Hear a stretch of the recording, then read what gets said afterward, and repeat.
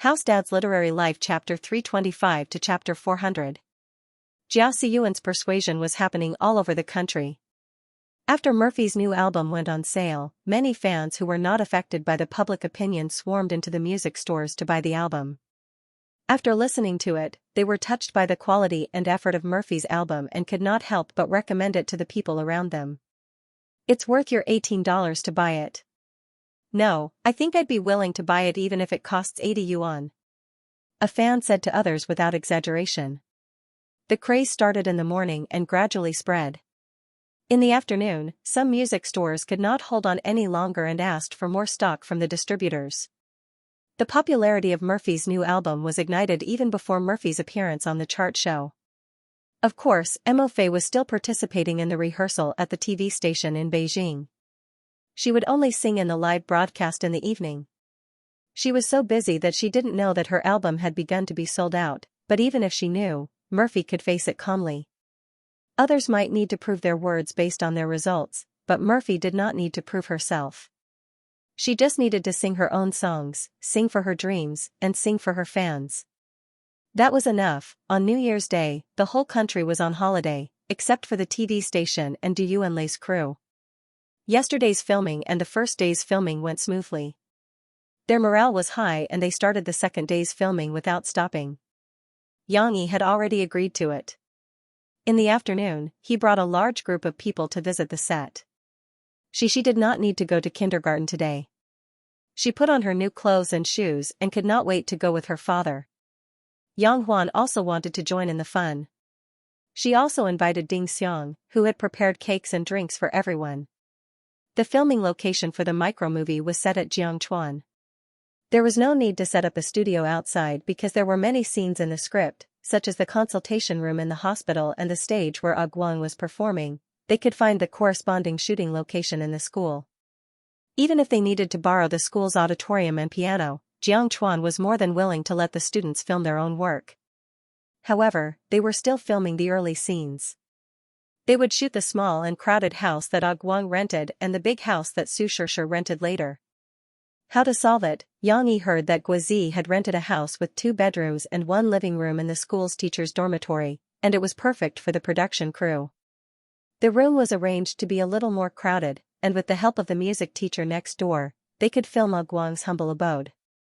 The living room was arranged according to the illustration in the script, and after changing the shooting angle, the big house that Su Shishir rented could also be filmed. Oh, right. Du Yuanlei had already thought of a scene where Su Shishir would be in the pickup truck when they were moving. She would borrow Yang Yi's overlord, and she only needed to disguise overlord's appearance. Although Yang Yi was willing to provide them with sufficient funds, Du Yuanlei was still very frugal and didn't want to spend money recklessly.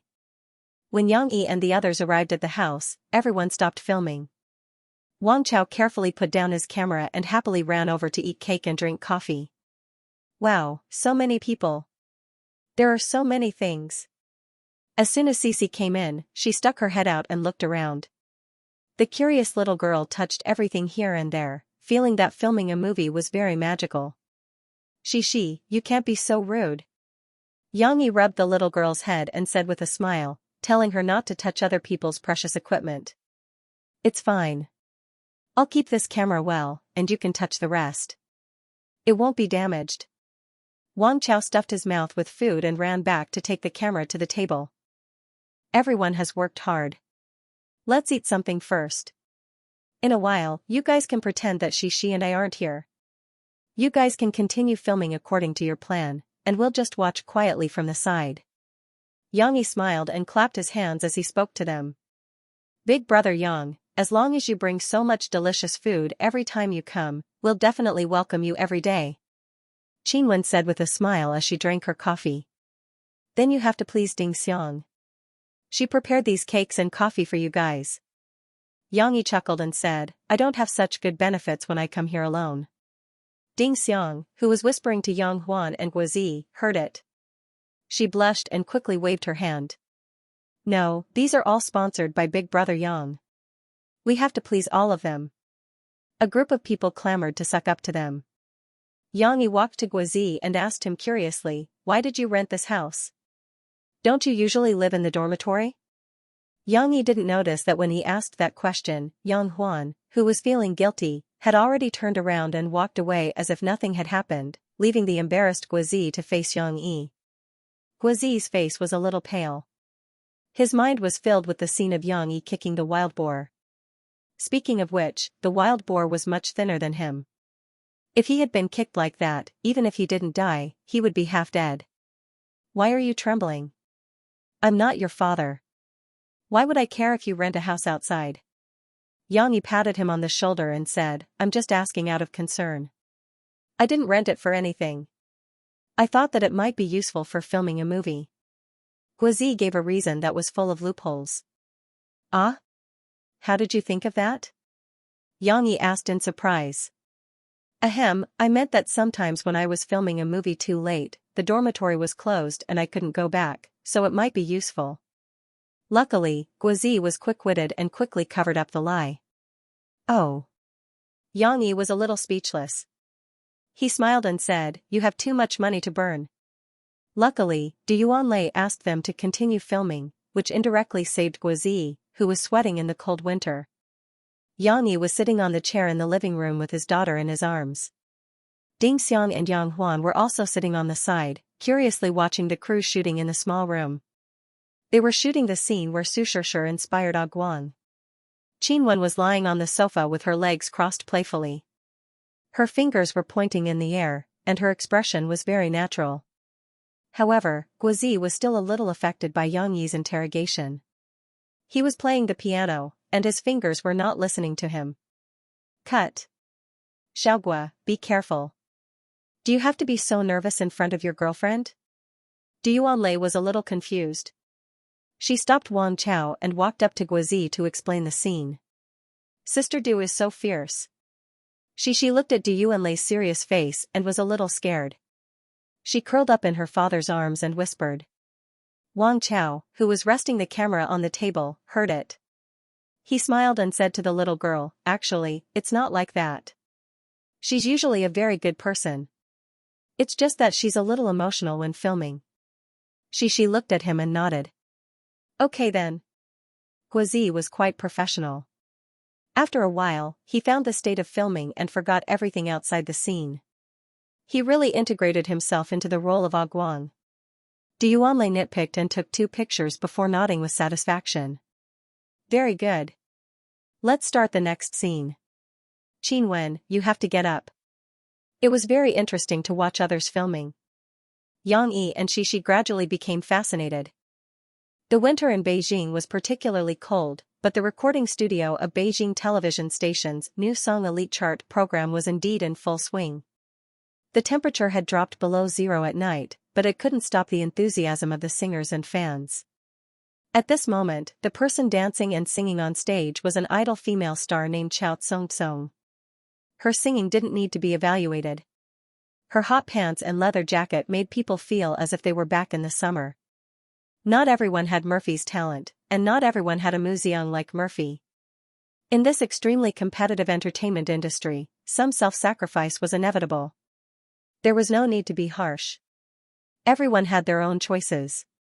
In order to win the attention and support of the otakus, Chao Tsong also froze until her lips turned blue. Backstage, Murphy was ready to go on stage.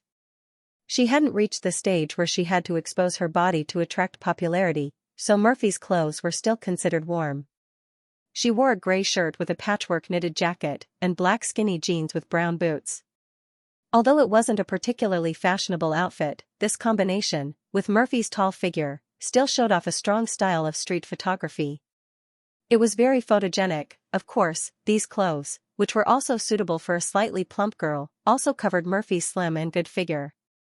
But Murphy never wanted to rely on these, so she didn't care at all. In order to keep warm, she even used a large knitted scarf to cover her thighs and knees. When she was ready to go on stage, she folded it and handed it to Imo Shaowan for safekeeping. Sister, do your best. I believe you can definitely win this week. Imo Shaowan shook her fist at her and encouraged her. Murphy smiled slightly and didn't answer, but her expression was calm and confident. When she finally went on stage, Murphy held the microphone and stood naturally in the middle of the stage. As usual, there were no dancers, but there was a person sitting in front of a piano not far away, pretending to play, giving off the feeling of a piano accompaniment. Murphy noticed that there were a lot of support signs for her below the stage. The LED signs flashed with her name and the song she was going to hit tonight. Compared to a few months ago, this treatment was already generous enough, right? Murphy also knew that these fans came spontaneously. Tianmei didn't organize them. Murphy, I love you. Before the prelude started, there was a sharp female voice from below the stage, which reached Murphy's ears. Murphy looked towards the source of the voice. It was a girl who was jumping up and down excitedly, waving a light stick in her hand at her. Thank you. Murphy was touched and couldn't help but bow deeply. As she bowed, the gentle sound of the piano began to play, moving people's hearts. What song is this? The melody is pretty good. Some of the audience members who weren't familiar with Murphy couldn't help but ask their companions. Didn't the host say it just now? It's Murphy's new song in her new album, In My Voice. His companion was speechless. Murphy straightened up, gently brushed her hair behind her ear, raised the microphone, and with a deep breath, she began to sing, without a bit of defense, without a trace of concern. You just appeared in my world like this. The first few verses weren't exciting, but it wasn't easy to sing well. If the pitch was too high or too low, it wouldn't sound good. However, Murphy sang very naturally, giving people a feeling of being a part of nature. There's no news from my world, all that's left are memories. It was as if the sadness came to an abrupt end with Murphy's singing. However, it only paused for a moment, and the emotions burst out in the next second. You exist. Murphy's natural high voice suddenly made the fans who really loved music couldn't help but have goosebumps. Their hearts seemed to tremble from this line of lyrics. It's really good, it's even better than the I came across the sea to see you. She sang before. Of course, there was no distinction between high and low music, but it had to be said that the appeal of the high voice was indeed better. Therefore, the live audience couldn't help but like it in their hearts, pushing the position of In My Voice even higher. You exist, deep in my mind, in my dreams, in my heart, in my voice. It was a very simple lyric, but it sang into people's hearts. But was this song really that simple? No, if one carefully tasted the next lyrics and listened to the next melody, they would be moved like a tide. I still remember when we walked side by side through that bustling alley. Even if you and I were strangers, passers-by, we could still feel each other's eyes, a heartbeat, an unexpected happiness, as if it was a dream, destined by fate. This wasn't a poem, but more like a prose poem, singing the beauty of a chance encounter with Murphy's moving voice. It was plain without any ups and downs. However, amidst this calmness, Murphy threw out a small explosion. You exist. Regardless of whether they knew Murphy or not, the audience were mesmerized by it. Those who liked it were so excited that their scalps tingled, feeling as if they had been sublimated. It's too good. Where can I buy Murphy's song? The audience member from before couldn't help but ask his companion. Shut up. His companion really wanted to beat him to death. Finally, the song gradually came to an end with Murphy's looping high voice, but the audience still felt that it wasn't enough. They couldn't wait to shout, "Encore!" The shouts of encore were even louder than the thunderous applause. Unfortunately, Beijing television station was better. They had always performed according to their own schedule. Therefore, even though the audience was filled with the sound of the encore, the host still came up to help Murphy out. They let Murphy go backstage to rest first, and then announced the next singer's song. Suddenly, there was a burst of boos from the audience. The faces of the singers backstage who were ready to go on stage were very interesting. Although Murphy wasn't scheduled to sing the encore song, many fans voted for Murphy. Many fans who happened to be watching the show in front of the TV were also willing to vote for Murphy's good song. That night, Murphy won the weekly champion of the New Song Elite chart with the song In Your Voice. Moreover, it was an overwhelming advantage. There was no dispute that she won the weekly champion, although Mo Fei, who was on the TV, was still holding the trophy calmly and smiling as usual. Her fans were all happy for her. With this weekly champion, there should be no doubt about the quality of the remaining songs in Murphy's new album, right? It turned out that those untenable rumors were going to be dispelled, right? The fans couldn't wait to see what kind of results Murphy's new album which could be said to be the best of the best, would get. However, at this time, Murphy, who returned to the audience, was told a piece of good news by Mo Xiaowan. After receiving the award, Mo Fei returned to the backstage. Mo Xiaowan, who had been waiting for her, rushed over excitedly and said to her, "Elder sister, good news, Xianxia invited you to be the warm-up guest for his solo concert in Yangqing City." Xianxia's invitation, Mo Fei couldn't help but be dazed for a moment. Why would Xianxia suddenly invite her to be a warm-up guest? Xianxia had always been a superstar and Murphy was only close to him 6 years ago when she reached the top. Even then, Murphy's divinity wasn't stable and the gap between her and Xianxia was still obvious. But the two of them didn't have any interactions and Murphy was even Xianxia's fan. No, it wasn't like they didn't have any interactions. Yang Yi's side account, Mu Ziyang, was the point where the two of them interacted. About 2 months ago, after Murphy sang "Crossing the Ocean to See You," Xianxia praised Murphy in an interview, but no matter what, there was still a big gap between Murphy and Xianxia.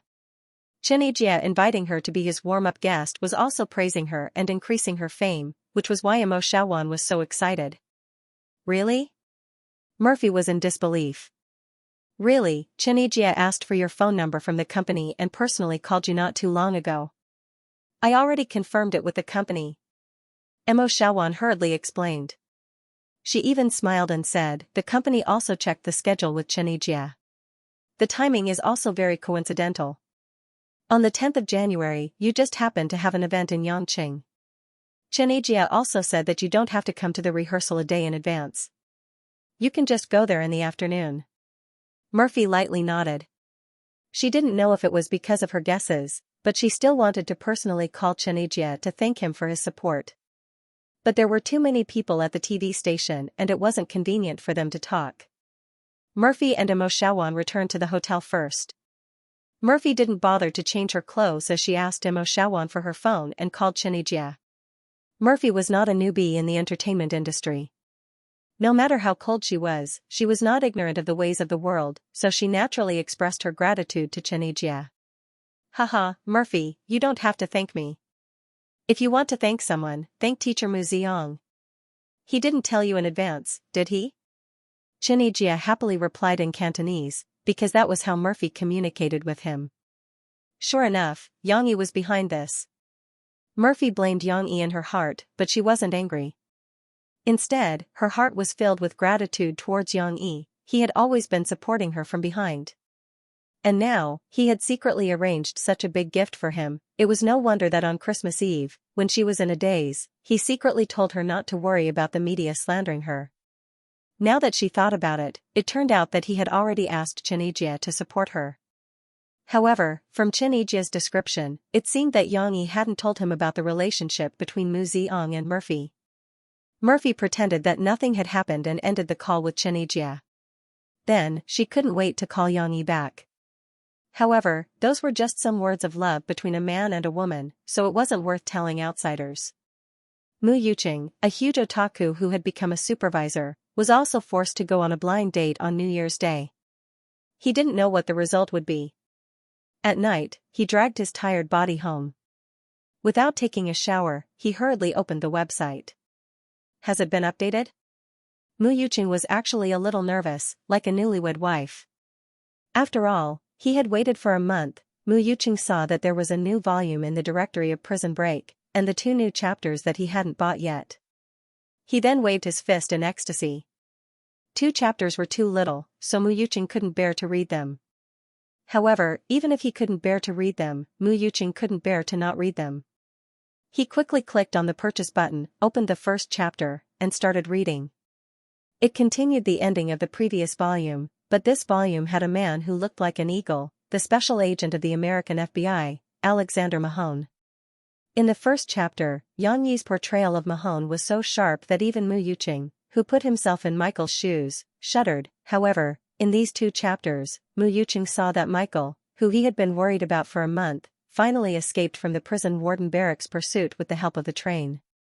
Thank God, the prison break was a success. Mu Yuqing was a little excited because the book review section had been discussing whether the plot of the second volume would take place in or outside the prison. Many fans thought that it would take place in prison. After all, the title of the book was Prison Break. What kind of prison break was it if it didn't take place in prison? They were certain that in the new volume, Michael and the others would definitely be caught and brought back to prison. Then, they would start a new prison break plan.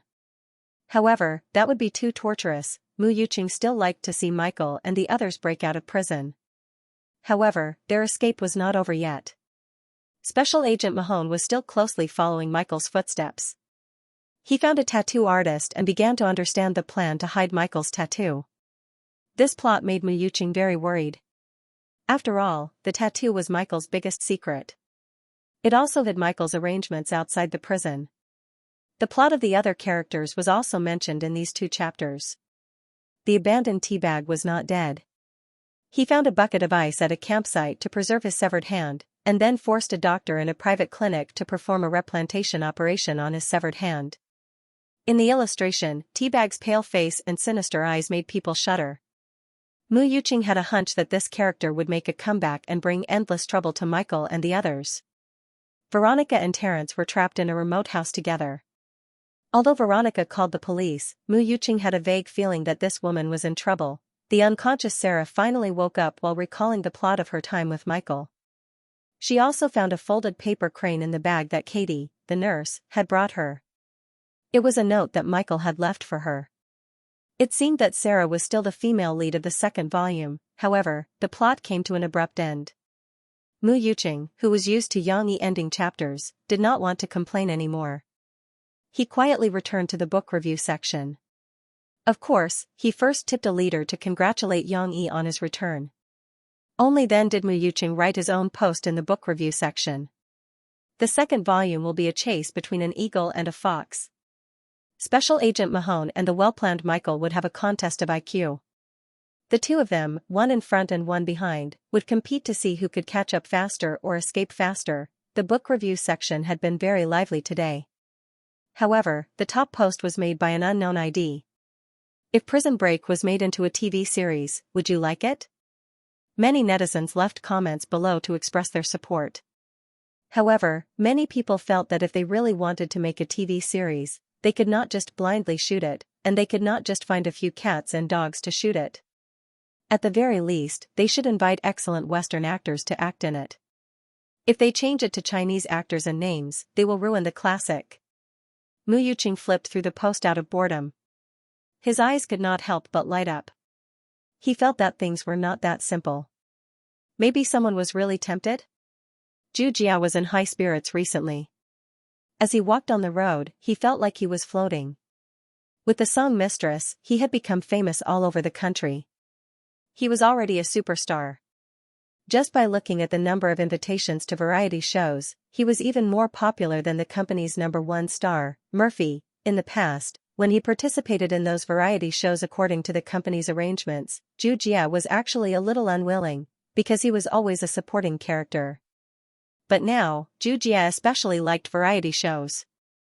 Although he would often be teased by others, he didn't care, because he was now the main character. Moreover, if he didn't return to his hometown, it would be like walking in the night. Now that he was popular, how could he not show off on variety shows? Of course, Zhu Jia was the happiest because his family's view of him had changed.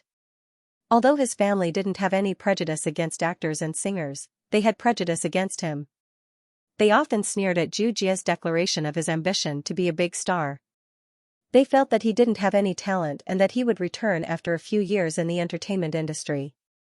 Now that Zhu Jia was really popular, his father who was a big boss, his brother who was in business, and so many relatives who used to look down on him started to look at Zhu Jia in a new light.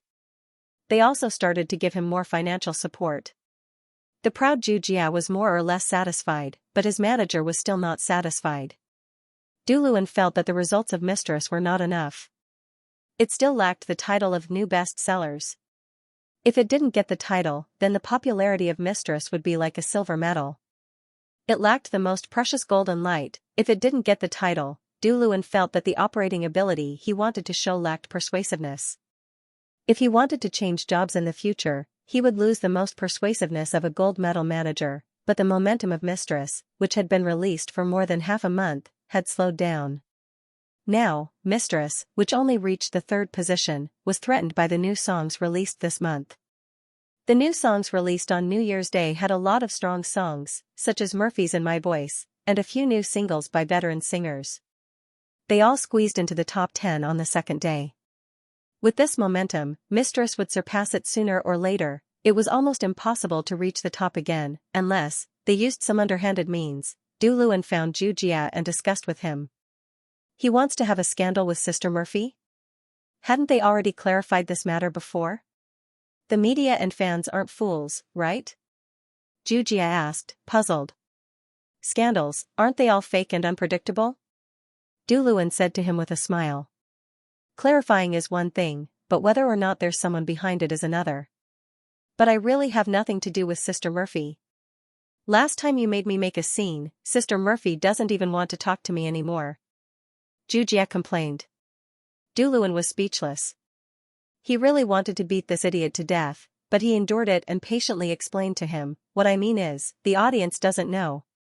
If the scandal breaks out again, as long as it's handled well, many of them will think that the previous clarification was just to cover up the truth. Do you know what 3 men make a tiger means? As long as the rumor is spread by many people, people will believe it. Once the scandal spreads, many people will really think that you have something to do with Murphy. Du Luan said.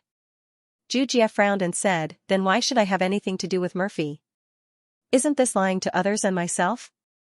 If I have a scandal with Murphy, can I really be with her? Also, Murphy is so much older than me, I don't want such a heavy taste.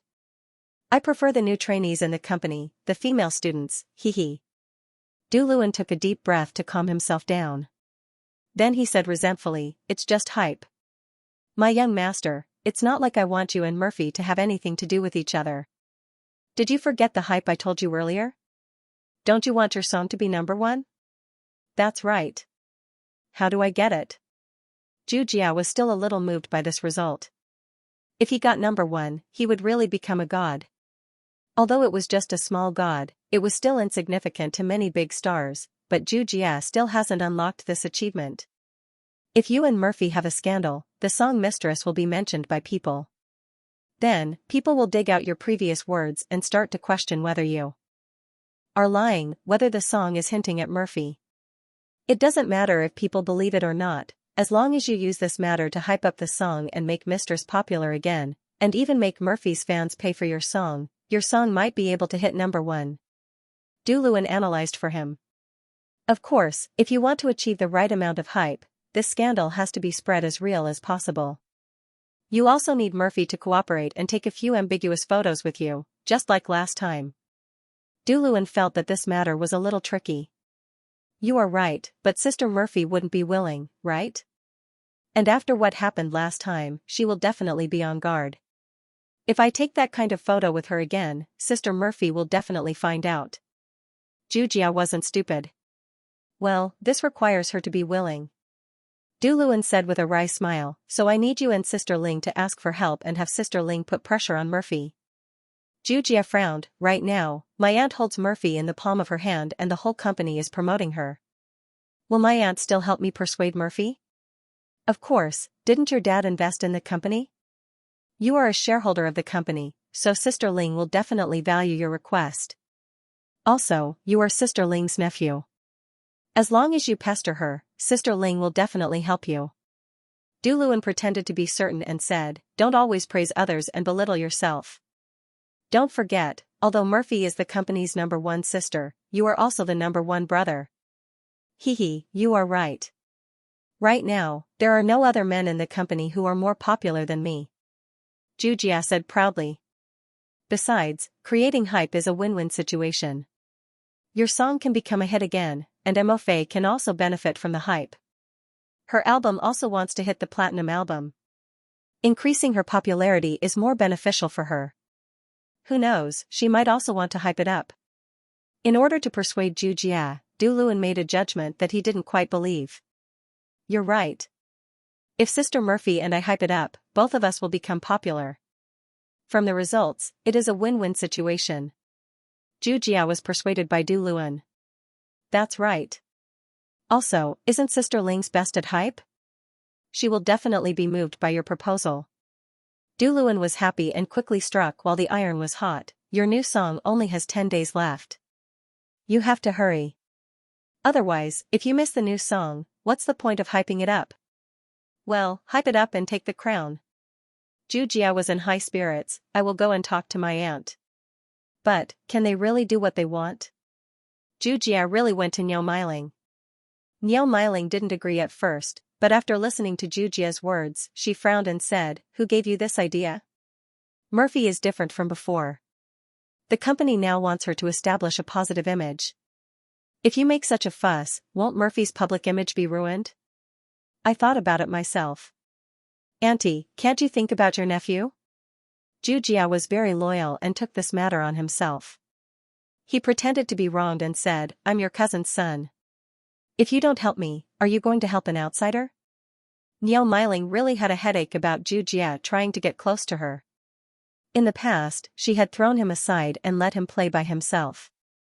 But now, Xianxia's father had injected a large sum of money into the company and helped her get through a difficult time.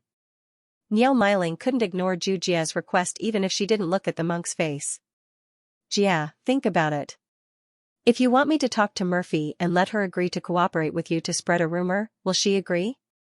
Niao Miling softened her voice and persuaded, "You know Murphy's temper. She didn't want to before, but it doesn't mean she won't now." Xianxia quickly replied.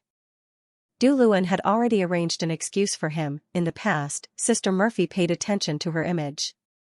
She would rather have bad results than have a rumor, but now it's different. Doesn't she want results? Doesn't she want to sell this album to the platinum standard? Doesn't she want to be a song queen like 6 years ago? Now that she cooperates with me to create such a rumor, won't it be a good thing for her to increase her fame and sales? Xianxia waved his hand and said, "Besides, I'm not going to make it real. We'll just let this rumor last for a week or two. Once we've achieved our goal, we'll immediately clarify that it's not the case." Just like last time, didn't elder sister Mo Fei also agree later? "Auntie, if there's a first time, there will be a second time. Cough, if you don't believe me, ask her, she might agree." Niao Miling remained silent, frowning as she weighed the pros and cons of this matter. "Auntie, isn't it just hype? Isn't this a trick that you're tired of playing? I remember that Jinjin was made famous by you in this way. So many people in the company are looking forward to being treated like Jinjin. Why should she be the only one acting cold and aloof? The company has put in so much effort to nurture her. Is it so difficult for her to contribute some trivial news to the company?" Xianxia struck while the iron was hot and said all the provocative words that Duluan had taught him. "I've heard that the artists under the big record companies are all obedient. Why is it that our company is raising a big boss? If she's not obedient, why would the company give her so many resources?" It had to be said that Duluan really grasped Niao Miling's itch. Niao Miling was a person with a strong desire for control. Indeed, she had always been resentful of Murphy for not being disciplined, but she hid it very well. Hype has to be grasped at the right time, and it has to be just right. You want to use Murphy's reputation to hype up, but have you ever thought that Murphy's original image is very good? If you hype up like this, it will have the opposite effect and make many fans who like Murphy dislike you. Niao Miling took a deep breath and changed her angle to say to Xianxia, "If you and Jinjin are in a scandal, there are many ways to operate it. I don't want Jinjin. Jinjin's popularity is too low. How can she be compared to Sister Murphy?" Xianxia refuted, "Moreover, Jinjin hasn't released an album yet. There's no benefit for me to hype up with her. Instead, I'll let her take advantage of my popularity. I won't do this kind of losing thing." In order to avoid Murphy's limelight, Jinjin's album was delayed until after March. "It's not a big deal to ask.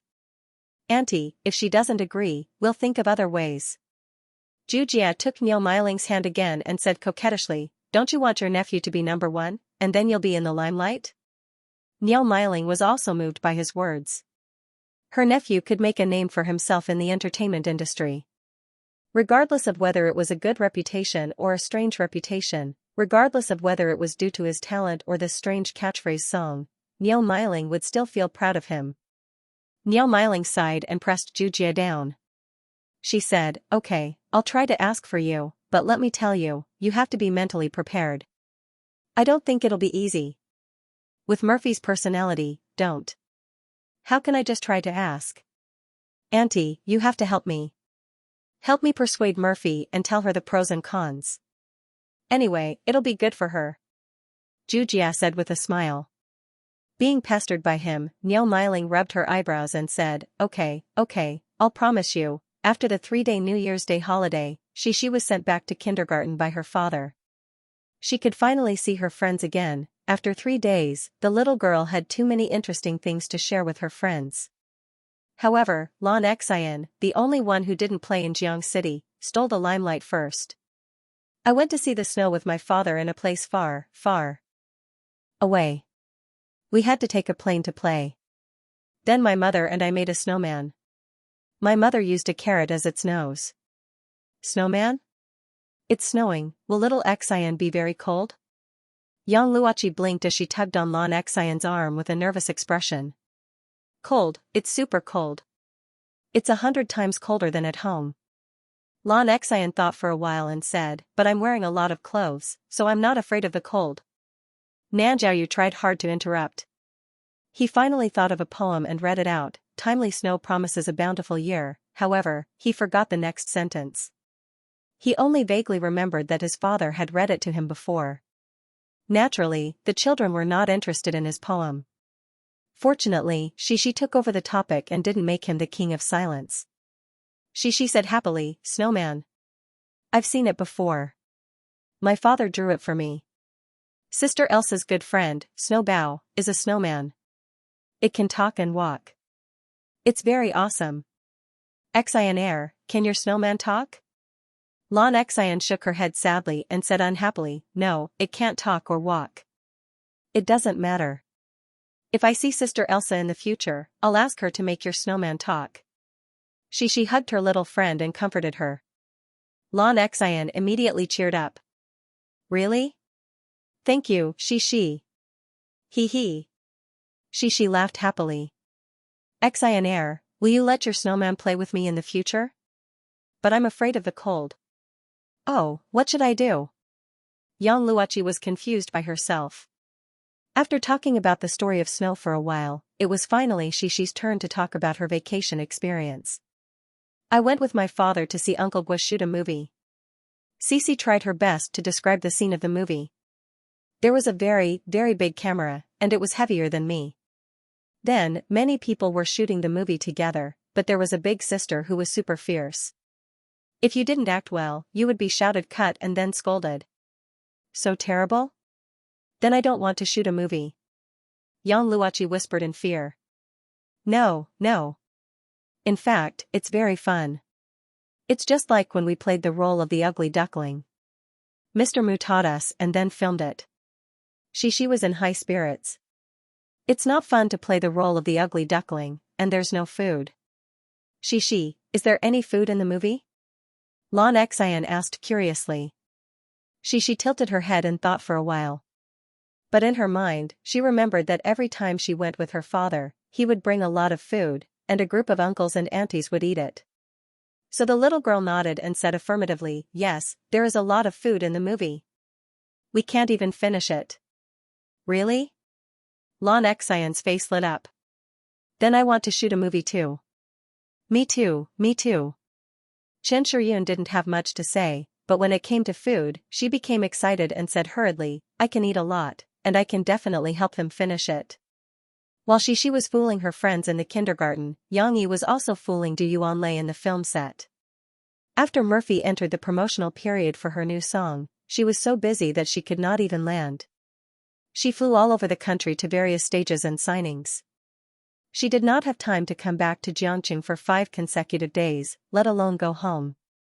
So, Yang Yi did not have much to do at home, so he went to the film set to watch Guozi and the rest of the crew. Of course, Yang Yi did what he said.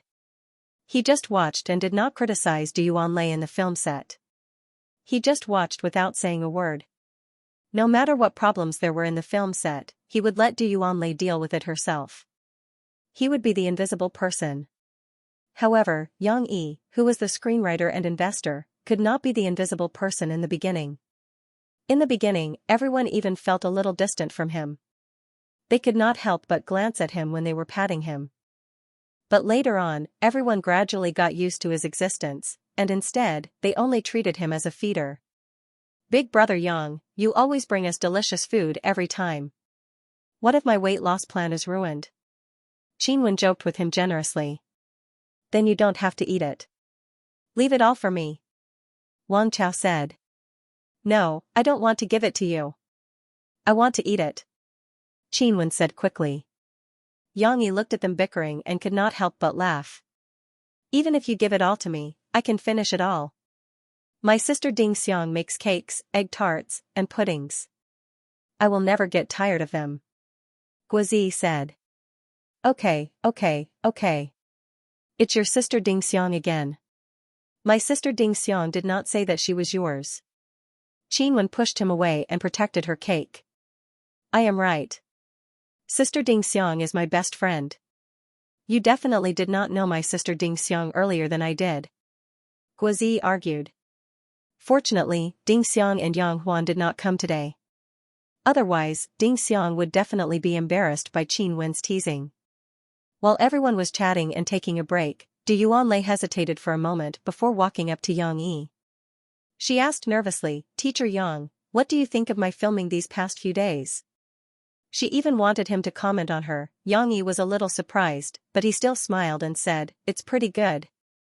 I've never seen anyone act before, but from what I've seen in the past few days, it should be pretty good. It wasn't a very high evaluation, but Du Yuanlei was happy.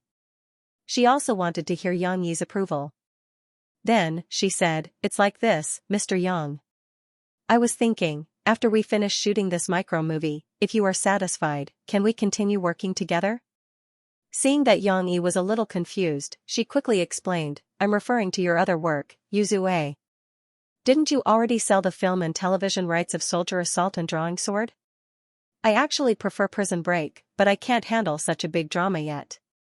So, if you think my directing skills are good, I'd like to help you shoot Yuzue. Du Yuanlei was afraid that Yang Yi would think that she was too greedy, so she added, Of course, this is all up to you. If you think I'm good enough and are willing to let me give it a try, then I can help you film a season of Yuzue for free to prove myself. Wait a minute, you've read all my books. Yang Yi interrupted Du Yuanlei. He was a little surprised. Du Yuanlei was also a busy person, but from her tone, it seemed like she had read all his books. Yes, I've read all your works. Du Yuanlei nodded. If you want me to sort out the plot of Yuzue, just point to a paragraph and I can tell you right away. Looking at Du Yuanlei's confident look, Yang Yi could confirm that she had done her homework. Yang Yi hesitated in the face of her self-recommendation. He said thoughtfully, Yuzue is different from our current TV series. I don't want to shoot it too early. Du Yuanlei thought that Yang Yi was rejecting her. She was a little disappointed, but she still smiled reluctantly and said, It's okay, I'll follow your wishes. Don't worry about me, I'll continue to work hard. Yang Yi couldn't help laughing. He waved his hand and said, I'm not questioning your ability as a director. You did a good job. It's just that the remaining sin is really different from others. Du Yuanlei, who came from a professional class, did not lack theoretical knowledge. Moreover, she had shot a student film before and directed a documentary about the stars. Her actual directing skills had been honed long ago. Now, she was shooting a short film with only a few people acting, and her performance could be said to be at ease. Although Yang Yi could not tell the level of Du Yuanlei's acting skills, he was satisfied with her performance.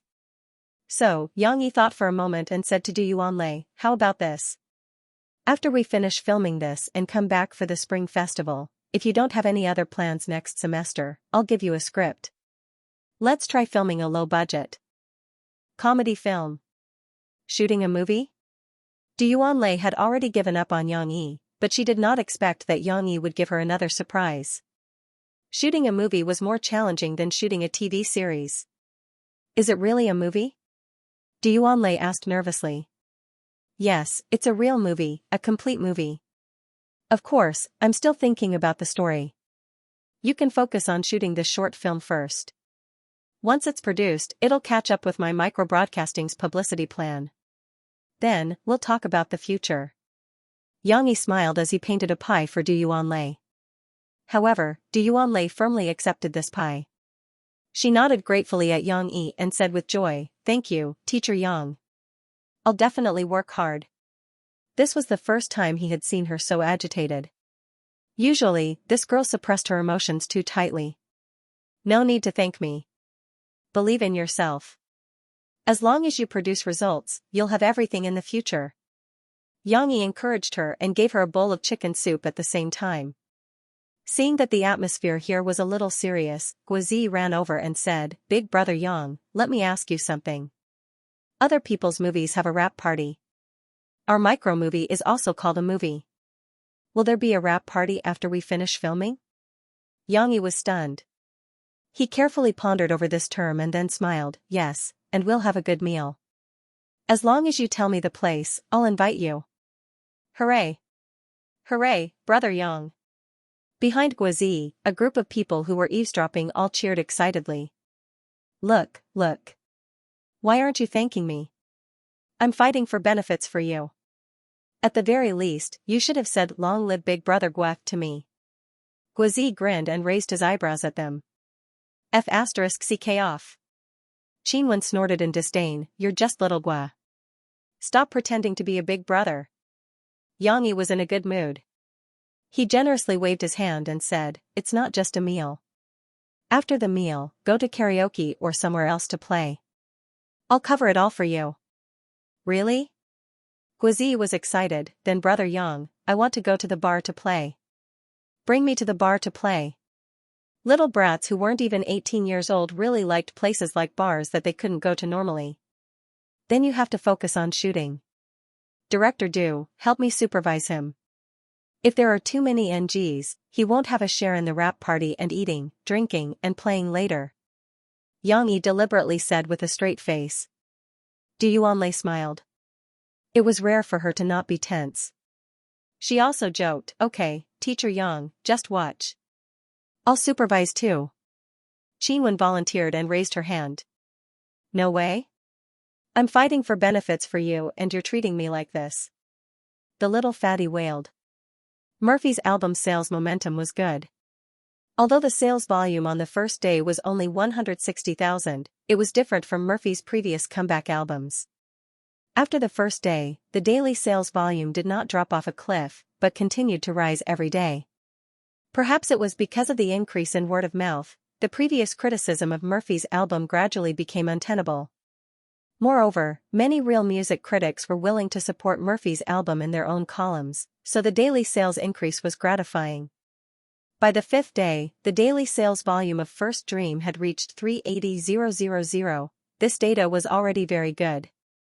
This daily sales volume could almost push Murphy back into the ranks of the A-list singers. Of course, the A-list singers were not divided like this. In addition to album sales, it was also related to some issues of influence. What was more surprising was that the ferocious daily sales of Murphy's album was still rising. If this trend continued, Murphy's album may have the possibility of hitting the platinum album sales at the end of the month. Of course, no one could say for sure. After all, the normal album sales curve was in the shape of a parabola. Even if it was a platinum album, it could not increase endlessly. When the rise reached a certain peak, it would gradually decline. The problem was that no one could predict how great the potential of Murphy's album was and when this peak would come. But now there was not much negative news about Murphy's album.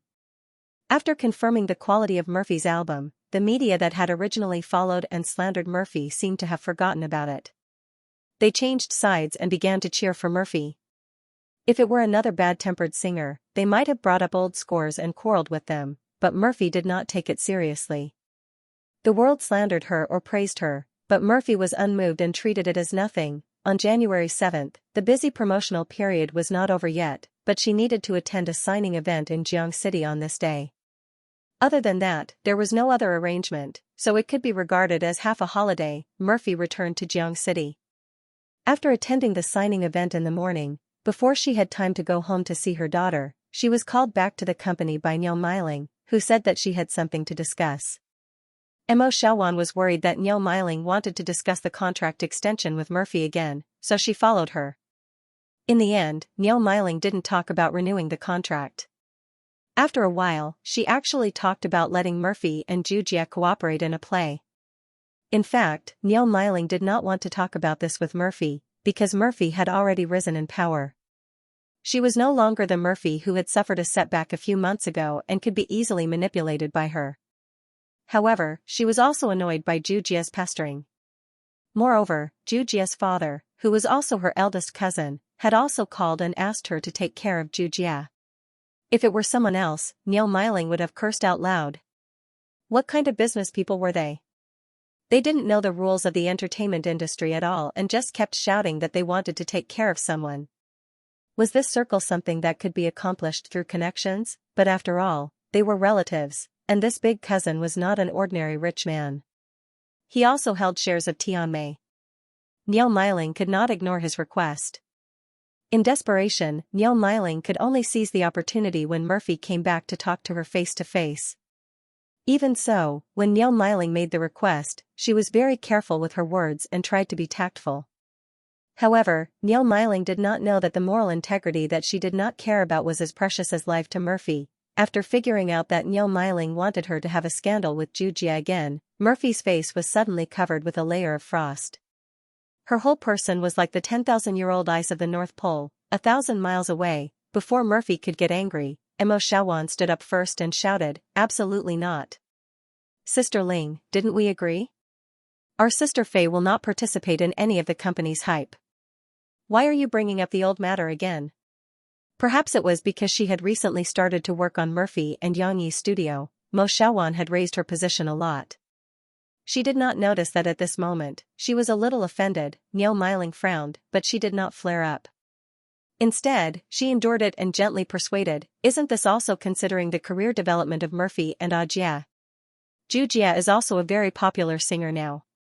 If he and Murphy work together to create hype, whether it's Audiobook's single sales or Murphy's album sales, it will be very beneficial. Besides, Sister Ling, I'm not asking Murphy to sacrifice anything. I'm just asking you to take a few photos with Audiobook. Just like last time, you can pretend that you don't know. After this matter becomes popular, the company will organize a press conference for you to clarify." Mo Xiaowan sneered and said, "Sister Ling, Xianxia's song, hee, if I remember correctly, it's called Mistress, right? Letting our sister Fei and him do this kind of hype, regardless of whether the fans will buy it or not after the clarification, this will cause a very serious image loss to our sister Fei. Sister Ling, haven't you considered this problem?" Murphy, who was next to her, had already pinched the folds of her skirt, her emotions rolling in her heart. "Mo Xiaowan, pay attention to your tone. I'm your boss." Niu Meiling finally couldn't help but scold her.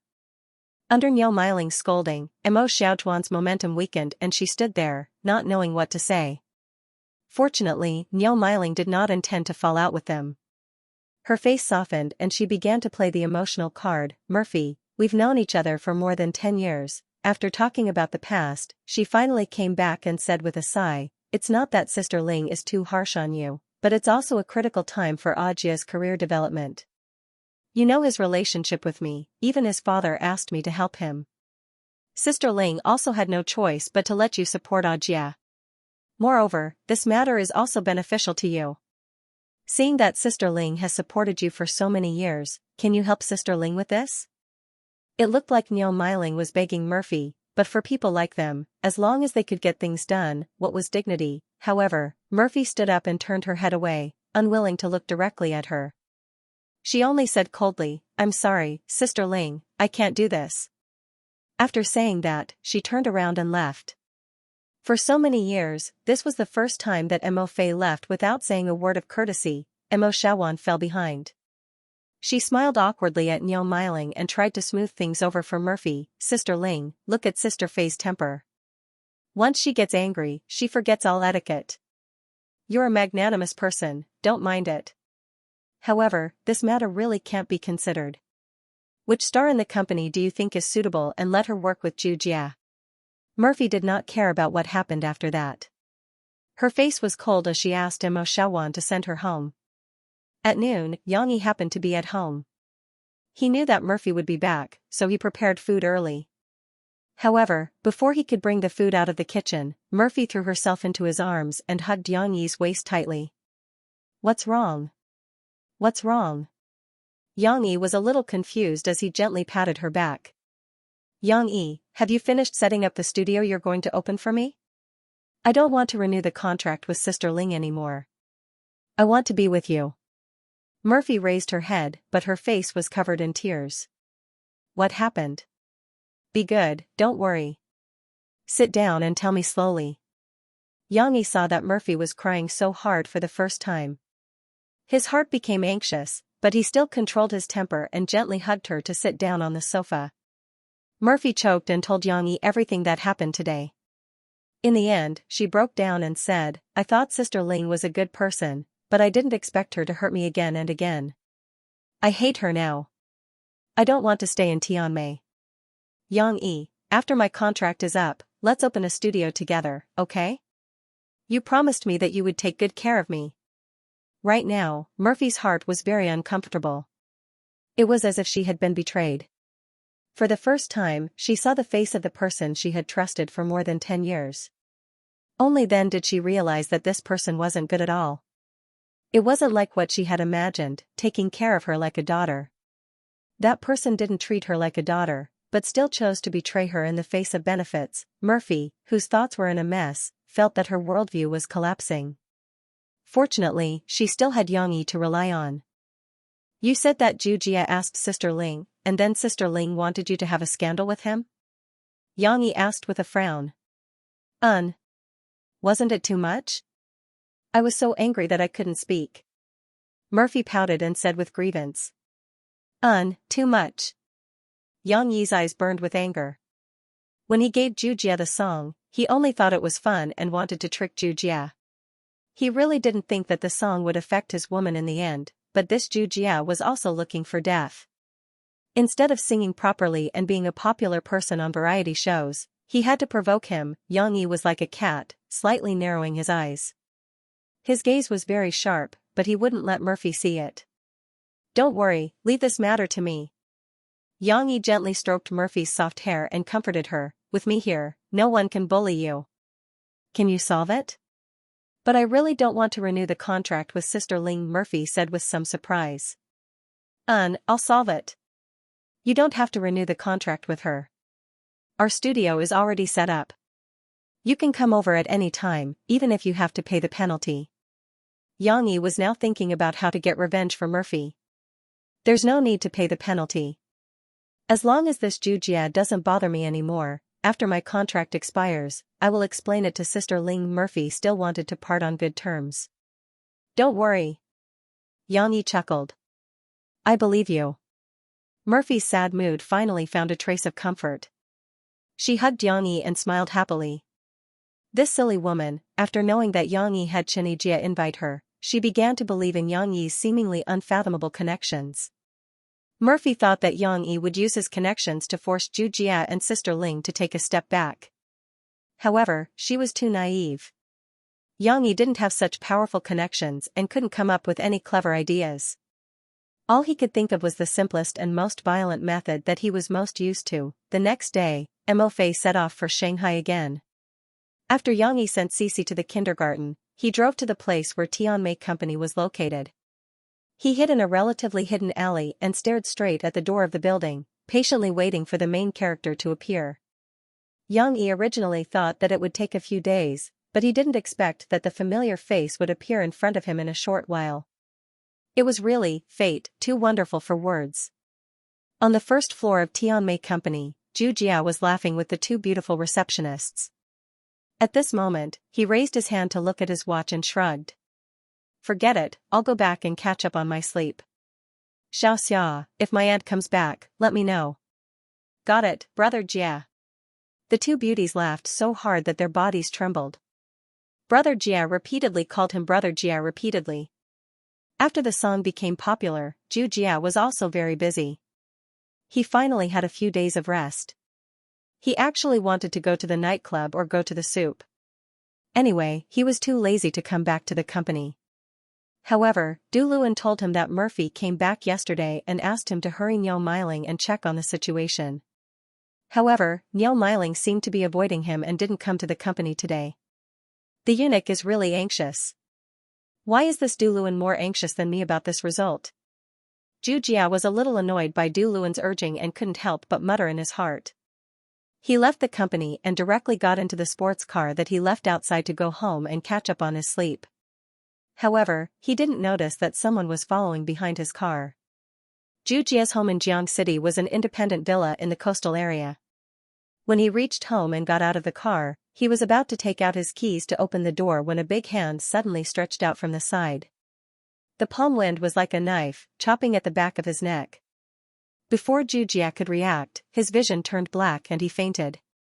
When Zhu Jia woke up again, he found that he was not in front of his own villa, but in a place that seemed to be an abandoned factory. Furthermore, he was tied to a pillar and was almost stripped naked in a shameful position. Zhu Jia struggled for a moment, but he couldn't move. The fear in his heart made him tremble uncontrollably. Actually, I really want to cut you in half. A cold voice came from the side.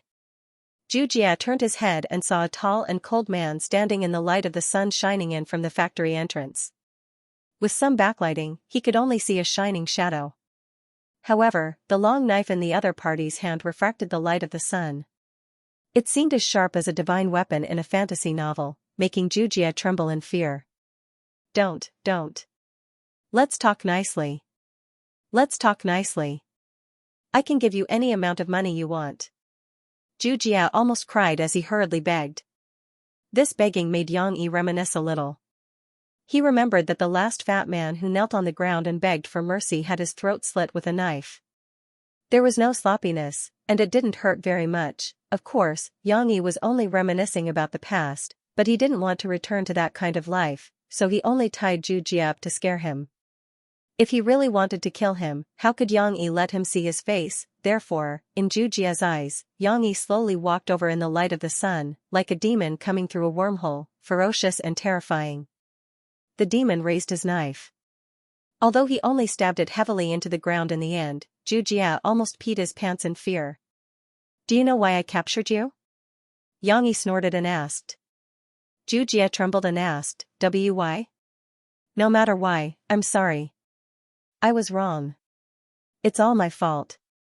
I apologize to you. You are a magnanimous person, so please spare me. Zhu Jia quickly added. At this moment, his mouth became nimble. There are two people in this world that you can't afford to offend. One is God, and the other is me. Of all the things you could have done, you just had to provoke me. Tell me, isn't it good to be alive? Yang Yi said coldly. Yes, it's my fault, but I don't know you. Did you find the wrong person? How did I provoke you? Zhu Jia felt very wronged. He had never seen Yang Yi before, and he hadn't been going around to make enemies recently. Yang Yi remembered that he hadn't introduced himself yet. He snorted and said, wrong person? Zhu Jia, you look like this. I can recognize you even if you turn into ashes. Murphy is my woman. Tell me, did you provoke me? Murphy, Zhu Jia suddenly understood. He regretted it in his heart. If he had known earlier, he wouldn't have listened to Du Luan's nonsense and let Murphy spread rumors with him. He didn't know that Murphy had a man, and that he was a big killing god. If he had known, how could he have dared to do anything to her? If it was him, he would probably chop himself into pieces. Wait a minute, he couldn't chop himself into pieces. Zhu Jia felt that he could still save himself. I was wrong. Big brother, I was really wrong. Zhu Jia's tears fell. He choked and said, I shouldn't have done those stupid things. No, it's not stupid. It's just hype. I was stupid. Please let me go. I'll ask my aunt to withdraw those requests, okay? I won't have any rumors with Sister Murphy. Please give me a chance. He was so scared that his words were somewhat incoherent. This was the effect that Yang Yi wanted. But in order to make Zhu Jia remember it more deeply, he didn't say a word. He pulled out his sword and stabbed it into the ground. Suddenly, he chopped a big piece of wood next to him. That seemingly sturdy piece of wood was split open by Yang Yi's sword. Although the direction of the chopping was on the other side, Zhu Jia's heart trembled. He was so scared that he almost peed his pants. If the chopping came this way, he was afraid that he would die. Have you really thought it through? You really won't harass my Murphy again? Xianxia grinned at him. His white teeth, in Zhujia's eyes, were as scary as the devil's fangs. Really, I swear. Zhujia nodded his head like a chicken pecking rice. He said with a trembling voice. He didn't want to die. He still wanted to enjoy his youth and enjoy his life. Xianxia chuckled, that's right. You say, why are you so stupid? Of all the people you could provoke, you had to provoke Murphy, right? Zhujia seemed to see a glimmer of hope. He quickly smiled apologetically and said yes. In his heart, Zhujia really wanted to avoid Murphy in the future. Don't mention anything about calling the police. His life was more important. Zhujia didn't dare to talk about the law with these outlaws. If the police couldn't catch him, he would be on tenterhooks again. He didn't know when a knife would stab him. Xianxia was very satisfied with Zhujia's attitude. He also flattered the principle of giving carrots after carrots. He chuckled and said, be a good alternative singer. Don't forget, who gave you the song Mistress? Zhujia suddenly widened his eyes and looked at Xianxia in surprise. How did he know this? Everyone thought that Mistress was written by Zhujia himself. In this world, only 3 people knew that was not the case. These 3 people, Du Luan ruled out. Then the person in front of him could only be Mu Xiang? You are Mu Xiang. Zhujia suddenly realized something and looked at Xianxia in surprise. Mu Xiang was Murphy's man, this made sense. No wonder he could write 12 songs for Mo Fei, which was unprecedented. Xianxia wanted Zhujia to know his identity. He smiled faintly and said, it seems that you are very smart. But smart people should know that since I can make you famous, I also have the ability to make you go back to your original state. The record of our previous transaction is still there. At most, I will give up the money and Mu Xiang's reputation. I will sue you to get back the copyright of this song. Guess what the judge will say? Xianxia threatened in a low voice. Needless to say, the copyright would definitely be awarded back to Xianxia. The copyright protection in this world was very strict. There was a similar case before. A songwriter sued a singer in court, saying that he was cheated by the singer and sold his song. But he didn't know that he had also sold the copyright of his work. So the judge confiscated the money from the illegal transaction and gave the copyright back to the original author. He said that he was cheated, but who could tell whether it was a transaction or not? Maybe he felt that he had lost money after selling it, so he pretended not to know. Of course, once this matter was exposed, Xianxia wouldn't be able to get any benefits even if he got back the copyright of the third party. Mu Xiang's reputation would plummet and he would be despised by everyone. It could be said that it would be a life and death struggle. It was definitely not worth it, and it would affect Murphy. Xianxia just wanted to scare Zhujia. But Zhujia believed it and was scared. They had considered the consequences before buying the song. But he and Du Luan thought that Mu Xiang cherished his reputation and wouldn't do something like that. But now it seemed that Xianxia was very crazy. He dared to kill him. How could he not do such a small thing? It would be better to kill Zhujia than to turn him from a popular person to a despised person. It was easy to go from frugal to extravagant, but difficult to go from extravagant to frugal. Now that Zhujia was used to the glory of being a celebrity, he was also afraid of losing it. I already said that I won't dare to provoke Sister Murphy anymore. What else do you want? Zhujia couldn't help but cry like a little wife. At most, I'll compensate you with money. Don't kill me, and don't take this song away. It wasn't easy for me to become famous. It was quite sad. Those who heard it were sad, and those who heard it shed tears. Are you scared now? Why? Didn't you feel at ease singing your songs before? You spend all day pondering about some crooked ways? Xianxia was secretly delighted. It was exactly as he had imagined. Zhujia sobbed and said, I just wanted to win the championship. Xianxia's tone relaxed a little and said lightly, if you want to be number 1, you still need time to accumulate. You want to become a god with one song? You think the entertainment circle is too simple. Originally, I thought that you were quite interesting. I wanted to write another song for you to make you popular again. But it seems that your performance really dissatisfied me. Xianxia finally showed his dates. Really? You really want to write another song for me? Xianxia said so much, but Jia only heard one sentence.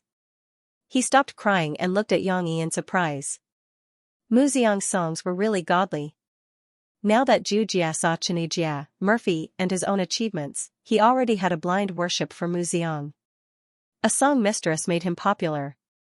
If he wrote another one, wouldn't he ascend to heaven? Do you think it's possible? You've made me want to kill you. Xianxia chuckled. I can change it. I can make up for it.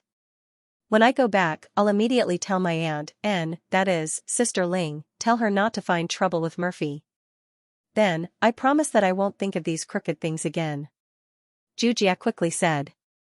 His current performance was like a primary school student who did something wrong and begged his mother for another chance. That's not enough. I need you to be my eyes and ears in Tianmei. If there's any movement against Murphy, you have to inform me. Xianxia looked into his eyes and said. You can rest assured. Don't even talk about informing. If anyone dares to touch our sister Murphy, I'll be the first to disagree. Jia twisted on the pillar and said excitedly, my dad has shares in Tianmei. No one dares to disobey my words.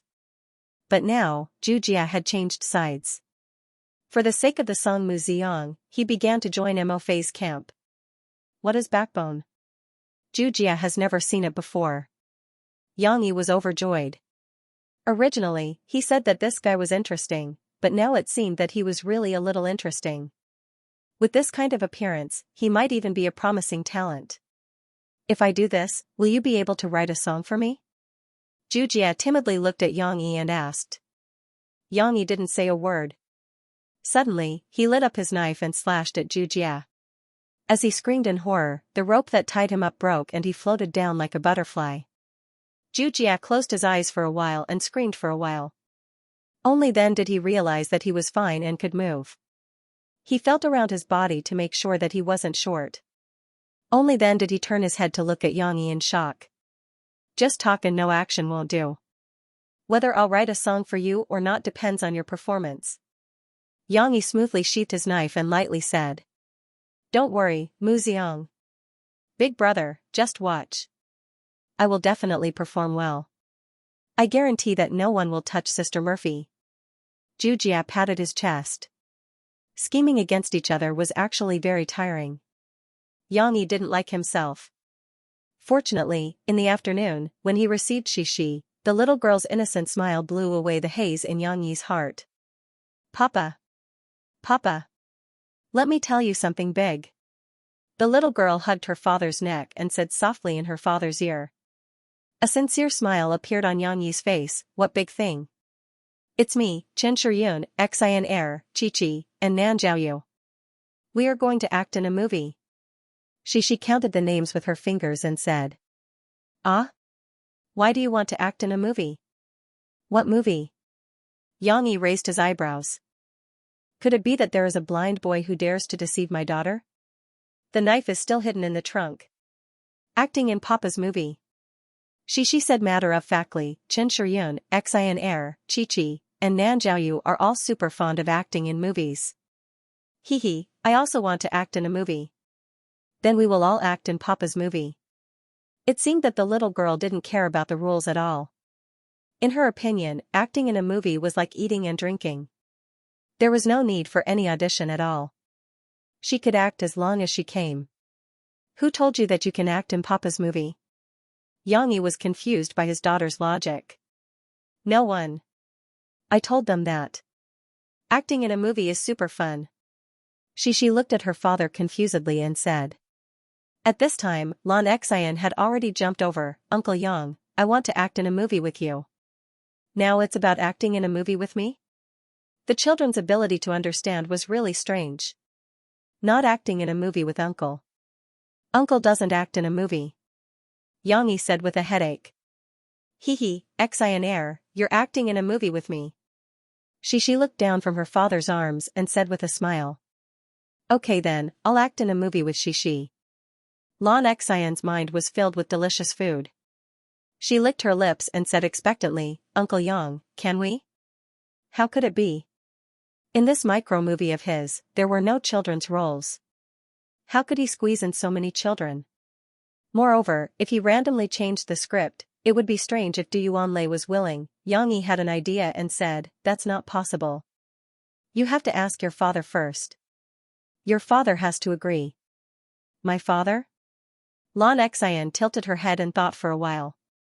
She pulled Yang Yi's hand and pleaded, Uncle Yang, can you call my father and ask him if it's possible? He's not at home. Looking at Lan Xian's hopeful eyes and she's pleading for her father's help, Yang Yi had no choice but to take out his phone and call Lan Cao Kai.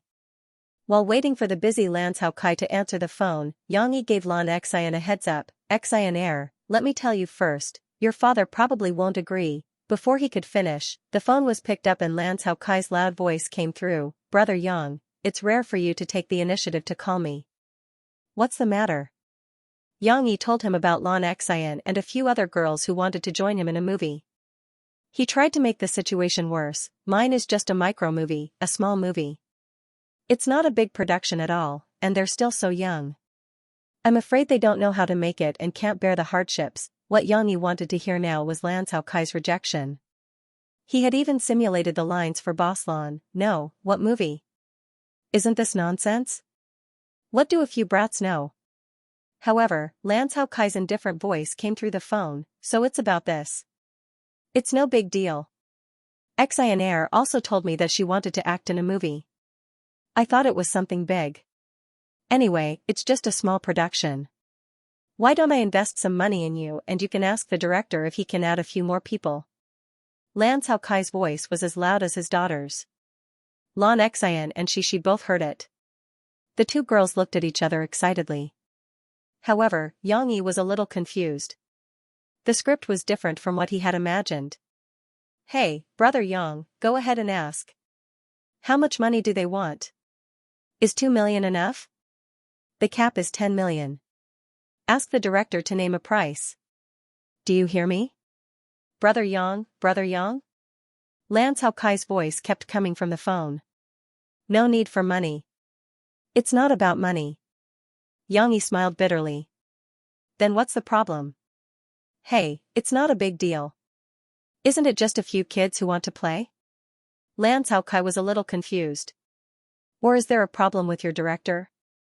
Yang Yi could only sigh, there's no problem with anyone. Okay, since you agree to let them act in the movie, I'll think of a way. Lan Cao Kai said with satisfaction, that's it, if you need money, tell me, I'll give you 10 million first, Yang Yi said perfunctorily and hung up. On Lan Cao Kai. Yang's mother's also said, she, my father agreed, I want to act in the movie to act. All acts and said, she, my father agree, I'll act to act with you. Yes, to me, to be to me. Yes azes twoses, yeses, to acts ss to, hers, her at this moment. To be a to make to act. Yang Yi looked at his daughter's happy appearance and shook his head helplessly. Forget it, I won't ask the other children's parents for their opinions. I'll think of a way to solve it myself. Anyway, there are already 2 children. In the evening, after Yang Yi coaxed Shi to sleep, he went to the study and turned on the computer that had been turned on all the time. There was a recording program running on the computer screen. According to the program, every hour's recording would be divided into separate files and saved. Yang Yi had listened to the recording in the afternoon. He put on his headphones, clicked on the new audio, and listened to it at 2 times the speed. The sounds in the headphones were all the conversations between Zhu Jia, the people around him, and the people he was calling. Today, when he went to deal with Murphy's matter, Yang Yi didn't act rashly. On the contrary, he made a lot of preparations, such as Plan A and Plan B. Plan B was to observe Zhu Jia's reaction. If this person was too shrewd and difficult to control, Yang Yi wouldn't mind feeding him to the fishes. Fortunately, Zhu Jia was just like what he knew. This person was a playboy but was as timid as a mouse. Thus, Plan A was carried out exceptionally smoothly. Even so, it seemed that Yang Yi had completely trusted Zhu Jia and had taken him in as one of his own. However, in reality, Yang Yi didn't let his guard down. he still had a trick up his sleeve. When Jia was unconscious, Yang Yi had already placed a listening device in Jia's phone. Fortunately, mobile phones in this era could all be replaced with batteries, so it wasn't difficult to remove the back cover. This listening device was made by Yang Yi himself.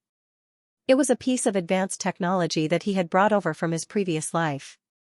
He only needed to use a new mobile phone card that could go online as a transmission medium to transmit the content of the eavesdropping to the computer in Yang Yi's study, which was more than 10 kilometers away.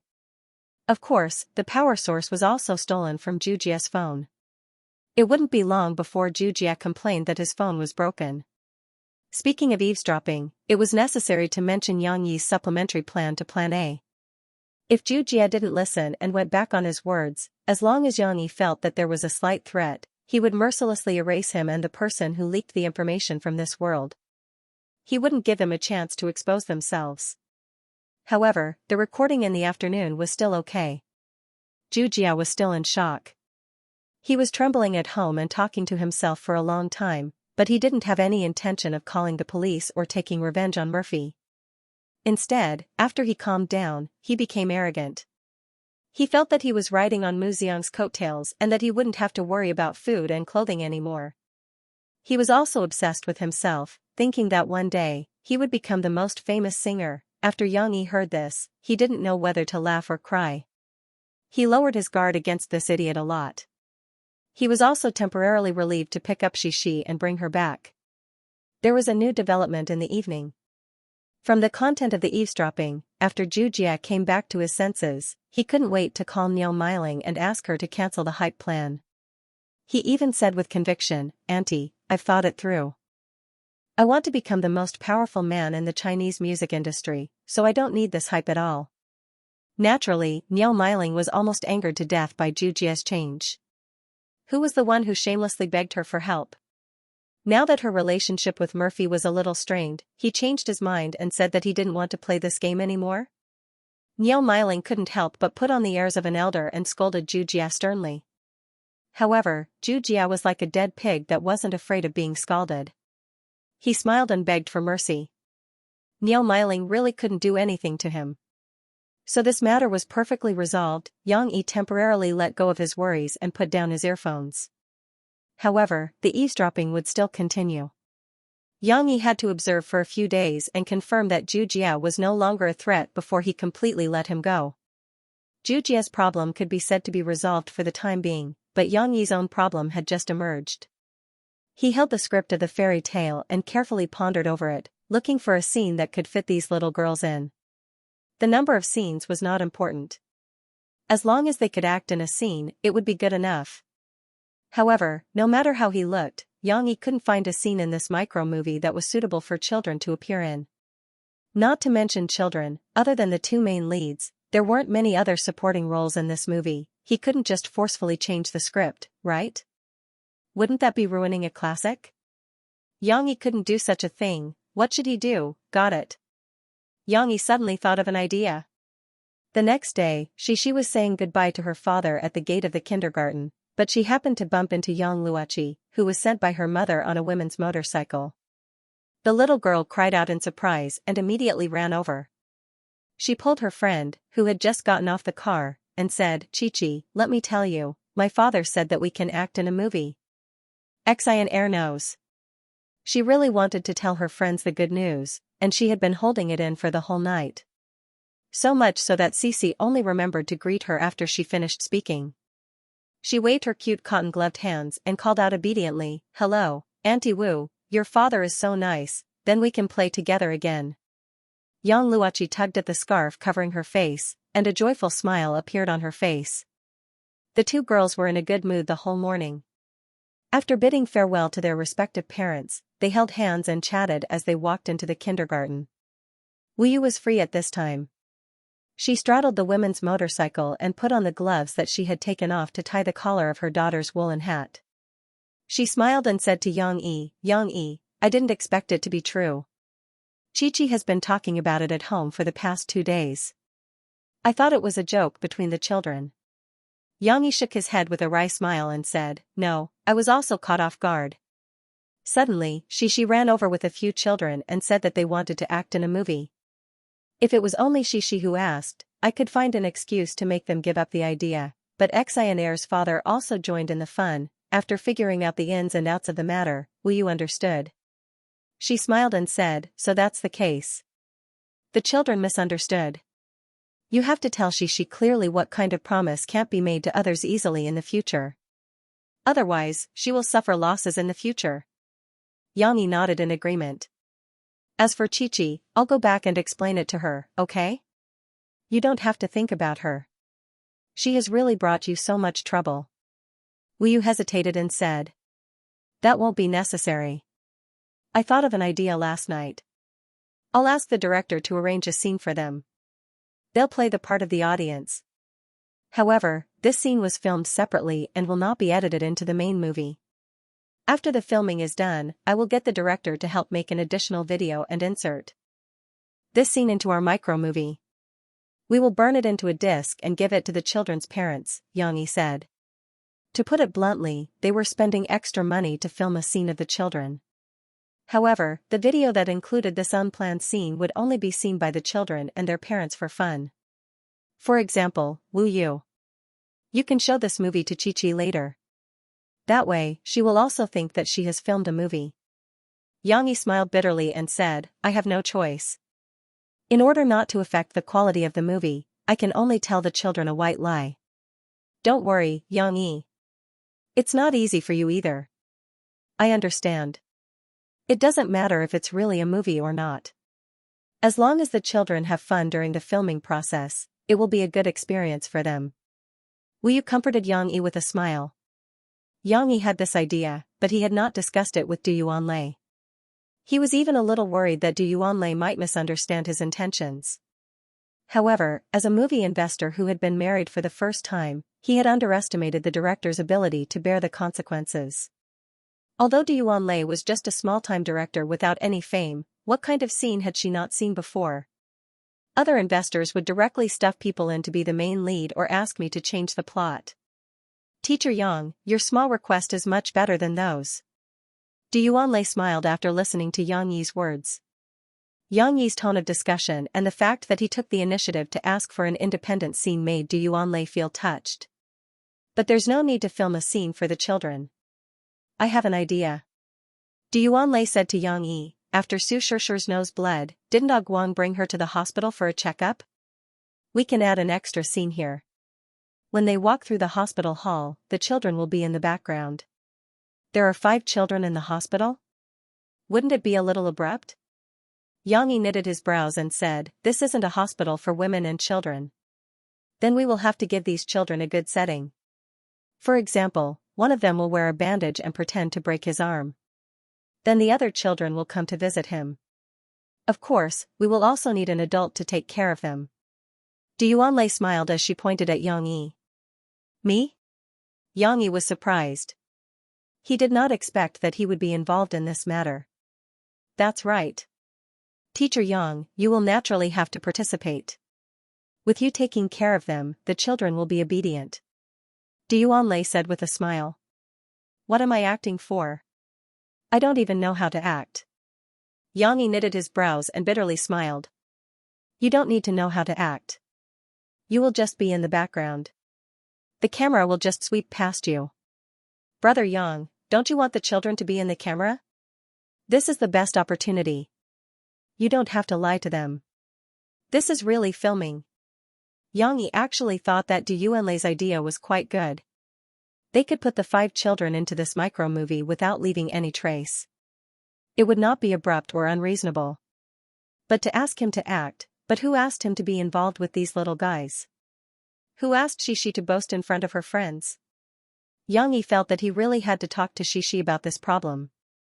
Okay, we will follow your arrangement. But I have one more request. I want the only boy among the 5 children to wear a bandage. Yang Yi gritted his teeth and said to Du Yuanlei. Du Yuanlei was stunned for a moment and smiled, this is not a problem.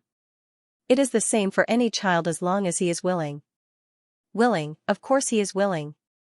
If he is not willing, then I will give him a discount. Who asked him to revolve around my daughter all day? At noon, as expected, Yang Yi received a call from Murphy. Murphy, who had recorded a radio program in the early hours of the morning, should have just woken up. But she was in good spirits and her voice was filled with joy. Yang Yi, Sister Ling suddenly called me today. She apologized to me for what happened 2 days ago. Her attitude was very good. Murphy was relieved of a burden and was in a happy mood. She was anxious to share this news with Yang Yi. She also promised me that this time she was just obsessed and listened to other people's slanderous words. In the future, she will not bother me with this kind of thing and let me sing in peace. Sure enough, it was Sister Ling. Yang Yi secretly sneered in his heart. All of a sudden, she had cleanly pushed herself away and even put on an attitude of admitting her mistake and changing. Murphy, after she said that, are you going to forgive her? Yang Yi couldn't help but ask. How can that be? I am still very angry, but I did not continue to be in a deadlock with Sister Ling. Even if she apologized, I feel that I have seen what kind of person Sister Ling is. Next time, if possible, she will still not care about my feelings and arrange some bad things for me. Murphy felt that Yang Yi had misunderstood her. She said with some grievance, anyway, after the contract is over, I don't want to renew it with Sister Ling. I want to open a studio with you. For this record, I will work hard and strive to get good results.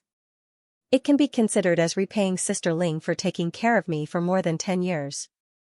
Well, it's best that you can understand. Yang Yi laughed. This guy is actually looking down on me. Murphy rebuked Yang Yi. Then she paused and asked, Yang Yi, tell me the truth. For Sister Ling to have such a big change, was it because of you? After Murphy received Niu Miling's call, she had been suspicious of this question. She felt that Niu Miling's sudden 180-degree change in attitude was very strange. Yeah. Yang Yi didn't explain much and only responded with a nasal sound. There was no need to let Murphy know the details. Murphy also didn't want to know the details. She didn't like such complicated things. After getting the answer she wanted, she was moved and said, Thank you, Yang Yi. You have always supported me. In the past few days, Yuan Lei had finished filming the scene indoors, and the crew had left the house. Yang Huan's eyes darted around, and she looked back 3 times with every step she took. She slowly moved to Yang Yi's booth. Big brother. Yang Huan sat opposite Yang Yi and called out softly. She even dragged her voice, which was completely different from her usual energetic self. What's wrong? Yang Yi closed the book in his hand and raised his eyebrows. Yang Yi had long noticed her movements, but he didn't say anything and didn't take the initiative to speak. This girl must have something to ask of him, and it might not be a small matter. Yang Huan didn't get straight to the point. Instead, she started to talk about family matters. Big brother, didn't you send money to us a few days ago? Second brother told me that Mom and Dad wanted to use the money to build a new house for him. He could use it when he got married after the new year, but second brother didn't agree. He wanted to renovate our house first so that you could have a place to stay at home.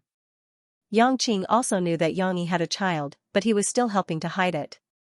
The 3 of them had discussed this matter together.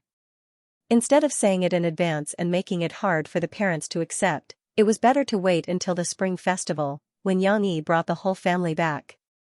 For the sake of his eldest granddaughter, Father Yang wouldn't break Yang Yi's legs, right? It was also because of the issue of the child that Yang Qing had to think more. He felt that it was not a problem for Yang Yi to come back by himself, but when the child came back, he could not be like them, living in a dilapidated tile-roofed house. The children in the city were all delicate. Would they be able to get used to the environment in the countryside? Therefore, Yang Qing thought that there was still a month to renovate the house. He wanted to build at least a 2-story house, paint the walls, and put up tiles in Yang Yi's room. When Yang Huan told Yang Yi about Yang Qing's plan, Yang Yi was touched by his second brother. Big brother, Mom and Dad don't want to renovate the house. They said that second brother's wedding should be put aside first. What do you think we should do? Yang Huan blinked and asked. The solution was simple. Even Yang Huan had thought of it. She was just trying to find something to talk about. Yang Yi shook his head. This is simple. Yang Qing doesn't need to build another house. I'll send some money back. You can ask Yangqing to demolish the house and rebuild the foundation. Build a 3 or 4-story house. The first floor will be for mom and dad. They are getting older, so they don't need to climb the stairs to stay on the first floor. Yangqing and his wife will stay on the second floor, so they can take care of mom and dad. The third or fourth floor can be reserved for you and me. Anyway, we're usually outside and only go back during holidays. It doesn't matter if we stay on the top floor. Don't just put tiles in my room. Ask him to spend more money on renovation and furniture.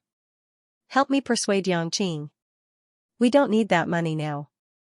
Living comfortably is more important. Yang Yi said to Yang Huan. Yang Yi was closer to Yang Huan now. He didn't have as much freedom to communicate with Yangqing as he did with Yang Huan. After all, Yangqing basically stayed in the village, unlike Yang Huan, who went to the county to study for a few years. They couldn't talk about the same topics, so Yang Huan was more than willing to be their lubricant. Okay. Yang Huan said with a smile. By the way, big brother, speaking of houses, I suddenly thought of something. Sure enough, a look of understanding flashed across Yang Yi's eyes. He knew that Yang Huan must have something on his mind when he suddenly came looking for him and hesitated. The family matter aside, Yang Huan definitely had something to ask of him. Hasn't the movie fairy tale been moved out of that house? Xiaoguo told me that he doesn't know what he's doing with that house. It's usually empty. So, I'm thinking of moving there. Yang Huan said hesitantly. Yang Yi didn't wait for her to finish. He raised his eyebrows and interrupted her. No, you can't. His objection came so quickly and so harshly that Yang Huan didn't expect it. Yang Yi's voice had a hint of anger. He asked, did Guozi bewitch you? I knew that he had ulterior motives for renting that house. How dare he have designs on you? Where's my knife? It's fine if I don't have a knife. I'll close the door and let Xiao Guai bite him to death. In Yang Yi's heart, Guozi was a black and white photo with a single word on it, pawn. Big brother, you misunderstood. Yang Huan only realized that she had tricked her teammate. She hurriedly explained to Yang Yi, Xiaoguo didn't say anything to me. I'm the one who wants to move out. You're living well at home. Why do you want to move out? Yang Yi was sure that it was Guozi's fault. Because I want to study with Sister Ding Xiang. Yang Huan had already thought of an excuse. She explained, isn't there 2 rooms in that house? I'll take 1 room, and Sister Ding Xiang will take the other. Sister Ding Xiang doesn't have to go back to the dormitory. She can study with Sister Ding Xiang at night. Studying with you and sister-in-law at home is so long at night. There's no learning atmosphere at all. Yang Huan said meaningfully, Sister Ding Xiang is very serious. She will study and prepare when she goes back. Studying with her can help each other improve. Yang Huan's student status had been arranged by Guozi's father to enroll her in a private high school in Jiang City. Because it was a private high school, it didn't matter whether Yang Huan went to school or not. Yang Yi didn't care about Yang Huan's choice to study at home. He even bought a lot of revision materials for Yang Huan at home. Based on Ding Xiang's feedback and his frequent checkups, Yang Huan still had time to study. There was probably no chance for her to get into a key university. However, if she could pass the art test, Guozi and Ding Xiang said that the cultural test wouldn't be a big problem. Don't ruin your sister Ding Xiang. She doesn't have the money to rent a house with you and play around with you. Ding Xiang usually doesn't buy any nice clothes and saves all her money. I heard that her grandma is sick. Yang Yi felt that it was inappropriate. He couldn't be so selfish as to ignore Ding Xiang's feelings for his sister. I know. That's why I want to discuss with you. You can take that house and rent it. You can treat it as a staff dormitory. That way, Sister Ding Xiang won't have to run so far back to the dormitory after closing the shop at night. It's not safe on the way, Yang Huan said. That was a good idea. Yang Yi frowned and asked suspiciously, is it really for studying? You and Ding Xiang live together? Won't Guozi sneak in? Yang Huan finally understood his concern. She didn't know whether to laugh or cry. How can that be? Brother, men are not welcome in girls' dormitories. Xiaoguo won't be able to come in the future. She stopped herself in time, but Yang Yi still understood what she meant. He coughed awkwardly and said, "If that's the case, and you want to study hard for this year's art test, I can rent this house for you." "Hee hee, brother, you're so nice." Yang Huan jumped up and hugged Yang Yi's arm intimately. "But I'll let Ding Xiang supervise you and your study. If you don't study hard after you move out, I'll let you move back here immediately." Yang Yi warned her with a serious face. Yang Yi trusted Ding Xiang. He had made up his mind that he would not only let Ding Xiang supervise Yang Huan, but also keep an eye on Guizi, so that the brat wouldn't have any ideas about his sister. "Yes sir." Yang Huan smiled and saluted. Recently, she had watched a lot of Harbor City police movies with the excuse of studying acting. Although in the beginning, due to the influence of public opinion, the album's sales were not very good, but with the subsequent improvement of the reputation, whether it was the physical album sales or the online single sales, they began to gradually show a strong momentum. Murphy's song also counterattacked and caught up on the new song bestseller list. Finally, on January 9th, the song In My Voice completed its strong climb to the top, becoming the second song to reach the top of the album. And this was not the most important thing. What made the media exclaim was that on the bestseller list that day, 4 of the top 10 songs were actually from Murphy's new album. How many years had it been since they saw such a strong scene? In the top 10 list, 4 songs were written under the name of the same singer. Moreover, the results of these 4 songs were not bad. The first was In My Voice, the third was Love Me Don't Go, and the 7th was Carefree Sigh. There was also a song placed at the end of the album. At first, it was not taken seriously, and it had not been its turn to participate in the TV station's chart program. But since Murphy sang this song at the invitation of the radio station, its single sales on the internet immediately soared. Although it had just squeezed into the 10th place today, no one thought that it was only at the level of the 10th place. The music critics' evaluation of this song was very high, and it was not worse than Crossing the Sea to See You. One music critic even said that this song was his favorite. Murphy's album has 2 songs about the sea. That can win awards, but if I had to choose the first, I would not choose Crossing the Sea to See You! Tian Mei had been keenly aware of this situation, so after communication, the song that Murphy would sing at Chen Yijia's concert in Yancheng tomorrow would not be In My Voice, but this song. He believed that with the increase of exposure, this song would be like Coming Across the Sea to See You and In My Voice, becoming the #1 song on the new best-selling chart. 3 songs on one album, this seemed to be breaking the record. Putting aside Murphy, whose influence was growing day by day, Yang Yi had another headache today. Because it was Saturday, it was also time for the children to shoot the movie. Yuan Lei had already borrowed the school's hospital hall and arranged everything. She was just waiting for him and the other children. Yang Yi didn't have to pick up the children. The parents had already sent their children over. Except for Chen Shiyun's father, Chen Guiqiang, who was busy with work, and Lan Cao Kai, who only asked his family's driver to send Xian Air over, the other parents were reluctant to leave. For example, Wu pretended to be sick and cancelled today's classes to watch her daughter's performance. Nan Zhaoyu was sent over by his father today. Nanny Yun was also deeply interested in the children's first electric shock performance.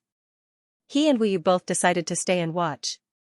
Xiaoyu, you have to listen to Uncle Yang's instructions.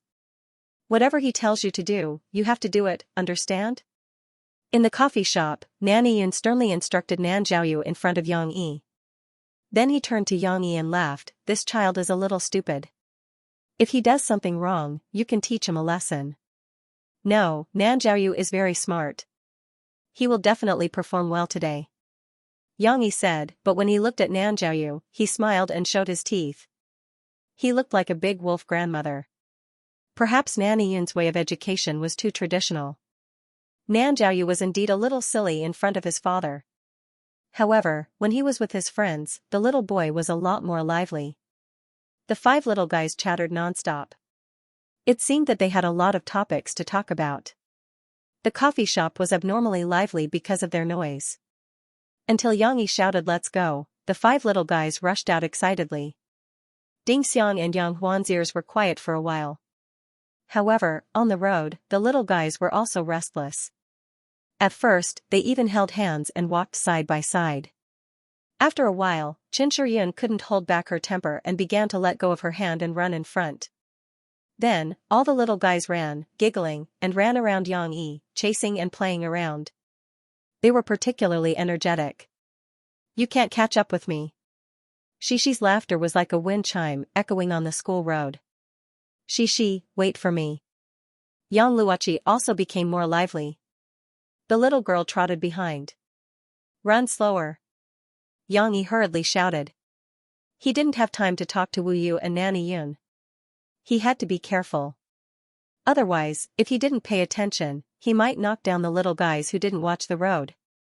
Okay, don't run. What if you fall down later? If you scratch your skin in winter, you'll cry out in pain later. Wu Yu took the initiative to help Yang Yi persuade the children. Nanny Yun also put on a straight face and scolded Nan Jiaoyu, "How many times have I told you? Boys should do things calmly. Why are you running?" After a while, as if they had gone through 81 difficulties, they finally arrived at the school hospital. "Is this a hospital?" The little guys hesitated at the door for a while. "I don't like to go to the hospital. In the hospital, I have to get injections. My butt hurts." Xianxia was a little timid. She touched her little butt and took 2 steps back, hiding behind her friends. "I don't like injections either." Xixi's little nose twitched as if she was smelling something. She echoed, "The hospital stinks too." "I don't like it." "The hospital doesn't stink. I often go to my mother's hospital. It's clean." Xianxia retorted with dissatisfaction. "But Xianxia, aren't you afraid of injections?" Yang Luoqi was a little timid and asked weakly. "I'm not afraid of injections. I've only had 1 injection, and I'm super brave." Xianxia said proudly, "You're not as good as me." But. Nan Jiaoyu wanted to say something, but after stammering for a long time, he was finally discouraged. He wanted to say that he was also very brave, but in fact, he wasn't. When it came to injections, the little boy didn't even have the courage to pretend to be brave. Yang Yi was curious why they didn't come in. When he turned around, he happened to hear their conversation. He didn't know whether to laugh or cry. He rubbed Xianxia and Xixi's little heads and said, Okay, you're not here for injections. You're here to shoot a movie. Have you forgotten? Don't be afraid." It took him a lot of persuasion to bring them in. Duanlei came over with a board in her hands. After getting to know each other, she squatted down and explained the play to the children in a very gentle and patient manner, which was rare. To Yang Yi and Wu Yu's surprise, in front of director Duanlei, the children were not naughty anymore. Instead, they were all well-behaved and stood there quietly to listen to Duanlei. Yang Yi and the others didn't know that thanks to Xixi's previous publicity, the terrible image of Sister Du had been deeply ingrained in the children's minds. When they heard that it was the director, they didn't dare to make any more trouble. They were afraid of being scolded. After listening to the director's explanation, Duanlei turned and walked away. The children became more lively, but they were still a little nervous. Xianxia secretly glanced at Duanlei's back and whispered, "Xixi, is that beautiful Sister Duanlei? She doesn't look fierce?" Yes, Sister Du is very good." Xixi nodded, but then shook her head. She pouted and said, but Sister Du can be fierce sometimes. When acting in a movie, she will become fierce if she doesn't do it well." "How fierce?" Xianxia asked. "Very fierce, super fierce. As fierce as a tiger." She found it difficult to find a sentence to describe Sister Du so scary. Yang Luoqi looked nervous. She was a little worried that she would be scolded by the director because she didn't do well. "I'm scared too." "Xixi, what if I don't do well and forget the lines?" Nan Jiaoyu held Xixi's hand worriedly. He didn't notice that at this moment, a sharp gaze had swept over from behind. "Don't be afraid. Jiaoyu, you forgot that you don't have the lines." Xixi laughed happily. "Jiaoyu, come here. I'll bandage you." Yang Yi came over at this time. He was holding some bandages from the school hospital and waved to Nan Jiaoyu. Nan Jiaoyu obediently let go of Xixi's hand and came to Yang Yi's side. He let Xixi's father wrap his arm with a bandage. Xixi and her friends also gathered around. The little girl curiously touched the rough bandage and asked, Papa, what is this? Bandage. Isn't Nan Jiaoyu injured? Bandage him up. Yang Yi softly explained to his daughter. Nan Jiaoyu came back to his senses and said weakly, But, Uncle Yang, why am I injured? I'm not injured. I remember, Nan Jiaoyu, you are injured. That beautiful sister just said it. Lan Xian was behind him. She took advantage of Yang Yi squatting down and intimately hugged her favorite uncle's neck. But the chubby girl's legs were still a little short, so she could only try to stand on tiptoe. But I don't think this thing looks good. Can I tie a bow? Nan Jiaoyu weakly protested. What does a boy need to look good? Have you heard of the bloodstain style? Well, you probably haven't heard of it. Anyway, boy needs to be injured to be handsome enough. Yang Yi tried his best to fool him.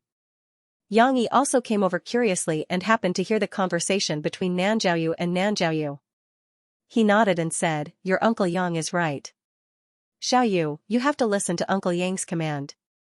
Nan Jiaoyu had to accept this arrangement with grievance.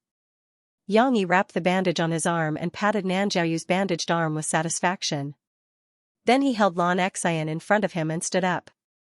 He looked at Nan Jiaoyu, who was wrapped in bandages as if his arm was broken. He suddenly felt that he was quite talented in this area and was secretly happy. Also, such a small child, he could only think about it. It was impossible to really break his arm. But this little bastard pulled Shixi's little hand. He couldn't not let Yang Yi have a chance, right? Well, all units get ready, start shooting.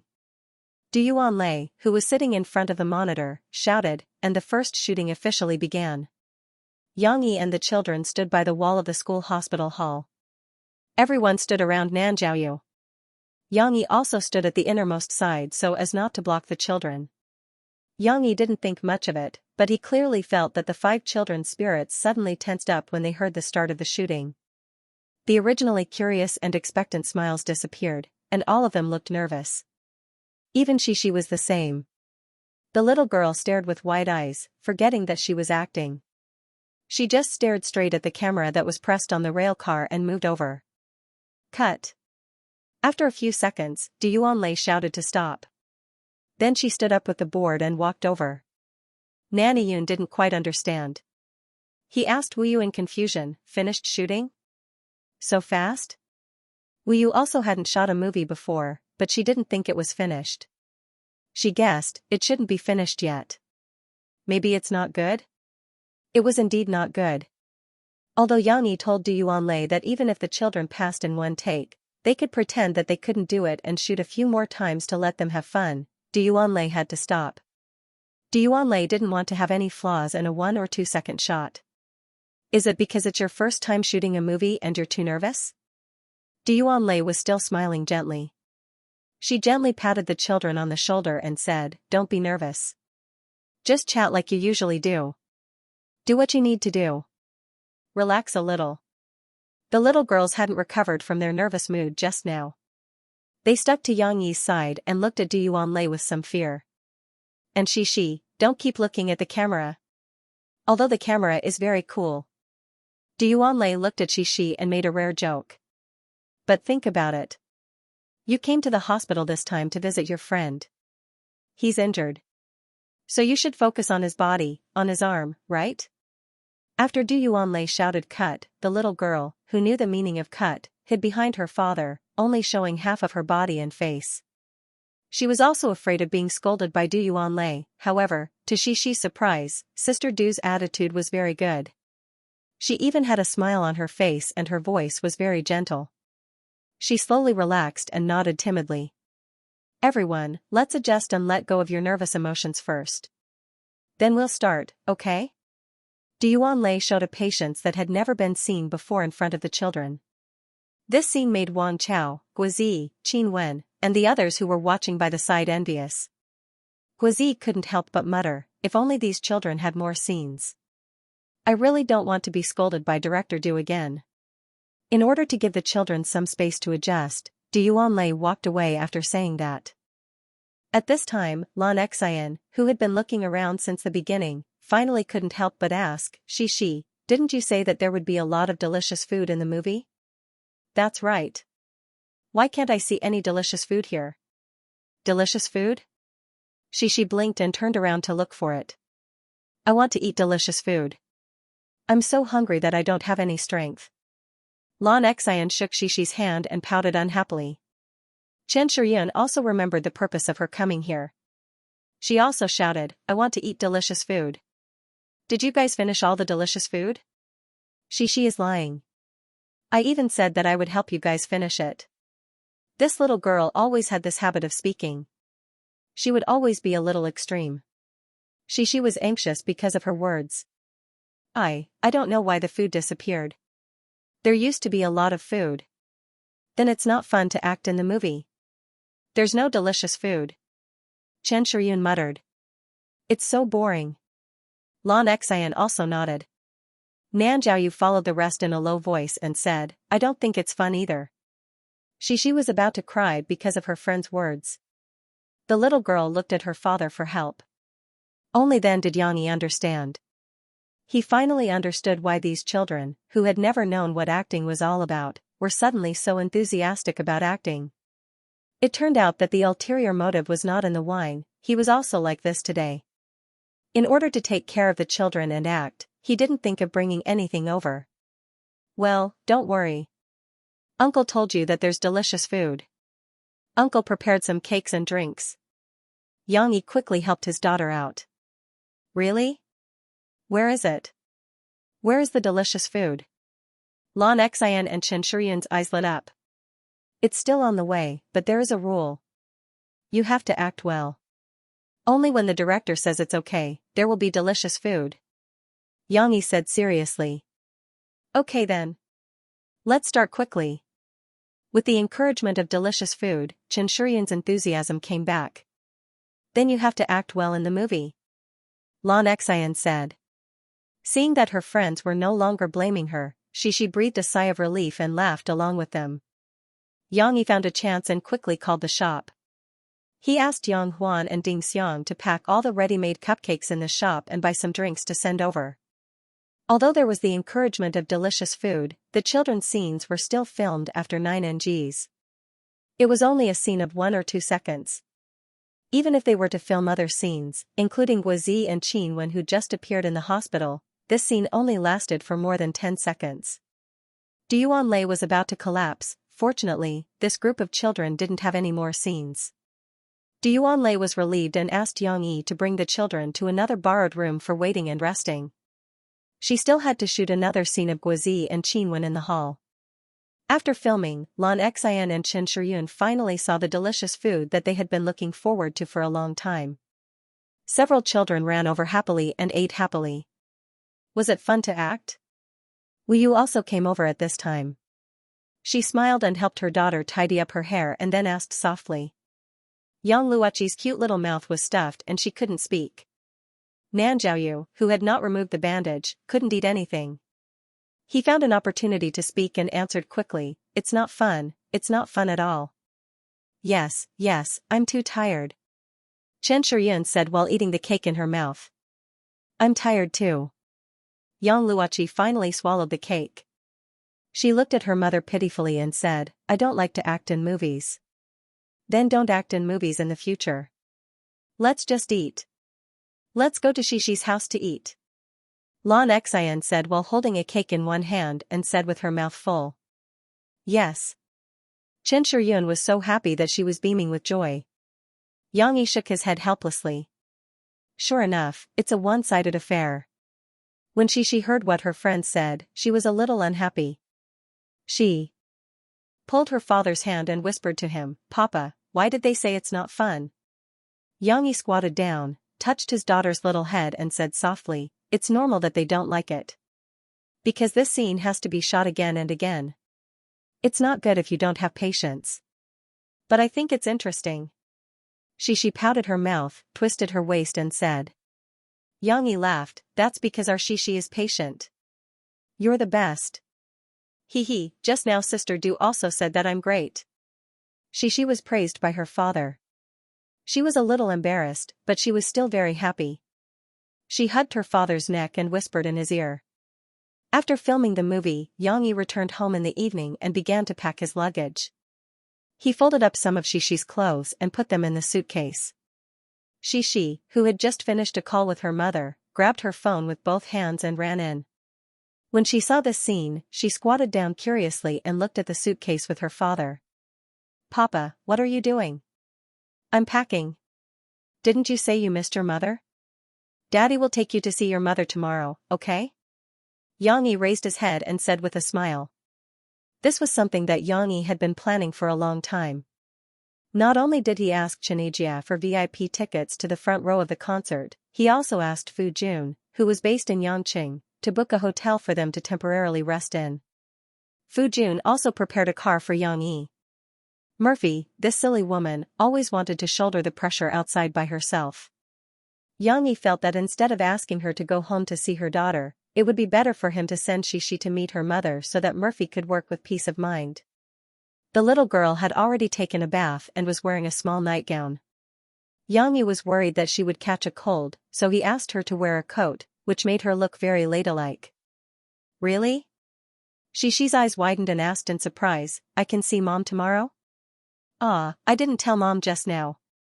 The little girl's skin was very good. Although the winter weather was a bit dry, Xixi's little face was still tender after taking a bath. Now that she had a regretful expression, she looked like a little adult. She was very cute and made people want to pinch her. "You don't have to tell your mother, let's give her a surprise." Xianxia deliberately lowered his voice and said to Xixi mysteriously. "Surprise? Then I won't tell Mom, but how can I give Mom a surprise?" Xixi couldn't help but lower her voice. It was as if she was whispering to her father, and it took a lot of effort for her to speak. "Listen to me." Xianxia was still a child at heart. He and his daughter squatted together. Even though there was no one else in the room, they began to discuss the big plan in a low voice. The next morning, Murphy took a flight from Shanghai to Guangzhou. The mall that was holding the signing event with Tianmei sent a car to pick her up. Mo Xiaowan sat in the front passenger seat and chatted with the driver about the delicacies of Yangqing. The drivers from Guangdong province weren't as talkative, but this old driver was quite talkative. He could talk about anything that flew in the sky, crawled on the ground, swam in the water, and all kinds of delicacies. Murphy sat at the back. She did not have the habit of chatting with strangers. She held her phone and sent a message to Xianxia to let him know that she was safe. He didn't call because the driver wasn't one of them. After sending the message, Murphy didn't put down her phone. Instead, she held it in her hands and waited for Xianxi's reply. The two of them had a tacit understanding. Xianxia would always have his phone with him, so he would always reply to her messages within seconds. Murphy was the same, but she didn't have the ability to carry her phone around all day. Therefore, she would call Xianxia every day at the time they agreed on. She would call Xianxia without fail. Murphy was someone who didn't like change. She was also a woman who lacked a sense of security. If Xianxia suddenly stopped replying to her messages, she would be worried for a long time. Of course, as long as Xianxia took the initiative to explain to her, the feelings that she had accumulated would immediately disappear. Xianxia knew Murphy's characteristics, so he carefully protected her and gave her a sense of security. Sure enough, not long after, Murphy received a message from Xianxia. However, this time, the content of the message wasn't just Xianxi's routine concern. He also asked where Murphy was staying at night and whether she had made the appropriate arrangements. Although Murphy felt that the message was a little strange, she didn't think too much about it. She simply thought that Xianxia wanted to make arrangements for her. She honestly told Xianxia the name of the hotel she was staying at. Four Seasons Hotel. It was arranged by the organizers of the signing event. There's no need to trouble Xiang. The signing event was very successful.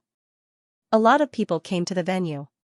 Since Murphy arrived at 10 in the morning, the signing event, which was originally scheduled to end at 12, was extended by an hour. However, that was only enough to satisfy the majority of the fans who wanted to sign autographs. The line of passionate fans was still very long, and the end couldn't be seen. Murphy hadn't seen such a popular phenomenon in many years. She was moved by the passionate fans and wanted to sign autographs for all of them before leaving. However, she had no choice. She had other plans in the afternoon. It was the final rehearsal for Xianxia's concert. She couldn't delay other people's plans because of her own selfishness. So, after Imo Shawan negotiated with the organizers, the signing event had to end hastily. There were still a lot of fans who couldn't get Murphy's autograph in the long line, but they didn't cause any trouble. After Murphy's sincere explanation, they all expressed their understanding. Among the fans present, there were a lot of people who bought tickets to Xianxia's concert. Of course, they bought the tickets because they wanted to see Xianxia. In the Cantonese area, Xianxia's fame was like the sun at noon. These people who were willing to spend money to chase after celebrities naturally wouldn't miss Xianxia's concert. Then we'll see you at the concert tonight. Murphy waved her hand gratefully and left with Imo Shawan in the car. There was no time to rest at all. Even for lunch, Murphy ate in the nanny van. Perhaps it was because she was used to Xianxia's meticulously prepared food, Murphy felt that these boxed lunches were very difficult to eat. Even though the boxed lunches that the organizers provided for her and her assistant were already packed from a big hotel. However, in winter, food cooled down quickly. Murphy felt that these supposedly delicious Cantonese dishes such as sliced chicken and braised pork with preserved vegetables were all cold and tasteless. They weren't as delicious as Xianxia's cooking. Missing Xianxia in her heart, Murphy only ate a few mouthfuls to fill her stomach. Of course, she wouldn't complain about the organizers because of her preferences. Because this was the price that the stars had to pay. Not to mention Murphy, even the superstar Xianxia was too busy to eat for his concert. When Murphy and others arrived, Xianxia was wearing a warm military coat and standing on the stage of the stadium in the whistling cold wind. He was walking on the stage while holding a microphone to communicate with the stage supervisor. When Murphy arrived, Xianxia went to the backstage to receive Murphy. His assistant took the opportunity to pass his lunch to him and let him eat a few mouthfuls. "Sorry, I made a fool of myself. Do you mind? By the way, do you want to eat?" Xianxia was also polite to Murphy. He didn't eat a few mouthfuls and hurriedly took Murphy to the stage. "I will go downstairs to change my clothes after singing the fourth song, which is the song Long Time No See. Then I'll have to trouble you to sing your song." "Okay." Murphy followed him, speaking less and listening more. "I'll ask the band to accompany you in a while. You can try it." "Oh, right." Xianxia spoke straightforwardly, but he thought of something, turned his head, and said with a smile, "Miss Mo used to be a singer in Harbor City, so you should have no problem singing Cantonese songs, right?" This was also an extra question. Xianxia and Murphy now communicated in Cantonese. After all, his Mandarin was good at singing his own songs, but it was still a little difficult for him to communicate with her. "No problem." Murphy nodded and looked at Xianxia with some doubts, not knowing why he mentioned this history. "That's good. I also want to cooperate with Miss Mo on Mr. Mu Ziang's Better Not See You. What do you think?" Xianxia said excitedly, "Just after you finish singing your song, I'll change my clothes and go back to the stage, sing a Cantonese song." Murphy hadn't sung a Cantonese song in front of the public for many years, but Xianxia's proposal made her excited. Although she had achieved success in the mainland market, she had to admit that the failure in Harbor City made Murphy a little upset. "Okay." Murphy agreed readily. "Then let's have a try. Wait a minute, I'll bring you a sheet of lyrics. Let's practice how to sing." Xianxia snapped his fingers and said happily. Night had just fallen, and the neon lights in Yangqing looked unusually lively. Winter in this city wasn't particularly cold. Even though it was already the 12th lunar month, compared to Jiang City, the temperature at night was still considered very warm. She finally didn't have to cover herself up. She didn't need a hat, gloves, sweater, or trousers. She wore an orange-red down jacket and a wine-red scarf. It was beautiful and warm enough. Moreover, she was in her father's arms. Her father's embrace gave her warmth and a sense of security. She wrapped her arms around her father's neck excitedly and looked around. They were waiting in line for the ticket check to enter. This was the Yangqing Stadium. It could hold 50,000 people, including the 2,000 VIP seats near the stage. This scale was much larger than Jiang City's popular house music hall. It was said that the concert tickets had been sold out a month ago, so there was a long queue even at the VIP ticket check. Fortunately, Xianxia didn't mind. Papa, there are so many people here. She looked excitedly for a while before she whispered in her father's ear, there are so many people. How are we going to find Mom? There's no need to look for her. We'll watch from below the stage. When Mom goes on stage to sing, we'll be able to see her. Xianxia whispered in Xi's ear. Really? Mom can sing? I love hearing Mom sing. Xi's eyes lit up. She tugged at her scarf, which was a little uncomfortable. After all, the weather wasn't too hot. But you have to promise Dad that you won't shout when the time comes. Xianxia reached out to tidy his daughter's hair and said gently. I know. I can't let anyone know. Cici nodded sensibly.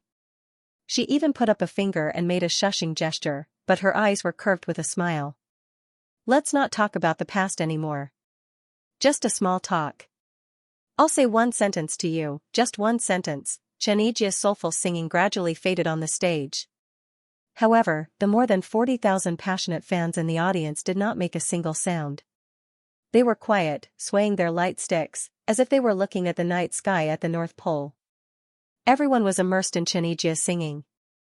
Only when Xianxia slowly sang the last line, "Long time no see," did they start clapping. Most of them didn't even dare to disturb Xianxia's affectionate expression. Only a few fangirls couldn't help but shout, "Isan!"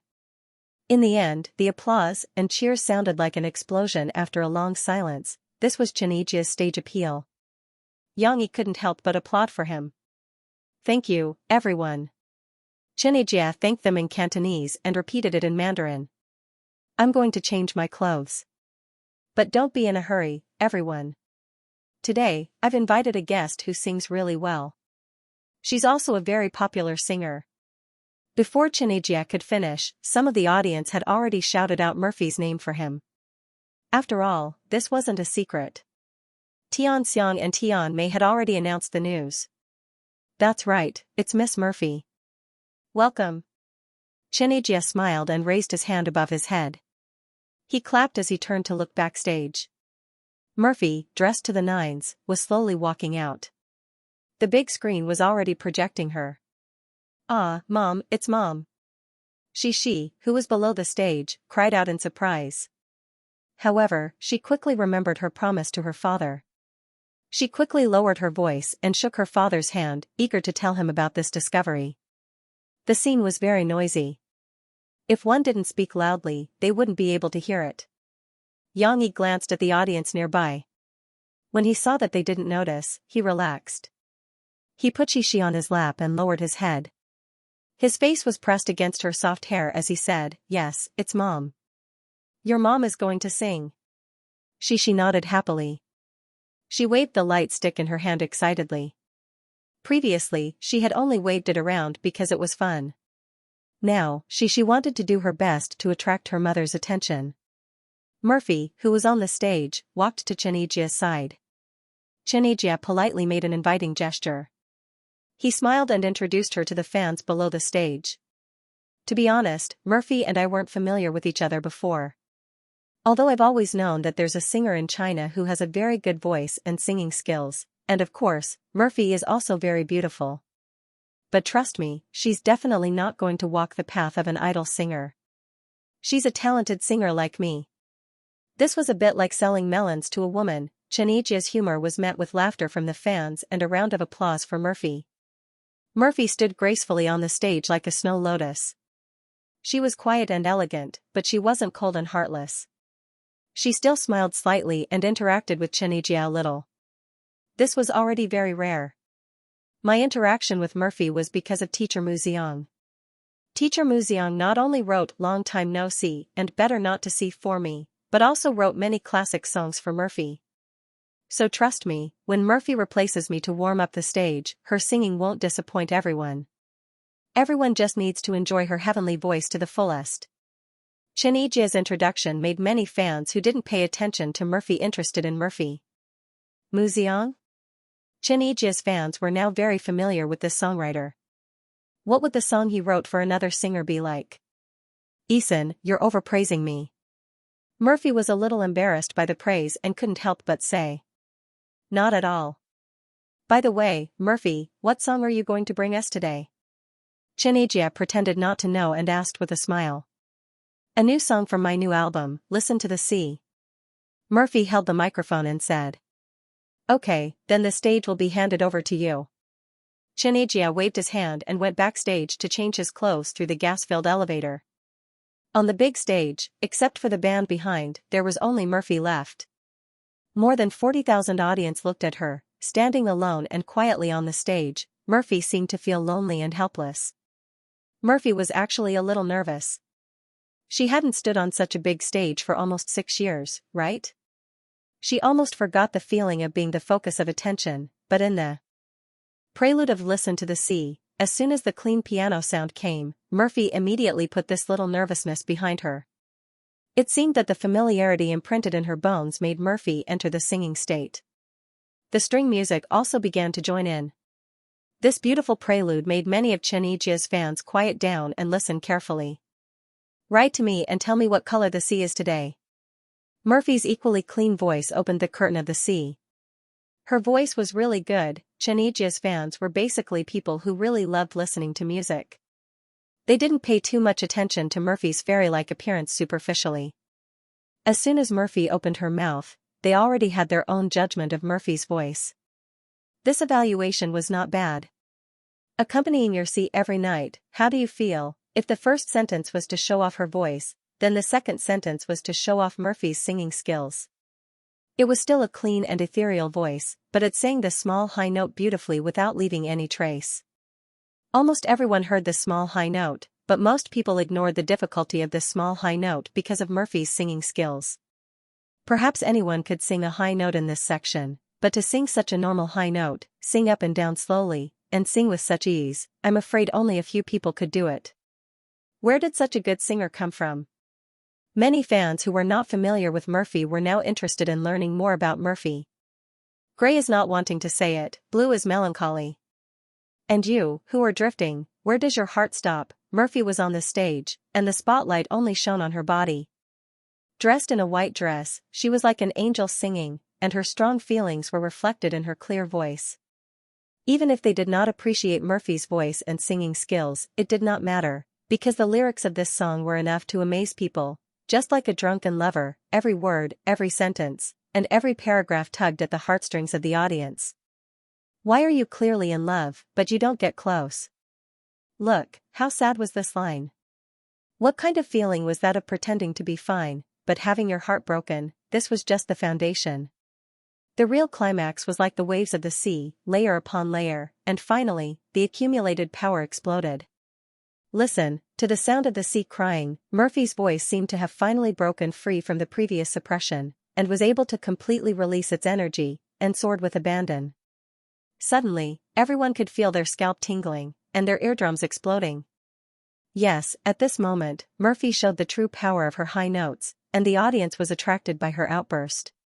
Even Xianxia, who was changing and getting ready backstage, could not help but stop what he was doing and stop to listen.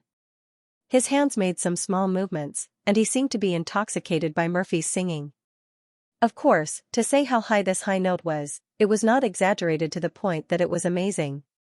Murphy's singing of this section, which shocked people, was not how high her notes were, but how she went from the previous suppression to the outburst, and the leap in the range.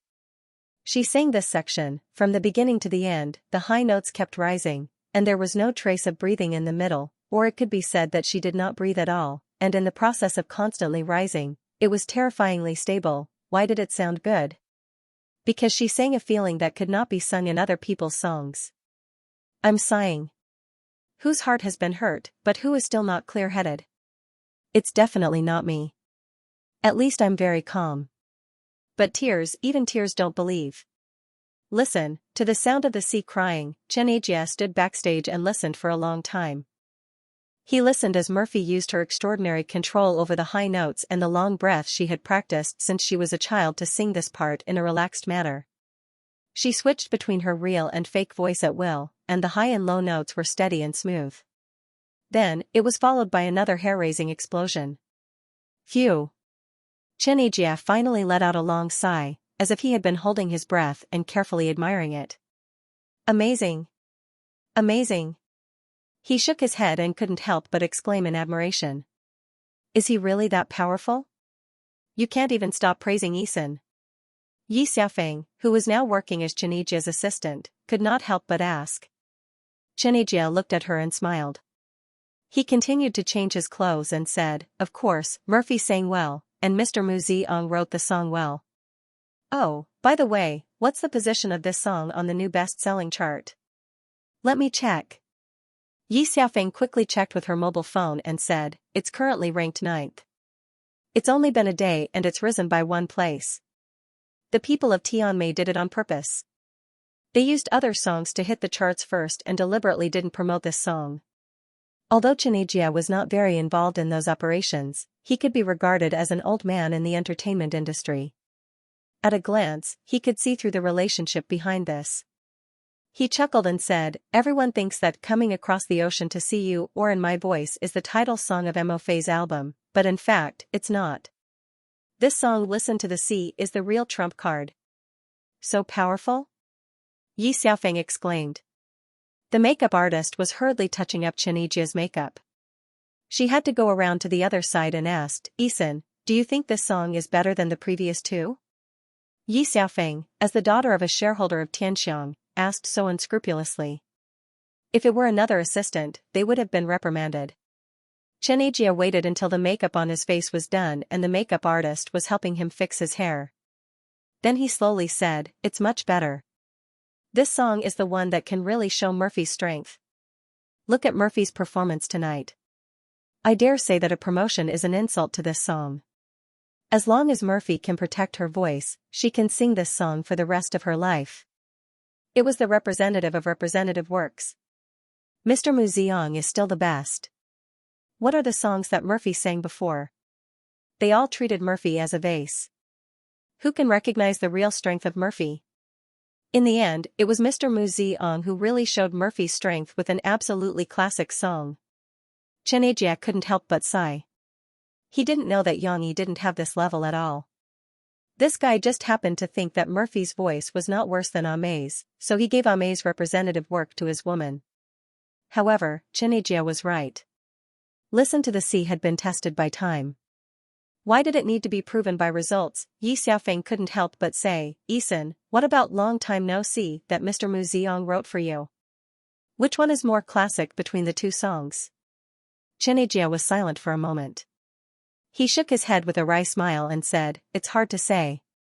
Long Time No See and Listen to the Sea are 2 different types of songs. They can't be compared. However, I still envy Murphy, because my voice is not bad. If I can sing a high-pitched song like Listen to the Sea, the feeling should be very good, right? Haha. To be honest, Xianxia was now listening to Murphy's high-pitched voice, and he was also itching to perform. Then you should also ask Mr. Mu Ziong to write a high-pitched song for you. Yi Xiaofeng said naively. Xianxia smiled and said, this kind of song can only be found by chance. Of course, now I'm also on good terms with Mr. Mu Ziong. Maybe when he has the inspiration to write a high-pitched song suitable for men to sing, my chance will come. As he spoke, his hands did not stop moving. The director had also come to urge them. Murphy's Listen to the Sea was at the end. Xianxia waited for a while, then walked out from the backstage. According to the previous agreement, he asked Murphy to stay. Everyone, do you think Murphy's song is good? Xianxia shouted. It's good. After all, they were Xianxia's fans. Under his instigation, the audience cheered, which made Murphy feel a little flattered. Mo Fei is a talented singer that I admire and recognize very much. She is now launching a new album, First Dream. The 12 songs in it are all written by Mr. Mu Ziong, who I have worked with before. For example, this song, Listen to the Sea, every song is very classic. Well, I can tell you that I have already bought a copy of it for my collection. Xianxia was not hinting at all, he was already blatantly helping Mo Fei to win the award. This actually seemed a little stupid. After all, it was encouraging his fans to buy another singer's song. If it was not a competent superstar like Xianxia, others would not dare to do so. Murphy was so surprised that she couldn't close her mouth. She quickly raised the microphone and thanked Xianxia. She, who was simple-minded, did not know that Xianxia's real purpose of helping her was to show goodwill to Yang Yi.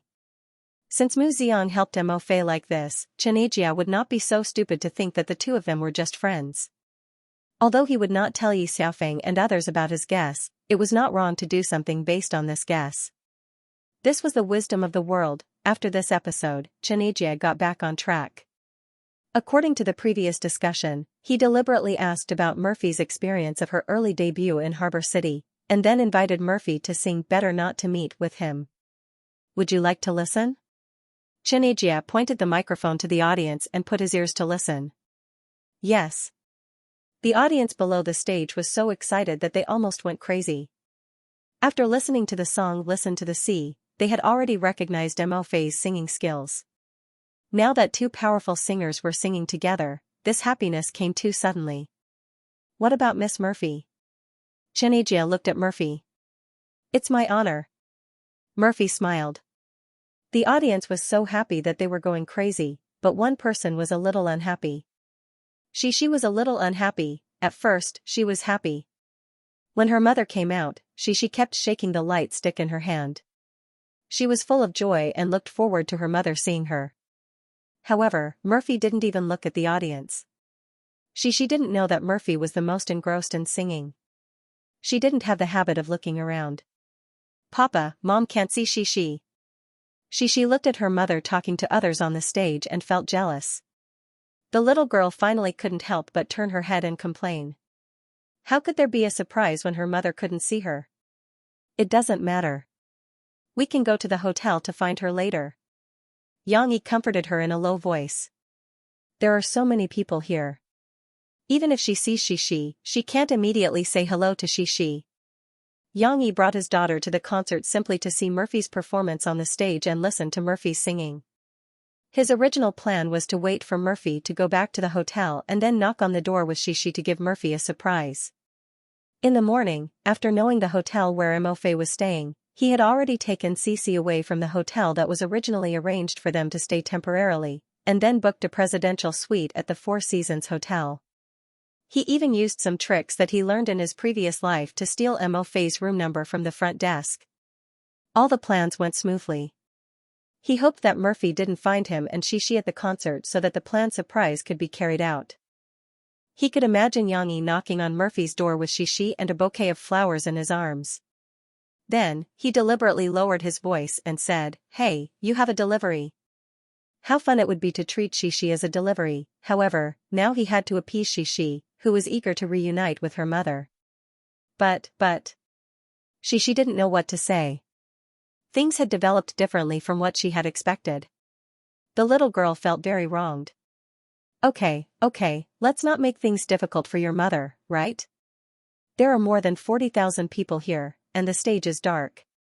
It's too difficult for your mother to find you, Yang Yi said, but I promise you that I will let Shi see her tonight. Then Pinky swear with me. Don't go back on your word. Shi pouted. Although she was a little reluctant, she still reached out her little finger and chose to forgive him. Okay. Yang Yi Pinky swear with his daughter and said while holding back his laughter. Pinky swear. The one who lies is Xiao Guai. Because the singing hadn't started on the stage yet, Yang Yi whispered in Shi's ear again. The little girl immediately heard the problem. She was happy and giggled. It's not Xiao Guai. The one who lies is Xiao Guai. After comforting his daughter, Yang Yi thought to himself, there shouldn't be any problems now, right? When he raised his head and was about to continue watching the concert, his eyes met with Murphy's on the stage. That's right, it's a match. Half a minute ago, Murphy had just finished communicating with Xianxia.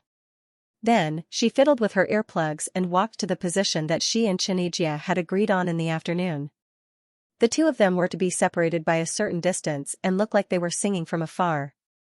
But coincidentally, or perhaps it was because their hearts were connected, Murphy glanced below the stage. With a mother's intuition, her eyes fell directly on Shi, who was sitting on her father's lap with her little butt up and talking to her father with her back facing the stage. In the vast sea of people, Murphy found it difficult to recognize Yang Yi. But she didn't know why. Maybe it was because she was a mother? When Murphy saw Xixi's back, she immediately recognized her daughter. This was just a subconscious reaction. She was stunned for a moment and thought that she had seen wrongly. But when she looked up, she saw Yang Yi, who was pinky swear with her daughter. With Yang Yi's face, how could Murphy not recognize him? Are they really Yang Yi and Xixi? Aren't they in Jiangqing? Why are they here? Murphy still couldn't believe it. She rubbed her eyes, but it wasn't wrong. Coincidentally, Yang Yi also raised his head and their eyes met.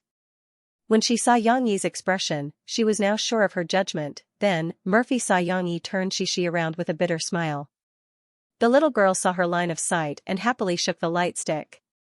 That excited and cute look made Murphy happy. Sigh, this guy. Murphy secretly scolded Yang Yi. She could roughly guess Yang Yi's intention. But now was not a good time to exchange greetings. She had been standing there for almost half a minute. If she dilly-dallied, she was afraid that someone would find something unusual. If they followed her line of sight and found Xixi, then it would be troublesome. Murphy turned around and walked back to her seat. At the same time, she used her hand to make a 6 sign behind her. 6. What did it mean? Was it like Sun Wukong in Journey to the West learning from Master Bodhi? By making a 6 sign, did it mean that Yang Yi and Xixi would find her at 6 o'clock in the morning, or did it mean 666? Of course not. Yang Yi understood. He understood at a glance that Murphy wanted to contact him on the phone later. Mom saw me. Hee, I told you that Mom can see me. The little girl was still immersed in the joy of the reversal. Yang Yi smiled bitterly and rubbed the little girl's head. He was still regretting that his plan had failed. Papa, don't you think it's super awesome? Mom is super awesome. She turned her head and asked excitedly.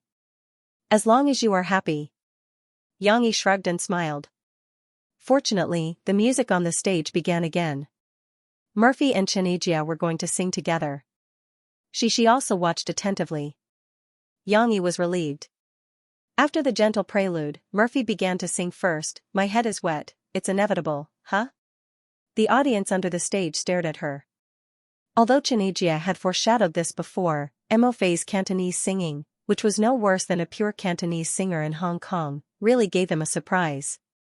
Moreover, the singing style of this song was completely different from Listen to the Sea. Its tone was completely low, which was not suitable for Murphy's original high voice. But Murphy still did not let them down. She showed the same amazing bass and the same rich emotions.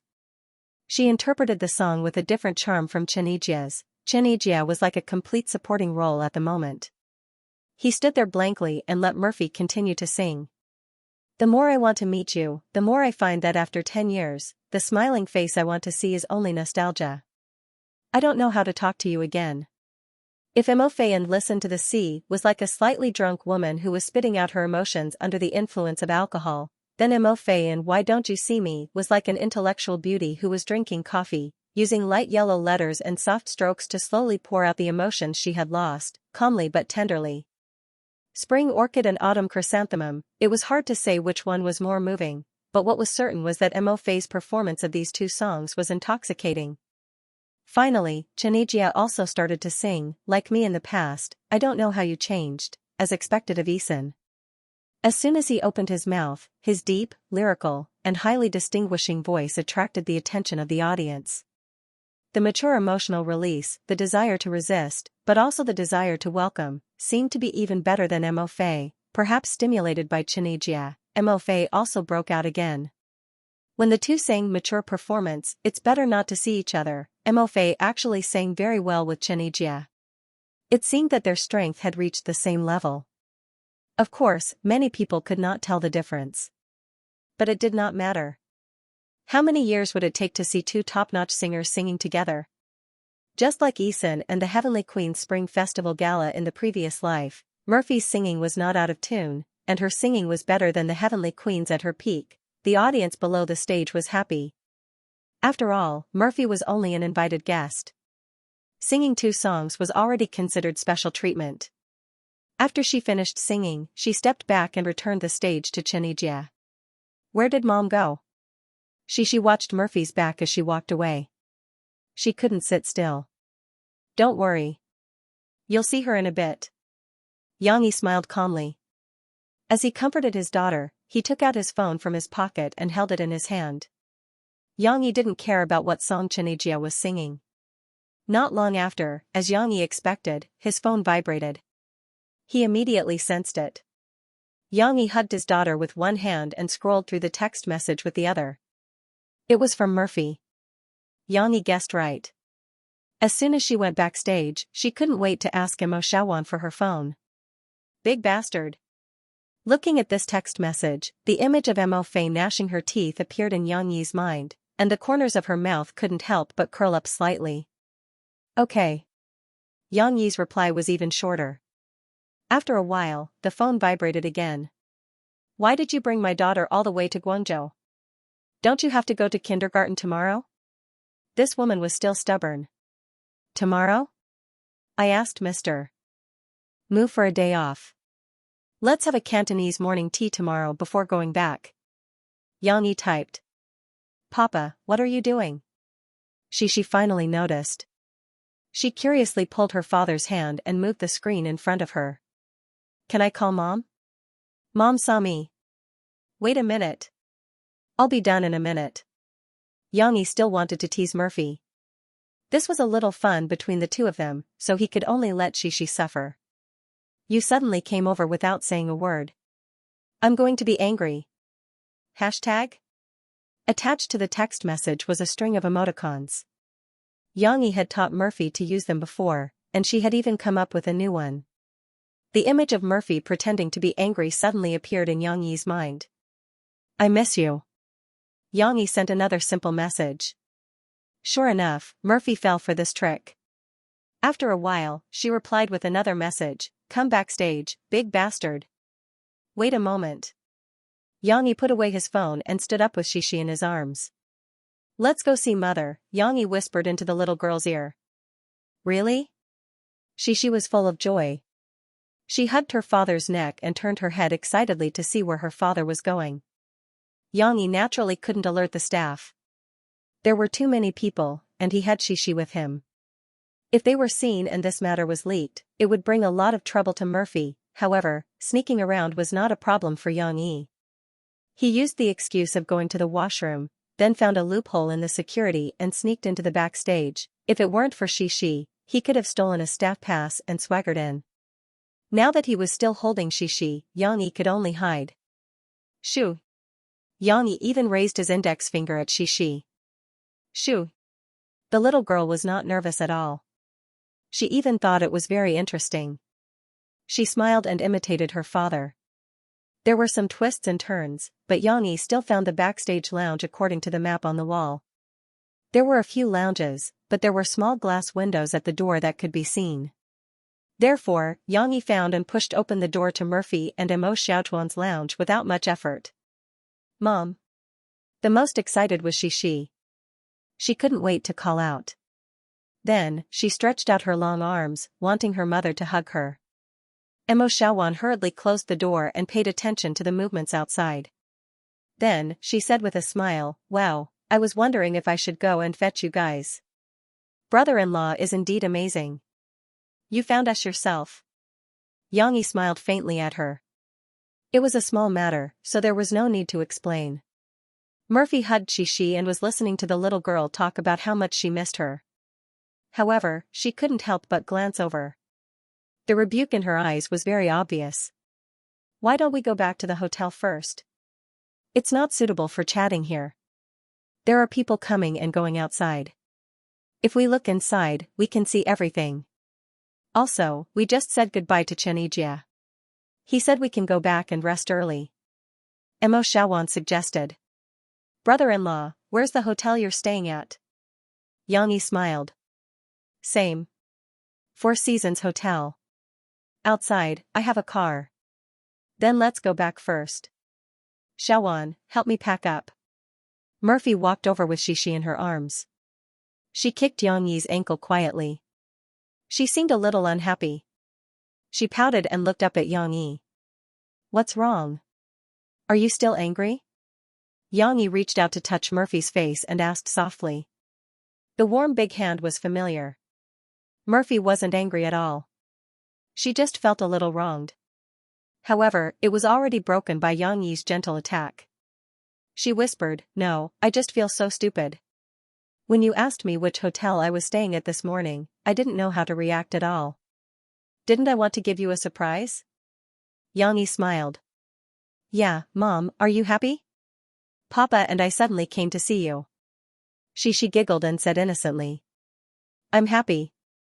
Actually, when I saw you guys, Mom felt very surprised and was in a very good mood." Murphy couldn't pretend anymore.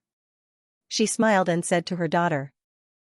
At night, in the presidential suite of the Four Seasons Hotel, Xianxia, who had been playing for the entire day, fell asleep from exhaustion.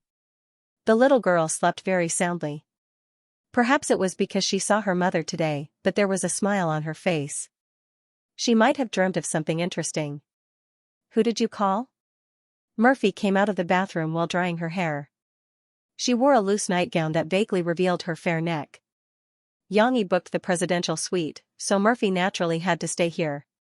Thus, Mo Shaowan could only stay in the business suite. "I called Fu Jun, isn't he in Yangqing City? I'll invite him for breakfast tomorrow. Xianxia and I came to Yangqing City today because of his arrangement." Xianxia smiled as he placed his phone down. "Then you must have a lot of friends." Murphy sighed as she continued, "You came to Yangqing City to do something bad, and you have so many people helping you." "What do you mean by doing something bad?" Xianxia took the towel from Murphy and helped her dry her hair as he complained. "You're still denying it?" Murphy was annoyed as she continued, "When we were at home, you couldn't hold it in for a few days. You even coaxed Xianxia to come and give her a surprise. Do you think I don't know you?" Cough, cough. "I told Xianxia. That's also one of the reasons. Most importantly, I wanted to visit you and listen to you sing." Xianxia awkwardly scratched his head as he continued, "The song you sang tonight was so good. The singing of Listen to the Sea made people's hearts surge, and the singing of Might as Well Not See You made people cry. I think that at least half of Xianxia's fans will become your fans after tonight. After listening to the song and visiting you, what's next?" Murphy didn't let Xianxia successfully change the topic. She turned her head and looked at him with sparkling eyes. Then, cough, cough. "Anyways, the Four Seasons Hotel can't be called this name for nothing, right? Why can't it be called this name for nothing? What's so special about the Four Seasons Hotel?" Murphy was a little confused. Cough, cough. "Look at the floor-to-ceiling windows and the view of the river. It's such a beautiful day. Don't you want to do something?" Xianxia held Mo Fei's hand, pulled her to the window of the living room, and then hugged her from behind. The claw of Lushan broke through the defense line that was not very tight to begin with. "Do something?" Murphy's breathing was a little uneven. She wasn't as relaxed as she was when she sang Listen to the Sea. "Do it with the person you love." Xianxia whispered in her ear. "I knew you wanted to do something bad. Bad guy." Murphy was invited to appear at Xianxia's concert. First, she sang Listen to the Sea to warm up the scene, which shocked everyone. Then the two singers cooperated to sing a Cantonese song, Better Not to Meet, which was amazing. This incident was naturally reported by many media outlets the next day. However, the focus of the media's reports was different. Some interviewed the audience and reported their praise for Murphy's singing, and some reported Xianxia's praise for Murphy. In turn, they dug out Murphy's history and evaluated Murphy. There were also some unconventional entertainment media that put Murphy and Xianxia together and used their various interactions to piece together traces of the two scandals. Of course, the rumors of these tabloids were not very credible. After all, the evidence they provided was too weak and there was no solid evidence. Moreover, Xianxia had been married for a long time and was a well-known good family man in Harbor City's entertainment circle. No one would believe the rumors. However, these reports, as well as Murphy's amazing performance at the concert, were all converted into amazing energy, which was shown in the follow-up album's sales. On the 13th day, the daily sales of Murphy's new album First Dream rose sharply again, reaching an astonishing 910,000 copies. Although it has not yet broken 1 million copies, it is currently the #1 album on the daily sales list this month, surpassing the second place by more than 100,000 copies. On the 14th day, the daily sales declined slightly, but it still remained at the level of 900,000 copies. What was more noteworthy was that the album's sales of First Dream broke through the shackles of 10 million copies. 10 million was the watershed of a singer's status. Many media felt that if an album could not sell 10 million copies, it was not worthy of being called an A-list singer, but regardless of these differences, there was still more than half a month of new song period, and less than 10 million sales. Murphy's album was still very hopeful to get a platinum record, 20 million sales in Chinese. There were even many media who felt that it was only a matter of time before Murphy's high-quality album got a platinum record. Because even after the New Song Protection Month, Murphy's album could not be removed by the video store. It was not a problem at all to reach 20 million sales. Of course, they were still keen to analyze whether Murphy's album was likely to break through the platinum standard in the first month. From the looks of it, it wasn't impossible to sell it for 10 million in the remaining half a month. Because of the public's defamation, the internet water army could no longer see it. Was it because Murphy's performance was too strong? Or could it be that after this album was released, the real quality could no longer be discredited by the water army? The people who wanted to ruin Murphy seemed to have stopped. On the 15th day, Listen to the Sea completed its counterattack and became a new song that had taken the top spot before it even hit the charts. And the song it surpassed was Murphy's own song, In My Voice. It was hard to compare which of the two songs was better, but Listen to the Sea was indeed a song that showed Murphy's singing skills very well. As long as you listened to it once, you would completely like this song. Therefore, Listen to the Sea's strong rise to the top would never go down again. In the next half a month, it steadily suppressed In My Voice and the other songs of the same period. This was only the beginning. The rise of Listen to the Sea was also the end of Mistress. This song dominated the screen for a month, perfectly giving a great lesson and inspiration to the songwriters in this world. It turned out that slobbering songs could be so popular. Despite the constant scolding and controversy, even on the last day of the new song period, this song was still ranked in the top 10 of the best-selling list. The highest ranking was very close to the first place. This result was already very dazzling for Xianxia, who could be said to be a new singer. However, Du Luan still felt that it was not enough and was not satisfied. Jia, look at you not listening to my advice. If you and Murphy had successfully made a scandal, would you need to be ridiculed by these reports now? In Xianxia's villa, Du Luan held an entertainment newspaper and talked to Xianxia.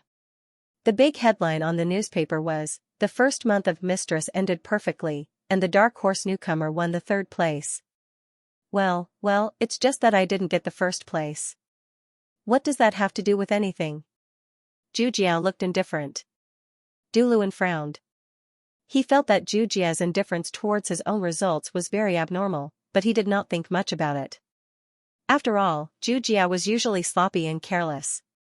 There is a big difference between first and third place. If you are first, people will give you a thumbs up. If you are third, people will definitely laugh at you. Think about it, what's the difference between you and a mistress? Du Luan deliberately said some words to provoke Xianxia. What does it matter? Anyway, I am popular now. With the popularity, it won't be too late to fight for the first place when I have a new song. Xianxia said confidently. How can it be as easy as you think? A good song is hard to come by. Do you think you have the monster Muxiang behind you? Du Luan wanted to pour the tea in his cup on Xianxia's face to wake him up.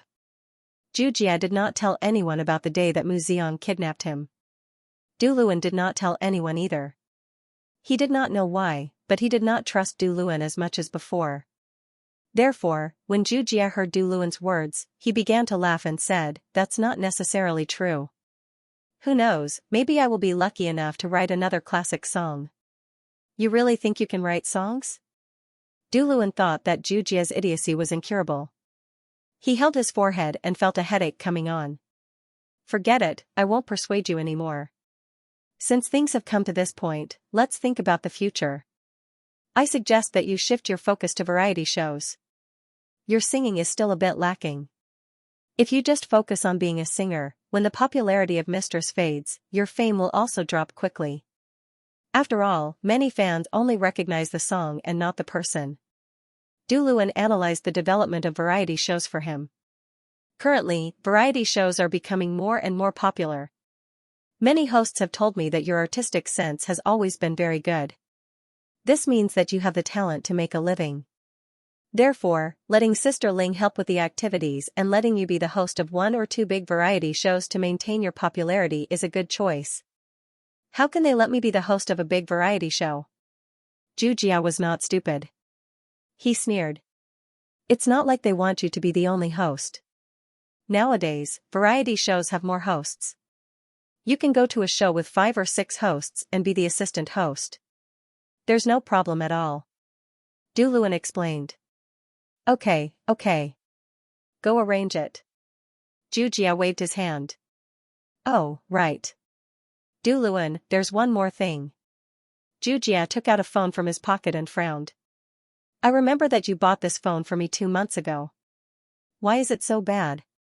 The battery ran out in half a day and I almost missed a date. The battery is broken? Why don't you change your phone? Just let me use this one. Du Luan smiled. Okay. I'm too lazy to go out. You go buy me the latest and best. Zhu Jia said without a care. 3 songs reaching the top was a small record in the music industry. After Murphy returned to the company, Tian Mei held a small celebration party for her. At the celebration party, Niu Miling talked and laughed. She even raised her glass to Murphy and all the employees and promised that after Murphy got the platinum album, they would hold a big celebration party. She acted as if nothing had happened, as if she was not the one who asked Mo Fei to create a scandal with Zhu Jia in the office before. In terms of words, she was very intimate with Mo Fei, as if she was dreaming of what happened 6 years ago. Mo Fei felt uncomfortable in her heart. She was not a shrewd person, and she didn't like this kind of hypocritical pandering at all, so she reluctantly smiled and kept a cold face, protecting herself with an indifferent armor. Fortunately, Murphy was usually like this, so everyone was used to it and didn't think much of it. Murphy went back to her office, and the uncomfortable feeling dissipated a little. She poured a glass of water for Ji Ningming and sincerely thanked him. Thank you, Teacher Jean. Without you spending so much effort on the production, I wouldn't have achieved today's results. Ji Ningming drank some wine at the celebration party, but his mind wasn't in a daze. He quickly waved his hand and said, No, it's all because you sang well and Mr. Mu Ziong wrote well. I just added flowers to the brocade. Anyway, I have to thank Teacher Jean for his efforts. You have contributed to this military medal. Mo Xiaochuan's mouth was much sweeter. If you want to say thank you, I should thank you. This album also increased my fame a lot. Ji Ningming smiled and said, Moreover, I also learned a lot from working with Murphy and Mr. Mu Ziong. Then, Teacher Jean, have you received a lot of invitations? What do you plan to do next? Mo Xiaochuan's eyes rolled as she asked. Indeed, there are a lot of invitations. Ji Ningming smiled and said, However, I haven't thought about it yet, because I'm still serving Miss Murphy now. I want to finish what I started and finish the contract for this album before I think about what to do next. Not only were there a lot of invitations, but Ji Ningming's value was also rising, but Ji Ningming didn't say it. On my side, I basically finished the arrangement, and there's nothing else.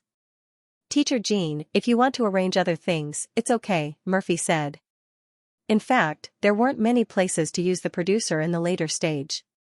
When Murphy and Duan Shirong worked together, Duan Shirong was only responsible for the album's production.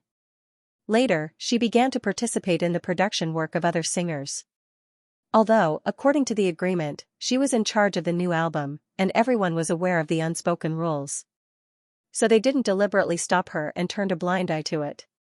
It's okay. Ji Ningming quickly waved his hand and said, I think I still need to settle down. Ji Ningming was very clear about his own situation. Although the outside world was praising him, Ji Ningming understood that it was only because he was basking in the glory of this album. He had not become a gold medal producer like the outside world had said. If Ji Ningming was really inflated by this flattery and proudly accepted new orders, he was afraid that Ji Ningming would end up like himself a few years ago. He would go from being a genius who was flattered to failing one after another, and then fall to the point where no one cared about him. By the way, since Teacher Jean hasn't made any arrangements yet, why don't I introduce you to one? Murphy suddenly changed the topic and said, haven't you always wanted to see Mu Ziang? This project is another new song by Mu Ziang, but it's not me, it's someone else. But Teacher Jean, this time you can communicate with Mu Ziang face to face and cooperate with him. What do you think? In the past, Murphy would respectfully call him Teacher Mu Ziang, but since she knew Yang Yi's identity, she couldn't say the word Teacher Mu Ziang. Mr. Mu Ziang? I can cooperate with him? Ji Ningming was surprised and asked in disbelief. In Ji Ningming's heart, Mu Ziang was a god. He admired and looked forward to meeting Mu Ziang, but Ji Ningming never thought that he could really meet his god and have the opportunity to cooperate with him. Mu Ziang didn't know that someone was madly worshipping him. He was just like an ordinary person. No, he was just an ordinary person who was moving for his sister. Let me tell you, you're just living and studying there. You should eat at home. Don't buy junk food outside. Yang Yi carried a large suitcase in his left and right hands as he walked down the stairs in front of them. The suitcases looked big, but they weren't heavy. They were stuffed with Yang Huan's clothes, most of which were bought by Murphy. I know, brother. Don't worry, I'll take care of myself. Yang Huan's hands were not idle, either. Carrying her backpack, her laptop bag, and a large woven bag that contained winter quilts and mattresses, she said with a smile, but speaking of which, brother, why are you getting more and more talkative? You weren't so talkative in the past. You're almost as talkative as our mother. Yang Yi, who was walking in front, was embarrassed. He pulled a long face and said, isn't it because I care about you? Don't be. I've only been here for a month, and you talked a lot when I was here. I think you changed yourself because of sister-in-law and Shishi, Yang Huan said with a smile. Yang Yi didn't say anything. Yang Huan was right, but he didn't want to admit it. Yang Yi threw the two suitcases into the trunk of Tyrannical Wolf. He then took the woven bag from Yang Huan and put it in as well. Wait for me here. I'll get your backpack and pillow. Yang Yi pointed at Yang Huan. When he came down, there was a little girl following behind him. Shishi, who didn't have to go to kindergarten, carried her backpack and followed her father down. Her backpack contained some cosmetics that Murphy had bought for Yang Huan. The girl also had a mission. Auntie, will you stop playing with me in the future? In the car, Shishi pouted and asked unhappily. Shishi was a little unhappy when she found out that Yang Huan was moving out. Why would I? I only live nearby with your sister Ding Xiang. Usually, I play with Shishi at the coffee shop or at home. Besides, Shishi, you can also come to my house. It's not far away. Yang Huan smiled and pinched Shishi's chubby cheeks. It was indeed close. Before Yang Huan could finish her words, Yang Yi had already pulled over. Ding Xiang, who was cleaning upstairs, hurried down and helped carry the things upstairs.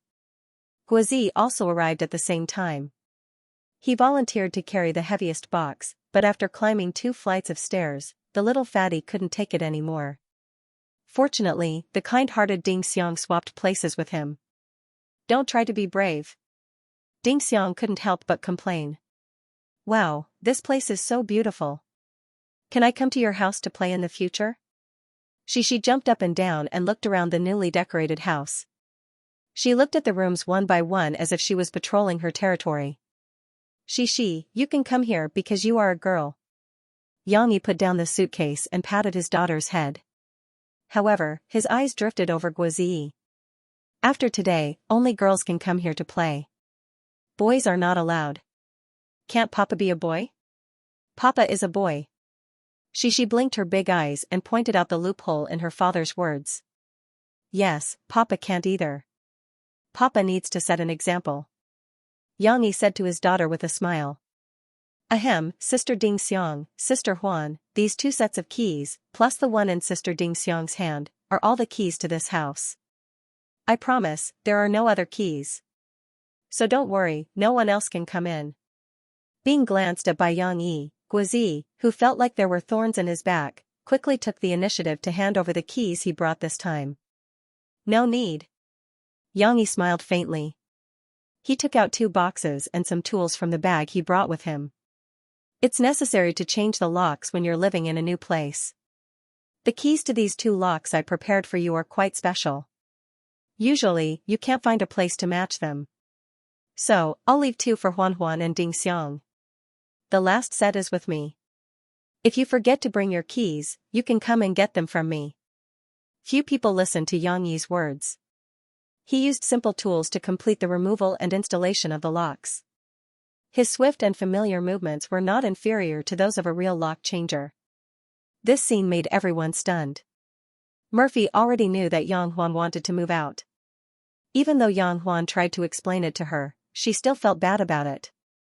Therefore, Murphy went to Yang Huan's house to visit. Yang Huan's house was very different from Yang Yi's house and Murphy's house in the coastal area. The more Murphy looked at it, the more she felt that she had mistreated Yang Huan. Thus, she turned around and asked Mo Xiaowan to order better furniture, electrical appliances, and some daily necessities. The small house was filled to the brim. Don't think that your brother is good at taking care of people. In fact, as a man, there are always things that he doesn't consider. For example, he didn't buy necessary appliances like the refrigerator, microwave, and oven for you. Although Xiang usually eats at home, she wants to cook for herself. Or when you're hungry from studying at night and want to cook, you can't find the ingredients and tools. Yang Huan didn't want it, so Murphy and Yang Huan discussed it and didn't allow Yang Huan to reject it. Yang Huan and Xiang could only smile bitterly at each other. The 2 girls wanted to keep everything simple. They were born poor, so they wouldn't mind if they used the old landlord's furniture. Even if they used to live in the old house, it was much better than living in the old house. Xiang felt very uneasy after moving out. She felt that if she didn't live in the dormitory, she would be wasting the 2,000 yuan that she spent on the school year. She panicked at the thought. However, she didn't expect that the situation would become more and more ridiculous. With Yang Yi and Murphy's arrangement, Yang Huan and Xiang started to live a luxurious life. How could they live with it? Even Yang Huan shuddered at the sight of the furniture that was worth thousands of yuan being moved in. However, Murphy didn't know what it meant to go too far. She wanted to maintain a good sister-in-law relationship with Yang Huan, but Murphy was clumsy and didn't know how to talk. She was usually too busy to go home, so she could only compensate her sister-in-law in her own way. Yang Huan and Xiang couldn't refuse her kindness, so they could only accept it with a bitter smile. This was just a small episode. Mo Fei didn't have much time to add furniture for Yang Huan and Xiang. She just rested for a day and then flew to Shanghai to start the song Listen to the Sea to make it onto the charts. Cut. Very good, this one passed. Yuan Lei stood up tiredly, clapped her hands, and said, "That's all for today. Tomorrow, we'll gather all the extras to shoot the remaining scenes, including the ones in the piano room. As long as everyone is in good condition, we should be able to finish filming by noon." Yeah. Guozi, who was sitting in front of the piano on the stage of the auditorium, was the first to shout excitedly. The current Guozi had a completely different personality from the Guang who had been singing passionately in front of the camera. This contrast made everyone laugh uncontrollably. "Ms. Yang, do you have something to say?" When everyone was packing up, Yuan Lei politely asked Yang Yi, who came to observe again today. "Oh, here's the thing, everyone."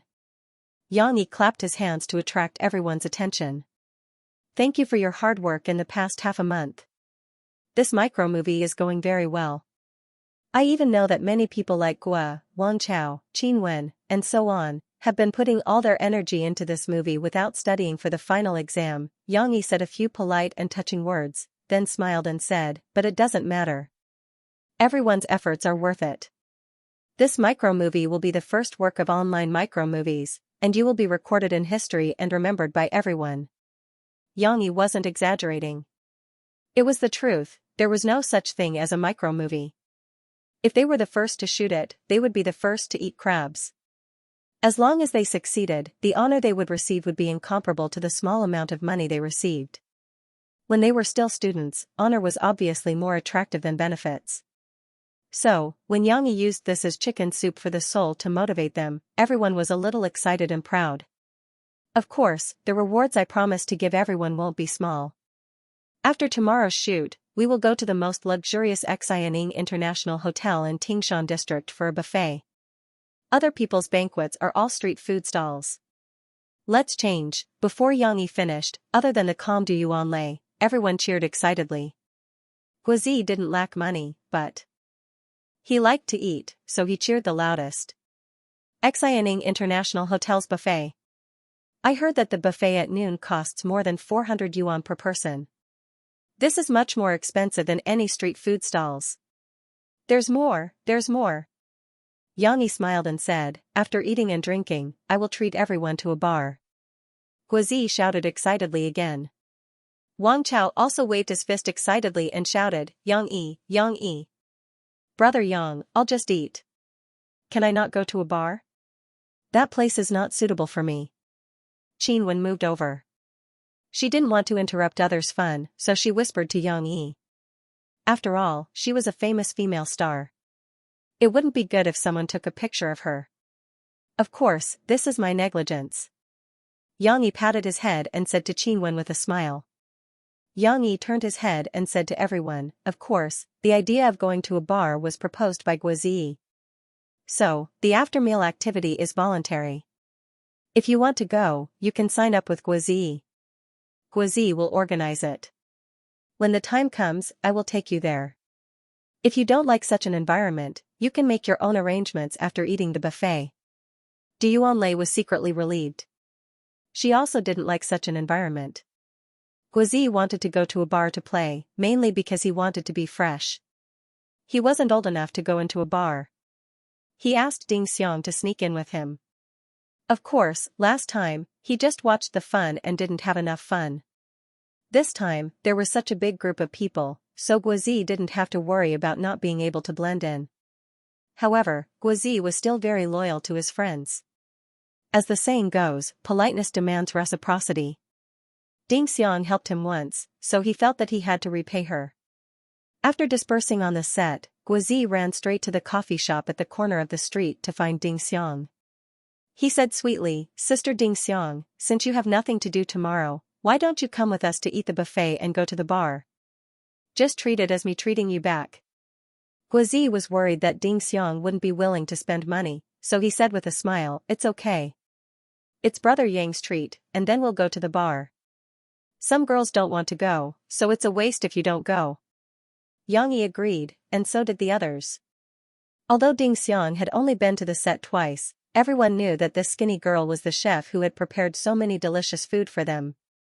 My brother is treating. How can it be considered as you treating my sister Ding Xiang?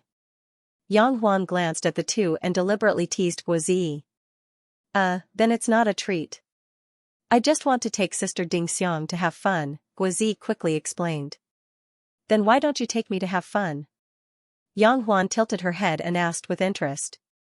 Well, Sister Huan, don't you have to stay at home tomorrow to help Brother Yang take care of the kids? Guozi reacted quickly. Tisk, just tell me if you don't want to treat me. I don't want to go to that kind of place anyway. Yang Huan made a face at Guozi. Ding Xiang waited for them to finish before saying softly, I'd better not go tomorrow. Huan has to take care of Shi. She can't do it alone. I have to help her. Yang Huan waved her hand and said with a smile, Don't, Sister Ding Xiang. I'm just kidding. You go and have fun with Xiaogua. With my brother around, nothing will happen even if you go to the bar. It's just taking care of Cici. I can do it myself. Guozi also found an excuse and said, Sister Ding Xiang, you have to go.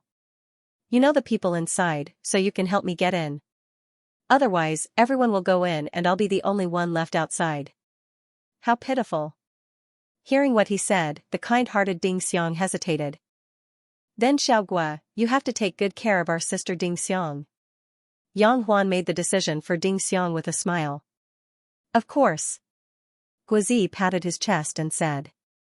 Initially, Yang Yi wanted to send Shi to kindergarten and return to the set to wait for the filming to be completed. However, Lu Benji's visit still delayed Yang Yi for a moment. Lu Benji was the manager of the Sahara publishing house. Now that the publishing house was restructured, Yang Yi promoted Lu Benji to the position of deputy editor. However, the job wasn't much different from before, and he was still in charge of Yang Yi's works. Please take a seat. If there's anything, you can just say it over the phone. There's no need for you to come all the way here. Yang Yi smiled at Lu Benji. Sitting before Yang Yi, Lu Benji held a stack of manuscripts in his hand. It was the manuscript that Yang Yi gave to Lu Benji a few days ago. With a bitter smile, Lu Benji replied, I had no choice but to come. After reading your book, my feelings are complicated, and I can't explain it over the phone. You're done reading it? Yes, I'm done. Not only did Lu Benji finish reading it, he even read it a few times. It wasn't easy for him to figure out the plot, and he also saw many details that he couldn't see in the first and second reading. How is it? Give me an objective evaluation. Yang Yi asked in high spirits. Yang Yi had spent a lot of effort to adapt this book, and he had no idea how effective it was. Hence, he wanted Lu Benji's feedback. It's a terrifying novel. To be honest, it gave me goosebumps, but I couldn't stop myself. Lu Benji sighed. Mr. Yang, your conception is truly unparalleled. Furthermore, compared to your previous works, even the popular Prison Break, this book's plot is more meticulous and logical. After a brief hesitation, Lu Benji firmly said, it's the most unique, exciting, and thrilling mystery novel that I've ever read. Letting out a sigh of relief, Yang Yi smiled. With such an evaluation, I'm relieved. At the very least, he didn't destroy a classic. But the problem is that this novel is too different from your original style. I'm afraid that your readers won't be able to accept it. Lu Benji actually wanted to talk to Yang Yi about this problem. What do you mean? Yang Yi frowned. It has nothing to do with the subject matter. It's just that your original style is still relatively positive. Soldier's Assault and Drawing Sword are novels that encourage people to be positive. Let's not talk about the fairy tale book you wrote for your daughter. Although Sins of the Past also walks on the edge of darkness, it's still good overall. Even though Prison Break is a story about a group of criminals, the style of the story is still focused on fighting evil. Lu Benji sighed and said, but in this book, your protagonists are all villains. Even if I admit that they have a sunny side, but everything they do can't be said to be good. And then? Then, I'm afraid that the readers you've accumulated won't be able to accept it, Lu Benji whispered. So you're saying that my book about villains can't be published? Yang Yi was still a little surprised. No, that's not what I meant. This book is very good. It dissects human nature very deeply. People who like it will like it very much. It's just that I think you should consider changing your pen name and specialize in this type of book, so as to avoid losing the original readers. Lu Benji finally gave his suggestion after being naggy for so long. Yang Yi was amused. He said, so that's what you're worried about. Then let me ask you, if I change my pen name, will the number of readers be more or less than what I have now? It will definitely be less in the early stages, but it's hard to say in the later stages. I think this novel is a rare top work in suspense novels. Readers who like suspense novels will be very loyal to your novel, so the number of readers will also increase in the later stages. It's just that I don't know how many readers there will be. It's hard to compare. Lu Benji said. Then don't change it. Yang Yi waved his hand and said, I'm not an author who only writes about one theme. Military, fairy tales, crime, each of these themes is very different from the others, and the readers are also different. But what does it matter? I don't need to care about the loss of readers. The gap will be filled by new readers. As long as the quality of the work is guaranteed, there's nothing to be afraid of. Well, Lu Benji's will was not firm. After Yang Yi raised his objection, he didn't mention the matter of changing Yang Yi's pen name again. He just discussed the plan of the new book with Yang Yi, and soon left. Whether it was a movie or a TV series, they were not shot in the order of the plot. Because of the cost, the director would mess up the order of the shooting and try to finish the scenes in the same set at the same time. The crew of Fairy Tale was like this. The last few scenes before the end of filming were not the scene of Su Shishir lying on the hospital bed with her hands hanging down weakly, but the scene of Ah Guang and Su Shishir in the piano room. Ah Guang was playing the piano, and Su Shishir fainted and fell down. Cut. Duan Lei shouted again. She paused and looked at Su Shishir, who was still lying on the ground. She said softly, Qinwen, get up first. Qinwen sighed and got up from the ground. She complained, sigh, is it still not enough? If I fall down again, I'll be dead. For the last scene, Du Yuanlei had NGs many times. She wanted to shoot it perfectly. She wanted to capture the shock of Su Shishir's fall. She also wanted to capture Guang, who was playing the piano and turned his head when he heard the sound. He was stunned, at a loss, and in disbelief. Du Yuanlei was very careful with every detail. Therefore, she NGs again and again. She asked Guazi to make the ordinary dullness into a complicated dullness. She also asked Qinwen to make the fainting scene more realistic. Yang Yi, who was watching from the side, felt sorry for Qinwen. This little star really worked hard when she was acting. She fell down again, and she didn't hesitate at all. Not only was she in pain, but everyone who was watching also felt sorry for her. In fact, Yang Yi felt that Guazi and Qinwen had filmed it very well. Especially the scene just now, he felt his heart tremble when he saw it. He didn't know why Du Yuanlei still felt that it was not enough. He was puzzled in his heart, but he didn't interfere with Du Yuanlei's direction. Du Yuanlei waited for everyone to look over. Just when everyone thought that she was going to talk about the script, she smiled slightly and winked playfully, which was a rare sight. She quickly said, I hereby announce that our micro-movie called Fairy Tale has finished filming.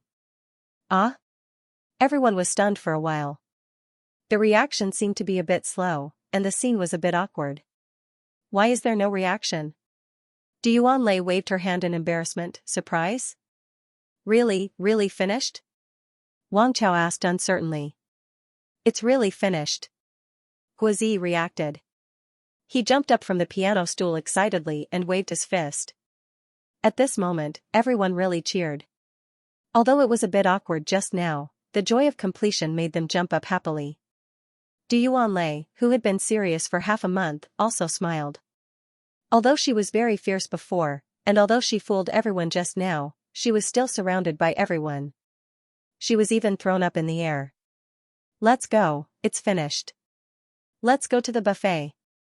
After a while, Yang Yi was also surrounded by everyone. He waved his hand heroically, I have also prepared champagne for all of you. Today, we have to celebrate. After school in the afternoon, she was picked up by her father. No, to be exact, she was taken to her aunt's house. Papa, why don't we go home? Cici was carried upstairs by her father. The winding staircase was a little dark, but fortunately, she was in her father's arms. Although the little girl was a little scared, she still carefully looked around and whispered in her father's ear, what happened? Papa, I have something to do tonight. Yang Yi lied to his daughter. If he told her that he was going to play, the little girl would definitely not want to stay at home alone and would insist on going with him. So, you can stay with your aunt. She has already cooked dinner and will take you to take a bath. Later, Papa will come back and take you home to sleep. Okay? Papa, aren't you going to stay with Shishi? Shishi looked around timidly. She felt that it was different from the last time she came here. It seemed a little scary. Of course, it was different. Last time, they moved here during the day. Although it was only evening now, it was winter and the sky darkened quickly. The light in the corridor was dim and the front always looked dark, as if there was a monster hiding there. Yes, but Papa told you that Papa has something to do and will come back to pick you up in the evening. Yang Yi smiled and kissed his daughter's face. Okay? Well, okay. But Papa, you have to come back early. I'm scared. She put her head on her father's chest. Although she felt a little wronged in her heart, she was still very obedient. When they arrived at Yang Huan's place, the room was bright. She was more familiar with the furnishings here. Seeing her aunt in an apron cooking, the little girl relaxed a little. Wait a minute. Auntie is about to finish cooking. Yang Huan reached out her fist and bumped Shishi's fist in a manly way. Shishi had always thought that this way of greeting was very amusing. After bumping her little fist, a bright smile appeared on her little face. Seeing his daughter smile, Yang Yi was relieved. He stood in the living room and said to Yang Huan, who was in the open kitchen, then I'll leave Cici in your care. Have you read the things I've written you to take note of and do? Is the milk powder, clothes, and everything else still complete? It's just taking care of a child easy. You don't have to tell me. I know how to do it. Yang Huan said with a grin. Really? Yang Yi was doubtful of Yang Huan's confidence. Leave it to me, don't worry. Hurry up, everyone is waiting for you. Yang Huan waved his hand to drive him away. Yang Yi reminded Shishi one last time and left. He brought everyone to Xianxia International Hotel to celebrate, but he only ate a few mouthfuls of the buffet.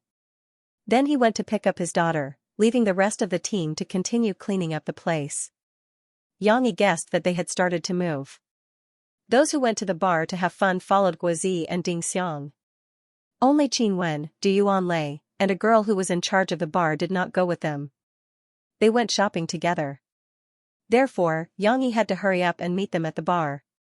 After her father left, she sat on the sofa.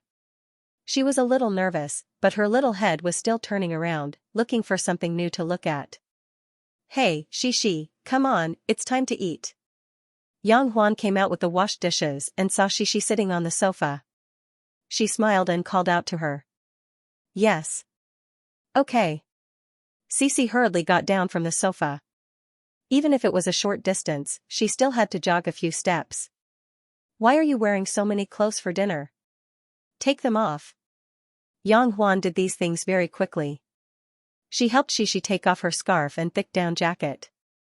Put them on after dinner. I don't have a heater here, unlike your father's house. You can't go wrong wearing warm clothes. Shishi pulled the sweater, which was a little uncomfortable because it was rolled up, and asked curiously, Auntie, why don't you have a heater? My papa has one. Well, because I haven't put one on, and I don't plan to. Your sister Ding Xiang and I are not afraid of the cold. Yang Huan bent down and pinched Shishi's little nose, and said with a smile. Where is sister Ding Xiang? Shishi was carried by Yang Huan and sat on her high chair. Obviously, Yang Yi had moved it here in advance. Your sister Ding Xiang, well, she has something to do tonight, so she went to class. Yang Huan lied without blinking. Class? At night? Then sister Ding Xiang is so pitiful. Shishi frowned and felt sorry for sister Ding Xiang. Haha, let's not talk about her. Come on, Shishi, try the fusho fish that I made. Is it delicious? Yang Huan smiled and put a piece of fish in Shishi's bowl. The fusho fish was actually tilapia. Yang Huan braised it, so it smelled very good. However, Shishi did not eat. She pouted and said, Auntie, you haven't picked out any bones.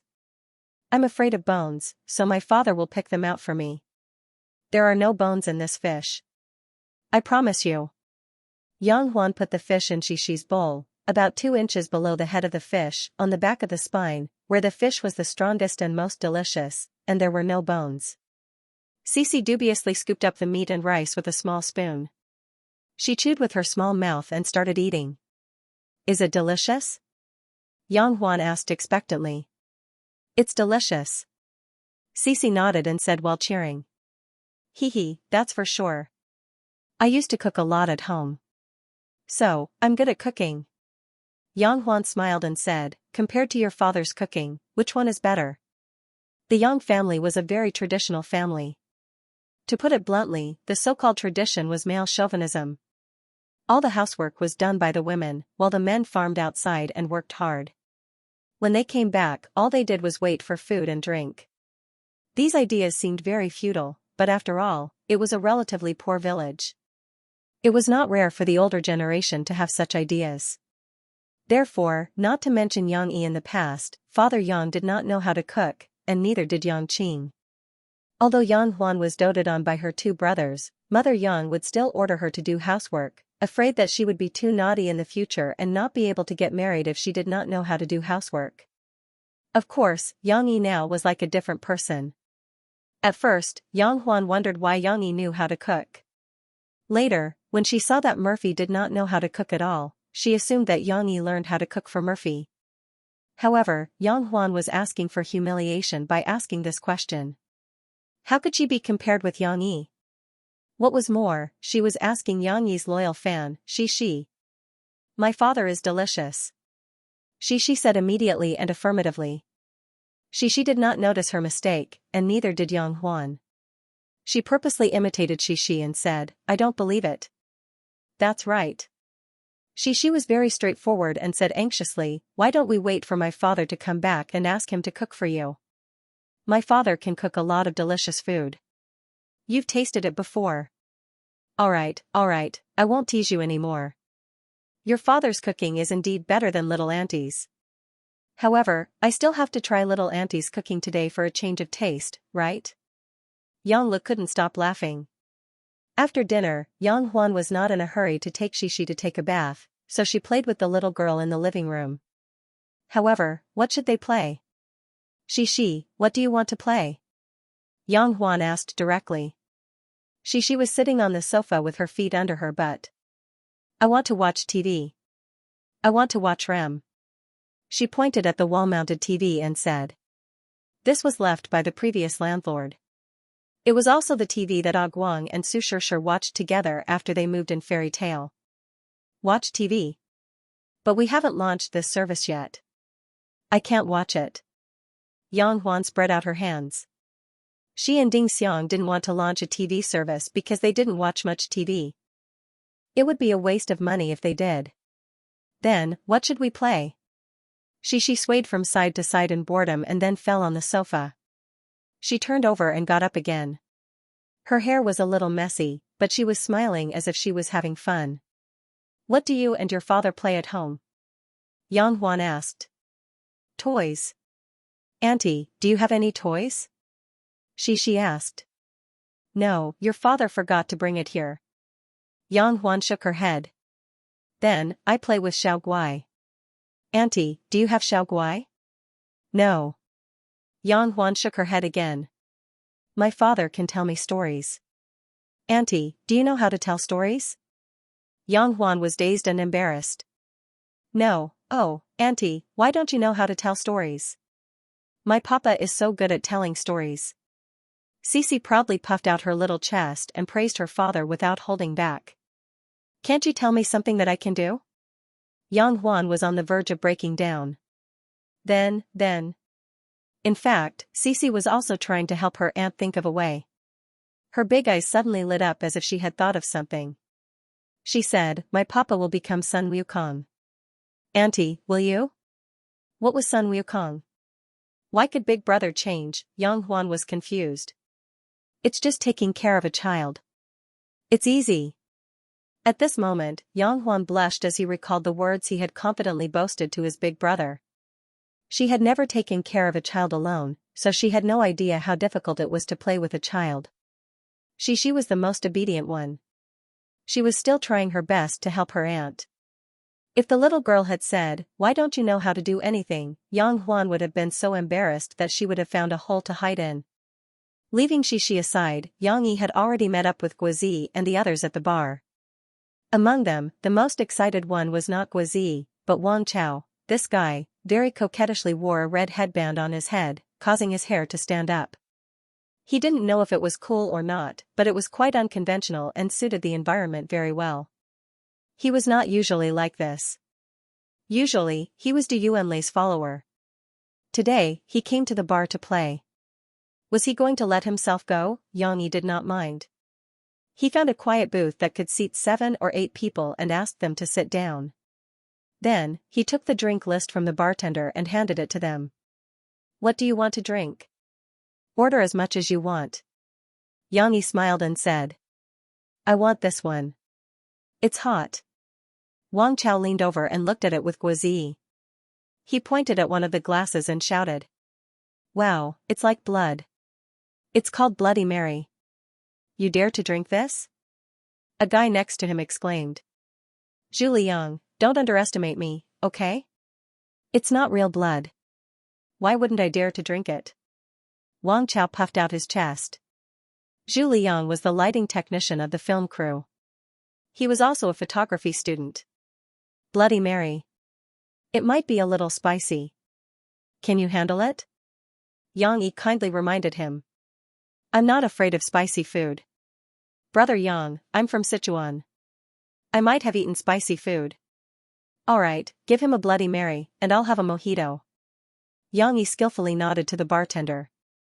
Big brother Yang, I also want a cup of Bloody Mary. Zhu Yang said, I want to try it too. Why did you choose the same thing as me? Wang Chao started bickering with him. On the other side, Guozi was also discussing with Ding Xiang what they wanted to drink. Neither of them had ever spent money in a bar. Even Ding Xiang, who had worked here for a while, had never paid attention to what the guests wanted to drink. The things on the wine list were still very fresh to them. So expensive? Ding Xiang looked at the price tag and couldn't help but click her tongue. Cocktails started at 50 yuan, and it was only a small cup. Even water was sold here for more than 30 yuan a cup. Ding Xiang looked at the wine list, and she felt terrible. How about I don't drink? I'll just sit here. Ding Xiang whispered to Guozi. You don't want to drink? It doesn't matter, we have that kind of non-alcoholic drink here. Guozi misunderstood. He turned to the back and pointed to the juice-mixed drinks and said. Well, girls who come to the bar, it's best to drink less. Yang Yi smiled and said to another girl, Long and I, what do you want to drink? Long and I is the makeup artist of the crew, but she is not a student of Jiangchuan, just a friend of Du Yuan Lei. She ordered a bottle of low-alcohol dark beer. Finally, Guozi ordered himself a glass of good-looking margarita and ordered Ding Xiang a non-alcoholic drink called Sunrise, which was mixed with orange juice, lemon juice, and pomegranate juice. The color had a gradual change from yellow to red, very much like the appearance of the sun. Ding Xiang's glass of juice also cost 50 yuan. She wanted to change it to the cheapest water, but Guozi saw through her intention and did not agree. They drank very quickly, followed by some fruit platters, fries, and other snacks, which Yang Yi specially ordered for these bar newbies to eat. If they only drink, I'm afraid they will have to lie down and go back. F***ck, it's really Bloody Mary. It looks like blood. After Wang Chao and Zhu Liang's wine came, Zhu Liang held the small octagonal cup and looked at the thick wine inside. He could not help but click his tongue. Zhu Liang, since you ordered it, don't tell me you don't dare to drink it? Wang Chao deliberately provoked him. Why would I not dare to drink it? I'm afraid you don't dare to drink it. Zhu Liang was not convinced. Wang Chao raised his eyebrows. He picked up his glass of Bloody Mary and took a sip. In fact, that glass of Bloody Mary was only enough for 2 or 3 small sips. Wang Chao only took 1 sip and it was already half gone. However, he only frowned and swallowed it. Your turn. Wang Chao pointed to Zhu Liang. In fact, cocktails are not drunk like this. Yang Yi thought it was funny, but he did not interfere. He only looked at them with interest. Zhu Liang was not convinced. He also picked up the cup and drank a big mouthful. Suddenly, the cup was almost empty. Cough cough, cough cough. Zhu Liang was suddenly choked by the smell of wine and spiciness. He turned his head and violently coughed. Especially the spicy taste, this choking was uncomfortable enough. Zhu Liang coughed until tears flowed out. Fortunately, Yang Yi saw that the situation was not good and asked someone to bring a cup of water for him to drink a few mouthfuls. Only then did Zhu Liang recover. Is it that bad? Guozi and Ding Xiang were dumbfounded.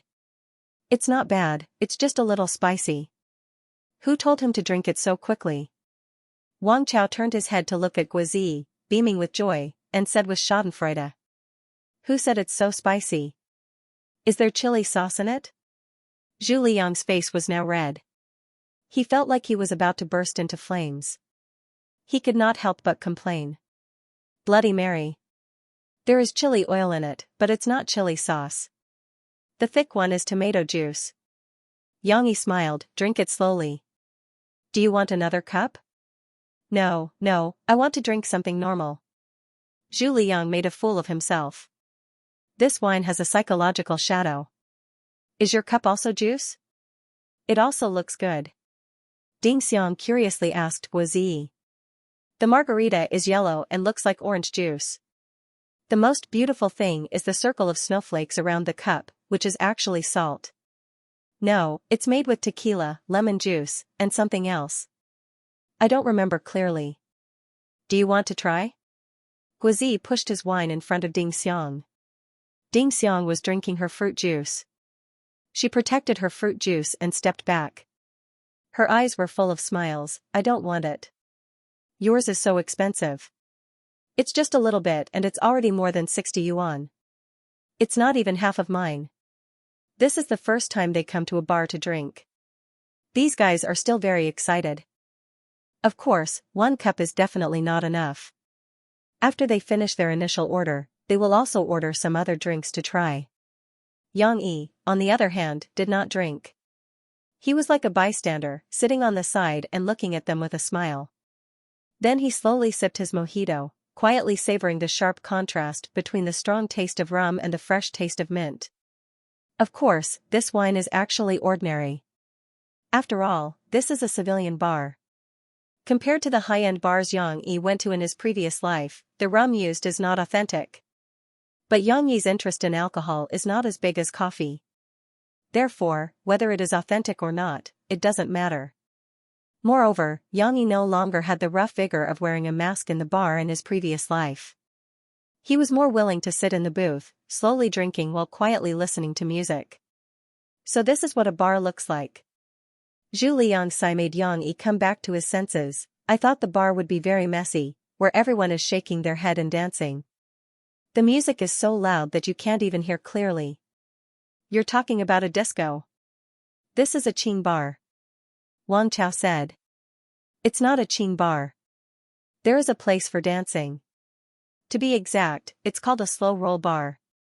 Yang Yi smiled and corrected, but it's still different from a disco. The sound here is not too loud, even on the dance floor. Yes, generally after 9 o'clock, the number of people dancing will increase.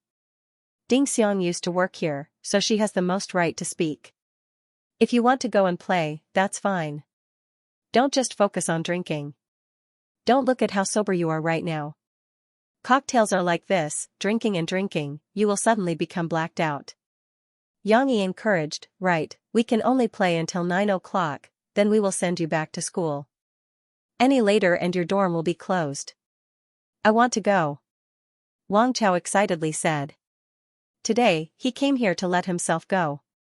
Will there be any problems? I feel that dancing in a bar is not good. Zhu Liang said worriedly. Let's go, brother Yang, let's go play together. It's fine. Even if something happens, we have brother Yang, what are we afraid of? Guozi was very calm, stood up and encouraged, brother Yang can fight 10 people. Nonsense. Yang Yi did not know whether to laugh or cry and said, if you want to play, then go play. Don't listen to Guozi's nonsense. As long as you are careful, what can happen? It's not like he has the Conan physique. It turned out that Yang Yi didn't have Conan's physique, so he didn't encounter trouble everywhere. As a matter of fact, Guozi and Wang Chao went out to dance. When they came back, both of them were sweating, but nothing happened. Wang Chao, is it fun? Zhu Liang asked enviously. It's fun. Once you're on the dance floor, you won't know north, south, east, or west. You only know how to dance to the music. Wang Chao said coolly as he pulled off his hairband, tidied up his hair, and put it back on. What if I don't know how to dance? Zhu Liang hesitated. You can still dance even if you don't know how to dance.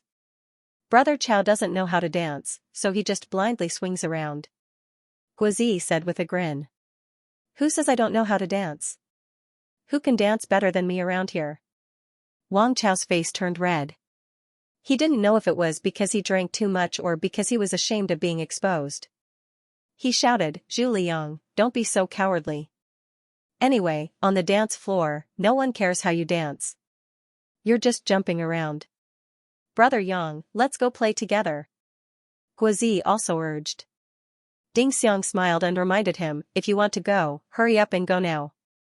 There will be more people later, and the dance floor will be crowded. There won't even be a place to stand. Let's go. Zhu Liang hardened his heart. Hey, wait for me, I'll go too. Long and I also couldn't hold back and excitedly followed.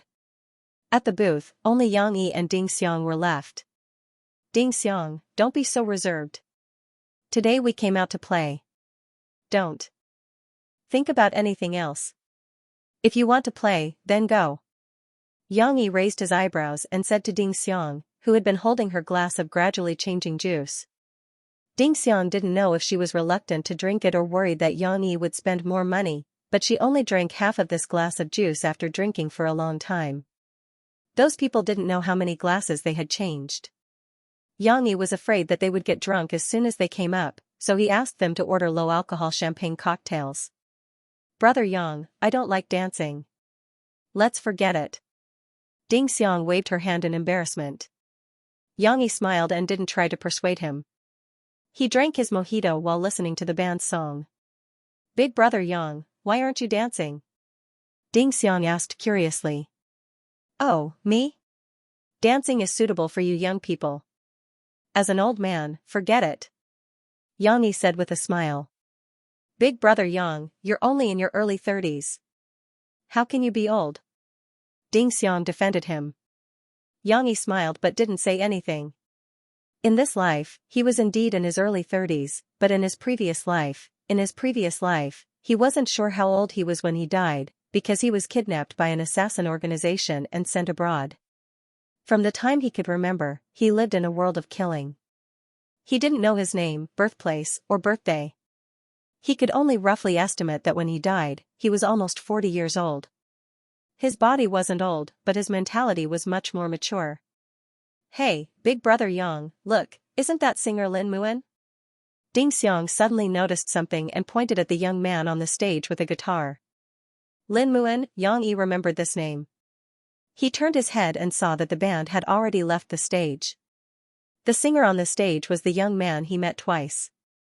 The first time was when he wanted to find a job and came to his coffee shop to apply for a pianist position.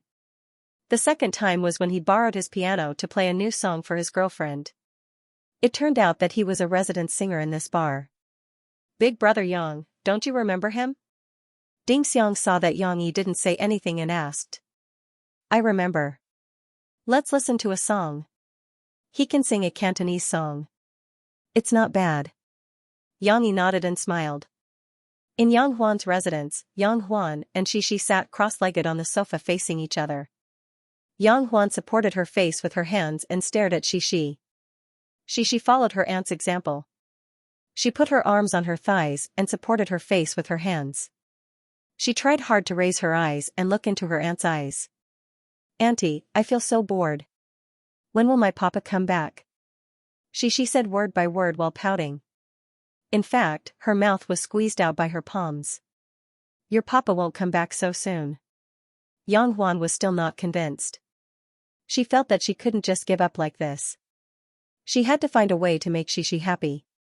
Otherwise, it would be too embarrassing for her. Suddenly, Yang Huan had an idea. She straightened up and slapped her thighs. Xixi, I remember now. You can tell stories, right? You said before that you often tell stories to your friends in kindergarten. Yes, Auntie. Do you want me to tell you stories? Xixi was interested. She blinked her big eyes and asked cheerfully. If their roles were reversed, Yang Huan would be very willing to let Xixi tell her stories. She could just lie down comfortably and listen to it. There was no need to work so hard, however, she was an adult. She should take care of Xixi, not Xixi. If she had to let Xixi tell her stories, how could Sister Huan show her face in this world in the future? Therefore, Yang Huan said with a smile, that's what I think. You can tell stories, and I can act. She was the only one who dared to say that she could act after learning some basic acting skills from Guozi and Qinwen. However, Xixi believed her. Her little mouth was as round as a duck's egg. Oh! She exclaimed and looked at her auntie in surprise.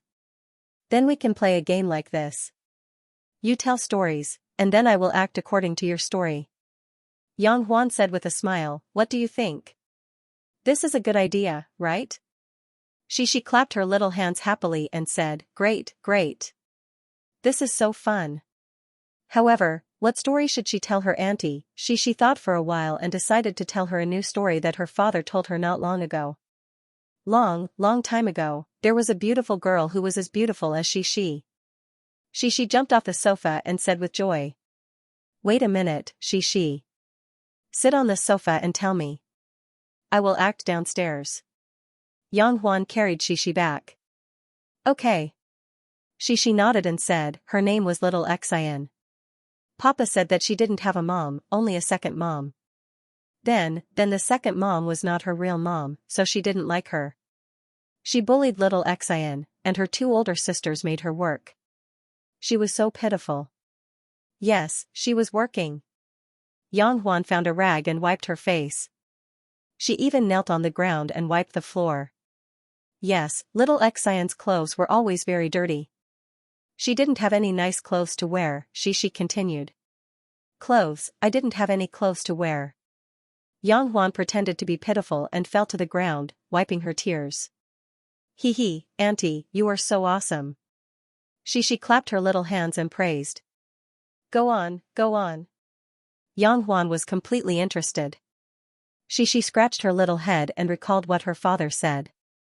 Then she said, then, Little Xian couldn't go dancing. Her second mom and older sisters went dancing. Why couldn't I go dancing? Sob, sob. Yang Huan stretched out her hands on the ground and pretended to be crying. Her performance was exaggerated and full of tension. If Guozi were to comment, he would say that she was a qualified drama actress. Why didn't he say that she was a qualified movie actress? Because that would be too untrue. If he said that she was acting in a drama, it would be better to exaggerate her performance. Why didn't he say that she was not good at acting? Of course, he couldn't say that directly, or he would be beaten to death by Sister Huan. Of course, Yang Huan's exaggerated acting skills were very effective in front of Cici. Cici liked this kind of person and couldn't stop giggling because of Yang Huan. Xian was so sad. She had a lot of things to do and couldn't go out to play. Oh, Papa said she was too dirty, so everyone called her Cinderella. Of course, Shishi's story was not as organized as Yang Yi's, but it was good enough that she could repeat it. Yang Huan was still sobbing on the ground, but there were no tears in her clever eyes. She kept looking at Shishi. Then a little fairy came out. I'm a little fairy. Auntie, I'm here for you. Shishi giggled, got down from the sofa, and skipped to Auntie's side. Ah, little fairy. Yang Huan turned to look at Shishi cooperatively. Her face was full of surprise and exaggeration, and her mouth was wide open. Don't be afraid, Cinderella. I'm here to help you. Shishi looked down at Yang Huan's eyes. She patted her sides and said, do you want to dance? Yes, even in my dreams. Yang Huan sniffed and pretended to be meek. This time, she was not so exaggerated. Then I'll let you go. Magic. Magic. Shishi waved her little hand in the air and drew a cute circle. This was the magic trick that Yang Yi taught her, but it lacked a small magic wand. Yang Huan blinked his eyes in confusion. What did she change? I turned a big pumpkin into a carriage. I also made a beautiful dress for you and a pair of super beautiful crystal shoes. Afraid that Auntie could not understand, Shishi imitated her father and explained, the crystal shoes are like glass. They're super beautiful. It was the first time that Yang Huan had heard such a magical story. She was a little attracted. Fortunately, she had the self-cultivation of an actress. She jumped up from the ground and pretended to hold the dress. She tiptoed and turned around. Then she exclaimed, wow, they're really beautiful. Hee hee. She stepped back with a smile. She climbed back to the sofa, but instead of sitting down, she knelt and straightened her body. Then she said excitedly, okay, you can go dance now. Okay, I'm going to dance. Yang Huan pretended that she was sitting in the carriage. When they arrived at the ball, she turned around and started dancing. Wait a minute, you have to come back before 12 o'clock. She thought of something and jumped down again. She ran to Little Aunt and said, because I can't make it appear again, I can't go back. Yes, yes.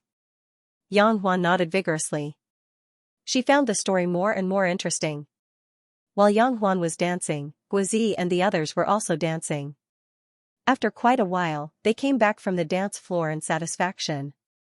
Guozi and Wang Chao unzipped their jackets and opened their jackets. Zhu Liang even took off his jacket and draped it over his shoulder, looking very chic and cool. Long Mi's face was also flushed from jumping, and she looked excited. With this, the drunkenness from drinking a few glasses of wine was evaporated by sweat. They ordered some more drinks. Did you have fun? Xianxia looked at his watch and asked with a smile. There was still half an hour left. They had to go back after half an hour. Xianxia was still thinking about his daughter.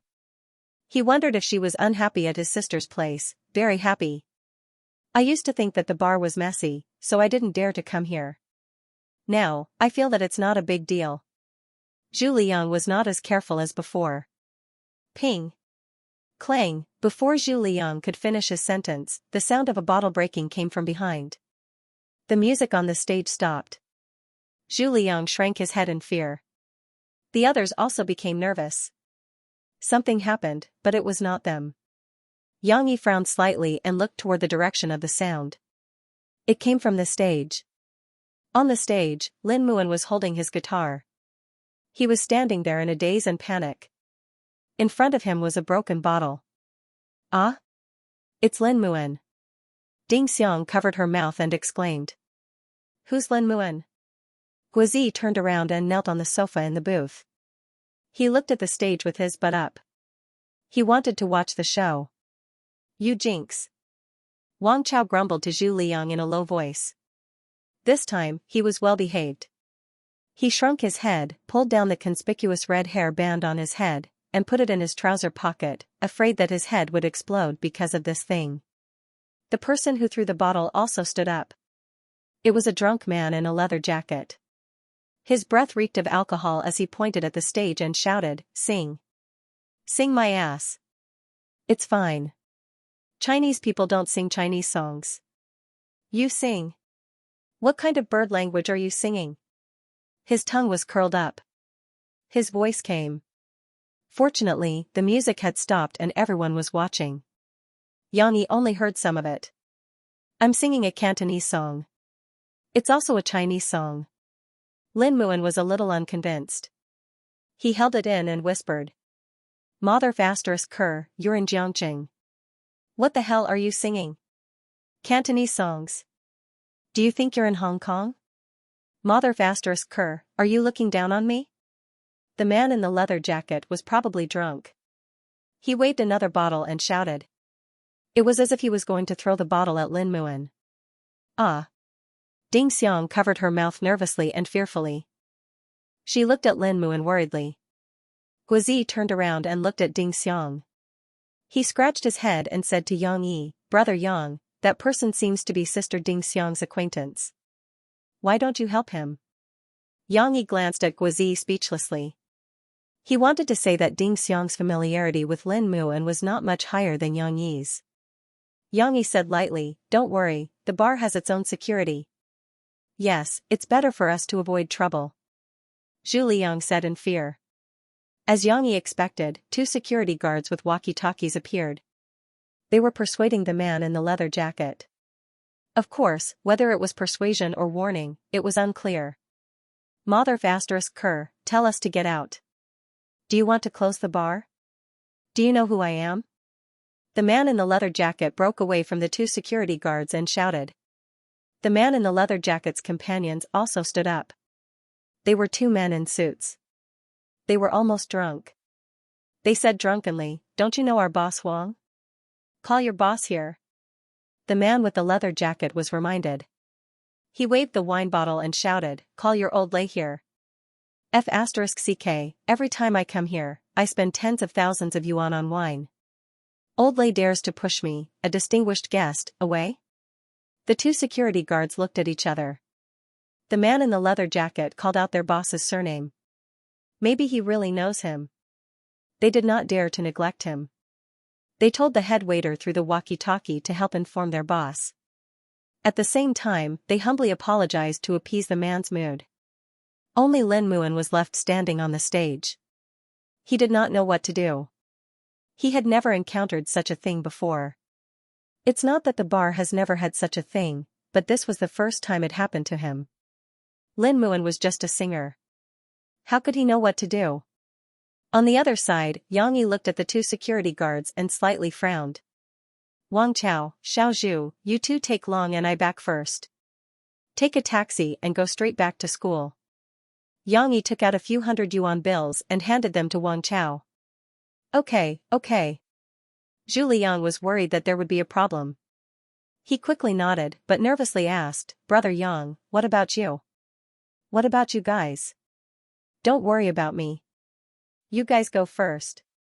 Anyway, my car can't seat so many people. Also, Xiaogua, you and Ding Xiang go to the parking lot and wait for me. The car keys are here. Get in the car first. Start the engine. Yang Yi stuffed the keys to Guazi. I'll be there in a moment. Guazi was not drunk, and his eyes were still very clear. His two eyeballs rolled around, and then he said hesitantly, Big Brother Yang, I'm drunk now, so I can't drive. I'll wait for you, okay? Sister Ding Xiang, take the keys and get in the car first. Hey, I don't know how to drive either. Ding Xiang pushed his hand away and mustered up her courage to say, I'll go with you guys. These two were really loyal to their friends. Their pretense was full of flaws. Okay, I'm not going to do anything. Don't worry. Hurry up and wait for me in the car. With you guys here, I'll be in more trouble. Yang Yi waved his hand in annoyance and amusement. After watching Guazi and gang leave the bar, Yang Yi retracted his gaze. He stood up and walked over slowly. When he passed by the bar counter, he even took 2 slender fruit knives. The music in the bar was playing again. A few security guards surrounded the area so that it wouldn't affect the business of other places. However, it seemed that CEO Huang was indeed a big shot. When the bar owner came over, he kept apologizing to him. Old Huang, I know that little Lin had indeed offended you in many ways earlier on. Of all things, he should never have offended you. You're a big shot with a reputation. Why don't you be magnanimous and forgive him? Treat little Lin as a fart and let him go? That boss Lei brought the wine over and was bending over to pour a glass of wine for CEO Huang. Little Lin, come over and apologize to CEO Huang. Boss Lei signaled to Lin Muan with his eyes. Lin Muan, who was standing behind, felt a little sullen. However, he knew that Boss Lei was already helping him out. I'm sorry. CEO Huang. Lin Muan carried his guitar and walked over. He pursed his lips and only spoke after a while. TSK. This is called an apology? Since when did this Huang's apologies become so cheap? Director Huang said disdainfully as he sat there with his head held high. Old Huang, how do you want little Lin to apologize to you? He doesn't have much money. Otherwise, he wouldn't have come to this bar to sing. Boss Lei raised his glass and said with a smile, Why don't I have a drink with you? Take it as my apology on behalf of little Lin. Stop. Old Lei, this has nothing to do with you. Who allowed you to drink? CEO Huang was drunk today and started to talk a lot. Let me tell you. Today, I'm not here for you. You know that I'm a magnanimous person. Yes. CEO Huang is famous for being generous. Boss Lei laughed. But let me tell you. Why did I lose my temper? It's because of him. Why did he F***King sing a Cantonese song? Last week, I was F***King doing business in Harbor City, and a few bastards dared to slap me in the face. If they weren't the young masters of the wealthy families in Harbor City, if they weren't unfamiliar with Harbor City, and if they were in Jiang City, which is our territory, I would have cut them into pieces. Boss Huang exclaimed, his breath reeking of alcohol. Therefore, the thing I hate the most is to listen to people speaking Cantonese here. Not even singing. Director Huang said as Boss Lei nodded his head hurriedly. CEO Huang raised 2 fingers and shouted, So, if you want me to let this matter rest, sure, but you have 2 conditions. First, you have to F***King fire this kid, even if he doesn't sing Cantonese songs. It's irritating to see him like this. Ah? Boss Lei took a glance at Lin Muan before turning his head back. With a smile, he said, All right, no problem. How could I make you, CEO Huang, feel uncomfortable, right? Shaolin, don't come tomorrow. Don't come in the future. I'll find someone else to sing Mandarin songs. Yang Yi stood outside and watched the development of the situation silently. He saw Lin Muan's hesitant and helpless expression. Second. Bring me my alcohol. Don't try to fool me with your black formula. It's not like I don't know alcohol. As Director Huang shouted, he placed 6 octagonal cups on the table. Then, he took the alcohol that someone passed to him and filled the 6 cups. Yang Yi could see the bottle of alcohol. It should be Russian vodka, this alcohol was strong. Drink. Let that kid finish this alcohol as an apology and I'll let this matter rest. After pouring the alcohol, Director Huang sat back down. Boss Lei's face turned ugly. This Shaolin doesn't know how to drink. Not to mention Lin Muan, even Boss Lei would probably collapse after finishing these 6 cups of vodka that was not mixed with anything else. Old Lei, are you looking down on me? Director Huang harumphed. Lin Muan's face changed.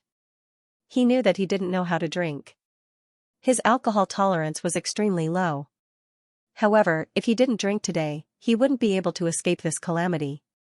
He gritted his teeth and was about to walk up when a voice interrupted him. Where it's possible to let people off, one should spare them. Brother, you've already destroyed his future. Can you stop being so overbearing? Everyone turned their heads and looked over. A tall man in casual clothes walked over. Lin Muan opened his mouth.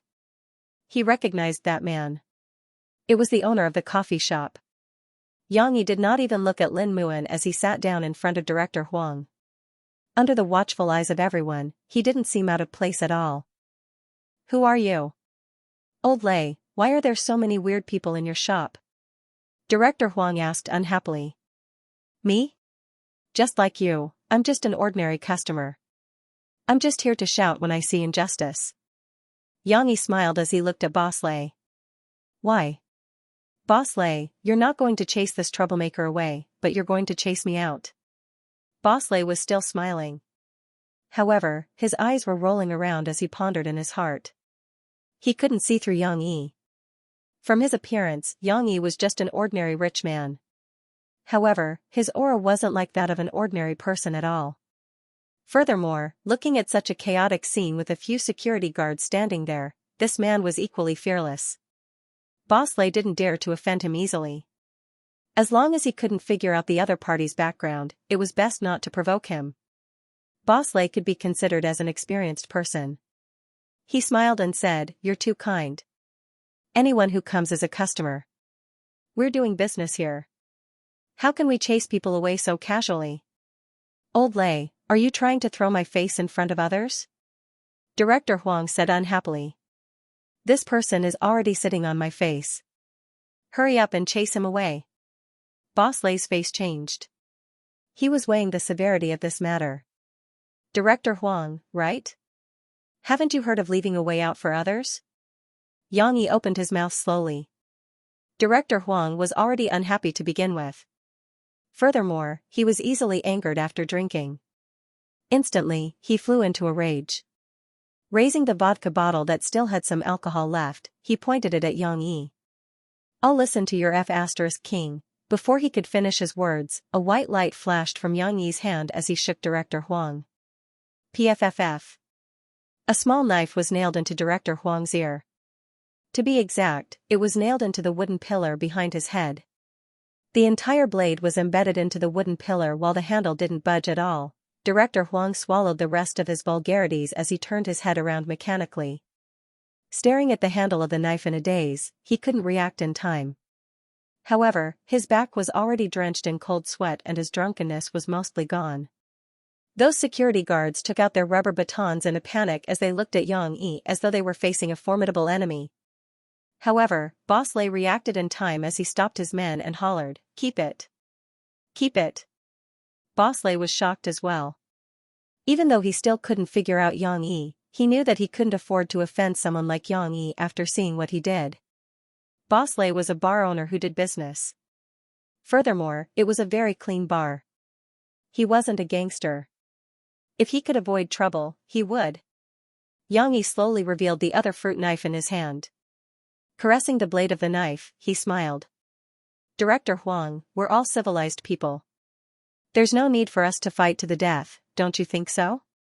Director Huang finally regained his composure as he looked at Yang Yi. To be exact, he was looking at the remaining knife in Yang Yi's hand. With his teeth chattering, he asked, What do you want?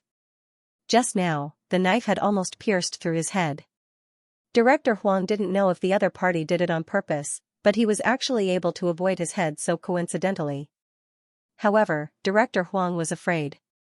He was half sober and his rationality had returned. He wasn't a gangster. Even though he was rich, he had a huge family business and his life was extremely precious. He didn't want the remaining knife to be stuck right in his head. Right now, he was carefully sizing up Yang Yi's burly figure and ferocious face as his heart pounded wildly. I don't want to do anything. It's just that I think you've already destroyed his future.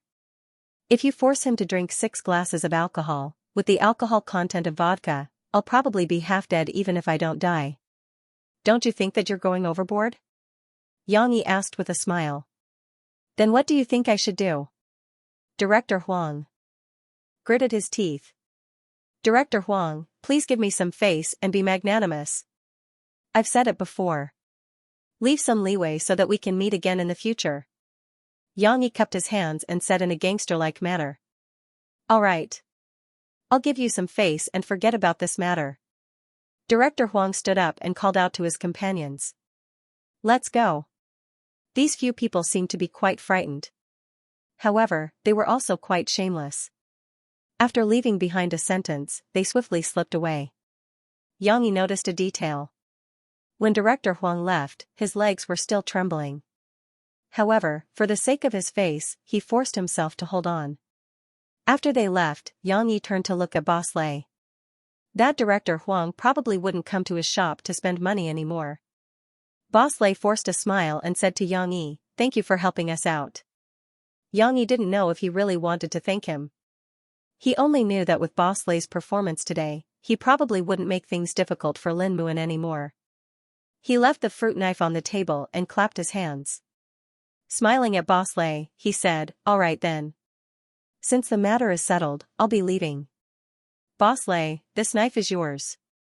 I'll leave it to you to deal with the aftermath. I'm sorry for ruining the decorations of your bar. No problem. Take care. Boss Lei hurriedly bowed and sent Yang Yi off. Yang Yi left slowly. However, throughout the entire process, he didn't even look at Lin Muan. It was as if he didn't know Lin Muan at all. He was just roaring at injustice. It was late at night. Although the streets were brightly lit, the cold wind was still howling, making people flustered. The car was relatively warm. Guozi and Ding Xiang sat in the back seat, waiting for Yang Yi. However, they didn't know when it started, but the two of them seemed a little awkward alone. Cough, this, Sister Ding Xiang. That singing man, do you know him? Guozi suddenly asked, breaking the stiff atmosphere a little. I used to work here and heard him sing a lot of songs. Ding Xiang nodded. Later, he and his girlfriend also came to Brother Yang's shop, so we can be considered to know each other. Oh, I thought it was a boy you like, haha, he actually has a girlfriend. Guozi said with a smile. He also elbowed Ding Xiang. Ding Xiang was stunned for a moment, angrily pushed Guozi away. Go, don't touch me, what are you guessing about? His girlfriend is our school's counselor. While they were joking around, suddenly, the car door was opened and Yang Yi got in from the driver's seat. Brother Yang, is everything settled? Guozi curiously asked. It's settled. Yang Yi nodded. He raised his hand to look at his watch. He didn't rush to start the car, but turned his head to look at the bar's entrance. That Lin Muan, Brother Yang, did you save him? Yang Yi glanced at him through the rearview mirror, lightly said, Don't worry, no one will make things difficult for him. Brother Yang, why aren't we leaving? Ding Xiang asked puzzledly. Because you don't know how to drive, Brother Yang and I both drank, you can't drive after drinking, have you heard of this before? Guozi teased Ding Xiang. Ah? Then what should we do? Ding Xiang looked at Guozi foolishly. Don't listen to his nonsense, I just drank a little, it's not a problem. I'm waiting for someone now. I'll leave in a while. Yang Yi was still looking at the door of the bar and said without turning his head, But, Ding Xiang, you need to learn how to drive. If you can come back during the spring festival, I'll sign you up for a class. You can also help me if I need you to drive in the future. Alright. Ding Xiang nodded absent-mindedly. What class? Why don't I teach her? Guozi grinned. Who needs you to teach me? This day was really cold. When Lin Muan came out of the bar, he couldn't help but wrap his windbreaker around himself. However, the cold wind of the night kept pouring into his neck, making him as cold as his heart. He turned around and glanced at the bar where loud music was coming from. His eyes darkened, but he still carried his guitar and walked back. An empty taxi slowly drove past him. In order to attract customers, the taxi honked at him. Lin Muan's heart was moved. However, he gently patted the few hundred yuan that he just put in his pocket.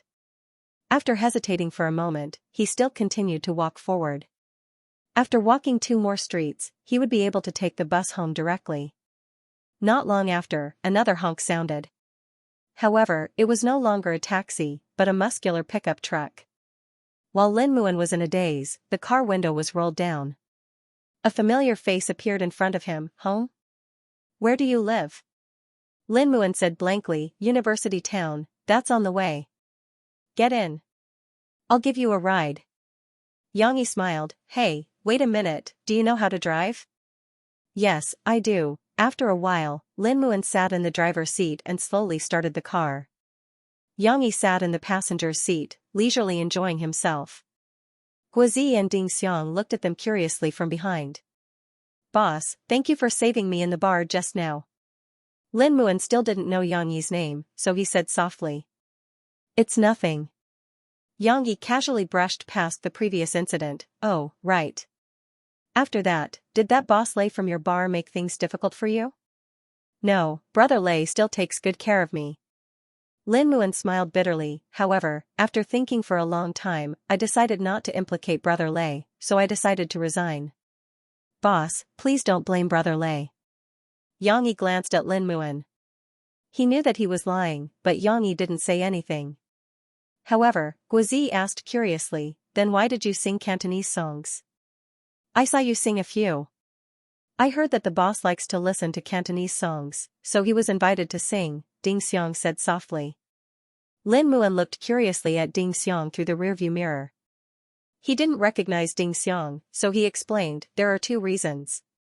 On one hand, it's like what this girl said. On the other hand, I like Cantonese songs because I'm from Cantonese province. I've listened to and learned more of these songs since I was young. The Cantonese song market is in Cantonese province, in Harbor City. Wouldn't it be better for you to go back to your hometown? Guozi asked, puzzled. When I graduated, I did want to go back to my hometown, but my girlfriend stayed in school to be a counselor, so I stayed in Jiangcheng to be with her, Lin Muan said.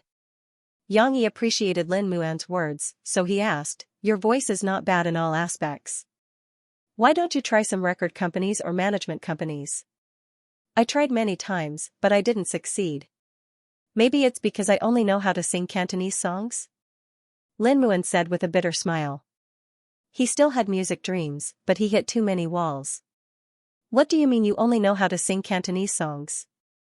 It's not like you don't know how to speak Mandarin. Xianxia frowned. No, I mean, I'm best at singing Cantonese songs, so during the audition, I basically sang Cantonese songs. I'm sorry, my mouth is not good, so I can't speak clearly, Lin Muan said with some embarrassment. They eliminated you because you sang Cantonese songs? Guozi didn't believe it. Maybe, because I told them that I only want to sing Cantonese songs. Lin Muan said hesitantly, they asked me to sing Mandarin songs, and I can sing them, but I don't like them saying that I can only sing Mandarin songs in the future, so I don't want to sing for them. He was really a straightforward boy. Because he didn't want to give up on Cantonese songs, he didn't want to show others his ability in Mandarin songs. AI, why are you so obsessed with Cantonese songs? Guozi asked. Because it's really good. Don't look at how the Cantonese song market is no longer comparable to the Mandarin song market, but it once created a glory that Mandarin songs couldn't match. It can even be said that it was the glory of our nation and country. I think that when everyone sings Mandarin songs, some people still need to persist. We can't let it continue to decline. Lin Muan felt that he was too extreme, so he quickly explained, I'm not saying that I have to sing Cantonese songs. I also like Mandarin songs, but I don't want to give up on Cantonese songs. It's best if I can take care of both. I can also contribute a little to promote Cantonese songs. I understand. You mean to sing Mandarin songs, but it's best to have a few Cantonese songs in the record. I think it's okay. I also like to listen to Cantonese songs. Guozi nodded. Yes, but I've been to Jiangqing, and I've even been to Shanghai. I feel that everyone has some prejudice against Cantonese songs. Lin Muan sighed. That's because they don't understand, so they don't want to listen. Guozi hit the nail on the head. He still seriously suggested to Lin Muan, I think that you still have to persist with your music dream. If the record company is biased against your ideas, then you can participate in some competitions and achieve some results. Then you can go back and talk to them. How can he persist with his dream? He doesn't have a job now. Is he going to rely on his girlfriend to support him? Yang Yi suddenly interrupted. Lin Muan was sad. He didn't know what to say. Guozi scratched his head. As a young master, he didn't think that dreams and bread were sometimes impossible to take care of. Reality was often the biggest chasm in front of dreams. Lin Muan was the same. Although Ran Jin had always supported him on the path of music, Lin Muan was very uneasy because he couldn't see any hope. He couldn't give Ran Jin the biggest promise. Am I wrong to insist on Cantonese songs? Lin Muan drove. After a long silence, he couldn't help but ask. Guozi didn't know what to say at this moment. He couldn't think of it, but it didn't mean that he didn't understand. Bring me Lin Muan's guitar. Yang Yi suddenly turned his head and said to Ding Xiang. Yang Yi opened the guitar bag and took out Lin Muan's guitar. He didn't ask for Lin Muan's consent, but Lin Muan sat next to him and didn't say anything. This guitar was not bad. Yang Yi plucked the strings, and the sound quality was very good. Of course, compared with the one left to Yang Yi by the old man who sang Nan, it was still a lot worse. But for Lin Muan, it should be the most expensive thing on him, right? Brother Yang, do you want to sing? Guozi said with enthusiasm. I suddenly remembered a Cantonese song. I'll sing it for you. Yang Yi smiled, and his hands began to play the prelude. In the enclosed car, although it was played softly, the sound was particularly clear and loud. Cantonese song? Lin Muan glanced at Yang Yi in surprise. He thought that Yang Yi said that ideals and bread conflicted to persuade him to face reality and give up his insistence on Cantonese songs. The prelude was very slow, and it didn't have a very amazing feeling when listening to it. Today, I watched the snow drift by in the cold night. When Yang Yi opened his mouth, Lin Muan was shocked. This Cantonese accent was not worse than him, a native of Guangdong province. Is the boss from Guangdong province? I can't tell. With a cold heart, drifting far away, chasing in the wind and rain, unable to distinguish the shadow in the fog. The sky is wide, but you and I will change. Yang Yi's voice was a little vicissitudes, but it was not muddy. Instead, it gave a sense of emotional clarity. It was very pleasant to listen to, even better than Lin Muan himself. Lin Muan was a little ashamed. However, compared to Yang Yi's voice, Lin Muan paid more attention to the meaning of the lyrics. He probably hadn't heard this song before, and he had no impression of it in his memory. But after 3 or 4 lines of the song, Lin Muan was greatly touched. Although he was driving carefully, he already vaguely felt that the boss was singing about his current situation. Wasn't it? Although it wasn't snowing tonight, the cold wind was like an icy rain blowing on his face, freezing his heart. If it wasn't for Yang Yi's appearance, his heart might really have turned cold. How many times have I faced the cold gazes and mockery, but I have never given up on the dream in my heart. In that moment of absent-mindedness, I have unknowingly lost the love in my heart. Yang Yi hummed slowly.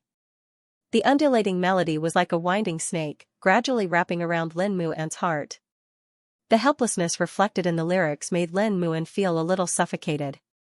In the bar, he tried his best to sing Cantonese songs.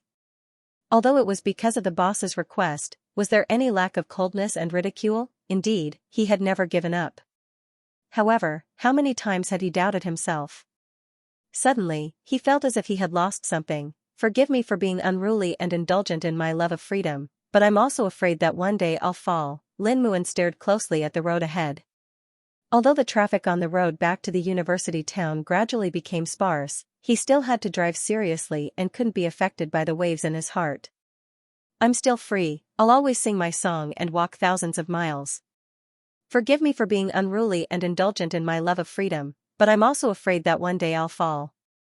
Oh no. Anyone can betray their dream, why would I be afraid that one day it's only you and me? These lyrics were really written in Lin Muan's heart. He could only bite his lower lip and hold back the tears that were about to roll out of his eyes. He really wanted to keep singing the Cantonese songs that he liked, just like the song in the song, and keep on walking. No, he couldn't forget his dream, even if he fell 10,000 times. Lin Muan felt that his blood was ignited by this song. Similarly ignited, Guizi's blood was also ignited. He understood Cantonese and was also a young man chasing after his dreams. How could he not be emotional? It was just that his setbacks were much less than Lin Muan's, and the degree of excitement was not as serious. What does Brother Yang's song mean? It sounds quite good. The only one who didn't understand was Ding Xiang. She couldn't help but whisper to Guizi. Her voice was very low, and she was worried that she would disturb Yang Yi. It must be good. I guess it's a new song written by Brother Yang. The content is about ideals and persistence. I don't know if it's improvised, but the lyrics are written in line with Lin Muan's current situation. Guizi couldn't help but feel emotional for Yang Yi. Brother Yang is really Brother Yang. He can even write a rock song, and it's written so well. Let me tell you, I just secretly saw Lin Muan wiping his tears. So powerful? Ding Xiang didn't understand. In fact, Guizi's words were not accurate. The reason why the song moved people's hearts was not because its theme was ideals and persistence, but because of the struggle reflected in the lyrics. It was just like, forgive me for being unrestrained and indulgent in my life, but I am also afraid that I will fall one day. The first sentence was still firm and unrestrained, showing a positive and courageous drive, but the next sentence took a sharp turn, as if he had returned to reality, and fear filled his heart. The lyrics were written too realistically, perfectly depicting Lin Muan's self-encouragement and self-denial. This was what touched Lin Muan the most. I'm still free. I'll always sing my song. I'll walk thousands of miles. In Yang Yi's previous life, the lyrics were known as a cry from hell. Why? Hell, because Huang Jiaoju had been deprived of his creative freedom, and his arrangements had been changed beyond recognition. Under the long-term pressure and doubts of himself, he had shouted out his desire for freedom at the most desperate moment. How similar was this to Lin Muan's current situation? Lin Muan also didn't want to change his insistence on Cantonese songs for the sake of the record company's pursuit of commercial interests, but he was also oppressed by material and reality. In his confusion, he needed a force to let him shout out his inner voice. Perhaps only in this way could he be more determined on his music path. Anyone can betray their ideals, who cares if it's just you and me for a day? Yang Yi finished singing the song, but didn't say anything. His fingers stopped on the strings, and the car quieted down. Guizi didn't say anything. He knew Lin Muan needed time to think. After a long time, the car slowly drove into the university town, and they were closer to Jiangqing Media University. Boss, I'll send you back to the coffee shop? Lin Muan asked softly. Yang Yi raised his eyes, looked at him, and asked, where do you live? It's okay, it's okay. Actually, it's in Jiang Chuan's teacher's apartment. My girlfriend has a dormitory. It's not too far. After sending you there, I'll walk back myself, Lin Muan said quickly. In fact, it was embarrassing to say that he was a grown man, but he still lived with his girlfriend. Then let's go to the teacher's apartment. My sister lives there too. I'll pick up my daughter on the way. Yang Yi smiled. Okay then. Lin Muan nodded. The car quieted down again. Lin Muan, what are your plans for the future? Guizi couldn't help but ask. Well, I haven't thought about it yet. I should find another bar singer first, and then, like you said, participate in some competitions. Lin Muan still wanted to persist. Why don't you come to my coffee shop? Anyway, going to the bar is singing, and coming to my coffee shop is also singing. In the future, you'll be in charge of the piano in the shop. However, you can't just sing Cantonese songs. Yang Yi suddenly said. It was a good idea to support and promote Cantonese songs. However, only singing Cantonese songs was a bad habit that had to be changed. Ah? Boss, you don't lack pianists in your shop, right? Lin Muan asked in surprise and joy. Hee, we didn't lack them in the past, but now, we do. Xianxia smiled. Footsteps could be heard in the dark corridor. As the voice-activated switch was turned on, the dim light illuminated the faces of the pedestrians. Here we are, Brother Yang.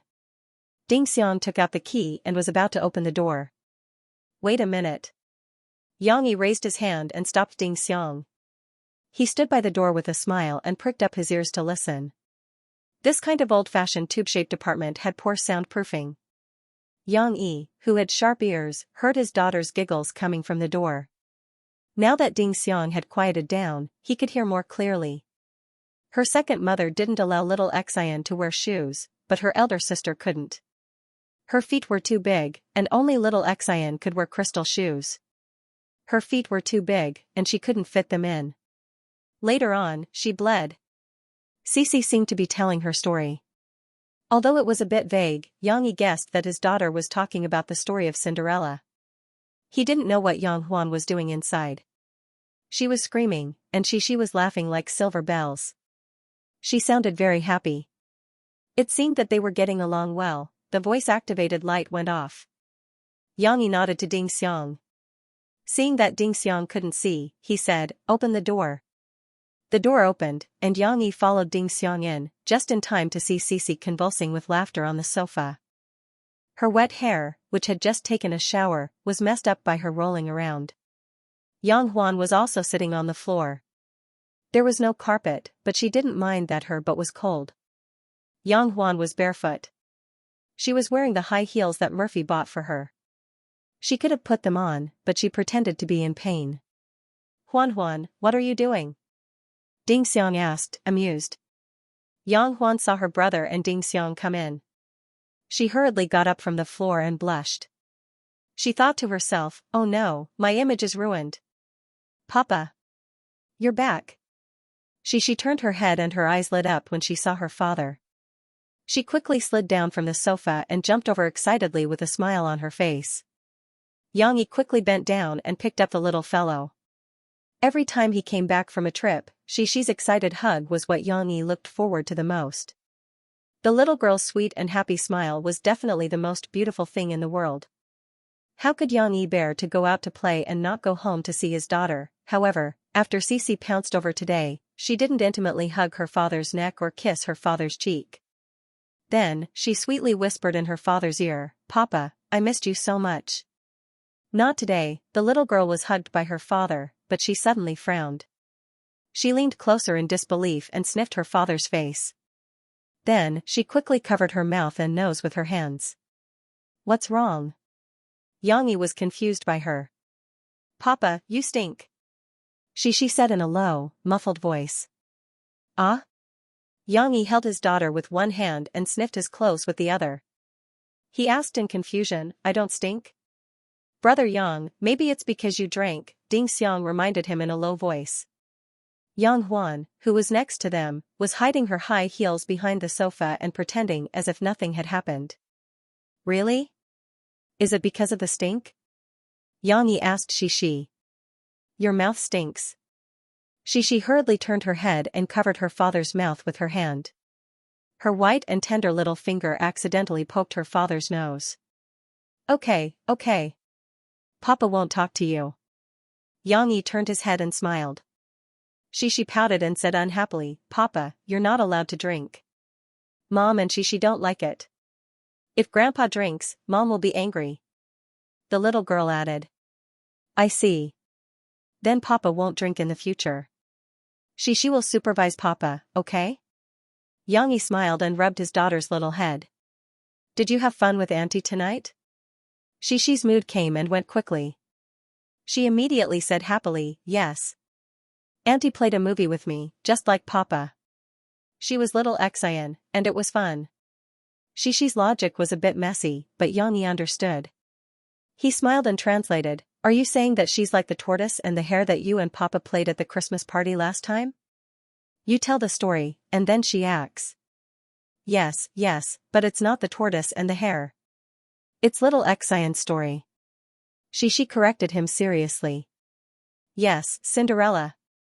Papa knows. Have you taken a bath? Yes. After a while of greetings, Yang Yi said goodbye to Yang Huan and Ding Xiang, and was ready to leave with Xi. Big brother, wait a minute. You have to let Cici finish the story. Yang Huan said with a conflicted expression as she walked up to Yang Yi while he was helping Cici put on her shoes. Yang Huan wanted to protect her image and deliberately not mention what had just happened, but she hadn't finished the story, and there was only one part left. She really couldn't bear it. Yang Yi couldn't help laughing.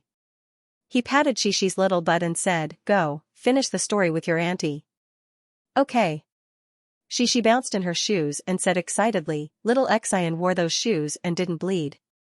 Then the prince knew that little Xian was the girl who danced with him at the ball that night. Yang Yi helped his daughter organize her words.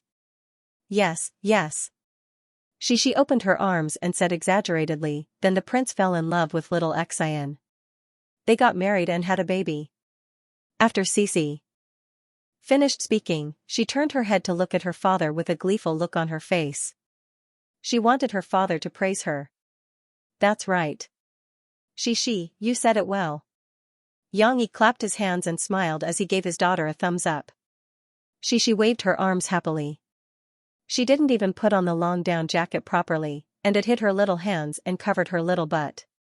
That's it? Yang Huan was still a little unsatisfied. That's it. She nodded matter-of-factly. Yang Huan's heart was itching as she said anxiously, "What about little Xian's stepmother and her two bad sisters?" She blinked her big eyes. In her memory, her father didn't mention these things. The little girl could only look at her father for help. Them? Why do you care about them? As long as little Xian is happy, it's enough. Yang Yi smiled and helped Xi out of the predicament. Originally, the stepmother and the two sisters had a tragic ending, but Yang Yi didn't know about it. He wouldn't tell Xi stories that highlighted the dark side of human nature. Little Xian is very happy. She has a baby. Just like Mama, Cici explained to Yang Huan, pretending to be serious.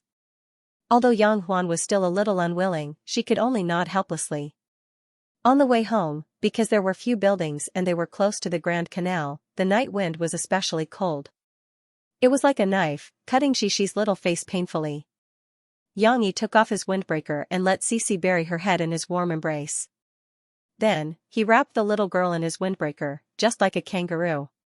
However, his chest was bulging, and Cici's muffled laughter could be heard from time to time as she enjoyed the warmth and a sense of security. "Why are you so happy?" Yang Yi was a martial artist, and he was not afraid of the cold. He even had the time to play with his daughter. He smiled and said, "Didn't you say Daddy smelled just now?" Cici was like a little squirrel. She poked her furry little head out of her father's clothes. She blinked her eyes and then hid again. She giggled and said, "It's still smelly." "All right." Yang Yi laughed in surprise. "I'd better not drink in the future." "This person is the Lin Muin you were talking about?" Murphy wore sunglasses and sat quietly next to Yang Yi. She also curiously looked at Lin Muin, who was playing the piano. 3 days had passed since that night. Lin Muin also came to work at Yang Yi's coffee shop the next day as he had agreed with Yang Yi. Most of the time, in order not to disturb the guests, he played pure piano music, interspersed with singing Cantonese songs or Chinese songs. His girlfriend, Ran Jin, was very satisfied with Lin Muin's new job. For the first time, she accompanied Lin Muin to express her gratitude to Yang Yi. After all, even if Ran Jin had always silently supported Lin Muin's music dream, the bar was too chaotic. Her boyfriend's safety had always been Ran Jin's heart. Now that it was a coffee shop on the corner, the environment was simpler, and there was no need to reverse day and night. Ran Jin was relieved. Yang Yi nodded and smiled. "What do you think of him?" "He should have learned music before, just like Guang in your story. He plays the piano very well and has a certain level of professionalism. Although he is not as good as a real pianist, He is good enough for ordinary performances, Mo Fei gave his affirmation. It was almost the end of the month, and Murphy was getting busier and busier. Fortunately, today's schedule was concentrated in the morning, and it was also in Jiang City. She just happened to have half a day free, so she went home to rest. Later, she would continue to run around the country, participate in some programs, announcements, or go to record stores to hold signings for her fans to make the final push. In recent days, the daily sales of Murphy's first Dream album finally stopped the crazy increase, but even so, it did not decline much and still maintained a very high number. As of today, Murphy's album has sold 18.62 million copies. In other words, with only 1.38 million copies left, Murphy could break through the platinum album sales. No one questioned whether this album would become a platinum album anymore, and no one thought that this album would not sell 20 million copies before the end of the first month. Now the media was guessing which day Murphy would complete the platinum album's ascent to the top. Therefore, Murphy's next sprint was no longer to prove anything, but to complete a personal challenge. Xianxia poured Murphy a cup of coffee from his own coffee pot and said with a smile, "His singing is also good. He used to play and sing in bars with his guitar. By the way, his falsetto is very good. I'll ask him to sing Sweet Coffee for you later." Sugar and Coffee? Isn't this a female song? Oh, I remember now. You said he sang it for his girlfriend. Murphy laughed and teased, "I don't care if he sings or not. I'm just curious, why did you keep him?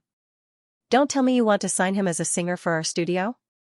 "No, I'm not interested in the entertainment industry. But Mo Shawan might be more interested." Xianxia waved his hand and said, "Now I just think that he's a talent. It's a pity if he gives up his music dream because of unemployment. So I gave him a job so that he can have enough food and clothing and continue to work hard." It's that simple?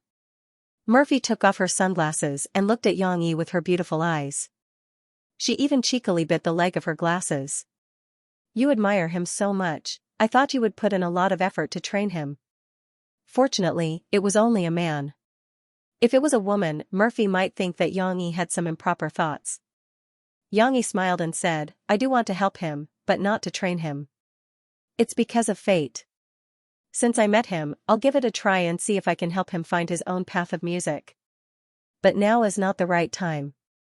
This kid has a pride in his bones. He still needs to polish his temper." Murphy nodded. She was not interested in this, so she changed the topic. "By the way, it's rare that we have time. I want to discuss with you. What are you going to name our studio?" Murphy excitedly took Xianxia's drawing paper, turned over the back, found a blank paper, and then held a pen ready to take notes. She made up her mind to leave Tianmei after the contract ended. Murphy was no longer hesitant like before. On the contrary, she was more carefree than anyone else. She often talked to Xianxia about opening her own studio in the future and pestered Xianxia to describe the future to her. Now, she wanted to study the name of the studio. It seemed that in front of this industry that really belonged to her and Xianxia, Murphy could shine with her unprecedented energy. Xianxia was a bit silly. He asked in confusion, What name do you want? Can't we just change it to Murphy Studio?" The current name of the studio was casually given by Mo Shawan to fool others. Even a few days ago, Xiao Ai represented the studio and signed a music production contract with Ji Ningming for Fairy Tale. Ji Ningming did not know that it was Murphy's studio. Therefore, after Murphy moved in, the studio needed to be renamed. How can it be so simple? "I have to be with you. This is our studio," Murphy said with some dissatisfaction. Murphy even emphasized the word too. It could be seen how much she valued this. She did not want to fight alone. She wanted to face the future together with Xianxia. "Then let's call it Murphy and Xianxia's studio." Xianxia once again gave a bad idea, and he even pretended to explain the reason.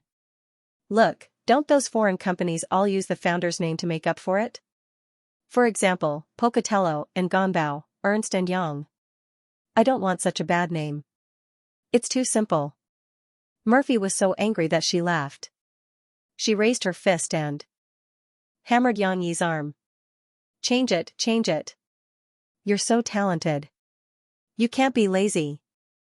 I want a more artistic name, just like the names you gave to those dishes before, something like Flying Wing to Wing. Speaking of this name, Mofei couldn't help blushing. But don't Flying Wing to Wing to Wing, this is a bit too high profile. You want a more artistic name. Isn't that easy? Xianxia said happily. Let's call it Phoebe Studio. The first two words are a combination of the Fei in your name and the E in my name. That's good. Murphy wrote it down on the paper, thought about it carefully, and said with some joy, "Hey, why are you so smart? I just mentioned it, and you already thought of it?" Because I'm smart and you're stupid. Xianxia pinched Murphy's nose lovingly and smiled. You can do this too. Change the word "si" to "she," the "she" in she's name. Fei sounds good. It just so happens to combine the three of our names. You're the stupid one, Murphy said angrily. She crossed it out on the paper and wrote down the new name that Xianxia had mentioned. However, she frowned and said, this doesn't look as good as the previous one. No, the original one is better. Fei Si, the C in Xianxia. The meaning is very good. Well, then we'll use Fei Si. Xianxia followed her advice. Here's what I think. If you put Shishi's name in it, what will we do if we have children in the future? Murphy whispered in Xianxia's ear. You're starting to think about having children again? Xianxia gently lifted Murphy's delicate chin. The corners of his mouth curled up slightly, and he asked gently, then tell me, when should we have a second baby? Jiangqing Media University had entered the exam week. Although Springfield Kindergarten did not have a final exam, it was also the end of the semester. It was time for the children to have a holiday. Today was the last day of the semester. At the beginning, Ms. Mu told the children that they did not need to come to the kindergarten the next day after school. She also told the children to pay attention to their safety during the holiday and to listen to their parents. After the spring festival, they would come back to the kindergarten for a reunion. It was rare for Ms. Mu to give such a long speech, but she did not know how much the children could understand. When she was halfway through her speech, many children could not sit still. They could not maintain their attention for too long. The holiday was coming. Some children were happy, but some children were sad. Because when the holiday came, they could not see their friends every day like now. She did not belong to the sad group. She had only been in the kindergarten for a semester and did not understand what the holiday was. Therefore, the little girl was still carefree. She could play as she liked. She did not even care about the holiday. Xianxia was the one who was upset. She was an old fox. The chubby little girl's expression was a little tired today. Finally, she plucked up her courage and moved to Shishi's side. She whispered to her friend, Xishi, can you come to my house to play during the winter holiday? Xianxia's voice was loud. Her whisper was equal to other people's normal volume, so Xishi did not notice the strangeness of her good friend. I can't go to your house to play. Xishi blinked her big eyes and said with a smile, because I want to go home with my papa. My grandpa's house is far, far away. Papa said it's fun. Okay then. Xianxia pouted. The grievance on her face increased. After that, she turned and walked away. Xishi felt something was wrong this time. Her big eyes were filled with confusion. Looking at Xianxia's back, she could not understand why Xian was unhappy, so she followed her. Xian walked to Yang Luoqi's side and asked the same thing, Chi, can you come to my house to play during the winter holiday? No, I'm going back to Guangdong province for the spring festival. Yang Luoqi shook her head. Then, Xian asked Nanjiaoyu. Nanjiaoyu also said that he wanted to go back to the countryside with his father. Chen Shiyun also said that she wanted to go back to the place where it snowed heavily. Her father was from the northeast. I want to go fishing with my uncle. There are a lot of fish in the ice. They are super big. Chen Shiyun talked about her past experience, which made her friends envious. Xishi also looked at Chen Shiyun enviously. She pulled Chen Shiyun's hand and said, Chen Shiyun, have you seen Sister Aisha? I think there's magic in your house, that's why there's so much snow and ice. I don't know. Chen Shiyun grinned and turned her head away. But this time, Xian was even more sad. Her friends had their own vacation plans, but this chubby girl could only stay at home, as if she was abandoned by the world. I haven't seen snow, but she, my grandpa's house has flowers, there are flowers everywhere. Yang Luoqi said to Shi. I don't know if my grandpa's house has snow, and I don't know if there are flowers. I haven't seen grandpa. Shi shook her head, her twin ponytail swinging back and forth, and said to her friends, little aunt and my papa have seen each other. If only sister Aisha was there, I want to see snow. The little girl's thoughts were jumping around, suddenly jumping to her grandpa and back again. He. Her friends were talking and laughing, and their laughter reached the ears of Lan Xian, who had already walked to the side. Lan Xian was not in the mood to talk. She wanted to be alone, but when she heard her friends' happy laughter, she became even more sad. Boo-hoo, boo-hoo. Lan Xian sobbed in a low voice, but it still reached the ears of Shi and the others. Several of her friends gathered around. Qin Shiyun scratched her head and said loudly, Aya, why is Xian crying? Let's tell Mr. Mu. After that, she ran out.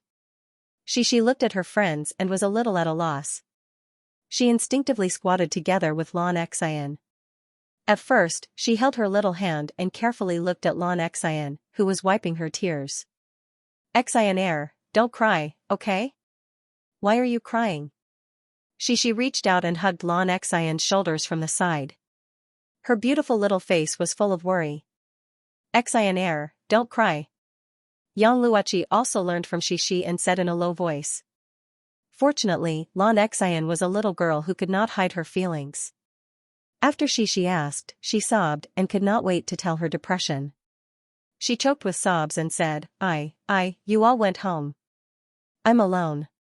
No one to play with me. Xian, you can come to my house to play. Shi suggested. No, I can't go to a place far away. Boo-hoo. Lan Xian's cries shook the sky, but Shi, Yang Luoqi, and Nan Zhaoyu could not think of a way. They could only wait for Mr. Mu to come. After school, it was really time to say goodbye. Lan Xian cried sadly again. When Yang Yi picked up Shi, the little girl was a little unhappy. What's wrong with you? Yang Yi squatted down and covered his daughter's cold face with his warm hands. He asked with a smile, why are you unhappy to see Daddy? I'm not unhappy to see Daddy. Shi pouted. She leaned into her father's arms and played with the ball of wool on her gloves. Then why? Look at your mouth, you can hang a soy sauce bottle on it. Yang Yi pinched his daughter's pink little mouth and laughed. It's not like that. Xian is crying. I'm sad too. She was amused by her father. She laughed and avoided her father's hand while explaining to him. Yang Yi finally figured out his daughter's troubles. The kind-hearted little girl did not know what to do when she saw her little friend sad, so she was sad too. Xian is sad because she is alone in Jiang City. You can tell her that. Yang Yi whispered in his daughter's ear. Can I? Really? Won't Xian be sad? She tilted her little head and asked confusedly. Yes. I promise she won't be sad again. Go and tell her. Don't let her be unhappy during the holiday. Yang Yi smiled and pushed his daughter's little butt. She skipped over and found Lan Xian, who was still wiping her tears and waiting for her father's driver to pick her up. Xian, don't cry.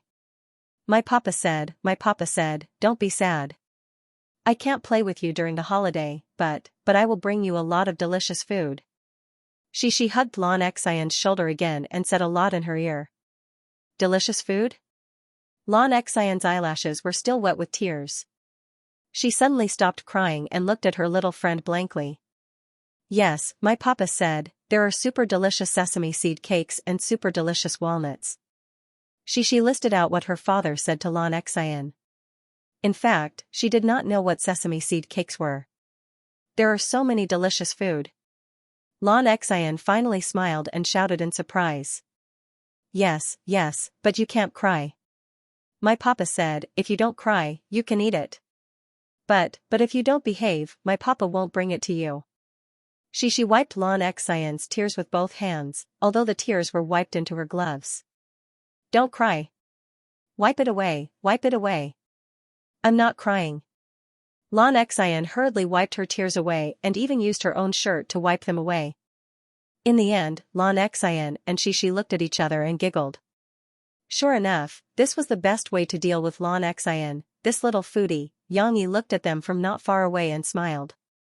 On January 28, there were still 3 days before the end of the Copyright Protection Month, but the latest sales data refreshed on the Copyright Organization's website showed that Murphy's First Dream had successfully reached the top with a sales of 20.61 million copies, and it was also the first platinum album in the Chinese music industry this year. This honor could be said to be within expectations. Many media outlets were waiting for this moment to arrive. Once the news was confirmed, they quickly sent out the manuscripts they had already written. Although yesterday's daily sales had achieved a reverse growth and once again broke through the limit of 1 million copies, now no one paid attention to the daily sales issue again. The media reported from different angles. Some talked about Murphy's strong return after 6 years, some talked about Murphy's extension to the possibility of an outdated star returning to the peak, and some sorted out the historical information, detailing how difficult it was for Murphy to regain her glory again and how much effort she had to put in. No matter what angle it was, they were all wildly praising Murphy. Ji Ningming flipped through a stack of newspapers, and could no longer see people who were still slandering, smearing, or singing a different tune. Mr. Muziang, this is not good. They are all praises, and there is no criticism at all. For Murphy, this is not a good thing. You have to know that these people, no matter how high you are praised, when you lose your balance, you will fall miserably. Ji Ningming said to Yang Yi with emotion. He had experienced it before, so he had the most right to speak. As of today, Ji Ningming and Yang Yi had been working together for 4 days. The relationship between the two people had also gradually changed from the initial excitement to the calm of a teacher and a friend. It was hard to say who was the teacher, because Yang Yi was also learning the technique of editing from Ji Ningming. Ji Ningming was more than happy to communicate with Yang Yi. Yang Yi brought some relatively new arrangements from other people's previous life, which also benefited Ji Ningming a lot. In the face of Ji Ningming's worries, Yang Yi was very calm. He was working on Ji Ningming's editing software, which was actually X***G. After saving it, he smiled and said, "Well, you are right, but don't worry, Murphy is not someone who will be complacent just because of a little praise." This calmness, if Ji Ningming had not already seen through Yang Yi and Murphy, he might have thought that Yang Yi was too indifferent to Murphy. Mr. Muziang really knows Mo Fei. Cough, by the way, you can't fix this audio track has to be deleted. Ji Ningming said meaningfully, and then reached out to click on the computer. Yang Yi was not worried about Mo Fei at all. Not only because he knew that Mo Fei would not become complacent, but also because he was confident that he could help Mo Fei not fall from the peak easily. However, Yang Yi and Ji Ningming were both wrong. At this time, not only was Murphy not complacent, she was also not as calm as Yang Yi said. Instead, she was serious, and there was even a hint of melancholy in her cold aura. She was a bit like Sister Lin, Mo Shaowan frowned when she saw this. She was accompanying Murphy to participate in a music program. Taking advantage of the intermission, Murphy returned to the lounge, and she quickly went up to her. "My sister, why are you frowning all day?" Mo Shaowan asked with concern. "Am I?" Murphy asked doubtfully. "Yes." Mo Shaowan nodded and said affirmatively. She even reached out to touch Murphy's forehead, worried that Murphy was sick. "Why do you look so unhappy? Now that you've got a platinum album and everyone is congratulating you, shouldn't you be happy? Or is it because you quarreled with brother-in-law?" "No, why would I quarrel with Yang Yi? As for the platinum album, wasn't it confirmed a few days ago that I would definitely get it? It was expected, so I didn't take it to heart." Murphy smiled at Mo Shaowan. "No, you must have something on your mind." Mo Shaowan touched her chin and said firmly. "If you say something is on my mind, then there is indeed something, but it's not that I'm unhappy. It's like this, isn't there less than 2 weeks before the Spring Festival? This Spring Festival, I have to go to Yang Yi's house. Thinking of seeing Yang Yi's parents, I'm very nervous and don't know what to do." Murphy finally told Mo Shaowan about her worries. Mo Shaowan understood. She rolled her eyes and said, "Sister, you're thinking too much. Last time, when Yang Huan came, you didn't eat or drink for several days. Is that necessary? You're a superstar. It's their blessing to marry into their family. They can't be more than happy. You can't think of it that way. When it comes to happiness in marriage, everyone is equal. Being a superstar doesn't matter. Instead, I'm worried that they won't like me if I show up in public because I'm a superstar, Murphy said worriedly. What era is it now? But it makes sense for you to think that way. Brother-in-law's family is a little traditional. Mo Xiaowan changed her mind. She thought carefully and said, why don't you ask Yang Huan what kind of daughter-in-law the Yang family likes? She's close to you, so she can give you some ideas. Murphy thought that it was a good idea, so she returned to the hotel that night and called Yang Huan for help. Actually, this matter is simple. My parents definitely won't do anything to you and she. My big brother, on the other hand, will probably go back and suffer a little.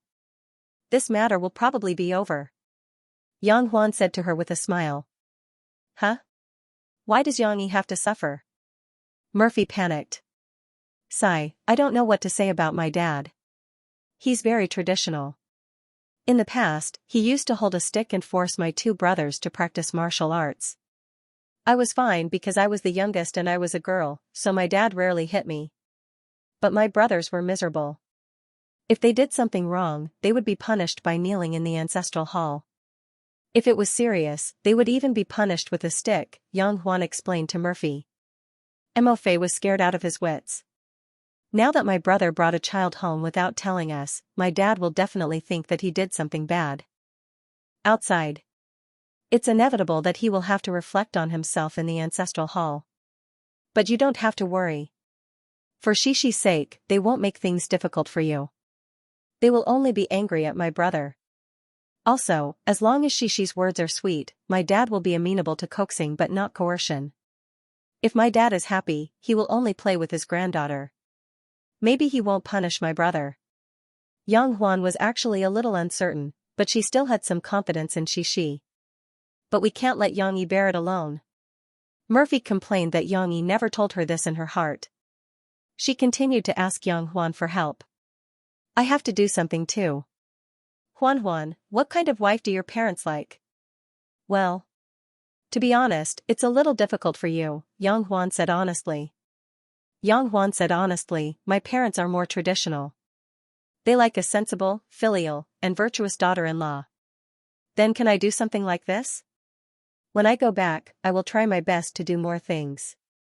For example, I will rush to pour tea for them, rush to clean the house, and rush to wash the dishes after dinner. Murphy thought about the scenes in the TV series and said in her heart.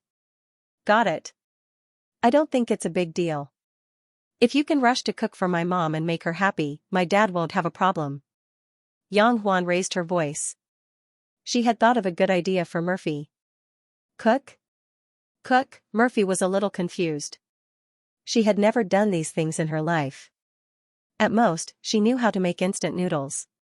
However, Murphy had decided to share the burden of her parents with Yang Yi. She could not shirk her responsibility anymore. I want to learn how to cook. Murphy thanked Yang Huan and hung up the phone. Then, she said seriously to Mo Xiaowan. You want to learn how to cook? Mo Xiaowan widened her eyes and looked at Murphy suspiciously. She had no confidence in her cousin at all. Then, she scratched her head and said awkwardly, Sister, why are you looking at me like that? I don't know how to cook. At most, I can cook some porridge. You know who is the most suitable teacher for you? Of course, it was Yang Yi. However, Murphy shook her head and said, Yang Yi will definitely not want me to learn how to cook. If he knows, he will advise me not to think too much. I always take all the pressure on myself. This time, I have to do something for him. So, I want to learn by myself. You have to study with me. This was the main reason. Another reason was that Murphy wanted to give Yang Yi a surprise. She wanted to secretly learn how to cook and then suddenly show it to Yang Yi and his family. Thinking about Yang Yi's stunned expression, Murphy was full of joy. All right then. I can only risk my life to accompany you. Mo Xiaowan sighed. She felt that she was done for. Jiangqing Media University was also on holiday. Yang Yi also gave the employees in the shop a holiday so that Ding Xiang could go back to Miao Village earlier to see her grandmother. He also allowed Lin Muan and Ran Jin to go back to Guangdong province for the new year. They were originally from the same hometown and were high school classmates. However, Lin Muan was a little apologetic. He held the red packet that Yang Yi gave him in his hand and said hesitantly, "Brother Yang, I've only been working here for a few days. I'm already getting my salary and red packet. Am I embarrassed? Why don't I work for you for a few more days? Anyway, it's still early before the new year. Ran Jin and I can go back 2 days later." Ding Xiang also nodded and said, "Brother Yang, let me stay too. Huan can't handle it alone. Don't join in the fun. Go home quickly. You've saved a semester's worth of money. It's time to take your grandmother down the mountain to see a doctor." Yang Yi smiled and said to Ding Xiang, "Don't worry about me. Anyway, it's the holiday and there aren't many people. Besides, I'm going back to my hometown and the coffee shop is also on holiday. We'll talk about it when I come back during the new year." Ding Xiang blushed and nodded embarrassedly when her desire was pointed out. Yang Yi then turned to look at Lin Muan and said with a smile, "Xiao Lin, you should go back early. You have a long journey. It's not easy to buy a ticket if you're late. It's fine if you're alone, but you can't always let your girlfriend accommodate you, right?" "Okay. Thank you, Brother Yang. After the new year, I'll come back to work early," Lin Muan said gratefully. Since Yang Yi had said so, he didn't insist and said to Yang Yi gratefully. After Lin Muan left, Yang Yi waved his hand and said, "Shishi, bring those things over." "Which ones?" Shishi was sitting in the booth, playing with the 3 British shorthairs that were huddling around her for warmth. When she heard her father's voice, she turned her head and said crisply, "Papa, which ones?" "Bring them all over." Yang Yi looked at her with a smile. The little girl was very diligent. She patted Xiao Guai's head, then jumped down and picked up the 2 bags from the opposite seat. She ran all the way to her father's side with Feng Er. Then, she raised her little head and smiled sweetly, asking for praise. "Papa, look, it's not heavy at all. I can pick it up with one hand." "That's because our Shishi is very strong. She's very good." Yang Yi rubbed Shishi's hair and praised her. He took the things and put them on the bar counter. He said to Ding Xiang, "Take these 2 bags back to your grandmother to nourish her body. This bag is donkey hide gelatin, which can replenish blood. This bag is wild ginseng, but it's not very old. These days, it's not easy to buy old ginseng, but the effect should be okay. Take it back, cut it into thin slices, soak it in boiling water and give it to your grandmother to drink. It has the effect of prolonging life. Of course, it's best to buy an old hen to stew it." Although Yang Yi said it casually, since he was going to give it to her, he naturally wouldn't buy some defective products. These 2 bags were selected from the good things he had bought with Lan Cao Kai when he was preparing for the New Year's goods. They were very expensive. But let's not talk about the money. Yang Yi felt that Ding Xiang had helped him a lot this semester. Basically, he didn't need to worry about the coffee shop, so he had to give Ding Xiang an extra reward. Since he had already given the money, Yang Yi felt that it was meaningless to give more money. It was better to buy some tonics for her grandmother. It was also a kind of care for the employee's family. "How can this be? Brother Yang, you've given me enough. I can't ask for more." Ding Xiang hurriedly waved her hand. "This is for your grandmother, not for you." Yang Yi waved his hand and said, "Hurry up and take it." "Sister Ding Xiang, are you going home too? My papa bought a lot of things for my grandfather and my grandmother. You want to buy some too?" Shishi innocently chimed in. These days, she had seen Yang Yi's preparations. Although the little girl couldn't say it out loud, she accepted some filial piety in a daze. Yang Yi smiled. He patted his daughter's back, then put his hand on her small shoulder and said to Ding Xiang, "Look, even Shishi persuaded you to bring some things back when you go home to visit your grandmother. With these 2 bags, you don't have to buy any more." Ding Xiang finally accepted it after Yang Huan persuaded her. However, she was so touched that her eyes turned red. If it weren't for the fact that she rarely cried and wasn't a sentimental girl, she might have been moved to tears. On Tianmei's side, Mo Fei had just finished the 1-month publicity period. When she returned to the company, Niu Meiling called her over with a smile. Mo Fei, let me tell you a piece of good news. CCTV invited you to participate in the Spring Festival program. Spring Festival Gala? Didn't they already confirm the list of performances? Murphy asked with some confusion. But I don't have time during the Spring Festival.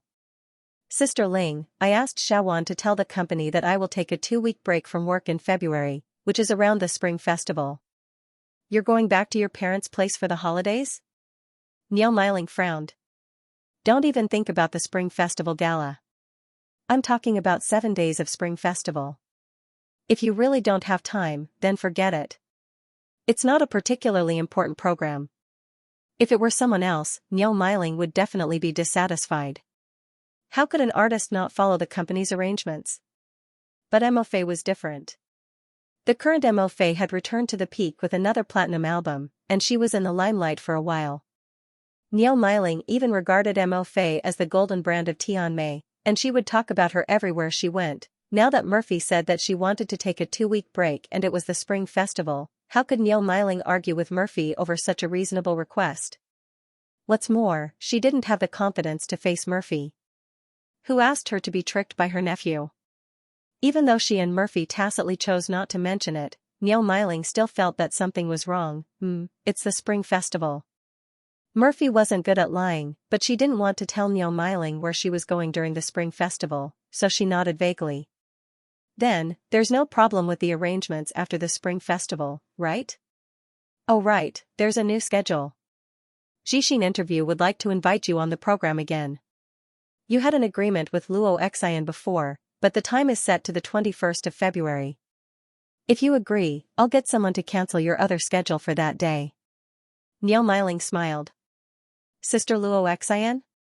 That's fine. Murphy nodded without hesitation. Niu Meiling laughed heartily, then pretended to be concerned and said, that's good. Oh right, you have to take care of your body when you're abroad for the Spring Festival, especially your voice. When you come back, the company has prepared 3 concerts for you. Tianmei's resources couldn't be compared to those record companies. For example, Xianxia's Tianxiang had arranged a nationwide concert tour. Tianmei, on the other hand, was able to arrange 3 concerts in several major cities. It wasn't easy. Who asked Niu Meiling to not let others earn her money? If they worked with other companies, with Murphy's achievements, they might be able to arrange 10 concerts. There was no need for a nationwide concert tour, as Murphy's popularity was still lacking. However, Murphy seemed to be a little absent-minded today. Even when they talked about the concert, she only nodded, then said a few polite words to Niu Meiling before leaving in a hurry. She wasn't in a hurry to go home, and Mo Xiaowan brought her to her and Xiaoai's place. The 3 women were of the same caliber, and they gathered together to discuss how to quickly let Murphy learn the basic cooking skills in a few days: cooking, cutting, and frying. In the evening, Murphy returned home. Her face was a little dark, and she seemed to be emitting smoke. Yang Yi didn't think too much about it. He just asked curiously, Mo Xiaowan, don't you close the window when you drive? Before the new year, firecrackers are probably being set off everywhere. Look at you. You look like you just got up from the battlefield. He also got some hot water for Murphy and a towel to wipe her face. Murphy was a little guilty, so she hurriedly covered up by wiping her face. She was afraid that Yang Yi would ask her what she did in the afternoon. She didn't know how to lie, so she might tell the truth. Well, Yang Yi, when will we go back to your house? Murphy asked nervously. I've already arranged my work. I can leave at any time. Yang Yi knew that Murphy was under a lot of pressure when she kept asking about the situation at home. He patted Murphy's back gently and said with a smile, in a few days. After I buy everything, we'll drive back with Yang Huan. You should have a good rest. You've been tired for a month. And don't be too nervous. My parents won't eat you. He also made a little joke, wanting to let Mo Fei feel his confidence. However, even Yang Yi himself had no idea. Otherwise, he wouldn't have gone around buying so many things. He even made a long list of things to bring back. Eat you? Is there a big bad wolf again? Xianxia, who had just helped her mother carry the coat to the bedroom, came out. She happened to hear half of her father's words.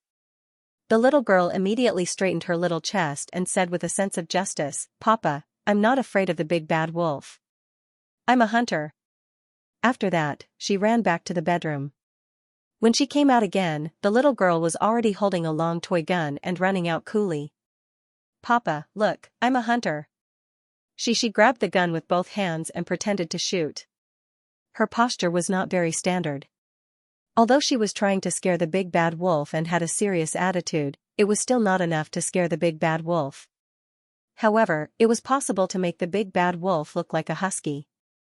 This toy gun was actually bought by Xianxia for a relative's child. She saw it and took it for herself.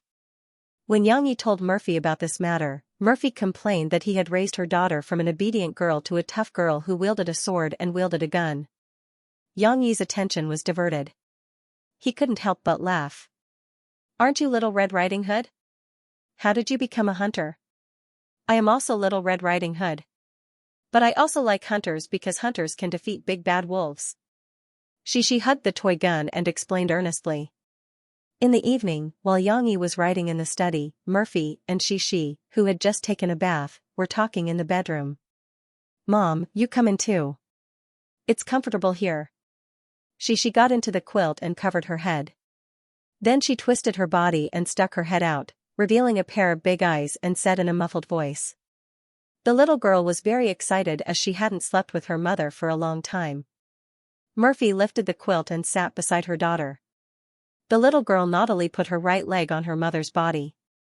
Murphy didn't care about the little girl's rude behavior because she had something to tell Xianxia. She turned her body slightly and rested her head on her arm. Looking at the little girl's side face, she asked softly, "Xianxia, in a few days, we will go back to Grandpa and Grandma's home. Are you nervous?" Xianxia turned her head and looked at her mother, who was smiling. She didn't know why she was so happy. She answered casually, "No, why?" "Because it's the first time you go to Grandpa and Grandma's home and meet them. You don't even know them. We don't even know if they will like us." Murphy inadvertently revealed a trace of sadness. "Mom, are Grandpa and Grandma the same as Grandpa?"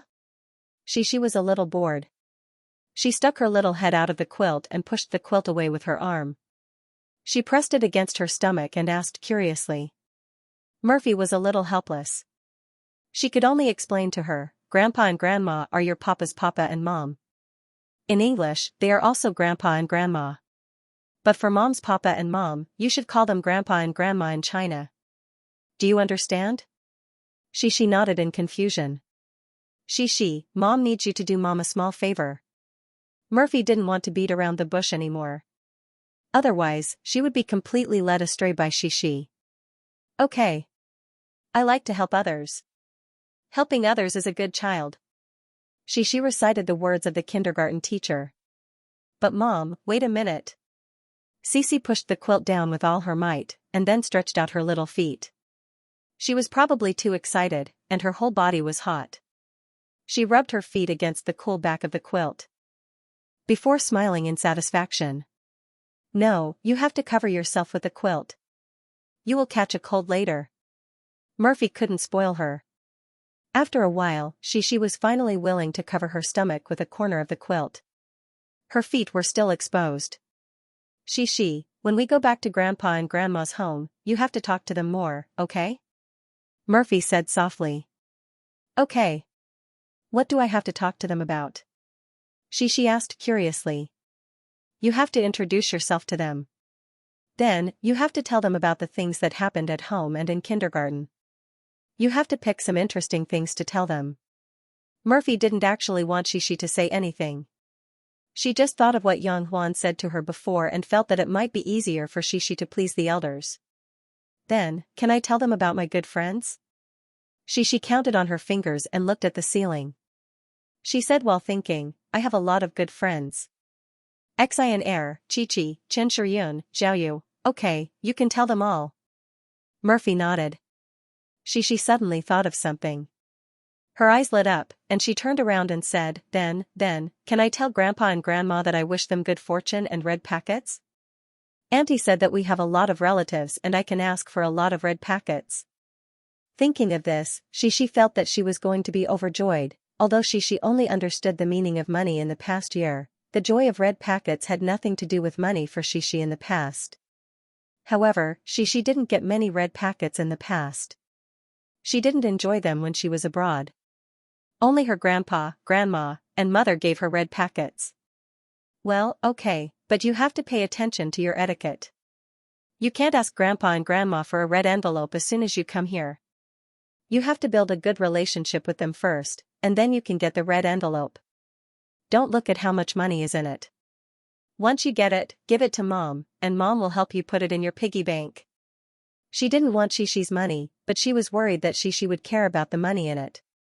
Murphy could guess that there wouldn't be much money in it, but if Shishi said it rashly, it would cause others to be unhappy.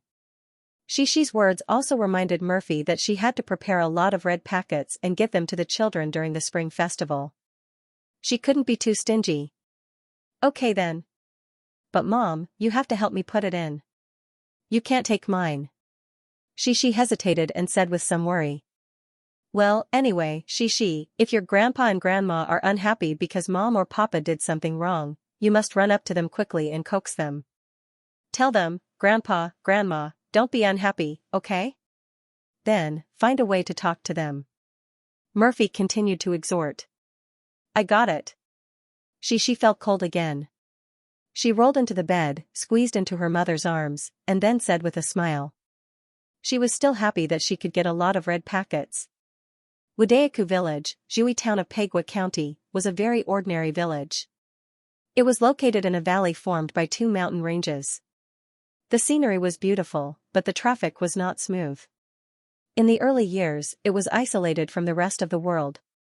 20 years ago, the county built a road that passed through Wadayaku, and this small village had the opportunity to see the world. On this day, the sun was setting in the west. The red rays of the sun were like the claws of the devil, contrasting with the mottled clouds. It had a unique beauty. Yangqing did not know how to appreciate it. He wore a cotton-padded jacket and carried a hoe as he walked home. He simply and honestly greeted his neighbors.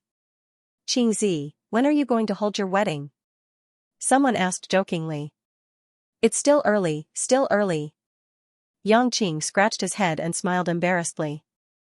After he left, a few women who had finished preparing dinner gathered together and muttered, "Sigh, old Yang's family is rich now. They bought cows and pigs, and built a big house."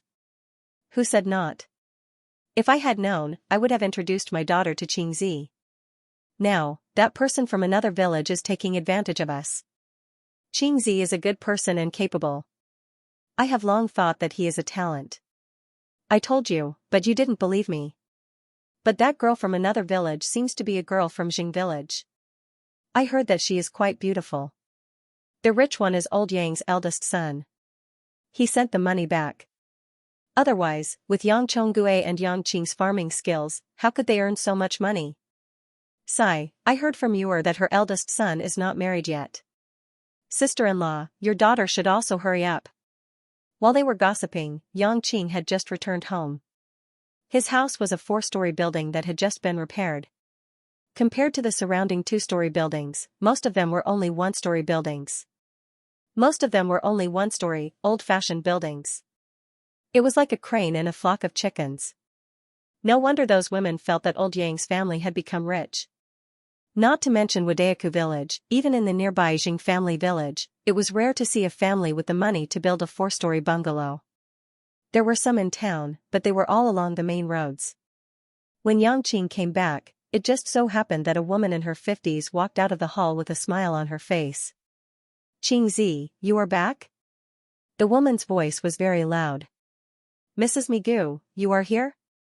Why don't you stay for a while? Yang Qing was stunned when he saw this person, but he still greeted her politely. After that person left, he frowned and put the hoe near the cow pen, then walked into the hall. Yang Chonggue, Yang Yi, Yang Qing, and Yang Huan's father, was in his 60s or 70s. His hair was white, but his body was still very strong. His eyes were bright and full of spirit. And he was sitting. And drinking. His eyes, he was sitting. The layout of the Yang family's hall was very particular. It was very similar to those ancient families on TV. In the middle were two armchairs, one on the left and one on the right. In the middle was a square table, and on both sides were two rows of chairs with flower vases in between. They were slightly shorter than the armchairs. The chairs were not antiques or expensive furniture. The chairs were all made of wood. There was an inexhaustible supply of materials in the mountains, and the craftsmen in the village had helped to make them. The vase was even cheaper. If one looked closely, one could see that the patterns on the vase were not complete. The vase was crooked and cracked. It was a defective product sold in the town's market, but it did not affect the quality of the vase.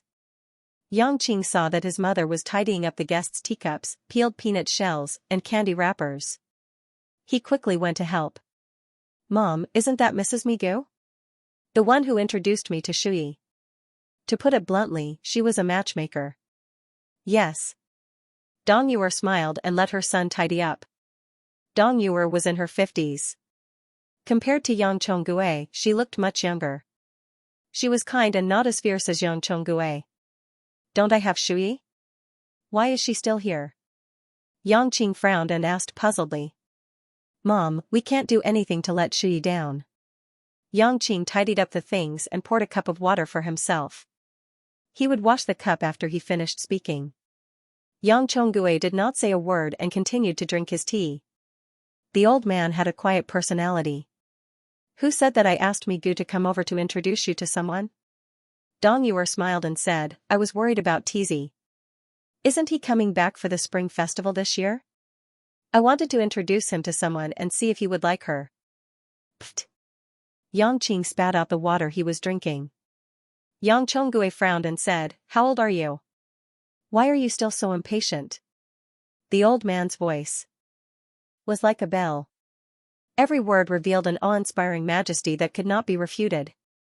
Yang Qing did not dare to. He nodded submissively and quickly wiped the water he spat out on the table. "Mom, you don't have to introduce someone to Big Brother." Yang Qing whispered to his mother. "Why? He has someone outside?"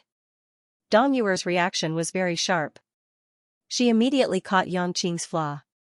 Cough, cough. Anyway, Big Brother didn't come back alone this time. Other than Huan Huan, there was someone else. Yang Qing said vaguely. He had already revealed the secret, but he did not say whether Yang Yi brought one person or two. Normal people would not think of the two, and Dong Yuer was the same. She was happy. "Qing, you're saying that your big brother came back this time to bring someone home?" Yang Chonggue also raised his head and looked at Yang Qing. "Yes." Yang Qing nodded hesitantly. "Hey, why didn't this child say it earlier?" He was still hiding it. Dong Yuer was gratified and complained, "He brought someone home. Hey, if it weren't for you, Qing, I would have introduced another person to him. That would have spoiled everything. No, I have to push Migu away later. Hey, by the way, Qing, how does your big brother's girlfriend look? Is she good looking? Is she tall enough? Where is she from?" Dong Yuer asked. "How would I know? I haven't seen her before. Big brother will know when he comes back. It's only a matter of 2 days." Yang Qing scratched his head. "Then I have to hurry and buy more meat and fish in town. It's her first time coming to our house. We can't be too shabby." Dong Yuer was excited. The next day, in Jiangqing, Yang Yi moved boxes of things into Tyrannical Wolf's cargo compartment. Yang Huan and Murphy were also helping. They bought a lot of things. Even the cargo compartment of the pickup truck was full. "Yang Yi, I forgot about these. I bought clothes for your parents." Murphy ran down with a few bags of clothes when Yang Yi started to tie the nylon rope. "What clothes?" Yang Yi asked, puzzled. "I bought a cheongsam for your mom and a woolen suit for your papa." Murphy took out the clothes. The suit was old-fashioned, a bit like the one Su Wenxiang wore on the beach. The cheongsam's color was simple and elegant. It seemed that Murphy had chosen it carefully. "My parents don't necessarily wear these, especially my father. Sigh, how should I put it? He's not that particular about what he wears, but he doesn't like to dress too formally. At most, he'll wear those big gowns, the kind that you see in ancient movies. Then what should we do? Murphy panicked. She felt that she'd bought the wrong things and blamed herself. Forget it. No matter what, it's still a gift from you. Bring it back. If he doesn't like it, I'll wear it. Xianxia smiled and took it. He placed it in the cargo compartment and covered it with a canvas. But what if your papa doesn't like it and gets angry with you or me? Murphy asked nervously. How can that be? Xianxia patted Murphy's shoulder and comforted her. He has a bad temper, but he won't lose his temper easily unless he does something wrong.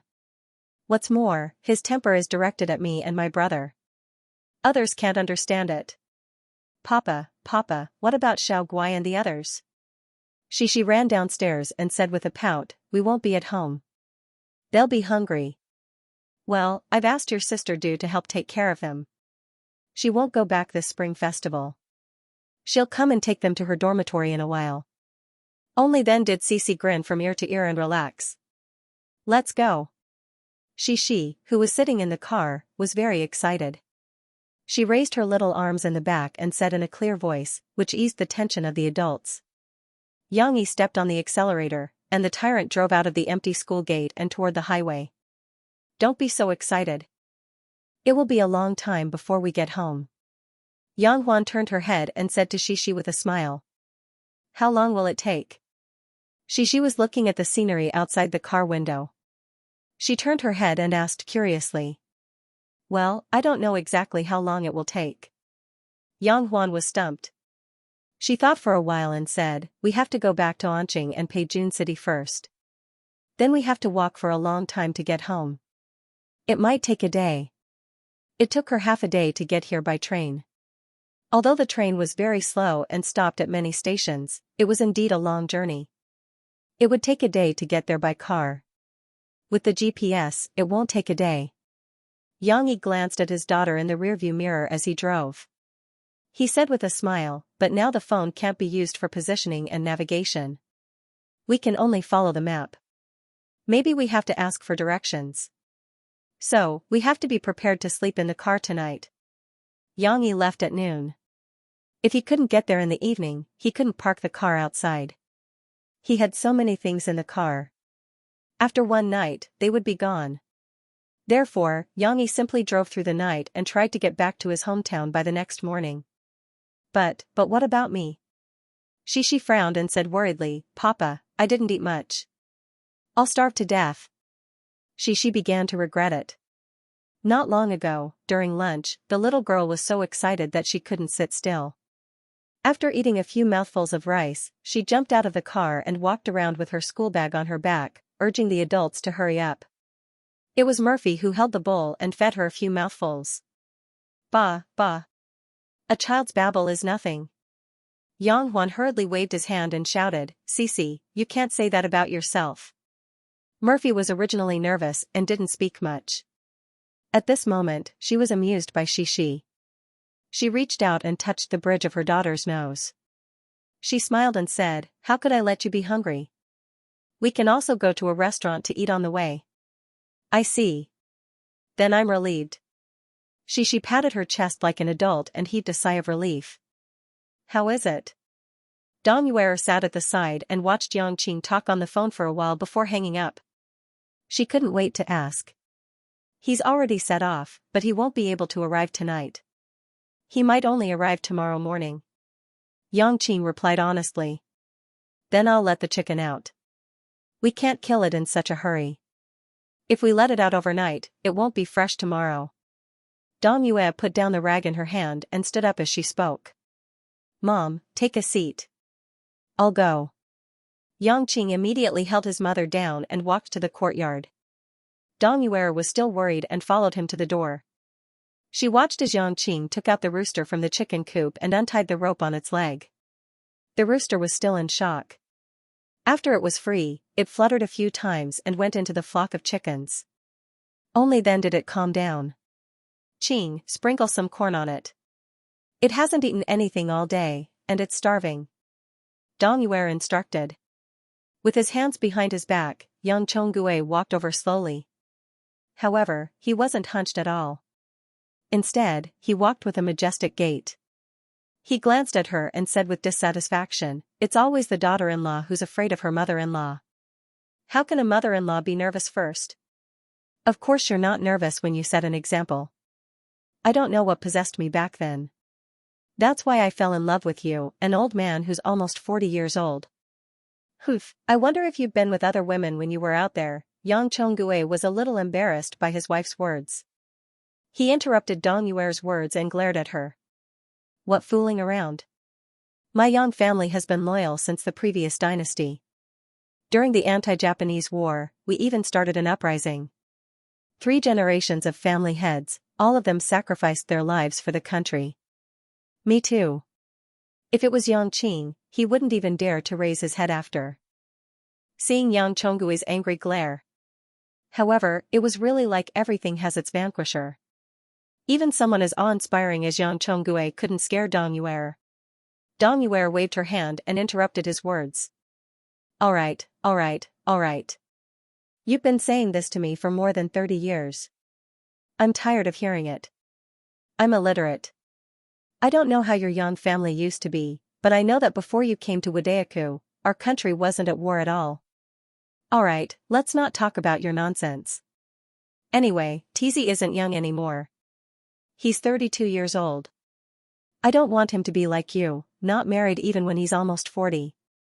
Yang Chonggue didn't have any objection to this. He didn't say anything. TZ's wife should be from the city. I don't know if she's used to the hard life in the countryside. Therefore, this first meal should leave a good impression on her. Don't scare her away.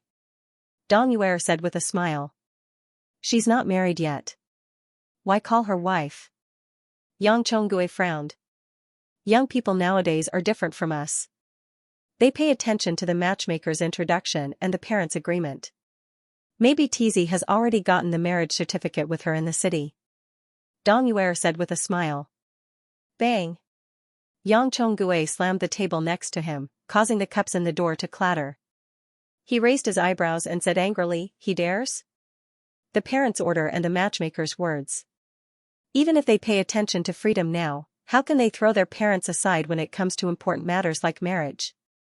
Yang Qing had already finished his work and was about to return. However, when he heard his father's angry roar, he shrunk his neck and carefully retracted his steps.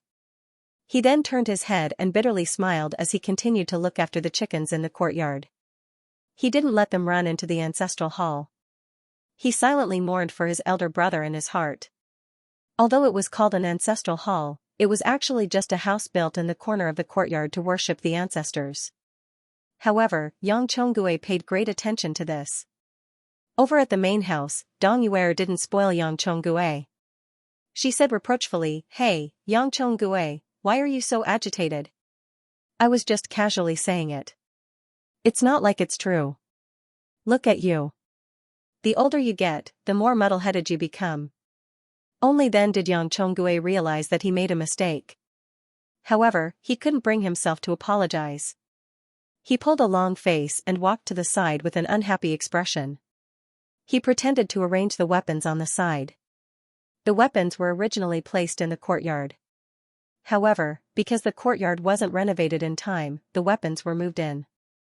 On the weapons rack, there was a 9-ringed saber, a 3-pointed saber, a crescent halberd, and a gold-engraved spear.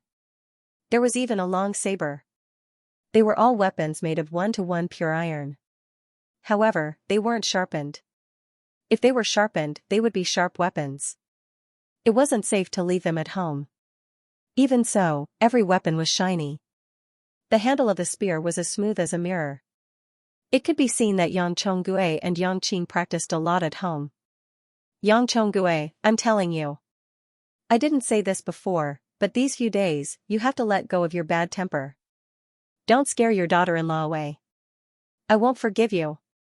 Dong Yuer was worried. Okay, I know. Yang Chonggue was impatient.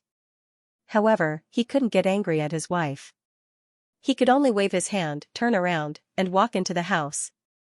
In the early morning, the sun had not yet risen from the horizon, and the mist had not yet dispersed, but the village in the valley was already bustling with activity. Chickens crowed, pigs snorted, dogs barked, and the voices of the people who got up early in the morning to carry water and the clanking of pots and ladles formed a simple and warm symphony of village life. On the road outside Wadayaku village, a large and burly pickup truck slowly drove over.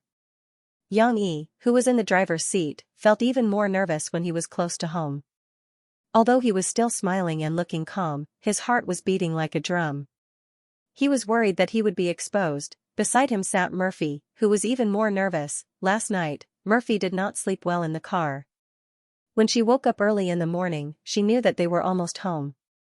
She asked Yang Yi to stop by the roadside for a while so that she could wash her face with mineral water.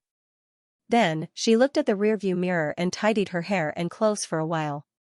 If Yang Huan had not said that the old man at home did not like women to put on makeup, Murphy would probably have to dress up again. But even though she was fully prepared, she still looked serious when they were about to arrive. Her hands tightly grasped the hem of her clothes, and she was so nervous that she was like a string that was about to break. Yang Yi was afraid that she would be too nervous, so he arranged for Murphy to sit in the front passenger seat. Yang Huan sat in the back seat and took care of Shishi, who was still sleeping soundly. It was not time for the little girl to get up yet. Yes, it's right in front of us. We're almost there. Turn at the intersection and drive down. Brother, you should remember where our house is, Yang Huan reminded him. Yang Yi, why don't we wait for Shishi to wake up before we go there? She's still sleeping. Isn't it rude? Murphy suddenly leaned over and said to Yang Yi with a frown. It was just an excuse. Both Yang Yi and she knew it. Yang Yi reached out and patted the back of her hand. Then, he smiled as he drove. Don't be nervous.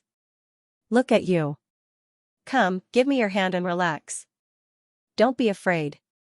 My parents won't eat you. Just face them as usual. They'll like you. Trust me. Really? Murphy placed her hand in Yang Yi's big palm and asked in a weak voice. She sounded like she was wronged, and also like she was begging. She wanted to get Yang Yi's affirmation again and again. Actually, she was acting coquettishly.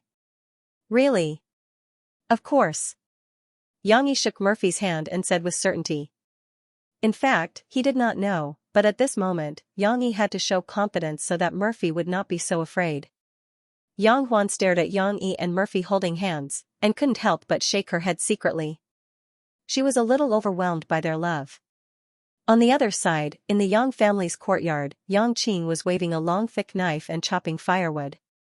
Behind him, Yang Chonggue was in a horse stance, punching out slowly. Although his movements were slow, each punch was like a dragon or a leopard, full of vigor. Chopping firewood, eyes, accurate, hands, steady, strength, ruthless. One chop, you can see the bottom. One chop, you can cut it in half. You can't just chop it in and smash it. Yang Chonggue didn't even look at Yang Qing, but his voice echoed clearly in the courtyard. Yang Qing couldn't help but turn around and explain helplessly, Dad, I know what you're saying. But today's firewood is different. It's much harder. Do you want me to chop one for you? I, Yang Chonggue, have chopped firewood my whole life. I've never seen anything that I can't chop. Yang Chonggue stared at him. Yang Qing looked at Yang Chonggue's eyes and immediately cowered. He smiled bitterly and turned his head away, continuing to chop firewood. Diligence is the key to success. Your talent in martial arts isn't bad, but your tenacity is lacking. You have a bit of energy, but it's all in the field. Yang Chonggue snorted and said. It's easy for you to say that. If Qing doesn't farm, is our family going to eat the northwest wind? Dong Yuer walked out of the kitchen. She wasn't happy to hear him talk about her son like that. Yang Chonggue did not say a word. He pretended that he did not hear anything and continued to practice his martial arts. Although his movements were slow, every punch was powerful and had some skill. Qing, help me catch the chicken from yesterday. I'm thinking that Huan, Tizi, and Tizi's wife will be here soon. Let's starve the chicken for the morning and clear its stomach. We'll kill it at noon. Dong Yuer said. Okay. Yang Qing quickly put the chopping knife aside, clapped his hands, and walked towards the ox cart where the chickens were lying. DD. Suddenly, a loud and clear sound of a car horn came from the courtyard entrance. The door of the Yang family's courtyard wasn't a gray-green closed iron door, but an iron gate that stretched as far as the eye could see. Therefore, the three of them turned around and saw a big car that they had never seen before parked in front of the gate. What's going on? Before they could think of the key point, Yang Yi had already gotten down from the driver's seat. Yang Huan also jumped down from the back seat. Yang Yi was still thinking about how to greet them. Yang Huan was more lively. She grabbed the iron gate happily and shouted, "Dad, Mom, I'm back." Second brother, quickly open the door and let big brother drive the car in. Dad. Mom. Yang Yi only called them twice in the end. In his memory, Yang Yi used to call them that too. Because of his personality, Yang Yi decided not to change too much. Dong Yuer reacted the fastest.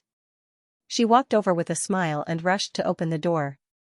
At this moment, Murphy, who was in the front passenger seat, hesitated for a moment. Then, she unfastened her seatbelt and opened the door. However, as soon as she got down from the car, the three people in the courtyard all looked at her. Murphy froze. She was so nervous that she was about to suffocate. She wasn't even this nervous when she went on stage for the first time when she was little. Fortunately, Murphy's mind didn't go blank. She still remembered to be polite. She sincerely bowed to the front and said in a low voice, "Uncle, Auntie, nice to meet you." Actually, she should have called them uncle. Yang Chonggue was obviously older than her father. However, Murphy didn't think so much. She was so nervous that she could only say what was in her mind. The first impression was very important. Dong Yui had a good impression of this eldest daughter at first sight.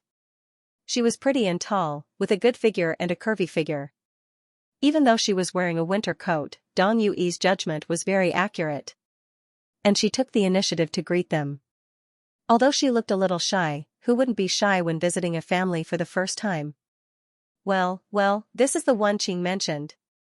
Dong Yuer wanted to put on the airs of a mother-in-law, but she couldn't. She opened the gate with a smile and said, "How should I address her?" Yang Yi went around, reached out and took Murphy's hand. He squeezed it gently to calm Murphy down. "Mom, this is Murphy, my wife.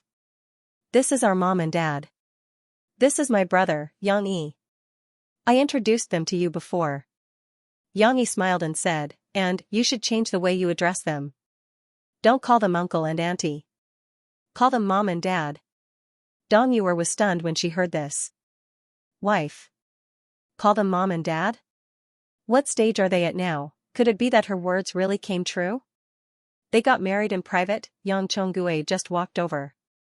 He heard Yang Yi's words and his eyes widened. Yang Qing felt his father's imposing manner. He stopped and shrank back, pretending to help open the gate and avoid the battle. Murphy didn't notice that she was flustered by Yang Yi calling her my wife. She was happy and shy, so she was even more obedient. She bowed slightly again and whispered like Yang Yi, "Mom." "Dad." Yang Chonggue frowned and wanted to say something, but Dong Yuer took the initiative and didn't give him a chance to speak. "Don't stand at the gate. You're home. You'll be laughed at if you stand outside. Come in quickly. Teasy, look at you. You didn't say anything, but you drove a car and even brought a big girl home. It's a good thing to have a happy event in pairs. Why didn't you tell us in advance?" Dong Yuer reacted. Although she was complaining, she still greeted them with a smile. However, at this time, there was some movement from the open door on Murphy's side. "Papa, I'm cold." In the back seat, she had unknowingly propped herself up with a small quilt. She rubbed her sleepy eyes and cried out pitifully. Although the noise from inside the car wasn't loud, it was still a person after all. Yang Chonggue and Dong Yue were stunned. What's going on? There's someone else. Is this considered one surprise after another? Dong Yue was closer and had good eyesight. She immediately saw through the small gap between Murphy and the car door and saw a small head inside. It seemed to be a child. Wait. Dong Yue reacted. She seemed to have heard something. What was the child calling? Daddy? Who was she calling Daddy? The answer was as clear as day. There was only one man coming out of the car. Who else could it be other than Yang Yi? Well, Mom, wait a moment. Yang Yi smiled awkwardly and hurriedly closed the front door. Then he opened the back door and put on a coat for Xianxia. "We're at your grandparents' house. Hurry up and put on your clothes. Remember to take the initiative to say hello to your grandparents later." Yang Yi's voice came out. Even Xixi's confused voice, which had just woken up, came out. Not only did Dong Yue hear it, but Yang Chonggue also heard it clearly. Yang Chonggue did not have time to be angry now. His mind was in a mess. He stood beside his wife and looked inside with his eyes wide open. Yang Chonggue could no longer stand still when he heard this tender little voice. He felt like his eyes were going to wear out. However, Murphy was even more flustered. Her little plan was all messed up. She could only clumsily bow to the two elders and then turn to the back door to help Yang Yi put on Xixi's clothes. My hair is still messy. The comb is in my bag." Yang Yi could hear Murphy's muttering very clearly. He turned his head and saw Murphy in a daze. "It's okay. I'll do it. Don't panic. Calm down. You did a good job just now." Yang Yi whispered to her. "Really?" Murphy looked at Yang Yi pitifully. Seeing his gentle smile, she felt a little relieved. After a moment of chaos, Yang Yi bent down and carried Xixi, who had just woken up and was still in a daze, out of the car. Murphy was like a little wife, following behind Yang Yi obediently. This was the real challenge. "Dad, Mom, this is Xianxia, your granddaughter." Looking at the two elders who had fallen into a daze, Yang Yi felt a little uneasy, but he did not show it. He introduced them as usual. "Xixi, quickly greet your grandparents." Xixi hugged her father's neck with one hand and rubbed her sleepy eyes with the other. She said obediently, "Hello, Grandpa, Grandma." After that, she hugged her father's neck tightly again, but still secretly glanced at her grandparents. The little girl was not fully awake yet. Subconsciously, she still felt that the two of them were strangers. She was a little scared and could only rely on her father. In fact, when Yang Yi carried Xixi out, Yang Chonggue and Dong Yue were stunned. Their eyes were fixed on the cute little girl whose hair was a little messy and dazed. They suddenly realized that something was wrong. How could the child be so old? Yang Yi brought his wife home and a child. Based on the 2 years that he had not been home, this child should be at most a year old, right? Why did she look 5 or 6 years old? It could not be helped. Who asked Xixi to be so tall? Is this a... Yang Chonggue could not hold back his words and could not help but ask. But his voice stopped abruptly. Dong Yue reacted quickly and interrupted him. Cough. Dong Yue coughed heavily and pulled her husband hard. Then she said with a smile, "Okay, good girl, come in first. Come in first." Although Yang Chonggue was full of questions and even angry because of Yang Yi's sudden attack, he could not help but look at the little girl who called him grandpa just now. Looking at the little girl's clever big eyes, he could not move his feet. This girl. What did Tizi say her name was? Xianxia? Which she? The cold morning wind blew on her little face, and Cici was much more awake now. She hugged her father's neck, moved her little mouth to her father's ear, and whispered to him, "Papa, Grandpa is looking at me. That's because Grandpa likes you. Go play with Grandpa. Papa is going to drive the car in." Yang Yi put Xixi down and patted the little girl's head. But I'm afraid." Xixi timidly looked at the white-haired grandfather who looked a little fierce, then turned around and pulled the clothes on her father's legs. Hearing Xixi's words, Yang Chonggue did something that Yang Qing, Yang Huan, and Dong Yue did not expect. He bent his back, which had been straight for decades, and even squatted down.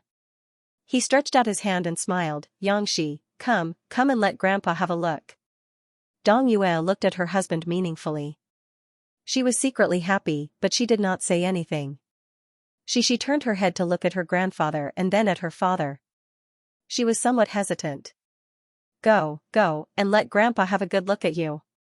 Yang Yi quickly pushed his daughter's little butt. It was rare for the old man to be so interested in Xixi. Yang Yi's pressure in his heart was relieved. Xixi looked at Grandpa again. At this time, she felt that Grandpa's wrinkled smile did not seem so scary, so she walked over. "Grandpa, are you my papa's papa?" Xixi was still a little nervous. She used words to ease the tension. Murphy actually felt that Xixi's question was a little impolite. She opened her mouth, but did not have the courage to say it. Just standing beside Yang Yi's mother, she was so nervous that she did not know where to put her hands. At this moment, Yang Chonggui could finally take a closer look at Xixi's appearance. Those eyebrows, those eyes, suddenly made him feel inexplicably close. The doubts in his heart faded a lot. Of course, the questions that should be held back were still held back. These questions would be asked Yang Yi later. Yes, I'm your father's father, that is, your grandfather. Yang Chonggui answered seriously, but it made Xixi feel very amused. The little girl giggled. Her cute smiling eyes made people's hearts melt. Yang Yi got in the car, and he poked his head out from the driver's seat. Dad, you and Xixi get out of the way, I'll drive the car in. Yang Chonggui then picked Xixi up. In the past, he had probably only carried Yang Yi and his siblings when they were just born, but later on, he handed them over to Dong Yue. The strength he used to carry the child was a little different. It was as if he was throwing Xixi into the air and then carrying her. This caused Xixi to cry out in surprise, but she also found it funny and laughed. The little girl thought that Grandpa was playing with her. Her laughter was like a silver bell, breaking the coldness of the morning and also drawing closer the relationship between her and Grandpa. Grandpa, why is your hair all white? Xixi felt closer to Grandpa, so she asked the question in her heart. My grandpa's hair is black. Because Grandpa is old. What is Grandpa you're talking about? Hugging Xixi, Yang Chonggui walked past Yang Huan and Yang Qing. Hearing his gentle tone, Yang Huan and Yang Qing exchanged glances with each other out of amazement and disbelief. Grandpa is Grandpa, my mom's papa. The old and the little one chatted like this. Speaking of which, when did Yang Chonggui have a good chat with the siblings? Huan. Come here. While Yang Yi parked the car, Murphy followed the old man and Xixi to the living room. Dong Yue quickly called Yang Huan over. Huan, tell me the truth. What's the background of your brother's wife and child? Dong Yue didn't let Yang Chonggui ask because she was worried that this careless old man's questions would hurt the other person's self-esteem, especially in front of a child. However, she was also very anxious to know the answer. Mom, don't worry. My sister-in-law is a very nice person. She's very loving with my brother. Yang Huan giggled as she held her mother's hand. How long has it been since your brother retired from the army? How did they manage to raise such a big child? Although she looks very similar to you with her big eyes and small mouth, the timing doesn't match. The child should be 5 or 6 years old, right? Dong Yue could not figure it out. No, Xixi is only 4 years old, Yang Huan explained. You can ask my brother how the child was born later. Anyway, the child is indeed my brother's. You said she looks like me, but she looks more like my brother, right? On the other side, Yang Yi parked the car and jumped out with his luggage. He was about to ask Yang Qing to help him unload the things in the trunk. In the end, Yang Qing followed him in, leaving only Yang Huan and his mother outside. Mom, why are you outside instead of staying warm inside? Yang Yi asked with a smile. Come here. I have something to ask you. Dong Yue immediately left Yang Huan behind and pulled Yang Yi into the kitchen. She then asked the question that Yang Huan did not answer earlier. Murphy's parents are from America, but she has her own business in China. Not long after I retired, I became her bodyguard. I don't know why we fell for each other, but we ended up doing it. Yang Yi made some changes to the story. He removed the part where Murphy was in danger and he saved Murphy, and skipped to the key point. Yang Yi said, I was stupid back then. It was my fault. I always felt that I had done something wrong. I was afraid that I would be reported, so I left her and went to work in another city. I didn't expect her to get pregnant after that. She went abroad and gave birth to Xixi with her parents. It's all my fault. I didn't know that she had a child, so I couldn't take care of her and her mother. I only found out about it when I met Murphy last year. Luckily, she didn't mind. Hey, you child, why are you so stupid? Dong Yue reprimanded Yang Yi, somewhat resentful of him for failing to meet her expectations. Yang Yi could only smile wryly. Yes, I shouldn't have done this. It's all my fault. I didn't know how to tell you and I didn't know how. I didn't know how to tell you and I didn't dare to tell you and. Then, is the child really yours? Is it confirmed? Dong Yue was still on Yang Yi's side. She was still worried. Yes, the paternity test was done. It was proven scientifically. Yang Yi lied through his teeth. He and Murphy didn't do the paternity test at all, because the truth was in front of them. As long as one wasn't blind, they could see that she had Yang Yi's shadow. Yang Yi also believed that with Murphy's simple mind, she couldn't lie.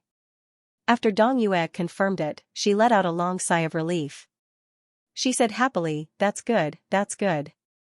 You have a beautiful daughter-in-law, and we have a beautiful granddaughter. I was worried that you would be as stubborn as your father. If there wasn't a woman following you wholeheartedly, I'm afraid that you wouldn't be able to get a wife in this life." She was indeed his biological mother.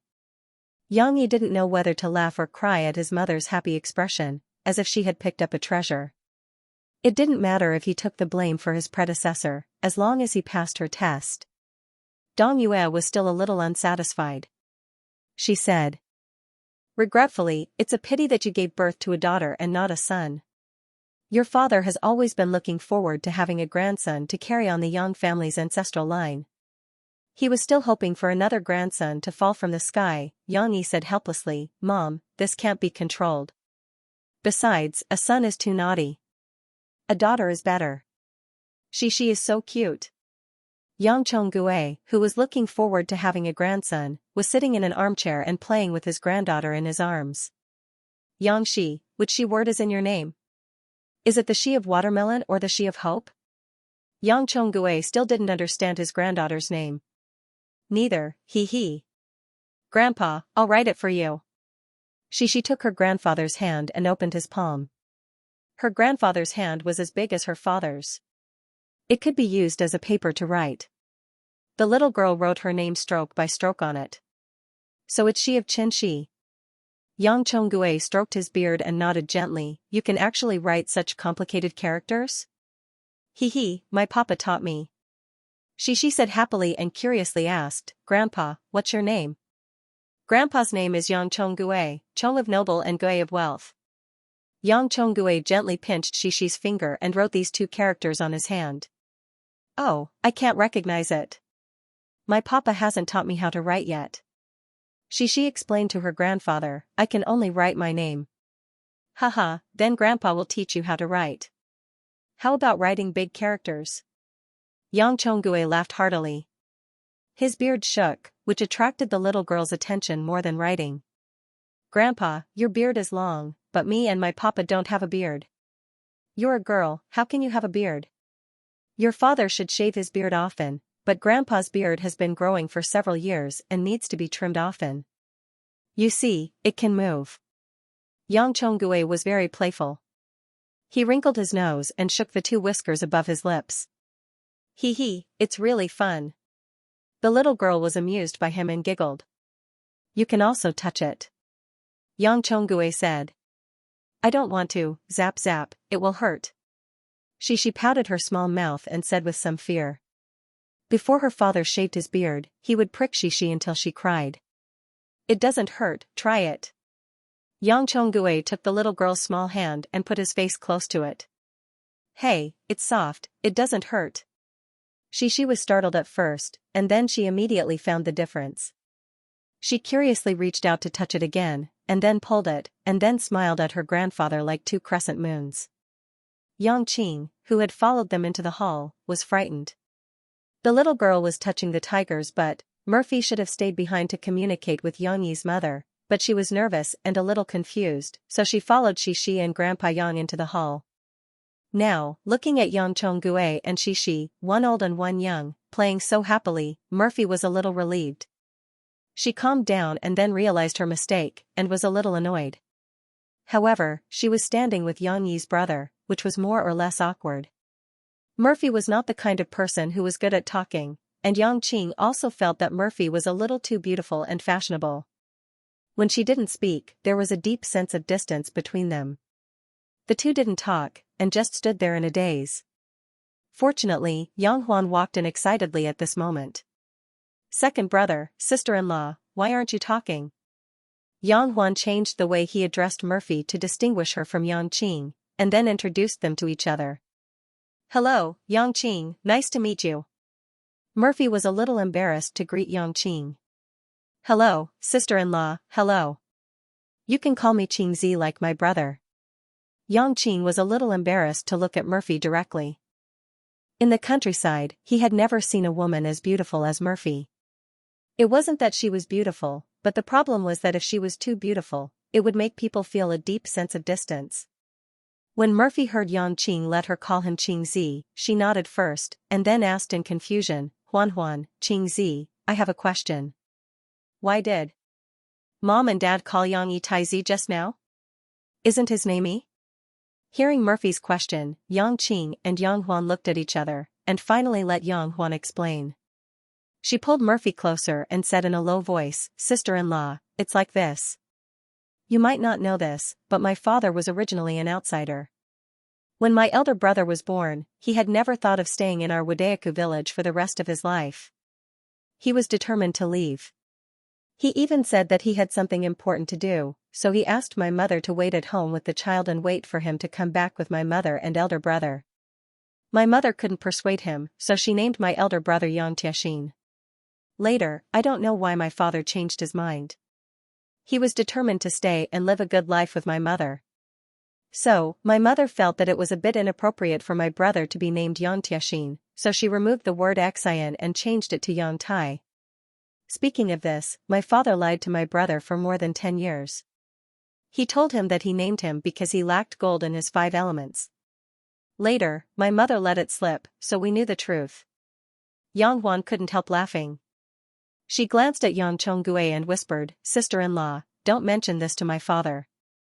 He's very proud. Murphy nodded, but still asked confusedly, but isn't Yang Yi the word E next to the word Che? Why is it the word Tai next to the word Jean? Yang Huan snickered and said, this is related to another case of injustice. When my brother was born, the household registration officers in the police station weren't like now. Some of them didn't even know as many words as my father. At that time, my mother brought a slip of paper with my brother's name written by my father to the town to register.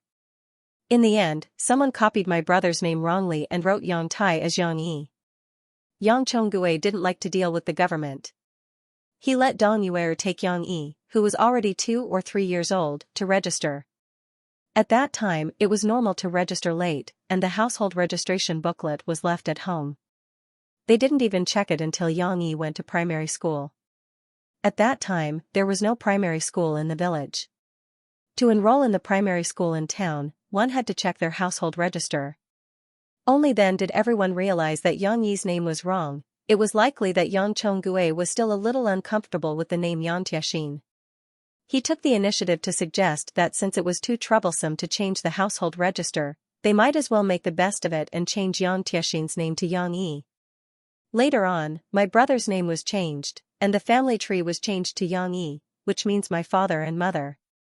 They have been calling him Tai Zi for many years. They are used to it and can't change it, Yang Huan said with a smile. So that was the case. Murphy also revealed a smile.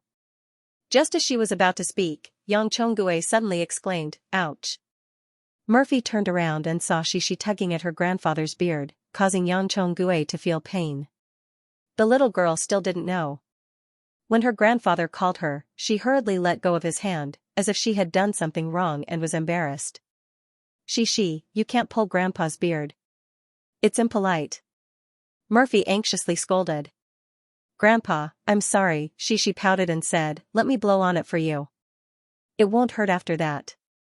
It's okay. Don't blame the child. I was just teasing her.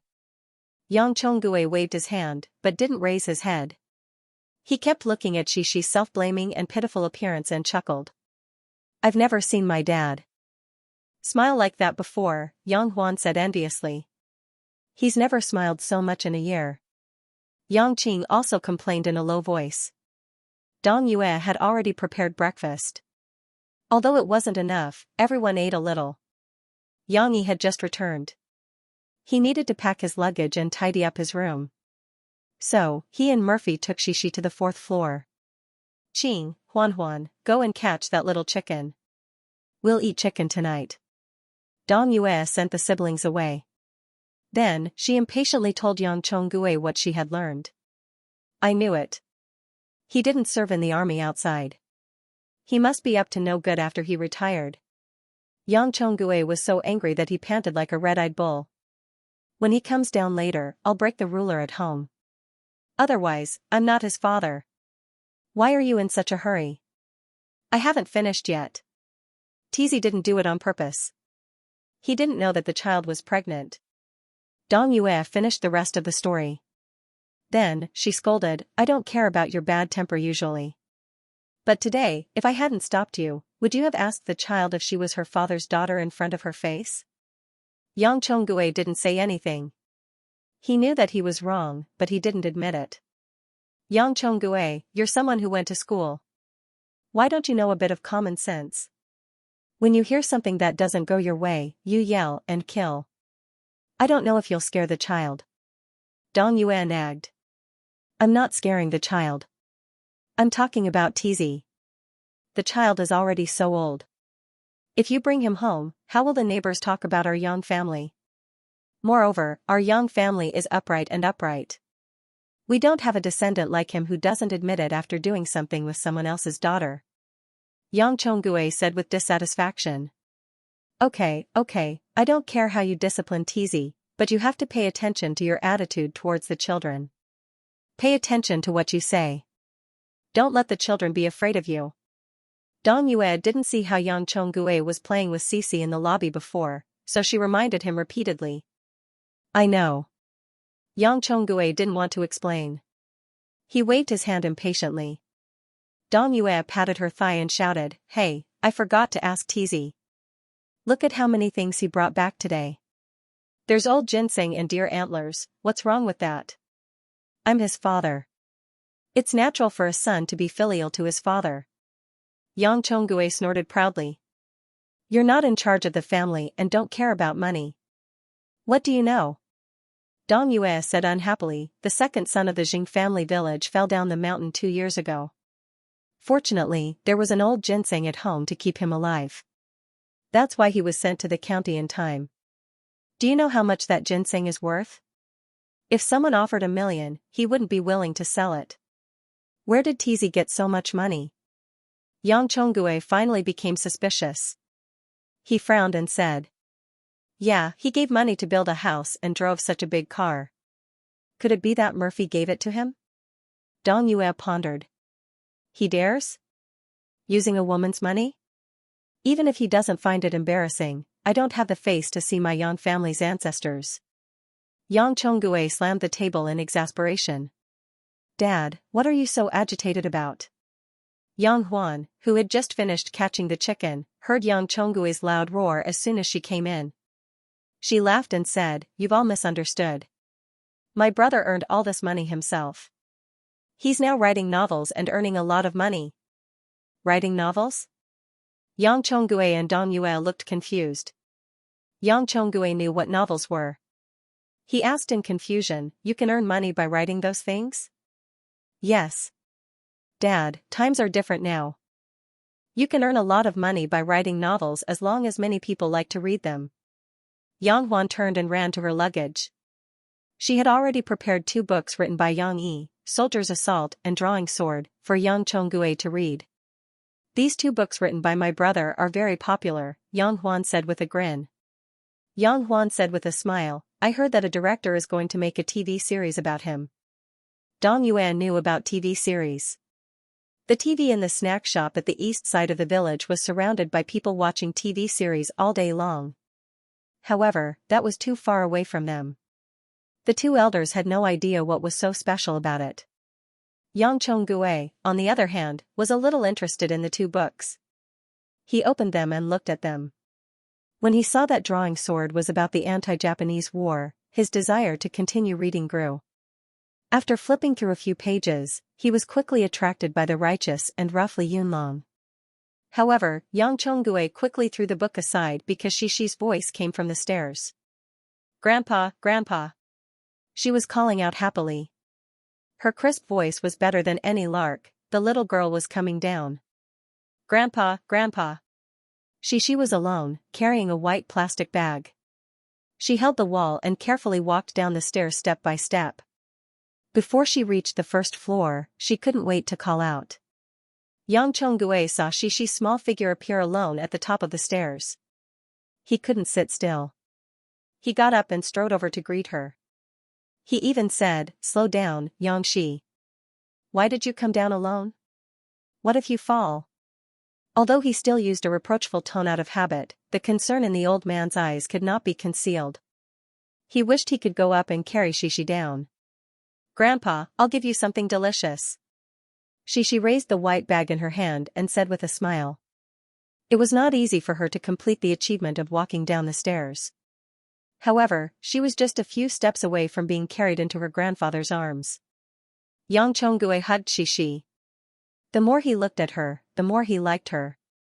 Previously, he only vaguely felt that she was close to him.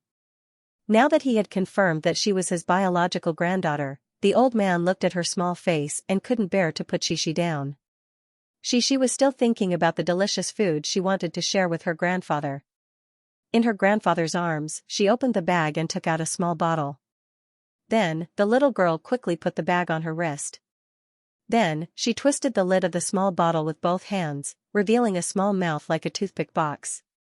She said very seriously, "Grandpa, let me tell you, this is delicious." "What is this?" Only then did Yang Chonggui move his gaze from his granddaughter's face to the small bottle. He saw that there were small things inside. "This is mouse feces." She said the name, and she quickly waved her hand and giggled. "Grandpa, Grandpa, don't be afraid. It's not mouse feces. Papa said it's just called the name, not mouse feces." "Is that so?" "Grandpa knows. It should be made of orange peel, plum, hawthorn, and other raw materials. It's also called jigong pill. Grandpa has seen it before." Yang Chonggui smiled. When he heard the name, he had already realized who it was. He had seen it when he passed by Jinling in his early years. At that time, when he heard that it was a rat's poop, he almost destroyed the stall. It was the first time that she had heard such a detailed explanation. She looked at her grandfather with some admiration and said, "Wow, Grandpa, you're so amazing. You know so much." Under his granddaughter's gaze, Yang Chonggui stroked his beard and smiled proudly. Next, she poured out a piece of jigong pill and pinched it, asking Grandpa to open his mouth. Then, she stuffed the snack into Grandpa's mouth. After that, she even rubbed her 2 fingers together, as if the powder on her fingers was also very delicious. In fact, she would even lick her fingers when eating. He didn't care whether Shishi's hands were clean or not. In the countryside, there was no need to be so particular. Moreover, these were snacks given by his granddaughter. Yang Chonggui smacked his lips and finished them all in one go. "Wow, delicious." Yang Chonggui gave Shishi a thumbs up. Hee. The little girl was also very happy. Dong Yue, who was watching from the side, couldn't stand it anymore. She walked over and said, "Little Xianxia, you gave your grandpa delicious food. Why didn't you give grandma a piece too?" She wasn't familiar with her grandma yet, but she knew that she was her grandma. She said obediently, "Grandma, wait a moment. I'll give it to you now." Yang Yi and Mo Fei quickly packed up and came downstairs. Mo Fei also changed into a very simple dress, which she bought when she went shopping with Yang Huan before. It was one of the few clothes in her wardrobe that were sold at street stalls. Although she was wearing simple clothes, Murphy still looked like a fairy who had descended to the mortal world. Her delicate and beautiful face couldn't be covered by these clothes. In the morning, several guests came to the house. Yang Yi came back to drive the car. It was a big commotion. Not long after he arrived home, the whole village knew that the eldest son of the Yang family was driving home. The villagers who weren't very familiar with them pretended to pass by the door and looked around. When they saw the car in the yard, the neighbors who were familiar with them and Dong Yue's relatives came to visit them. It was quite lively, especially the children who were wearing muddy shoes and pants. Yang Yi took out snacks and asked Shishi to give them to her brothers and sisters. The children played together for a while. It was just that it was a bit difficult for Yang Yi to explain his relationship with Mo Fei and Cici one by one. However, in this small village where the sun rose and the sun fell, Murphy also enjoyed the life of an ordinary person. No one recognized that she was a big star. They just thought that this daughter-in-law from the city was very beautiful and flattered her. Murphy didn't put on a cold face anymore. Instead, she wore a smile and followed behind Yang Yi to accompany him to greet the guests. Brother Dongfeng, third uncle, Uncle Ting. These names were actually called out.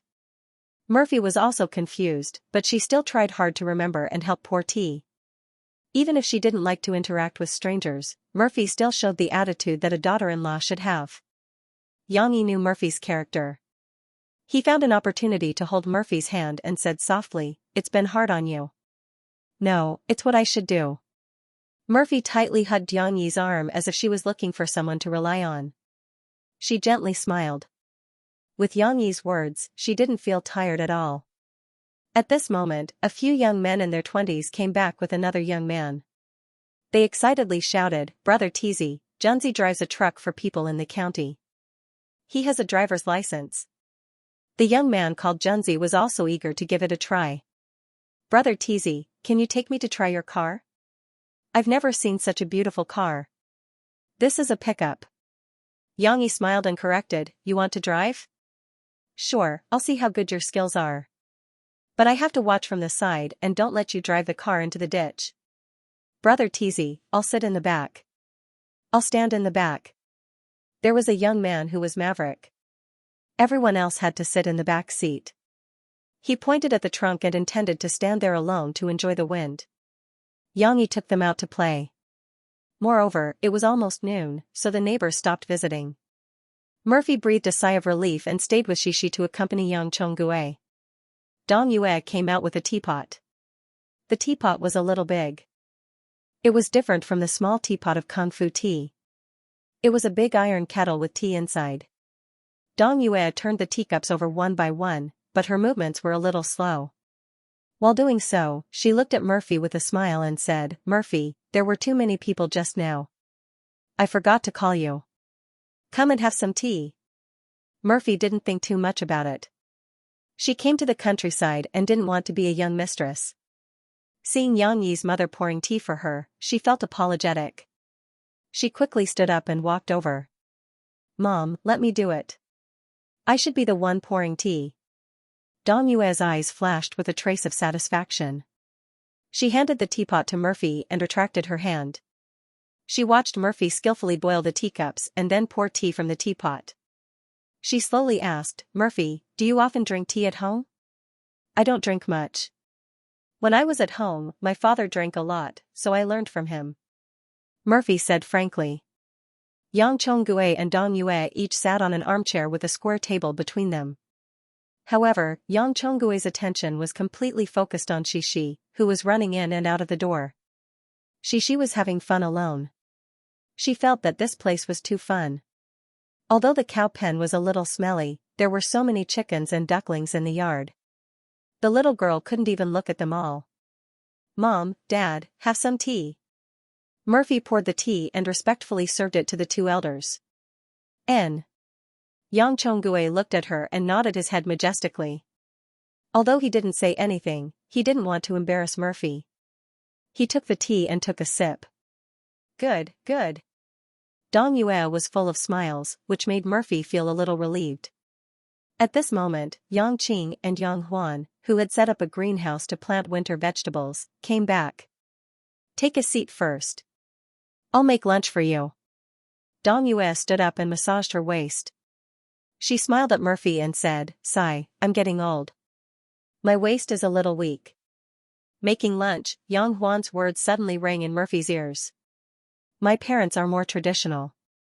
They like a sensible, filial, and virtuous daughter-in-law. If you can help my mom cook and make her happy, my dad won't have a problem." "Yes, lunch." Murphy quickly stood up and said, "Mom, let me help you." She was still relatively rational. After a few days of studying, she realized her shortcomings. What Mo Fei said was that she wanted to help, not that she wanted to do all the work. "Okay." Dong Yue looked at Murphy and nodded with a smile. Murphy and Dong Yue walked out of the hall and headed to the kitchen. Yang Huan saw them, rolled up her sleeves, and walked over. However, when Dong Yue saw her, she rolled her eyes and said, Huan, I don't need you to help me cook today. Stay in the courtyard and keep an eye on little Xianxia. Don't let her run to the cow pen and get kicked by De Huang. Oh. Yang Huan had to stop. She looked at Murphy's back and sighed in her heart. Sister-in-law, it's not that I don't want to help. It's just that my mom is too cunning.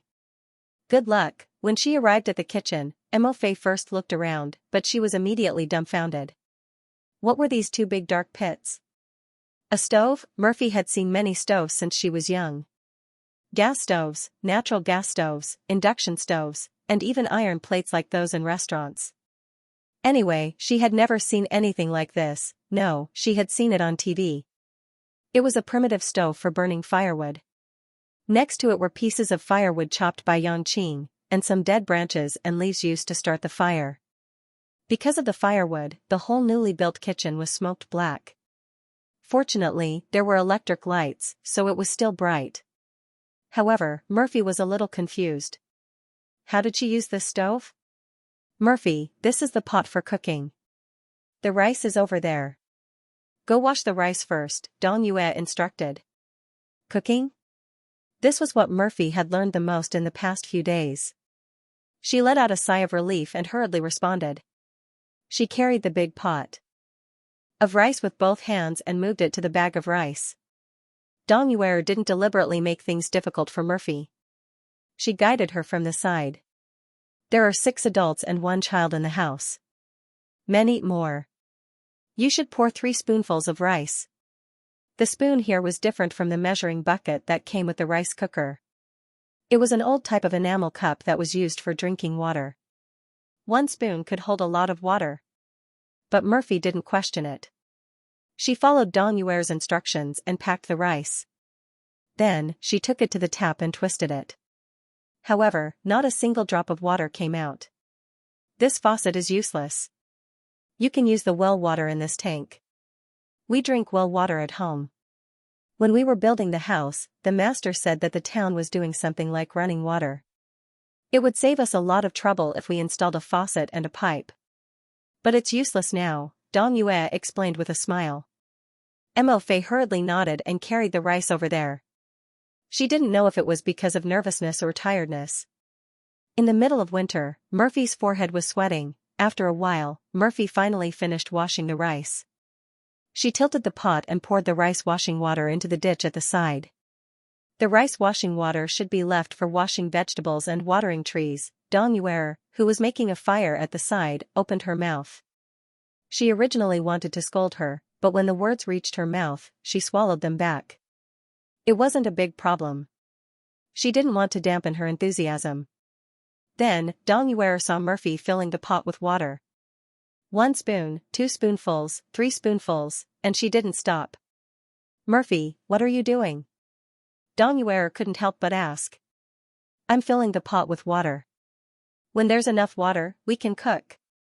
Murphy raised her head and said with a smile. Cough cough, Murphy, you did well. This is almost done. Put it down. I'll put it on the stove later. That, you go find Qing Zi and ask him where he put the vegetables he plucked. Quickly send it over. Dong Yue said with a smile. Okay. Murphy washed her hands and quickly went out to find Yang Qing. After Murphy went out, Dong Yue walked over and picked up the pot. Looking at the overflowing water, she couldn't help but shake her head.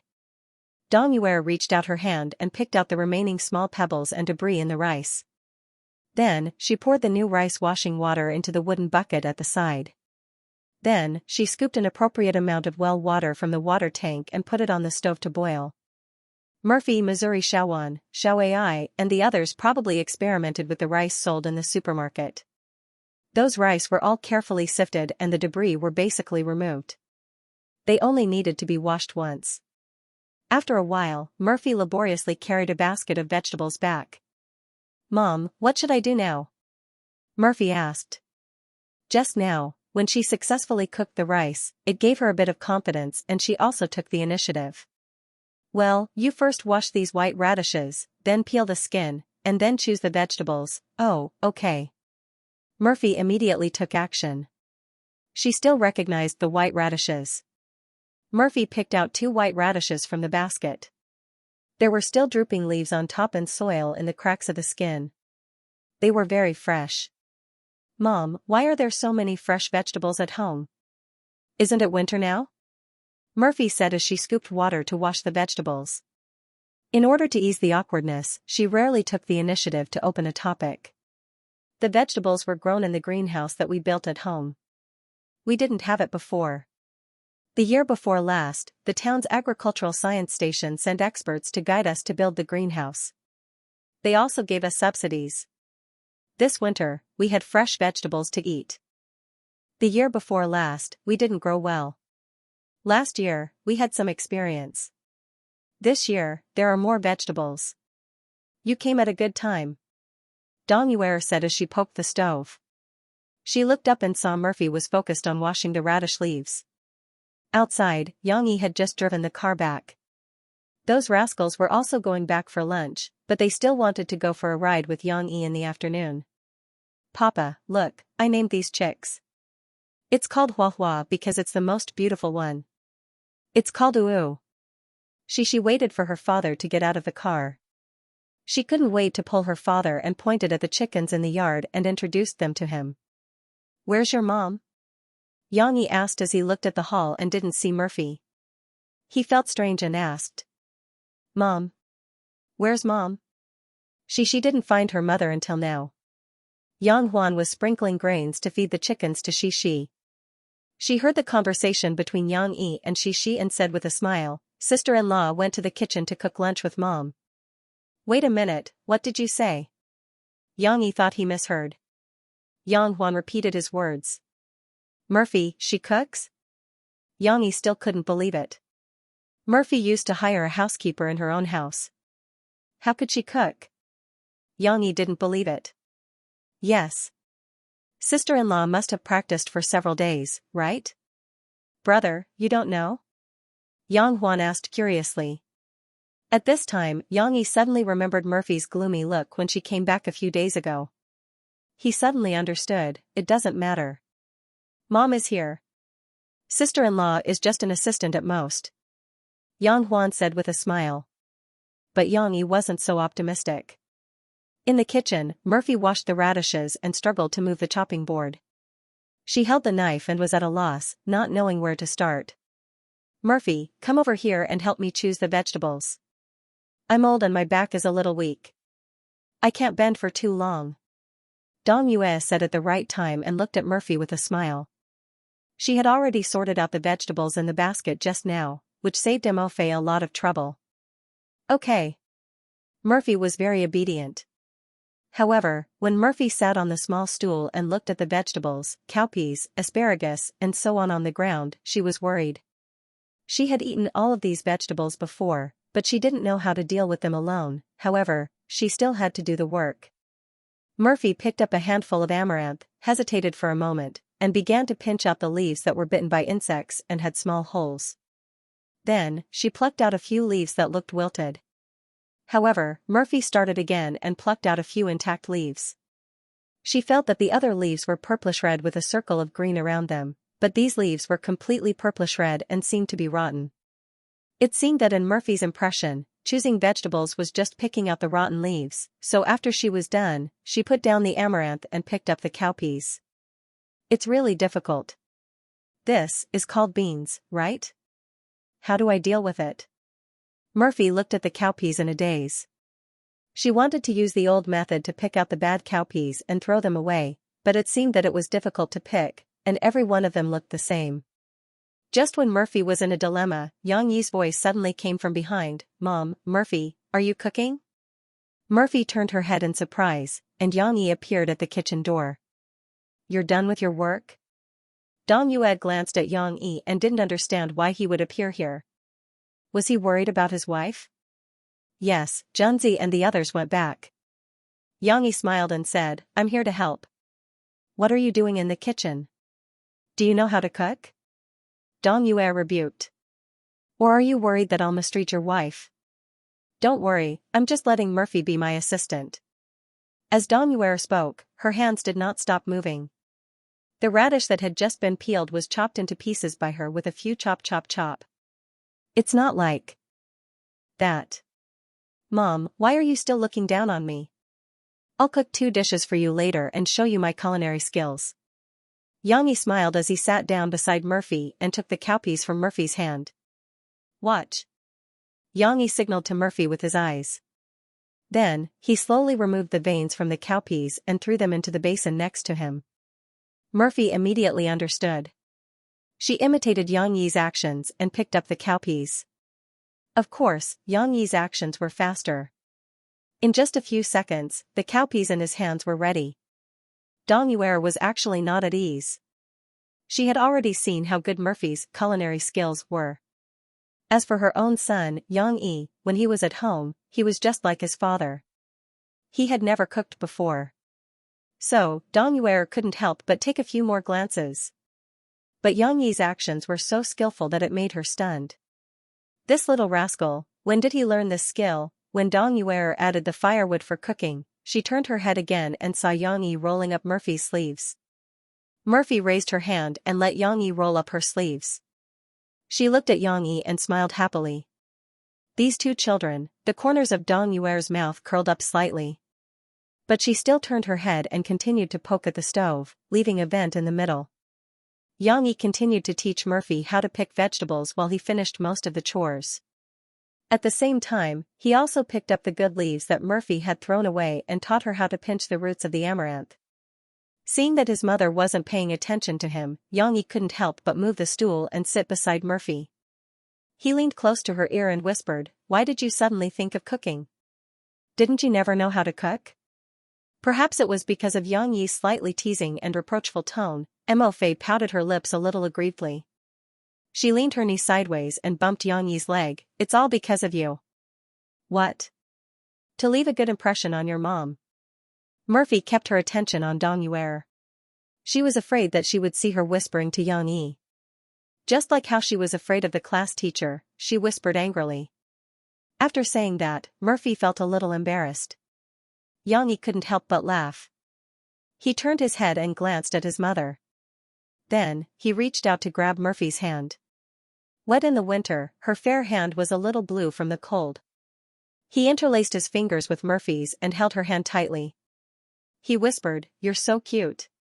Murphy looked at the deep love in Xianxi's eyes and her heart was filled with joy. The nervousness, self-reproach, and embarrassment from before were all swept away. With Xianxi's guidance and help, the assistant work progressed very quickly. In a short while all the vegetables were selected.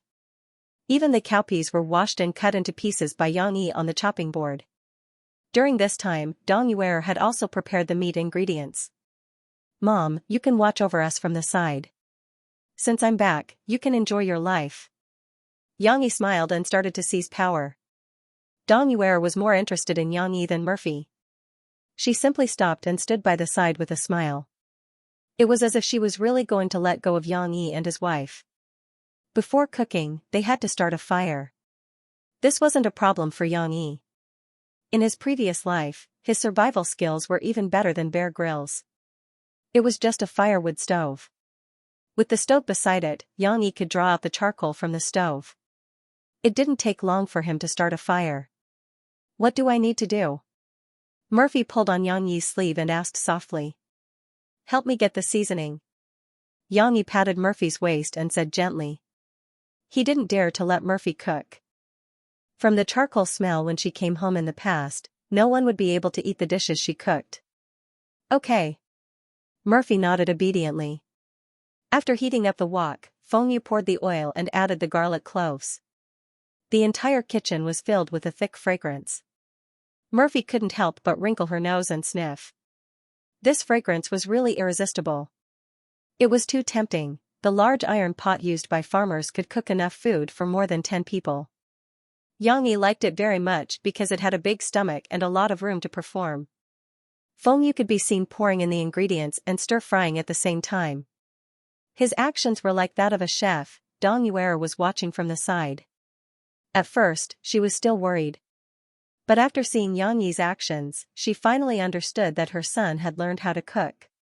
"Murphy, help me get the salt," Yang Yi said with a smile.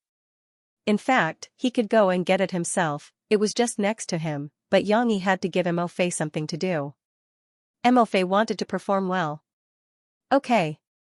Murphy was stunned. But she didn't forget her responsibility and quickly went to look for the salt. It's 24, Xiaohan made a mistake. Most of the seasonings at home were packed in big bowls, so were ginger, garlic, and chili. There were special pots for soy sauce and peanut oil, but they were different from the ones sold in the supermarkets in the city.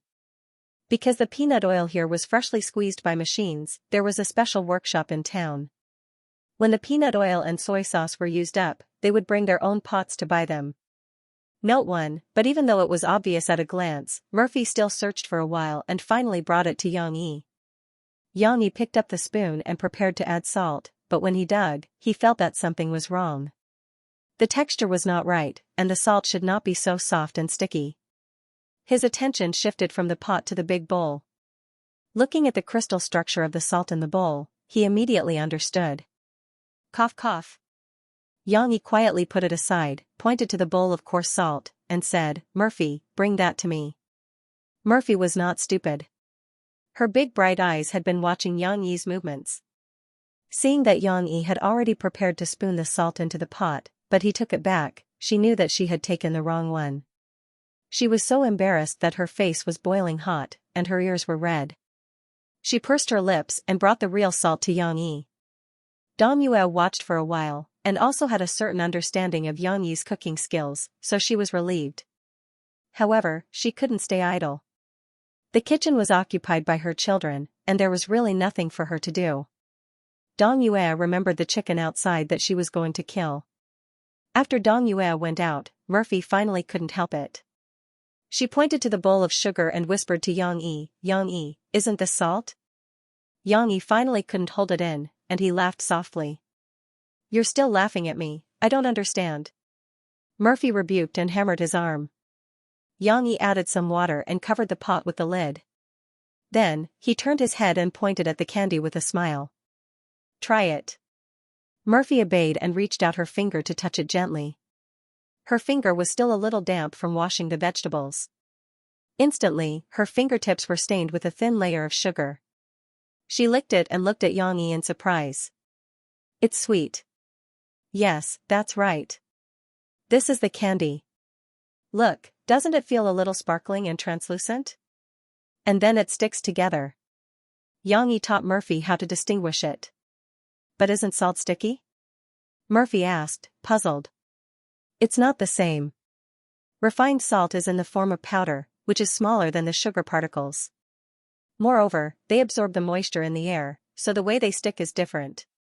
Sugar cubes are more sticky, while salt cubes are not." Yang Yi analyzed. He smiled and said, "Moreover, we eat coarse salt here. You see, it's all in pieces. It's not your fault. That you don't know. Hey, did Mom see it just now? She must think that my daughter-in-law doesn't know how to cook, so she got angry and walked out." Murphy said, blaming herself. "No, why would she be angry with you? You just don't know how to cook. What's the big deal?" Yang Yi smiled. "But Yang Huan told me that your family likes daughters-in-law who can cook." Murphy did not relax and frowned. I did have such thoughts in the past. But don't worry, you still have me, right? I can cook, and they won't make things difficult for you." Yang Yi patted Murphy's back. "Tell me, how long have you been secretly learning?" In order to make Mo happy, Yang Yi changed the topic and said with a smile. "Not long. I didn't learn well. I wanted to give you a surprise, but it's a pity." Murphy was a little sad. "There's still a surprise, but I'm more touched." Yang Yi took Murphy in his arms and kissed her on the head. He said with a smile, "You silly woman, you've suffered so much for me. You've been doing everything for me. It's my turn to do the same." Murphy felt sweet in her heart, but she still hammered Yang Yi's chest.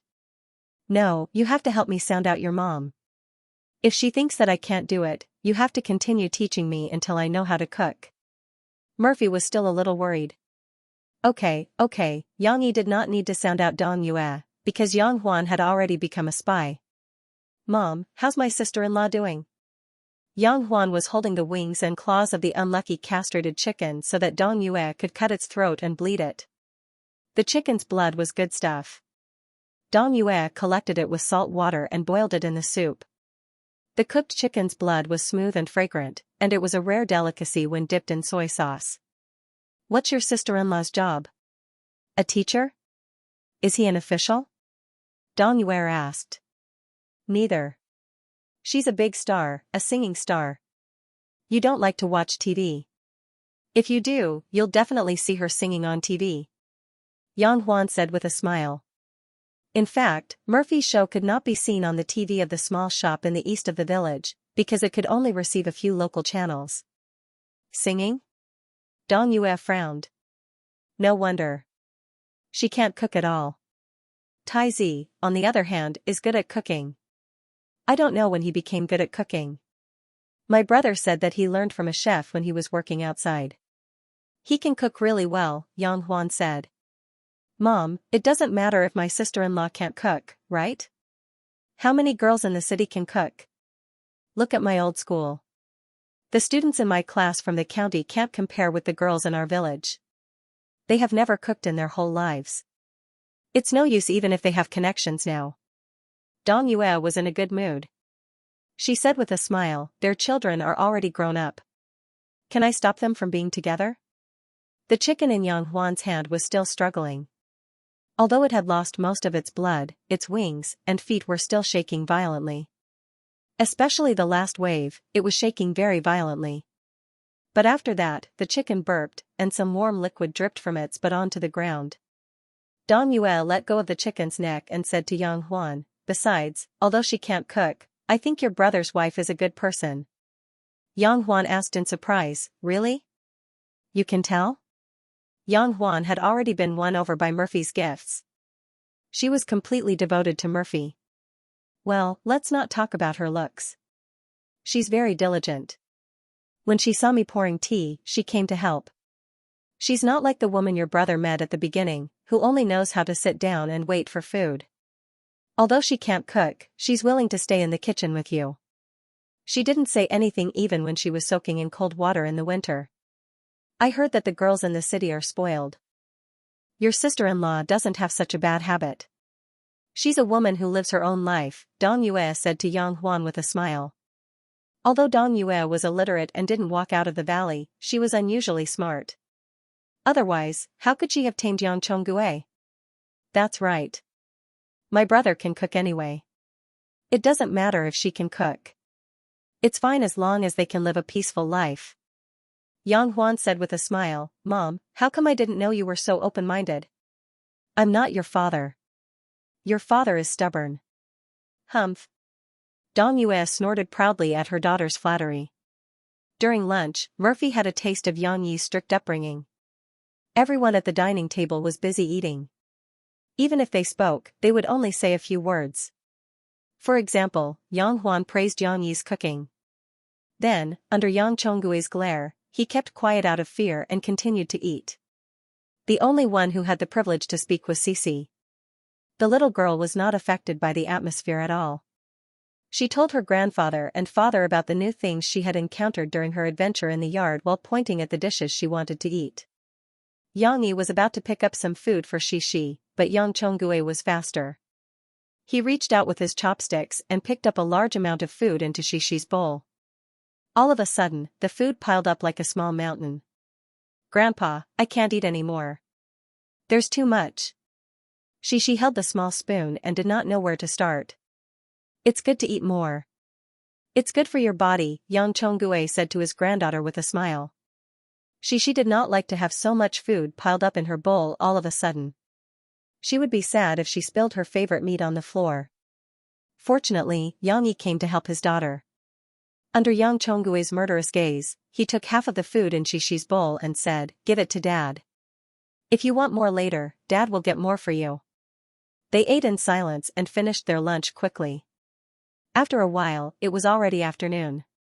Yang Yi was called out by the young men from the same village who knew him to go out and have fun, so Mo took Cece upstairs to take a nap. The little girl didn't get enough sleep in the morning, so she began to yawn when eating. The entire fourth floor was theirs. There were two big rooms next to each other, but there was very little furniture. The room they were living in now had a bed, a wardrobe, a desk, and 2 chairs. In the whole room, only the bed and bedding that Murphy and she slept in were new. The desk and wardrobe were moved from Yang Yi and Yang Qing's room. It was clean, but it looked old. There was even a ballpoint pen doodle on the desk that Yang Yi used to draw. The room next door was even simpler. There was only the bed that Yang Yi used to sleep in. It was not used yet, but there was a mattress for good luck. Just now, when Yang Yi was here, Mo didn't feel anything. But now that Yang Yi was not here, and there were only her and Cece, Mo felt that this room was a little empty, and a sense of strangeness arose suddenly. Of course, Murphy did not dislike it. She knew that Yang Yi's house was good enough. According to Yang Yi's introduction, the old house was the oldest in the village. There were 3 small rooms that could only fit the family of 5. Compared to the houses that she had seen in the car today, Murphy felt that she was very lucky. At least she was still living in a building. She heard that the tiles had not been laid yet. But wasn't this better than those old houses that were dark and dusty? Not all of the old houses in Anqing province could be called Hui-style buildings. Shishi, what do you think of Grandpa's house? Is it fun? Murphy turned to Shishi. She stretched her arm out of the blanket and gently touched her daughter's little face. It's fun. Mom, Grandpa said that he would take me to a very fun place in the afternoon. The little girl turned over to face her mother and smiled sweetly. Also, let me tell you. Grandpa has 2 little calves. They're very small. They're not as big as Mom. Murphy secretly heaved a sigh of relief. After listening to Shishi's description, Murphy knew that Shishi did not care about the simplicity of the house. She was still immersed in exploring new things. That's right. Children don't have as many twists and turns as adults. They are still very easy to satisfy. Shishi was like that now. When it came to fun things, she became excited and no longer felt sleepy. Then go to sleep. When you wake up, you can go play with Grandpa. Murphy smiled and used her finger to scratch her daughter's nose. I don't want to sleep. I want to go play with Grandpa. The little girl still acted coquettishly. No, if you don't behave, Grandpa won't like you anymore. Murphy pretended to be unhappy. Okay then, I'm going to sleep. Cece closed her eyes obediently. However, her thin eyelids were still moving a little. Her eyeballs were probably rolling around inside, and no one knew what she was thinking. It was close to 4 o'clock in the afternoon.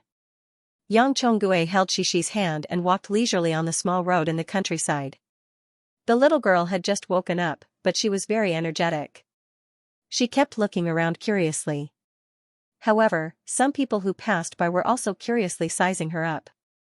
Shishi's dressing was very different from the other children in the village. Naturally, she would attract other people's attention. Shishi sometimes felt embarrassed from being stared at. She quickly walked a few steps faster and stuck close to her grandfather. Old Yang, whose child are you bringing? Finally, an old man who was of the same generation as Yang Chonggue asked, your boss's? Yes, Iron's child. Look, is she pretty? Yang Chonggue proudly raised his eyebrows. In the past, he was very serious and had a fierce reputation, so the younger generation didn't dare to take the initiative to talk to him.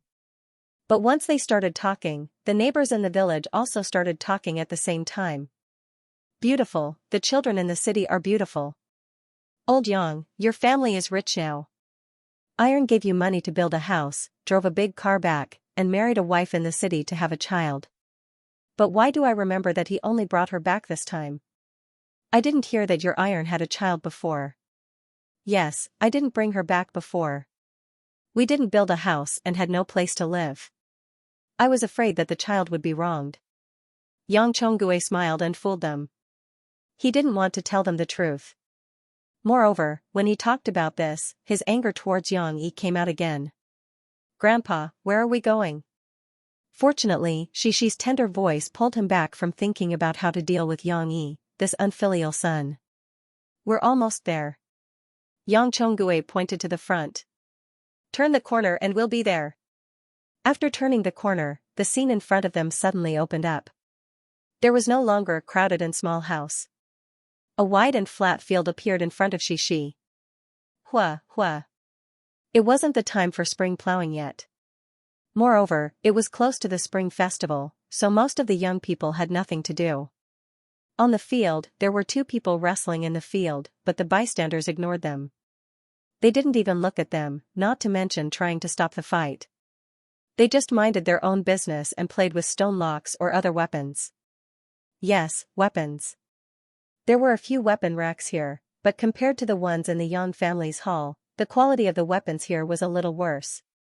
However, there were sabers, spears, swords, halberds, axes, battle axes, hooks, tridents, and so on.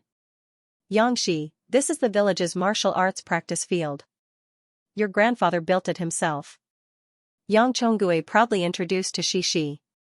He wanted to hear his granddaughter's adoration. However, Xixi didn't cooperate. She anxiously pulled on her grandfather's sleeve and pointed to the two men who were hugging each other and rolling around on the ground. She raised her head and said, "Grandfather, they're fighting." "It's not good to fight." "They're not fighting. They're just practicing martial arts and learning from each other." Yang Chonggui hurriedly explained. "Chang'an, Depa, that's enough. Don't go too far. It's winter and you're ruining your clothes like this. When you get back, your mother will beat you to death." Yang Chonggui shouted. His voice was loud and clear, like winter thunder. At this moment, the old and young men in the martial arts practice field noticed Yang Chonggui's arrival and greeted him. Mu Chang'an and Li Shupo, who were sparring with each other just now, also quickly let go of their hands and got up from the ground. As if they had done something wrong, they obediently called out, "Teacher Yang." "Teacher Yang," Xixi curiously blinked her eyes. The scene in front of her was quite magical. Many people were greeting Yang Chonggui, and most of the young people were fearfully calling him Teacher Yang. Yang Chonggui was also like an emperor on a private tour. He held Xixi's hand with one hand and put the other behind his back. He nodded as he walked past, his face glowing. Practice well. Men should practice martial arts so that they won't be bullied in the future. Yang Chonggui reached out and patted Mu Chang'an and Li Shupo's shoulders as he encouraged them. It was the first time the two young men had received his encouragement. Their bodies stiffened as if they had been touched by Medusa. However, Yang Chonggui wasn't satisfied. Xixi was just curious. She didn't show any surprise or adoration. Yang Chonggui led Xixi through the middle of the martial arts practice field. Xixi followed her grandfather with small steps. She nervously looked at the people holding spears and swinging axes. After several conversations about Xixi's identity, Yang Chonggui took Xixi to an empty place. "Xianxia, Grandpa will play a trick for you, okay?" Yang Chonggui's dignified appearance was swept away. With a smile, he kindly said to Xixi. "Okay." Xixi happily clapped her hands. Her reputation as the king of support was not undeserved. Yang Chonggui nodded with satisfaction. He pointed to the big stone weight on the ground that seemed to weigh 60 to 70 pounds and said, "First of all, Xixi, you take this stone weight and see if you can lift it." Xixi curiously looked at it. She really did as her grandfather taught her. She grabbed the handle of the stone weight and wanted to lift it up, but how was that possible? The little girl used all her strength, but the big stone still did not move. "You can't catch it, right?" Yang Chonggui said to his granddaughter with a smile. "This is a big stone. It's so heavy." The little girl pouted and shook her head at her grandfather. Not being able to lift it, Xixi was a little unhappy. "Grandpa can catch it, do you believe me?" Yang Chonggui patted his chest and asked. However, Xixi did not shake her head. Instead, she nodded seriously.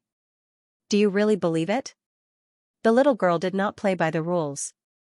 Yang Chonggui's prepared words were choked in his throat. It was very uncomfortable. "Grandpa is very powerful." Xixi was still as supportive as always. She added, "My papa is also super powerful." "Forget it, let's just use our real skills," Yang Chonggui asked Xixi to stand aside. He walked to the stone weight and bent down to grab the handle of the stone weight with his right hand. Huh. With a steady exhalation, Yang Chonggue lifted the 60 to 70 pound stone weight with one hand. Wow. She seemed to have forgotten what she had just said. She cried out in surprise and stared at him closely. His granddaughter's voice made Yang Chonggue feel as if he had been injected with chicken blood, and his mood became agitated. Rise! He roared again, raising the stone lock high above his head. Actually, Yang Chonggue didn't shout because the stone dumbbell was too heavy. Yang Chonggue did it on purpose. He probably put on a posture that made it look like it was very difficult for him to lift it up, but in the end, he still lifted it up. The effect was also very obvious. She stared straight at it. The little girl clasped her hands in front of her and looked at her grandfather nervously, afraid that the stone lock would fall down. Following that, Yang Chonggue really gave it his all. He played with the stone lock until it looked like a flower. Lifting and chopping were all child's play.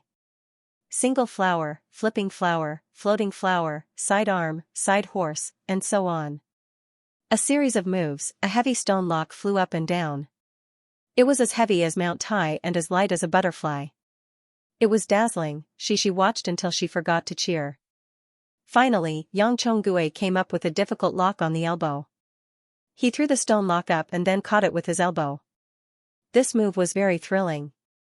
There was a sense of danger that the stone lock would smash this white-haired old man into meat paste. She watched in fear and surprise. She only breathed a sigh of relief when she saw her grandfather catch the stone lock. However, the cheers of the surrounding villagers entered Shishi's ears, and the little girl became happy again. Uncle Gue is still old but vigorous. You little rascals who play all day long, why don't you hurry up and learn from Uncle Gue? The middle-aged man from before said with a smile. Shishi roughly understood his slightly accented Mandarin and couldn't help but puff out her small chest. How is it? Grandpa stone lock, is it good?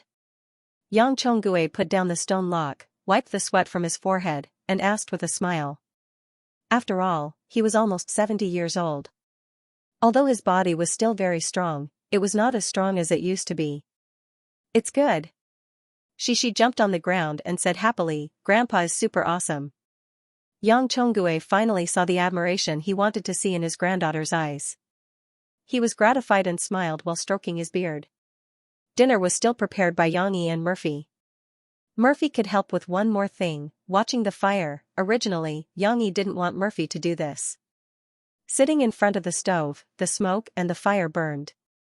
However, Murphy learned how to stuff firewood and how to unblock the vent to make the fire burn brighter. She liked this job and insisted on watching the fire for Yang Yi. Yang Yi put the plucked and gutted chicken into the pot to cook. Then, he looked at Murphy, who was staring at the firewood, and said, You worked in the kitchen with Mom at noon. Later, do you know what Mom said about you? What did she say? Did Mom tell you? Murphy was nervous. She stood up hurriedly and looked at Yang Yi. Yang Yi deliberately said expressionlessly, She didn't tell me. Yang Huan helped you sound her out and then told me. What did she say? Did she say that I'm stupid and can't do anything? Murphy looked at Yang Yi's face and asked sadly. Of course not. Mom praised you. She said that you're hardworking and a good woman. Yang Yi suddenly laughed. He rubbed Murphy's head with his palm. His fingers were not clean. Ah? Murphy couldn't believe it. She asked stupidly, Really? Mom didn't see that I can't cook? She saw it. How could you not see it with your mediocre cooking skills? But my mom didn't care about it. She saw how hardworking you were, so she gave you a passing grade. Yang Yi drew a line in front of his chest. You're lying. It's not a passing grade. Murphy became smarter this time. She hammered Yang Yi's arm in embarrassment and said, You just said that Mom praised me. I am a good woman who lives a good life. Mo Fei repeated this comment with a joyful smile on her face. I've always felt that you're good at living. That's why I like you so much. Yang Yi pretended to be jealous. Why didn't I see you feeling gratified by my evaluation? You're a big baddie. You even lied to me. Murphy giggled as she playfully twisted her body. At this moment, she came back from the training ground with her grandfather. The sky wasn't completely dark yet. The little girl couldn't wait to run to the kitchen and tell her parents about her experience in the afternoon. What training ground, what rock dance, what broadsword playing, all of these were new to Shi. Murphy wasn't surprised that Yang Yi's father knew martial arts. But she noticed a problem and asked Yang Yi, "Is Dad a teacher?" Yang Yi nodded and said, "About 20 years ago, the town said that it was too hard for the children in our village to go to the town's primary school. Every time we had to walk more than 10 miles on the mountain road, which was unrealistic. So they made our village use an empty house to build a primary school. They also sent teachers over, but they lacked a physical education teacher. Our dad was in the village and often taught those people martial arts. So this job fell on his head. He also got a salary, so he agreed. So now many people call my dad Teacher Yang." Yang Yi waved his hand. "Then Dad is quite amazing," Murphy said with a smile. He himself quite enjoys being called. Yang Yi shook his head with a wry smile. After dinner, Yang Huan and Murphy were cleaning up the dishes and preparing to wash them in the kitchen. Dong Yue and Yang Chonggue looked at each other and said, "Tai Zi, Murphy, there's something I've always wanted to ask." "Mom, go ahead." Yang Yi nodded. Have you and Mo Fei held a banquet in the city?" Dong Yue was worried that Murphy would think too much. She waved her hand and said, "I don't mean anything else. In our village, there's an unwritten rule. When you get married, you still have to hold a wedding banquet and invite friends and family to gather. Only then can your relationship be considered confirmed." "Wedding? Get married?" Yang Yi showed a confused expression. He had never thought about this question. Perhaps it was because he was used to not following the rules. He used to think that it was enough for two people to be together, even if they were a stable couple. The concept of marriage had never appeared in his mind. Hearing his doubts and seeing his expression, Yang Chonggui's face immediately darkened. "You two are not married? You haven't registered your marriage?" Dong Yue frowned and asked. Murphy lowered her head and stood beside Yang Yi like a little daughter-in-law. She did not dare to breathe loudly. She was not wrong, but when questioned, Murphy felt as if she had joined forces with Yang Yi to deceive the two elders. She felt very uneasy. "Do we have to register our marriage?" Yang Yi honestly asked his question. Bang! Yang Chonggue slammed the table, causing everyone's bowls and chopsticks to jump. Yang Huan and Yang Qing lowered their heads at the same time, not daring to look directly at the old man. Even Shi, who had finished eating early and ran to the side to play by herself, was shocked by the noise. "Tizi, your words are getting worse and worse. Did you learn bad things after staying outside for a few years?" Dong Yue saw this and interrupted, "Murphy gave birth to your child. How can you let her down like this?" "No, what I mean is, even if we don't register our marriage or hold a wedding, I will still spend the rest of my life with her." "What's the difference?" Yang Yi explained, not knowing whether to laugh or cry. Murphy was stunned. She stared blankly at Yang Yi. She was touched by Yang Yi's words, "Spend the rest of my life with her." From his point of view, that was indeed the case. Yang Yi did not think that a marriage certificate could make two people happy for the rest of their lives. Love needed to be carefully managed by two people. It could not be bound by a marriage certificate. "You unfilial son, our Yang family doesn't have a scum like you who plays with women's feelings," Yang Chonggue angrily rebuked. Dong Yuer's interruption just now had no effect. Yang Yi shut his mouth. From the memories of his previous life, he knew that when the old man was furious, any further explanation would only have the opposite effect. Talking back would only make Yang Chonggue even angrier. The child is already 4 years old. "If you don't marry Murphy, won't others laugh at us?" This time, Dong Yue did not spoil Yang Yi. She helped him and said, "Tai Zi, you have to think about this carefully." "Consider what?" "I think he must have been blinded by the outside world after he retired. He doesn't even know the most basic principles of being a person. He has completely forgotten the teachings of his ancestors." Yang Chonggue slammed the table and angrily rebuked. Yang Yi avoided the limelight and remained silent. On the other hand, Murphy was panicking. She quickly opened her mouth to explain for Yang Yi. Dad, Mom, don't blame Yang Yi. It's not his fault. It's because of me. I'm working now, so I can't make our relationship public. That's why we can't get the marriage certificate. What? Yang Chonggui and Dong Yue both looked over in confusion. Yang Yi quickly pulled Murphy and whispered, Are you stupid? Why are you sticking your head out? Leave this matter to me. It's my problem.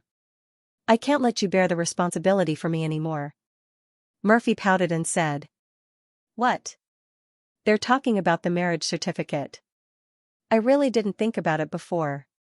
Yang Yi waved his hand and turned to his parents. Dad, Mom, don't listen to Murphy's nonsense. I didn't think it through. He was also worried that Yang Chonggui and Dong Yue would have a bad opinion of Murphy. It wasn't easy to make them accept Murphy today. He couldn't let it go to waste. Yang Chonggui stood up with a sullen face. Come with me. Old man. Dong Yue hurriedly called out. Don't worry about this. Yang Chonggui waved his sleeves and walked to the courtyard with his hands behind his back. Yang Yi stood up helplessly and wanted to follow him. At this time, Murphy grabbed his hand. Yang Yi turned to look and saw tears in her eyes. It's okay. Don't worry. Yang Yi gently patted Murphy's hand and signaled to her with his eyes to his mother. Go and wash the dishes with Huan Huan. Yang Yi followed Yang Chonggui to the courtyard. Then Yang Chonggui took out the key and opened the door of the ancestral hall. The ancestral hall was an independent tile-roofed house. However, there was no electric light inside. There was only a dim kerosene lamp and a few red incense sticks flickering. Yang Chonggui didn't say anything. He took a lighter from the square table in front of the ancestral tablets and lit the 2 candles on the table. Only then did the ancestral hall become brighter. Kneel. Yang Chonggui didn't look at him. Instead, he stood in front of the ancestral tablets with his hands behind his back. With his back facing Yang Yi, he looked up at the ancestral tablets. Yang Yi hesitated for a moment and helplessly knelt on the futon. This action was very clear in the predecessor's memory. Before the predecessor was a soldier, he was often punished to kneel. After kneeling, Yang Yi didn't say anything for a long time. It was as if he was ignoring Yang Yi. However, Yang Yi still satisfied him. He knelt there with his back straight and didn't say anything. Now that you have some money, you forget your ancestors. If I give you a few more years, will you abandon your wife and children? Yang Chonggui turned around and snorted. How do you say this in the ancestral teachings? I'll recite it for you. Eccentricity is natural, repentance is inevitable. Decadence and self-satisfaction make it difficult to establish a family. Tell me, what does it mean? Yang Yi knelt on the futon and was silent for a moment. Then he said, eccentric, self-opinionated people will often do things that they regret. They will miss a lot of things that they cherish. A decadent, lazy, addicted, and unmotivated person will also find it difficult to establish a family. These ancestral teachings, in the past, Yang Chonggui made the 3 siblings copy and recite them. If they couldn't remember, they would be beaten. How could Yang Yi not remember? In front of the ancestral teachings, you have to think about it for an hour and see where you went wrong. If you can't figure it out, you can kneel here tonight and don't go back. Yang Chonggui waved his sleeves and left Yang Yi in the ancestral hall. He left the door ajar and walked out. In Yang Chonggui's opinion, Yang Yi was getting more and more outrageous. If he didn't teach him a lesson, he would be too arrogant. He also knew that someone would try to persuade him, so he didn't stay at home. He would come back later. Yang Huan had been watching secretly. Then she quickly ran to the kitchen and reported to Murphy, who was panicking. Sister-in-law, my brother must have been punished by my father. I heard it. It seemed to be an hour. Yang Huan whispered to Murphy. Ah. Murphy was about to cry.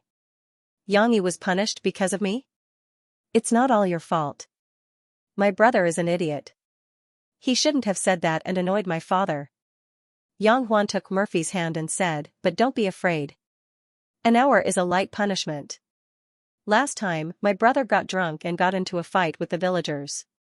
My father whipped him twice and punished him to kneel for a night. The next day, his legs didn't even belong to him. But it's so cold now. Murphy's eyes were red. She said, "Where is Xianxia? I'll go accompany him." Murphy could not enter the ancestral hall, not to mention that she was not listed in the Yang family tree. Even if she was, she could not enter the ancestral hall. The ancestral hall of the Yang family was quite open. Because of the heavy casualties in the war, Yang Chonggue was the only one left in the family. Therefore, Yang Chonggue had the final say in the rules. In the past, he did not allow Dong Yuer to enter the ancestral hall, saying that she could only enter once in her lifetime. Later, he could not dissuade his wife, so he reluctantly changed the rule that all the women in the family could enter the ancestral hall to worship the ancestors together during festivals. But now, Murphy could not enter the ancestral hall, and Yang Huan did not dare to secretly bring Murphy in. If the old man saw it, Yang Huan would be beaten up. What should he do? Yang Huan rolled his eyes and said with a sly smile, "Got it. Follow me." Yang Yi knelt in the gloomy ancestral hall.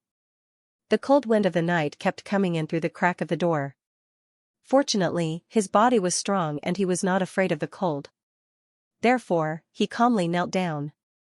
In his mind, he was still criticizing the tradition and ignorance of his old man.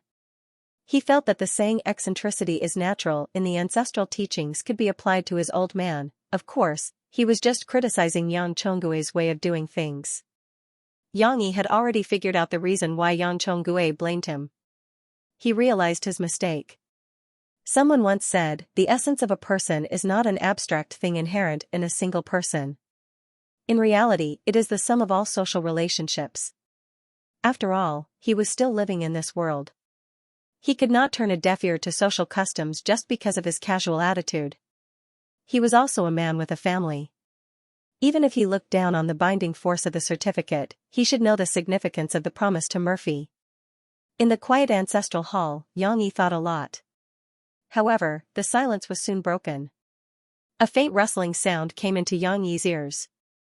In the dim and quiet ancestral hall, it was very loud. Yang Yi frowned and looked over. His hearing and eyesight were very good, so he quickly found the source of the sound. Then, he saw a pair of eyes in a ventilation hole in the corner. The eye blinked and then retreated. "Sister-in-law, look, big brother is inside." Yang Huan's voice was heard. After a while, a pair of familiar eyes appeared at the entrance of the cave. It was Murphy's. Yang Yi recognized her immediately and saw her sad expression when she saw him kneeling there. "Murphy, it's not a big deal. I'll stay for another half an hour or so. You should go back quickly. It's cold outside." Yang Yi spoke before she could. Murphy heard it. Although it was a little fuzzy outside, she heard the second half very clearly. She pursed her lips and stubbornly said, "No, I want to accompany you." "Why are you accompanying me? I'm not cold inside, but you'll freeze outside." "Fool, listen to me." "I don't want to listen to you. I don't want to see you being punished for me." Murphy finally held back her tears and talked back. "I'm not being punished. In our family, it's normal to be punished. If you don't believe me, ask Huan Huan. Do Yang Qing and I get punished often?" Yang Yi coaxed her. Yang Huan also pulled Murphy and said, "Yes, it's only an hour. It's okay.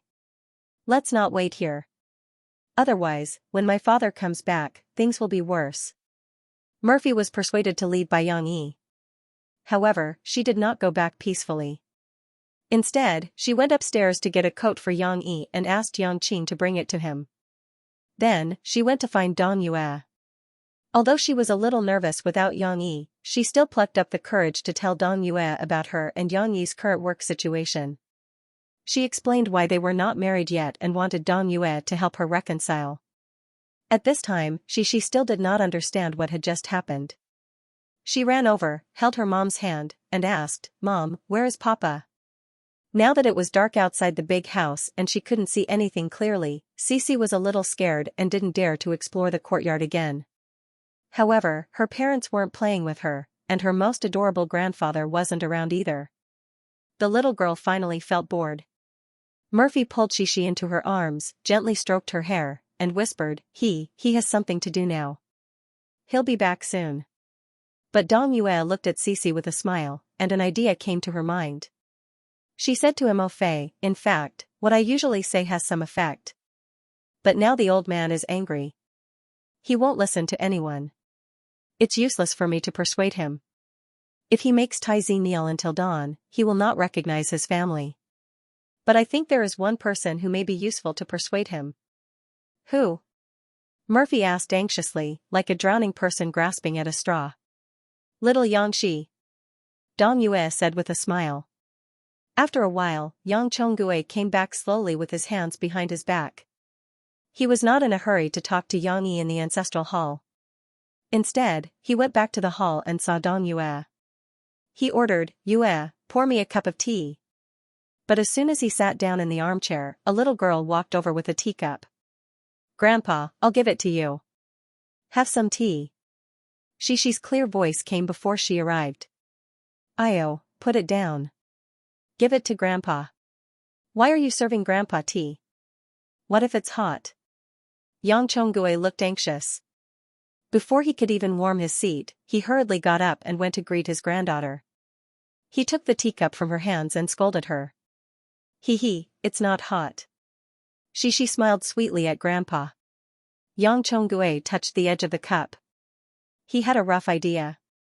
He took a sip and put it down. It was not hot. The tea was warm. It seemed that someone had already prepared it. "It's not hot. This is a porcelain cup. If it falls, it will hit your foot or cut your foot." Yang Chonggui picked up Shishi and sat on the armchair. Although he was talking to his granddaughter, everyone knew who he was talking about. Grandma said that you locked up my papa." Shishi pouted and said, "Grandpa, don't be angry, okay? My papa is not a bad guy." "Okay," Shishi said while shaking Yang Chonggui's hand. Even if Yang Chonggui had a heart of stone, he would not be able to resist such a childish act. "But your father didn't do something well, so Grandpa is angry," Yang Chonggui explained. But don't lock him up, okay? I'm scared," Shishi said sadly. "Papa is disobedient. I'll ask him to apologize to you, okay? Papa said that if you know your mistakes, you're a good child. Don't be angry, okay?" The little girl's voice was soft, and Yang Chonggui didn't know how to deal with her. He couldn't harden his heart to Shishi, and after being coaxed by his granddaughter, his anger had already dissipated. Okay. I won't punish your father. Xianxia, don't cry. Grandpa promises you that your father will come back immediately." Yang Chonggui saw that Shishi's eyes were red and quickly said, "Really?"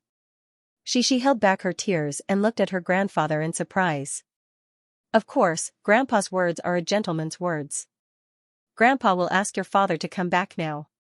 Yang Chonggui looked at his granddaughter's surprised eyes and immediately patted his chest and said heroically, "Grandpa, you're so nice." Shishi leaned over and kissed her grandfather on the cheek. At this moment, Yang Chonggui, who was still a little stiff, couldn't hold on anymore. He revealed a smile, and the wrinkles on his face were like blooming flowers. They had never been so wonderful. Creak. The door of the ancestral hall was opened, and Yang Chonggui walked in slowly. "You have a good daughter." Yang Chonggui pretended not to see the clothes on Yang Yi's body. He snorted and said, "Get up." Yang Yi slowly got up from the ground. After kneeling for an hour, his knees were a little sore. With a thought, a warm current gushed out from his dantian and hit the blood vessels there. The soreness immediately dissipated. "Daughter?" Yang Yi was a little confused. Did Shishi do something? Yang Chonggui ignored him and took care of the altar. After a while, he said slowly, "Do you know why I asked you to kneel?" Yang Yi was silent for a while and said softly, "Lack of responsibility." "That's one reason." Yang Chonggui took out a few incense sticks, put them on the kerosene lamp, and lit them. "There's another reason. Now that you've made a lot of money, you can't call home as much as when you were in the army." The old man's intuition was very accurate. Although he didn't suspect whether his eldest son's identity had changed, he could sense that Yang Yi maintained an inexplicable distance from home and this place despite his seemingly friendly appearance. How could he not be estranged? This guy was not the real Yang Yi. Yang Chonggui was more talkative now. You can't forget your ancestors. No matter how much money you make, you can't go against your conscience. You can't forget that you're a descendant of the Yang family. Our Yang family has been loyal for generations. We shed our blood for the country and the people, and we repay our neighbors. We support each other. I want you to kneel in front of your ancestors because I want you to calm down. Whether it's your wife, your children, your parents, your siblings, or your neighbors who have received kindness from you.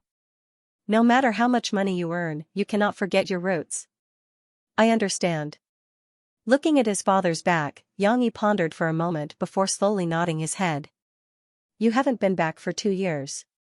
Yang Chonggui finally turned around and looked at him. He handed over the lit incense and said slowly, burn some incense for your ancestors. Yang Yi returned and appeared in front of Murphy and Xianxia.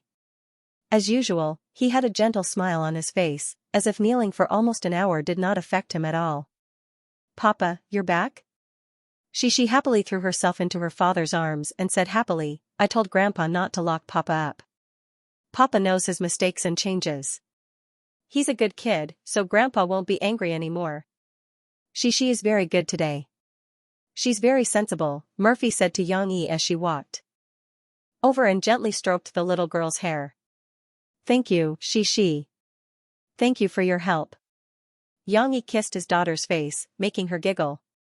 It was late at night. Yang Yi carried Xianxia and took Murphy upstairs. As soon as they turned on the light and entered the room, Yang Yi could not wait to free one of his hands and gently held Murphy's soft hand. He looked at Murphy's sparkling eyes softly and said, You've been wrong tonight. In fact, it's my fault. Yang Yi knew that Murphy must have done something behind his back. Otherwise, Xianxia would not have run to her father. Don't say it again. Murphy reached out to cover Yang Yi's mouth and said, It's my fault. Are you done? Xianxia looked at her mother's posture and her eyes lit up. It seemed that she had unlocked a new movement.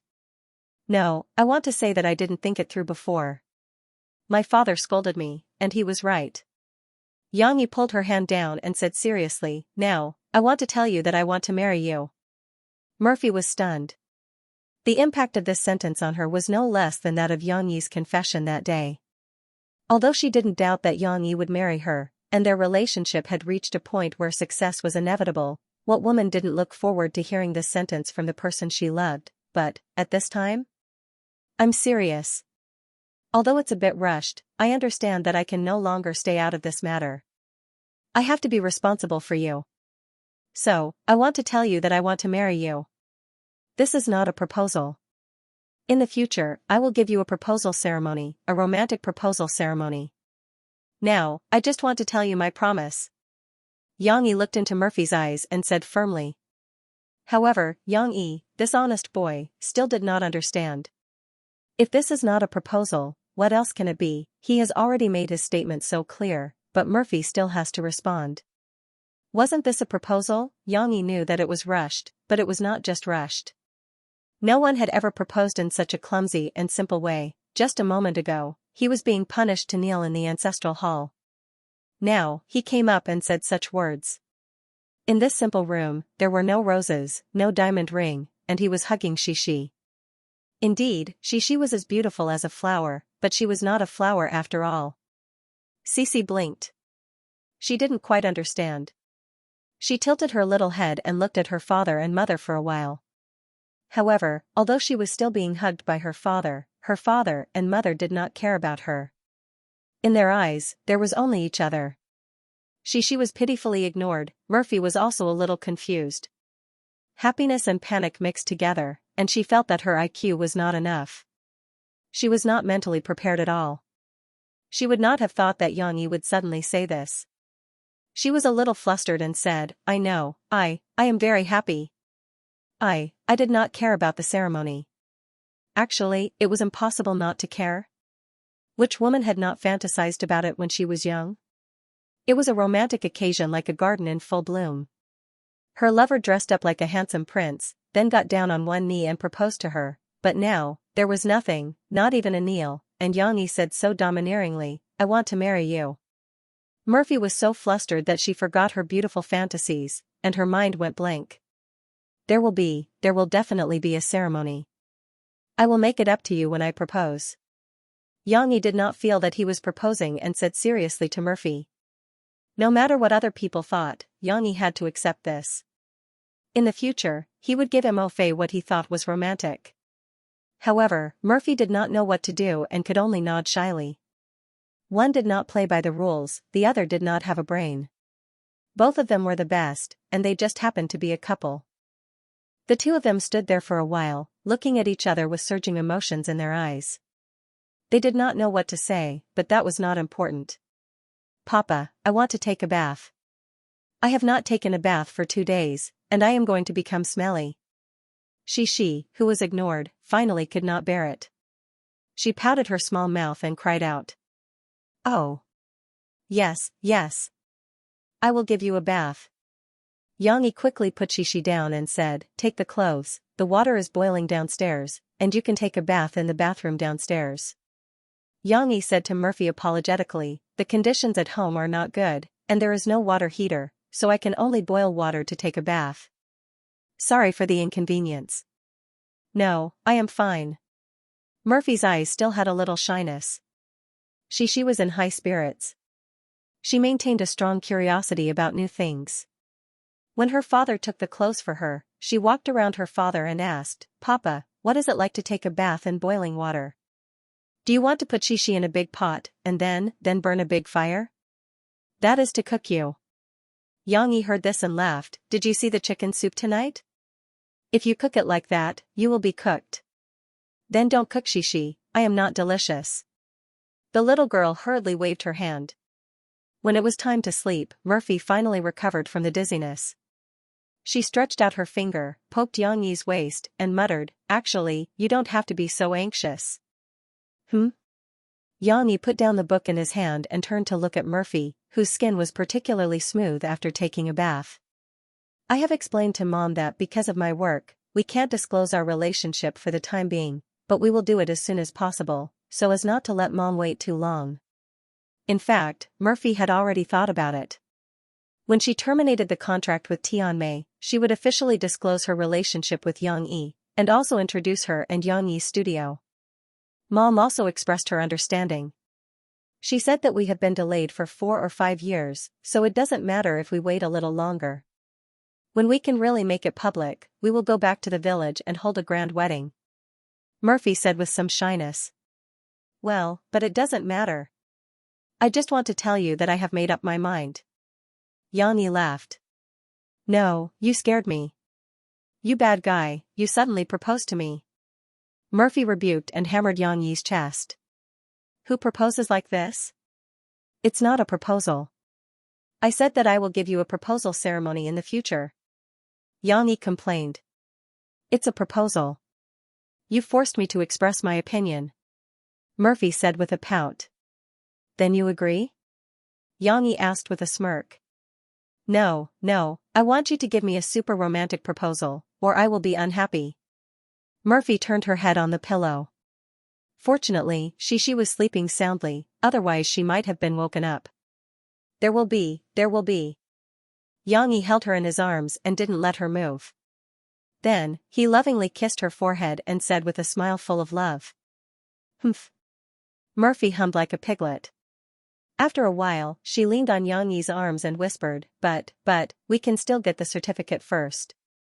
Mom secretly told me that the wedding ceremony can be made up later, but we can't be together like this. Xianxia didn't know that his mother loved this stupid daughter-in-law and was worried that Xianxia would change his mind, like his father, and change sides. On the second day after returning home, Xianxia still followed his own schedule. He woke up early and ran 2 laps around the village. However, it was different from the city. The people in the village woke up very early. During the first lap, the sky was blue and the roosters were crowing. Some people had already started to move around. After running the second lap, many people had already started to draw water from the well. When they saw Xianxia running past, those who knew him even greeted him. Finally, when he passed by the martial arts practice field, Xianxia was surprised too. See that his old man was training a group of young men in their teens to 20s. A scene in full swing. Yang Chonggue was wearing a short jacket in the middle of winter. He led them in front and taught them move by move. Although he was not monitoring them, those young men who were usually naughty did not slack off. Every punch was very serious. Wasn't the school holidays already? However, Yang Yi soon felt relieved. He remembered that when the old man trained the three of them, they also trained in winter and summer. However, Yang Yi ran home and woke Xianxia up. He took a tree branch and asked her to practice swordsmanship with him. Not long after, Yang Chonggue returned. When the old man saw his precious granddaughter practicing the horse stance and waving the tree branch with a straight face, he immediately jumped up. "You rascal, what are you doing?" Yang Chonggue stared at him with his eyes wide open. He took the horsewhip hanging from the tree beside him and swung it in the air with a loud bang. Yang Yi was shocked and quickly stood in front of his daughter. Without waiting for Yang Yi's reply, Yang Chonggue reprimanded him bitterly. "Xianxia is still so young and you're letting her practice martial arts. Isn't this ruining the child? Xianxia, come here. Grandpa is here. In the future, if your father forces you to practice martial arts again, tell Grandpa to beat him up." She poked her head out from behind her father's butt. She blinked and asked in confusion, "Grandpa, I'm 4 years old." The little girl thought that her grandfather was asking about her age. Even 4 years old won't do. How can a girl practice martial arts so early? Boys could only start practicing martial arts after they were 5 years old. Girls would have to wait until they were at least 6 years old. Yang Yi's body hasn't even fully recovered yet, and you're already making her do the horse stance. What if she grows into bow-legged in the future? Yang Chonggue pushed Yang Yi away and carried Xianxia up with heartache. Yang Huan, who was helping Yang Qing draw water from the well, curled her lips and whispered to Yang Qing, "Second brother, I remember that when father taught me martial arts, I was 5 years old, right? Why did you arrest me so early in the morning?" Yang Yi responded with a wry smile. He was a taciturn person and spoke even less than Yang Chonggue. He was comparable to Yang Yi in the past. "I can only start practicing martial arts at the age of 5? Who set the rules?" Yang Yi asked with some doubt. In his previous life, he had been fighting with the Grim Reaper ever since he could remember, constantly learning and killing. "The rules set by our ancestors." Yang Chonggue pinched his granddaughter's calf and casually brushed Yang Yi off. He then asked with concern, "Does it hurt?" "Xianxia. It doesn't hurt. I'm used to it." "Grandpa, what's bow-legged?" Xianxia giggled. "It's like this." Yang Chonggue put Xianxia down and spread his legs, arching them like a crab as he walked wobbly. "Hee hee, Grandpa, you're so funny." The little girl was amused. She also learned from Grandpa and walked with bow-legged like a crab. "Xianxia, yes, that's right. You can't learn martial arts like your father in the future. You have to wait until you're 5 or 7 years old," Yang Chonggue reminded. After playing with Grandpa for a while, Xianxia skipped to the kitchen and reported to her mother what Grandpa had just done. Yang Chonggue then turned to look at Yang Yi. His scrutinizing gaze made Yang Yi's hair stand. Wasn't it just a mistake to let Xianxia start practicing martial arts too early? Couldn't she just admit her mistake and change? Yang Yi felt that his grandfather was making a mountain out of a molehill. "I saw you running outside the village this morning." Yang Chonggue finally opened his mouth. "Yes." Yang Yi froze for a moment and nodded. "All these years, your martial arts haven't fallen behind?" Yang Chonggue asked. "My fists never leave my hands, and my music never leaves my mouth." Yang Chonggue showed a trace of relief. It turned out that he wasn't still hung up on the matter just now. The old man began to take off his cotton-padded jacket, revealing the coarse cloth on his upper body.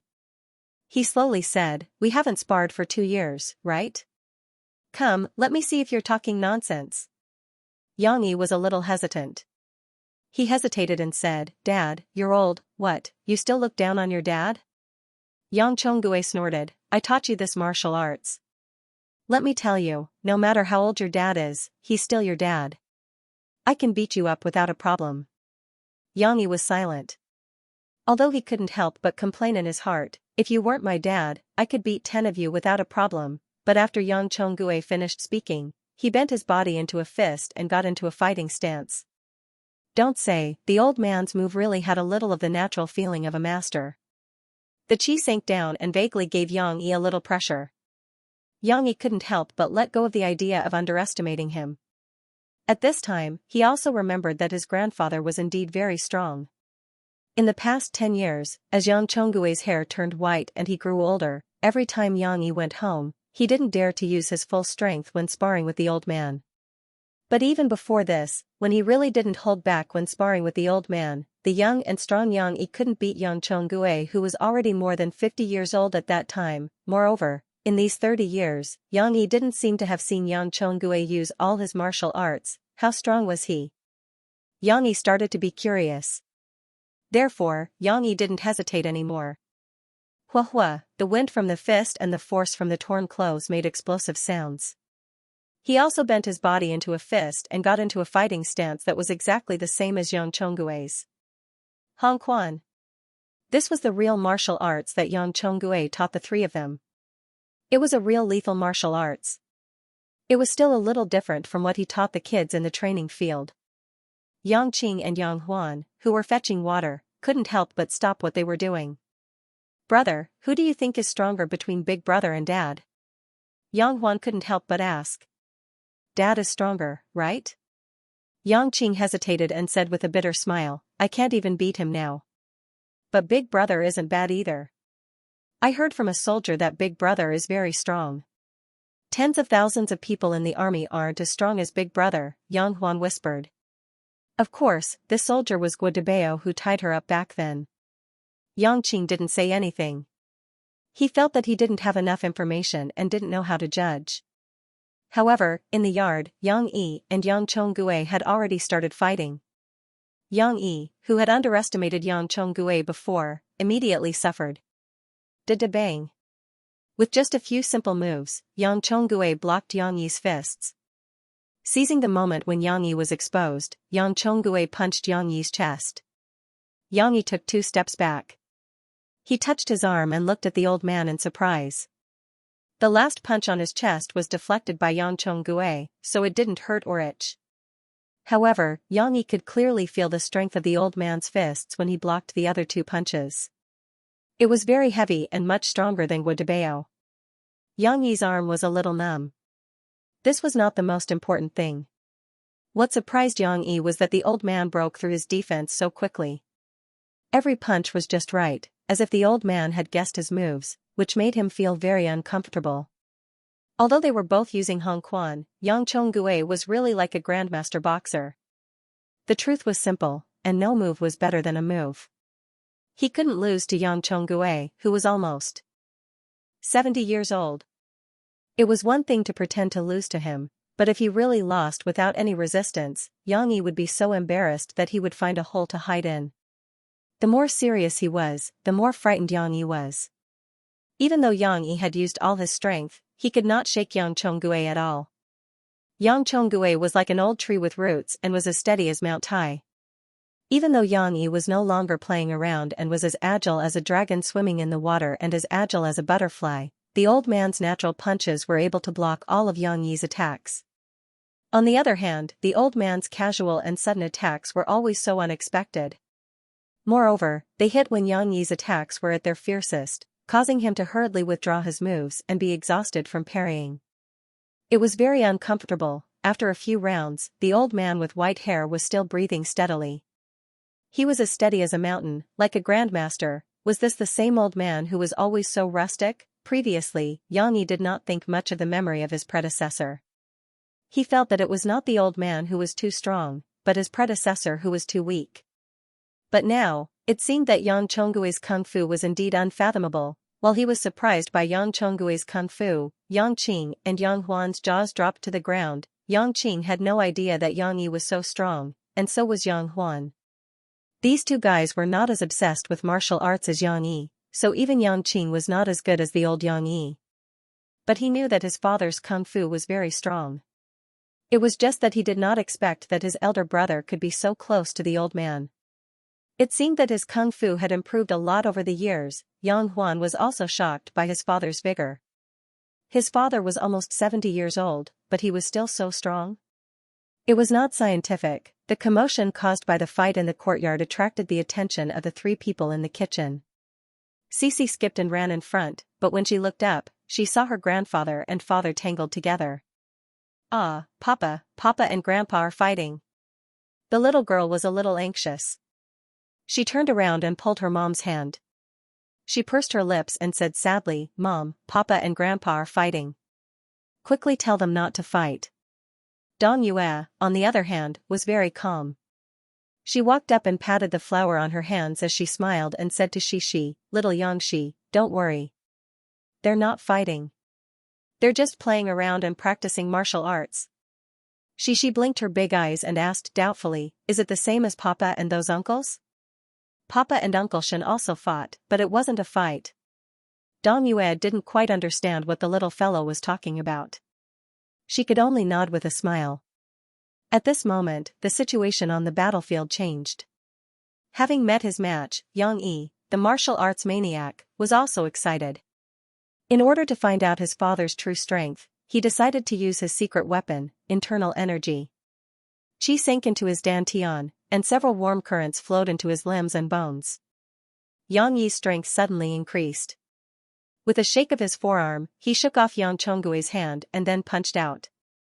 Yang Chonggui parried in time. His arms blocked Yang Yi's powerful punch, but he was forced to take 2 steps back. "Stop!" Yang Chonggui shouted and jumped out of the circle. The old man was slightly panting, but he also stared at Yang Yi with his eyes wide open. His brows gradually wrinkled. Yang Yi withdrew his hand and gradually calmed down. After calming down, he began to break out in a cold sweat. He was extremely embarrassed. Really, how old had he been? Why was he still competing with an old man who was almost 70 years old? Did he have to use his internal energy to win this fight? If word got out, wouldn't he be laughed to death by his brothers? However, Yang Chonggui didn't stare because he couldn't withstand Yang Yi's attack. He stepped forward, grabbed Yang Yi's right hand, and put 2 fingers on Yang Yi's pulse. Yang Yi was confused at first, but soon felt a subtle warm current flowing into his meridians. However, it was an external force after all. The warm current in Yang Yi's body almost subconsciously moved immediately, sweeping away the foreign object and forcibly driving it out. Yang Yi's fingers were shaken off, but he had already gotten the information he wanted. The old man stared at Yang Yi with his eyes wide open. "Where did you learn this?" It turned out that when Yang Yi's strength suddenly increased, the old man noticed something was wrong. However, at this moment, Yang Yi also opened his eyes wide and looked at his father in disbelief. How could it be? How could the old man know internal energy? In his memory, his father was just an ordinary martial artist who practiced martial arts. What his father taught the 3 of them was only the Hong Fist. For 30 years, Yang Yi had never seen Yang Chonggui use his internal energy, not even once. He didn't even mention it. However, this also solved Yang Yi's doubts. Previously, he couldn't understand why his father was so strong at such an old age. It turned out that there was an increase in internal energy. Of course, Yang Yi also knew that even in his previous life, people who knew how to use internal energy were extremely rare. This was not something that could be learned just because one wanted to. One needed to be extremely talented and had to have an inheritance. Generally, it wasn't passed to outsiders. Yang Yi also coincidentally obtained the legacy of an old man. There probably weren't many experts in this world, and they were either hidden in the marketplace or living high up in the imperial court as bodyguards. Otherwise, the experts in the army that Yang Yi saw wouldn't just be at the level of Xianxia. Now, the old man actually showed him such a skill. The people around him were actually experts hidden in the marketplace? Yang Yi was dumbfounded. Yang Chonggui looked around and pulled Yang Yi to the back of the ancestral hall to talk. In the yard, Xianxia was confused. She couldn't help but pull her grandmother's hand and asked, "Grandma, are Papa and Grandpa not fighting anymore?" "Well, I don't know what they are whispering about. Just ignore them." Dong Yue said with a smile, "Come, Grandma will take you to see them." "Sure." Xixi's interest was piqued. Dong Yue grabbed a handful of grains and came to the courtyard. She pecked a few times, and immediately, chickens flew and ducks jumped in the courtyard. The chickens and ducks that were strolling around flapped their wings and ran over. "Wow! Grandma is so awesome. Xi's eyes were wide open. On this side, Yang Chonggui was still questioning Yang Yi with a serious face. Yang Yi had to make up a reason. It's like this. A few years ago, I just retired from the army. At that time, I was working in a restaurant and met an old beggar with a white beard. This reason was used in the novels in his previous life. But thanks to these tricks, Yang Yi made up a very detailed story and convinced Yang Chonggui. Yang Chonggui stroked his beard and said solemnly, in that case, you also learned this skill by chance. Yang Yi nodded and couldn't help but ask, Dad, how do you know internal strength? Why have I never seen you use it before? And, why don't you teach us? I'm your son. Yang Chonggui sighed, shook his head and said, I can't teach you. I used to promise my master that I would take this skill to my grave and never pass it on. Because this is their family's secret. Although during those years of war, there was no news of their family and they must have met with misfortune. But a man can't go back on his word. A man must do what he says. I have kept this secret for decades. Yang Chonggui sighed.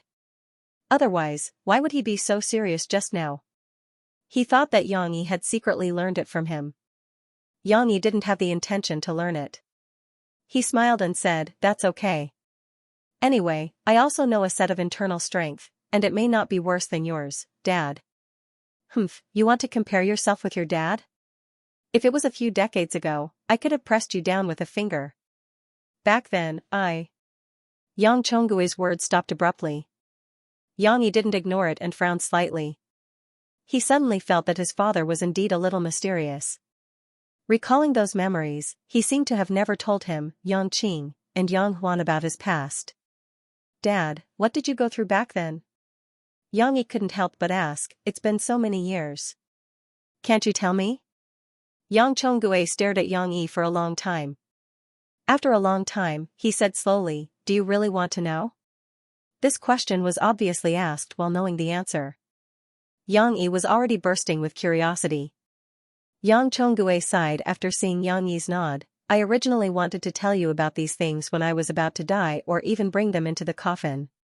But now, you have grown up and have your own children. Sooner or later, you will become the clan master of the Yang clan, so you should know a few things. Could it be a secret story? Come with me. Yang Chonggui opened the door of the ancestral hall and brought Yang Yi in before closing the door. I once told you 3 siblings that our Yang family has been loyal for generations. Yang Chonggui stood in front of the altar and cupped his hands. He looked up at the tablet on the altar and said slowly, do you still remember? How could he just remember? He used to talk about it often. When Yang Yi came back, he had said it so many times that his ears were getting calluses. Dad, aren't you just making up stories to fool us? Yang Yi couldn't help but ask the question that his predecessor, Yang Qing, and Yang Huan had been harboring. If what Yang Chonggui said was true, the Yang family had so many great generals in the previous dynasty. Why were they so miserable in the old master's generation? Moreover, looking at these memorial tablets, although they had been smoking for a few years, Yang Yi found them in his memory. 20 years ago, these memorial tablets were still very new. They were obviously made by Yang Chonggui. Besides, no matter how good Yang Chonggui was, Yang Yi didn't think that he had participated in the previous wars. The timing didn't match. The old master should have been born in the flames of war. When he had just grown up and had some ability, the war had already ended. Where did the enemy come from for him to kill? However, Yang Yi's questioning made Yang Chonggui very unhappy. He fumed and glared at him. Made it up? How can I make up stories about my ancestors? If I made it up, how can I face my ancestors in the afterlife? That was true. No one would like to make up a father or a grandfather for themselves. Yang Yi closed his mouth and listened to Yang Chonggui's story. The Yang clan was indeed the descendant of a general. It could even be said that the entire Yang clan was a famous military clan in the previous dynasty. It was stationed in the Min province and the Jiangnan area. Under the emperor's orders, it recruited and trained soldiers to resist the Japanese invaders from the sea. What Yang Yi said was right. Almost every generation of Yang family head had sacrificed themselves on the battlefield to protect their country. The Yang family army was just like the Qi family army in Yang Yi's previous life. They were famous in history and the Japanese invaders were even more fearful of them. Moreover, compared to Qi Jiguang, the Yang clan's legacy was even longer. Until the end of the previous dynasty, the Yang clan had a history of over 200 years. Speaking of that history, Yang Chonggui's face was full of glory. He even proudly said, "If you go to Jiangnan or Min province, you can still see the statues of our ancestors and the ruins of the ancestral hall." But after that, Yang Chonggui stopped smiling. Later on, the country fell into enemy hands. All sorts of Russians, Japanese, and red-haired wanted a piece of the pie. With the country in danger, your great-grandfather, who is also my grandfather, brought his relatives and former subordinates to join the Southern Army and continued to fight against the Japanese. At that time, the Chinese army was still stuck in the consciousness of the past. They fought valiantly and fearlessly. They didn't understand that they would just raise their swords and charge forward. However, the Japanese army had already entered the era of firearms. The Yang family army couldn't adapt and suffered heavy casualties. After a few big battles, there weren't many people left. Yang Yi's great-grandfather was very skilled, but he couldn't withstand a bullet. In the later stages of the war, Yang Chonggui's father, who was also Yang Yi's grandfather, finally used a gun. He and the remaining men of the Yang family once again entered the extremely tragic all-out war to reclaim the country. The rise and fall of the country is the responsibility of every man, Yang Chonggui said solemnly. Yang Yi didn't know why, but he also had tears in his eyes. It wasn't something he could control. It was a surge of true emotion that came from the depths of his bones. Yang Yi's grandfather became a small general. Of course, it was far from the status of the Yang family army back then. However, in local wars, the guerrilla force led by Yang Yi's grandfather was like Li Yunlong's independent regiment. They appeared and disappeared unpredictably, beating the Japanese until they cried for their parents. When it comes to fighting the Japanese, no one has as much experience as our Yang family. These 200 years of fighting the Japanese weren't for nothing, Yang Chonggui said proudly. However, war was unpredictable. No one knew what changes would happen. It was very similar to what was written in Yang Yi's novel. His grandfather's army was attacked by the Japanese's elite forces.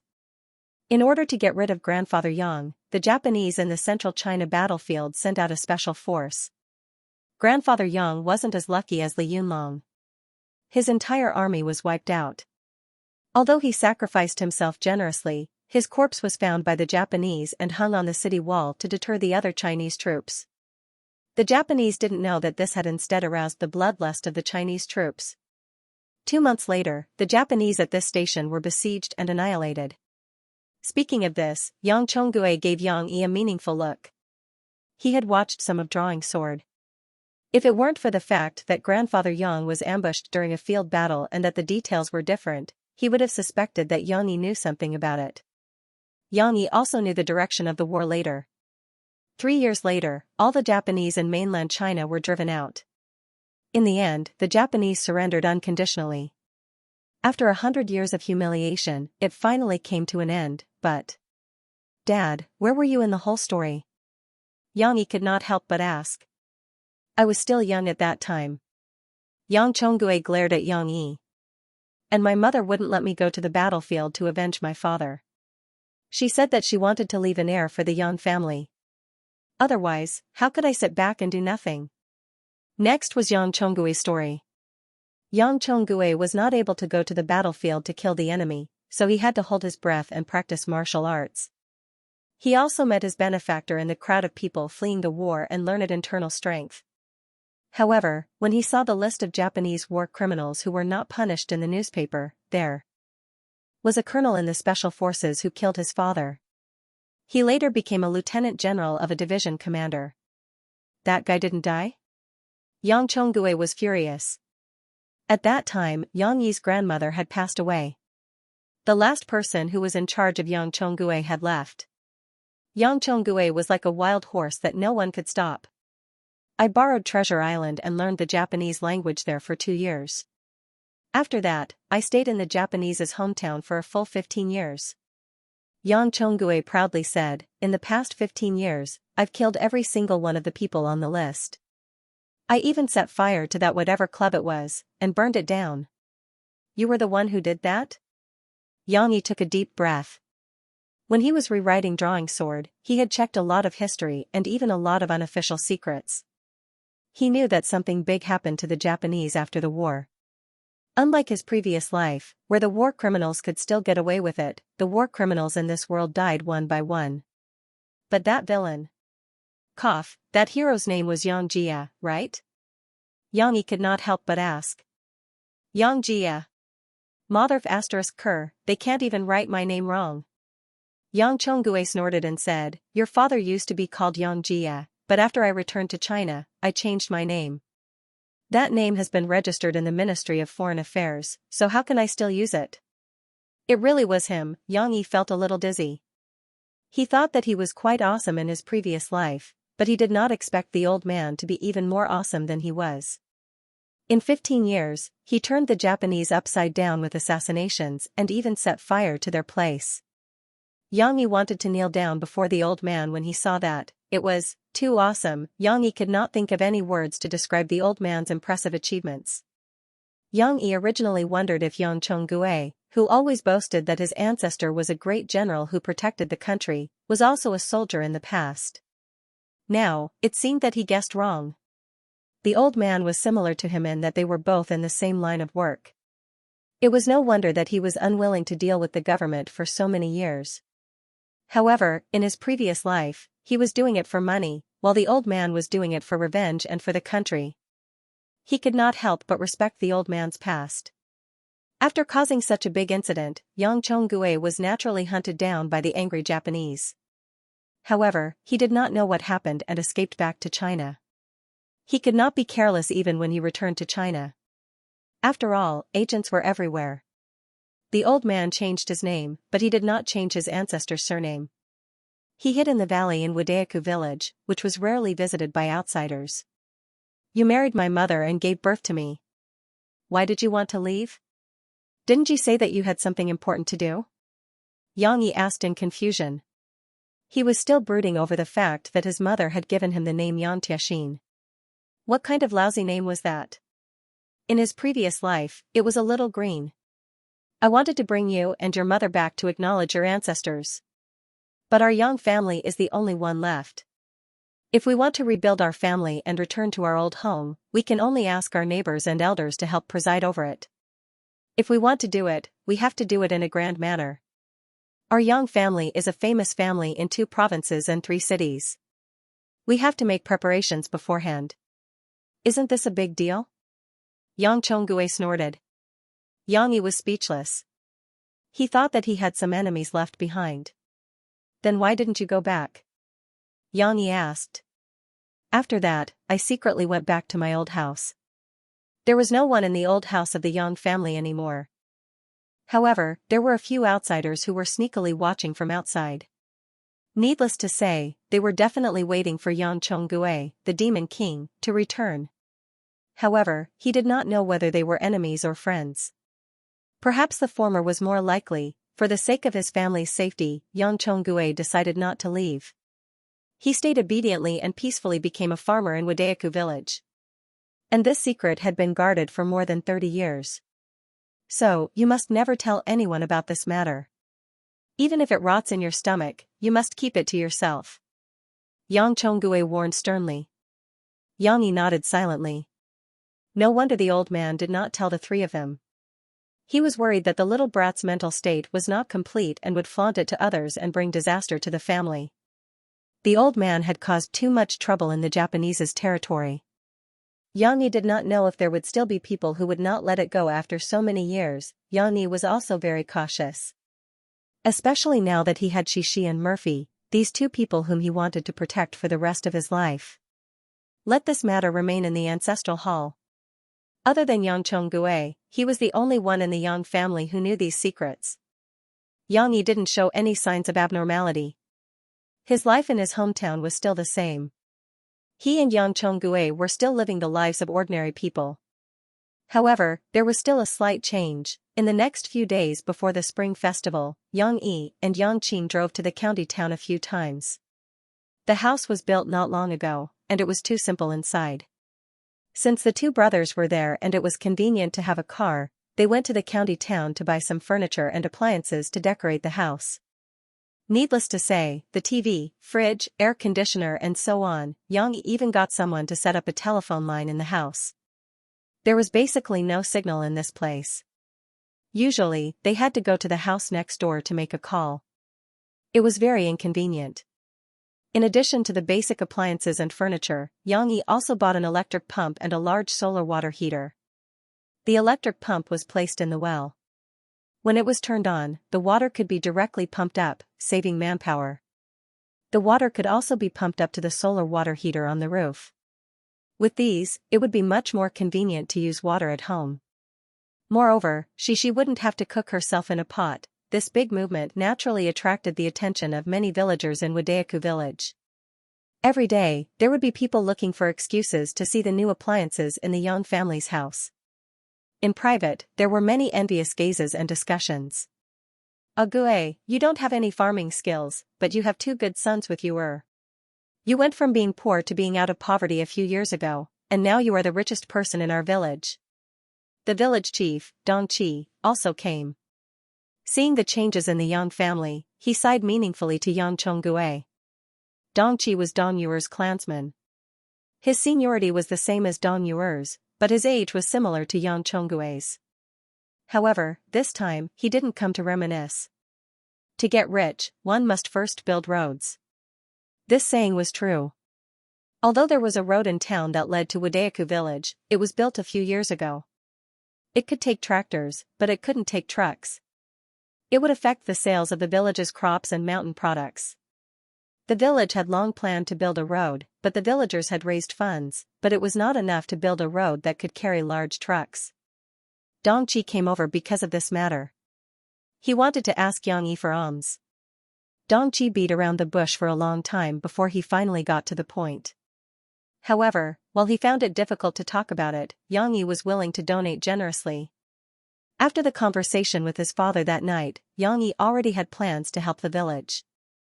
After some discussion, Yang Yi offered 3 million yuan. Together with the money raised by the village and the subsidies from the state, it was enough to expand and strengthen the foundation of the original road and build a new road. There should still be a lot of money left. Yang Yi suggested to Dong Qi that the rest of the money be used to fix the mud roads in front of every house in the village. They would do their best to pave the roads with cement. In the future, when Yang Yi drove back, he didn't have to be careful. He drove like a tortoise because he was afraid that the car would be bumped into a ditch. Of course, this money had to be supervised. Since Yang Chonggue had nothing to do and was full of righteousness, he naturally had to shoulder this responsibility. These miscellaneous matters didn't need to be discussed. After donating the money, Yang Yi received the support of many villagers. Most of the villagers were simple and honest. Although the Yang Yi was ahead of them and made some jealous, Yang Yi didn't forget his fellow villagers. They all remembered this kindness in their hearts. After the news spread, the Yang family's house was crowded again. However, this time, they didn't come to look at the Yang family's house and big appliances. The simple and honest villagers gave Yang Yi a lot of mountain products and some game they hunted in the mountains. These things weren't worth much because they couldn't be sold. However, the thought behind the gift was more important. They sent them to Yang Yi's wife and daughter to try. This could be considered as repaying Yang Yi's kindness. 2 days before the spring festival, Yang Qing's girlfriend came to visit. Yang Qing's girlfriend was called Xianxia. She was from Jing village in the same town. Jing village's geographical location was much better than Wadayaku village. Not only was it close to the town, but it was also close to the county. Therefore, Jing village was obviously much richer. Because the roads were smooth, most of the people in Jing village lived in buildings. The wealthiest families even drove cars. Logically speaking, such a rich village wouldn't marry their daughter to Wadayaku village. However, the Yang family suddenly became rich and could afford to hire a good matchmaker. She exaggerated the relationship between Yang Qing and the Yang family to the skies. Xianxia's mother was willing to let the 2 young people meet and try. Originally, it was just a test. Xianxia's mother didn't think of marrying her daughter to such a remote Wadayaku village. However, who knew that Yang Qing was simple and honest and Xianxia was gentle and virtuous? When the two met, they liked each other very well. Xianxia's parents were quite satisfied with Yangqing, who was diligent in his work and didn't have a glib tongue. They had once wanted Yangqing to come to the Jing family village and become a live-in son-in-law. Of course, this was impossible. Fortunately, the Yang family's wealth gradually increased with Yang Yi's help. They could afford the betrothal gifts that the Jing family wanted. In addition, the parents of both parties met a few times and dispelled the Jing family's doubts and worries about the Yang family. Only then did Xingshui's parents agree to marry their daughter. Of course, Yangqing and Xingshui got along very well. After confirming that Xingshui was going to visit, he even took the initiative to ask his brother to drive him to pick up Xingshui. Xingshui wasn't a beauty. Her appearance was clear. She was neither tall nor short, neither fat nor thin. She was still a good-looking girl. She had a high school education. She was better than Yangqing and Yang Yi. She was well-educated and not delicate. According to Yangqing, she usually helped out at home. After coming to visit, she even rushed to help in the kitchen. Murphy, who had just learned how to pick vegetables, also lost her job. Hearing that Uncle Qingzi's aunt was coming, Xixi was curious. She just came back from a stroll with her grandfather. She pulled her father's hand and couldn't wait to go to the kitchen to see the real person. Is she Uncle Qingzi's aunt? When the little girl saw an unfamiliar woman, she became a little shy. She went behind her father and pulled on his clothes as she asked softly. Yes, but you have to call her aunt directly. You can't call her Uncle Qingzi's aunt. It has two different meanings. Yang Yi smiled as he corrected her. Xingshui also saw Xixi and even waved her hand to greet her. But when she heard the conversation between Yang Yi and Xixi, she was a little shy. After all, they weren't married yet. Why are you all here? Yang Qing was worried and came over to take a look. Being a taciturn person, he couldn't help but say to Yang Yi and Yang Huan, who was snickering at the side, all right, just take a look. Don't scare Shui. Yang Qing's boyfriend power was at its peak and he began to chase them away. Yang Yi could only hold his daughter's hand and walk out.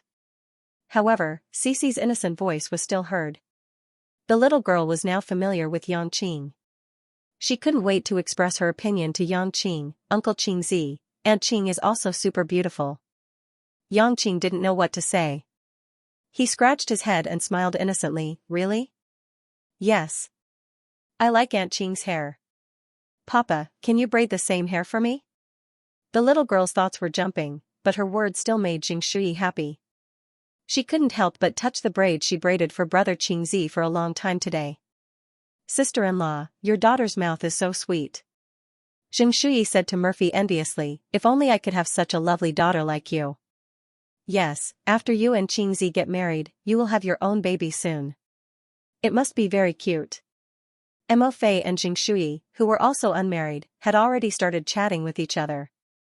In fact, she was more envious of Xingshui, because Xingshui and Yang Qing's marriage had already been set in May of this year. And it seemed that she didn't know when her wedding with Yang Yi would take place, although she had made an appointment with Yang Yi that they would get the marriage certificate when they returned to Jiang City during the spring festival. It was indeed just a certificate. For a woman, the most important thing was the wedding. While they were chatting, Dong Yue, who didn't let the man cook and cooked by herself, frowned. In fact, Xingshui was just expressing her feelings when she saw Xixi. She didn't really want to have a daughter. However, Dong Yue frowned when she heard these words. The speaker has no intention, but the listener has a heart. Fortunately, Dong Yue wasn't an ordinary mother-in-law. She could control Yang Chonggue. Moreover, she had lived with Yang Chonggue for decades. She wasn't as stubborn as the other mothers-in-law in the village. She pondered for a while and said to Xingshui with a smile, Shui, actually, it's not only the daughter who is so cute. The son is not bad too. Look at Taizi and Qingzi. They were so smart when they were young. Now, they are sensible and filial. After all, Xingshui grew up in a similar environment. She immediately understood what Dong Yue meant. She hurriedly said, Aunt Dong, I understand. We want to have a son. It's not that we have to have a son. A few months ago, the county sent people to spread the news that it's the same whether it's a son or a daughter. I'm not that unreasonable. Dong Yuer looked at Xianxia and smiled. However, she said, if we really have a daughter, we'll be happy too. Look at your Uncle Yang. Isn't he always around little Yangshi?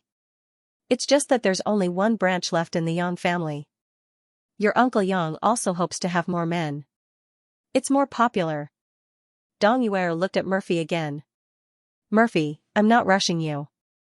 It's just that you and Tai Zi haven't prepared to have another child after having your first one for so long. Xianxia's arrival made the Yang family more cheerful and lively after dinner. Yang Yi and Murphy didn't talk much. Yang Qing was a taciturn person. He answered every question that was asked. Usually, he didn't have much of a presence. A few days ago, it was Yang Huan and Shishi who livened up the atmosphere. After Xianxia came, there were more topics to talk about. After she passed the period of restraint, her cheerful personality allowed her to integrate into the big family quickly. She, who was good at talking, also helped Yang Qing to say some things. For example, she took the initiative to pour tea for Yang Yi. Brother Tai Zi, thank you for your support. Qing Zi told me that if you didn't help to pay for the betrothal gift, Qing Zi and I wouldn't know what to do. Yang Yi smiled and took the tea. He looked at Xianxia and Qing holding hands and said, you don't have to thank me. You and Qing were fated to be together. Because you hit on each other. That's why you can be together. Even if I don't have the money, Qing will try his best to earn money to marry you.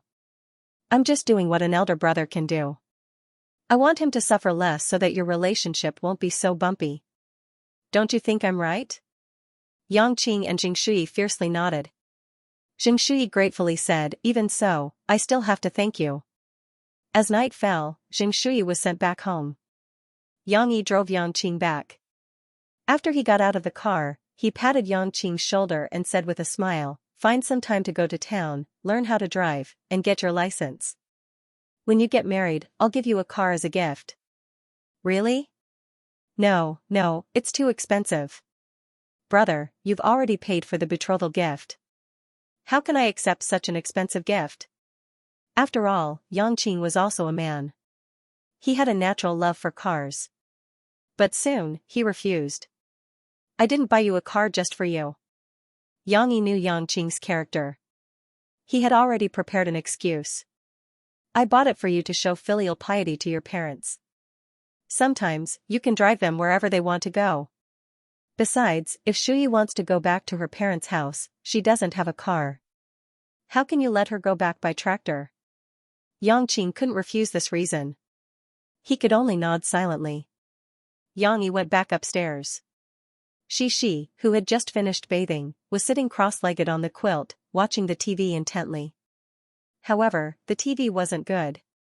She could only get the TV from Peijun City and a few county stations. There were no cartoons. She couldn't understand the content on the TV. She turned her head and saw that her father had come back. She immediately got up from the bed and stepped on the quilt. She pouted and said, Papa, I don't want to watch this TV. Can you help me find that TV with Daxiong and Erxiong? There's no Daxiong and Erxiong here. There are only these few TV channels. Yang Yi smiled bitterly and shook his head. There were a lot of advertisements on the local TV channels. The quality of the TV dramas was poor. Yang Yi and Murphy didn't like to watch them, let alone Shishi. But there was no other way. The TV operators hadn't been able to expand their business to Wadayaku village. They could only hope that after the road was repaired, there would be a turnaround. However, after hearing her father's words, Shishi felt a little wronged. She pulled her father's clothes and said, Papa, I want to go home. Go home? Why? Yang Yi asked in surprise. Didn't the little girl have a lot of fun a few days ago? It's not fun here. There's no Daxiong and Erxiong to watch. Then Xiao Guai and the others aren't here. I also miss Xi and Air, Chi-Chi, and the others. She became sadder as she spoke. Yang Yi quickly sat down and hugged her. How can it not be fun? Didn't you have a lot of fun with Grandpa this morning? But Grandpa went to sleep at night. Shishi's eyes turned red. She pulled her father's clothes and said sadly, and it was dark outside. It was very scary. Why is she crying? Murphy had just come out of the shower. She was drying her hair when she heard Shishi's cry. She looked at Xianxia in confusion. Mom, I want to go home. The little girl sobbed. She's too bored at night. Xianxia said with a wry smile. Murphy sat beside Xianxia, reached out her hand and touched her daughter's nose. She said softly, we will go home, but not now. We have to wait until after the spring festival. By the way, didn't you say that you would go with Grandpa to watch the dogs give birth tomorrow? If you go back, how can you watch the dogs give birth? Shishi was stunned. She didn't seem to think about this problem. Now that she thought about it, she became spirited again. Although her eyes were still red, she pouted and said, Then I don't want to go back first. I want to watch the dogs give birth. After coaxing his daughter, Xianxia breathed a sigh of relief. He began to rack his brains to tell Shishi a story. Finally, her tears turned into laughter. Then she fell asleep peacefully. Tomorrow morning, the little girl would certainly not think of going back, because there were still many unknown places in the village waiting for her to explore. However, Murphy had something on her mind. When Shishi fell asleep, she hugged Xianxia's arm and told him, Xianxia, what do you think if Erwa gives birth to a daughter in the future? Give birth to a daughter? Xianxia beamed with joy. That's a good thing. I have another daughter, and then Shishi will also have a sister. Hey, I didn't mean that. It's because of Mom, she wants a grandson, and so does Dad. Murphy told Xianxia about what Dong Yue had said to her and Xianxia in the morning. She said with some worry, actually, I also want a son. One son and one daughter, how happy. But I'm afraid that if I give birth to another daughter, Dad and Mom will be disappointed. You big fool, if you give birth to another daughter, Dad and Mom won't blame you. Because don't you have my brother and his wife? Xianxia said with a smile, moreover, you don't even know if it will be a daughter. Maybe it will be a son. Isn't that a happy ending for everyone? But, what if it must be a daughter? Murphy asked worriedly. If it's a daughter, then I tell you, I'll be 1,000,000% happy. Then, Dad and Mom definitely won't be disappointed because of this. Look at Dad, doesn't he dote on Cece so much now? Girls are better, well-behaved and cute. Xianxia patted his chest and said. I know you're comforting me. Murphy actually felt a lot more at ease after hearing Xianxia's words, although she still blamed him. By the way, we can't just talk about it without doing anything. Xianxia moved closer to Murphy's ear. If you want to have a second baby, you have to practice more, and be good at it. Damn, Shishi is still here. Murphy's face turned red. Next door. Didn't you see that 2 days ago? In addition to the furniture and home appliances, I also bought the bedding. Moreover, I washed it clean and dried it for 2 days. It smells good. Xianxia laughed. No wonder, forgive you for your premeditated plan. Murphy bashfully pinched Xianxia's waist. Her ears were dyed pink. As if he heard the starting gun, Xianxia turned over and got out of bed with his hairy legs bare. He was not afraid of the cold. He wrapped Murphy, who was wearing warm pajamas, with his coat and carried her up. Murphy was tall and not light, but Xianxia was strong, so it was easy for him to carry her. Ah! Mofe was so scared by his anxious look that she let out a scream. However, seeing Xianxia rummaging in the luggage next to her, Murphy hooked Xianxia's neck with one hand and pulled Xianxia's hand with the other. She blushed and said, no need. Xianxia misunderstood. He smiled and said, half comforting and half teasing, hee hee. Don't worry, I know it's not easy to buy this large-size condom, so I brought a few boxes back. It's enough. Murphy was so shy that she buried her head in Xianxia's arms and said in a muffled voice, didn't you say it's a practice? How can I practice wearing it? Xianxia was overjoyed. Depo was the one who told Shishi that a dog was about to give birth. Their De Huang had been pregnant for 2 months. Moreover, it had been a little restless these days, running around or circling around its nest. It seemed that it would give birth to a baby in the next 2 days. However, to Shishi's disappointment, when she and her grandfather went to visit Depo the next day, De Huang had not given birth yet. Li Shupo lied about the military intelligence. De Huang would give birth on the first day of the spring festival. However, because it was the first day of the spring festival, Yang Yi and Yang Chonggue did not tell Shishi that it was not appropriate to disturb people who were not relatives today. Although Shishi woke up early in the morning and missed the puppy for a while, the lively atmosphere of the spring festival diluted her longing. The crackling sound of firecrackers rose and fell in the village. In Wadayaku village, the opening of the door to set off firecrackers was called the door god. The Yang family also set off firecrackers, and this year, Lunar New Year, the first one was lit by Yang Yi. Shishi was actually a little afraid of firecrackers. A few days ago, when she saw the crackling sound of firecrackers exploding, she would tremble. However, the more afraid she was, the more she wanted to see it. She shrank in her mother's arms early in the morning. While nervous, she stared at it intently. Mo Fei's hands were pulled up by her and covered her ears with them. Seeing her father walking to the long firecrackers with incense, the little girl became anxious. She could not help but cry, "Papa, be careful." Before Yang Yi lit the firecrackers, she shouted in panic, "Papa, run, it's going to explode." She was so nervous that her little face tightened.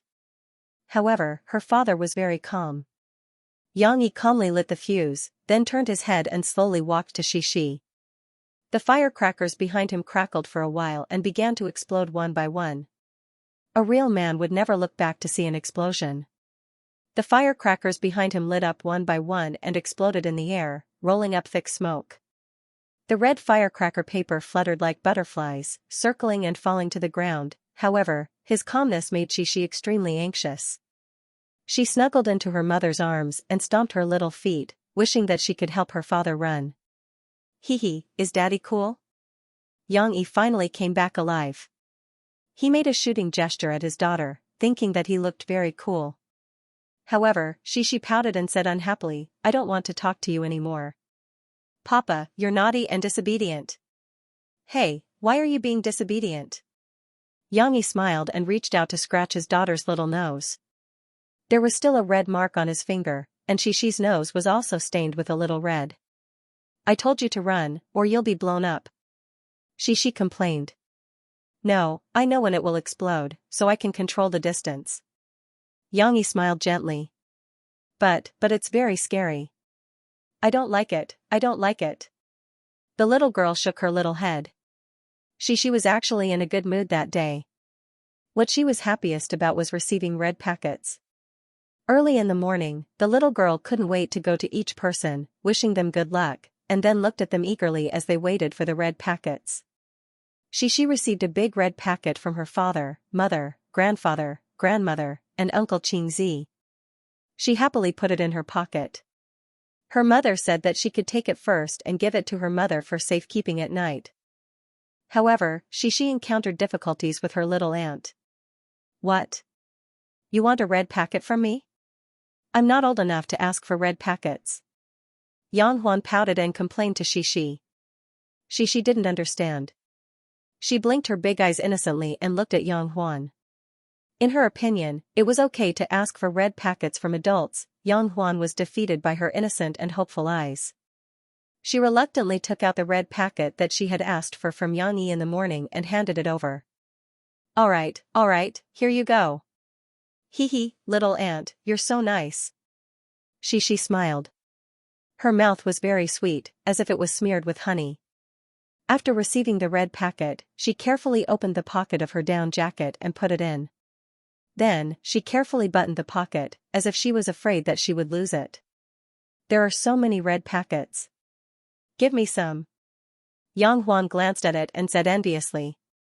"No." The little girl giggled and ran away with her long legs. The little girl was very busy. She still had to visit relatives with her father, grandfather, and grandmother, and then continue to receive red packets. The next day, Yang Chonggue took Shishi to Depo's house to see the puppy. Yang Yi was also interested in the puppy, so he went with them. De Huang was a Chinese rural dog, also known as a native dog. However, the breed of Depo's De Huang was very pure. It had brownish-yellow fur on its back and white fur on its abdomen. The fur was medium long and fine, a bit like a Shiba Inu. However, its mouth was sharper and its limbs were more slender and strong. Big Yellow, who was still taking care of its baby in its nest, raised its head vigilantly and bared its sharp canine teeth. The dog that bites doesn't bark, so Big Yellow didn't make a sound. It had the demeanor of a general. She was so frightened that she hurriedly hid behind her father. Big Yellow, this is a friend. Don't scare him. Dippa squatted down and patted Big Yellow's back to comfort him. Big Yellow slowly curbed its ferocious look. It lowered its head and wagged its tail. It has accepted you. Dippa smiled and said to Xianxia and Xi. Just watch from here. The bitch is protecting her pups. Yang Chonggue stopped Xi, who was curious and wanted to get closer to the front. Big Yellow's nest was moved to a warm house because of the delivery of the babies. Although it was a simple nest made of haystacks, Cece's attention was still attracted by the 6 small gray balls of meat lying under Big Yellow's belly. The little girl was a little afraid of the big bitch, so she held her father's hand and didn't let go. However, she couldn't help but be curious and happy. She opened her big eyes and kept looking at the small meatballs. Papa, why aren't they moving? Xi looked for a while and finally couldn't help but ask. Because they were just born not long ago and are still sleeping sleepily. Xianxia explained, moreover, they can't see or hear now. They have to wait until they are bigger before they can be active. At this time, one of the small meatballs moved. Papa, look. Xi cried out in surprise, her face full of joy. The small meatball arched and squeezed into Big Yellow's belly. It looked around, found a place, and began to drink milk. During the whole process, Xi opened her eyes wide and watched nervously. This small meatball was so cute. It didn't seem to have any defense at all, which made Cece feel pity and love for it. Teacher Yang, Brother Teasy, if this child likes it, why don't we take one home? Dippa scratched his head and smiled. Really? Xi looked at him in surprise. She looked at her father nervously and asked expectantly, Papa, can we take a puppy home? Of course, our Big Yellow gave birth to 2 litters of puppies, and they were all taken away. If you like it, you can take one home too. It's okay. Dippa said generously. However, Xianxia shook his head, not now. Xi felt as if she had fallen from the clouds to the ground. She felt wronged and asked, Papa, why not? I like puppies. It's not that Papa doesn't want you to raise a dog, but it's not now. Xianxia explained with a smile, the puppy is still small, and we can't take care of it. It's best to let it stay with its mother for a while, and it's best to take it home after 2 or 3 months. You don't want the puppy to leave its mother, right? But I still like puppies. I like this one. She pouted and pointed at the small meatball that moved just now. Perhaps she felt that this one was more congenial. Then this one is ours. Xianxia said with a smile, but it's still with its mother for now. When we come in May, we'll take it home. At this time, Xianxia turned to Li Shipo and said, Dippa, please leave this one for Xi and help take care of it for a few months. When we come back from Qingzi's wedding in May, we'll take it home. No problem. The conversation between her father and the uncle made Xi smile happily again. Puppy, you have to wait for me to come back to pick you up. When they parted, Xi could finally hug the small meatball. She was so happy that she couldn't bear to let go. In the end, she said to the small meatball reluctantly. Although they still had to wait for a few months, they were going to have a puppy. Xi began to look forward to it. After staying at home for 2 weeks, Xianxia and his family embarked on their return journey on the 6th day of the Lunar New Year. The car was filled with mountain goods sent by the villagers. Yang Huan had to stay at home until the end of the Lantern Festival and then take the train back. Xianxia and his family returned to Jiang City early because the holidays were over and Murphy had to go back to work. When they left, Xi was fine. She only talked about the puppy and said goodbye to her grandparents reluctantly, but she didn't cry and complain about not wanting to go home. But Yang Chongui was sad. He was the most reluctant. These days, he was used to his granddaughter's constant chatter. Now that his granddaughter was going back, the old man's heart felt empty. When he woke up early in the morning, he looked at Xianxia with a sullen face. Xianxia couldn't do anything about it. He tried again, Dad, why don't you come to my place and play for a while before coming back? Xianxia had mentioned this to Yang Chongui and Dong Yue before. He wanted to bring them to the city to enjoy life. However, Yang Chonggue and Dong Yue were not willing. Compared to the city, they preferred the small village where they had lived for decades. Dong Yue had said before, when you and Murphy have a wedding, or when you have a baby, I will go and take a look. As expected, Yang Chonggue didn't agree. Instead, he glared at him, as if he was the one who kidnapped his granddaughter. They returned to Jiang City safely. A new year was about to begin. Although the students hadn't returned to school yet, Du Yuanlei was still there. In order to finish the production of Fairy Tale as soon as possible, she spent the whole spring festival in the editing room provided by the school. The next day, Yang Yi took Cici and brought some local specialties from his hometown to look for her. He also picked up the 3 kittens that he had taken care of. But when he saw Du Yuanlei, Yang Yi was stunned. He almost didn't recognize her. The girl in front of him with her hair tied up casually and her face pale and haggard was so different from the confident and proud goddess director. Little Du, I didn't give you a deadline, did I? I didn't ask you to edit the film in a hurry. Why? Did you torture yourself like this? Yang Yi couldn't help but scold him. Du Yuanlei shook her head, hesitating to speak. Teacher Yang, the film is done. Why don't you come and take a look? Du Yuanlei took out her laptop and placed it on the table. Speaking of this micro-movie, Du Yuanlei's face revealed a trace of a smile, as if it was her painstaking work. Yang Yi nodded and went to the computer to look. The plot was still a familiar plot, but in Du Yuanlei's hands, it had a different flavor. Compared to the music videos in his previous life, the story of this micro-movie was much fuller, and the pace was also very tight, especially in some of the tear-jerking scenes. The combination of moving and still scenes was very expressive. I want to become a fairy tale. The song that Guozi had recorded before the festival was also edited into the micro-movie. Of course, compared to the music video, the editing and accompaniment were more reasonable. It did not give the feeling of an extended music video. Good shooting, good editing. Yang Yi praised, you did a good job in this film. After school reopens, we'll officially release this film on Weibo. We'll also start a Weibo competition. Believe me, more people will see your work. After Yang Yi finished watching, he raised his head and said to Du Yuanlei, who was bringing Xishi to see the 3 kittens.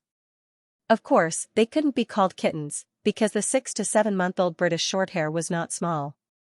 It was just that they were a little silly, and their big yellow and black eyes gave people a feeling of being silly and cute.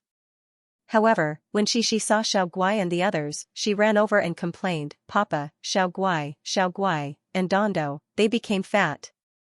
Became fat, Yang Yi was surprised and went over to take a look with Xishi. The 3 grayish-blue little guys were still lying in their warm nest. They lazily raised their eyes to look at the poop picker, and only Dondo meowed as a greeting. They really became fat, Yang Yi touched Dondo. It was fat now, and its fur was smooth. It looked like it had a lot of oil. It was too lazy to move, but its tail gently swayed over and rubbed Yang Yi's arm. Du Yuanlei said with some embarrassment, I'm sorry, Mr. Yang. I didn't have time to let them go out for a walk, and I was afraid that they would get lost, so I kept them in the dormitory. Du Yuanlei lived in Jiangchuan's postgraduate dormitory. It was a newly built building, and it was very new. It was like an apartment, and there were 2 people in one dormitory. Du Yuanlei's roommate moved out to live with her boyfriend, so she lived alone in one room, which was quite spacious. The 3 little guys didn't seem to exercise much, and they also ate a lot. Next to them were the canned small fish that Du Yuanlei bought for them. He didn't know if they had a good appetite. Papa, it's not good to be fat. Look at Xiao Guai, she doesn't want to play with me anymore. She said sadly. Okay, it's okay. When you go back, you can play with them more with the cat teaser, and they will lose weight quickly. They didn't gain much weight. Maybe they don't want to move because it's cold. Yang Yi rubbed his daughter's little head and smiled. The last sentence was said to Du Yuanlei. He packed the 3 little British Shorthair into a cramped cat cage, then took their little nest and prepared to leave with Xishi. Mr. Yang, you can take this with you. They can eat it when we go back.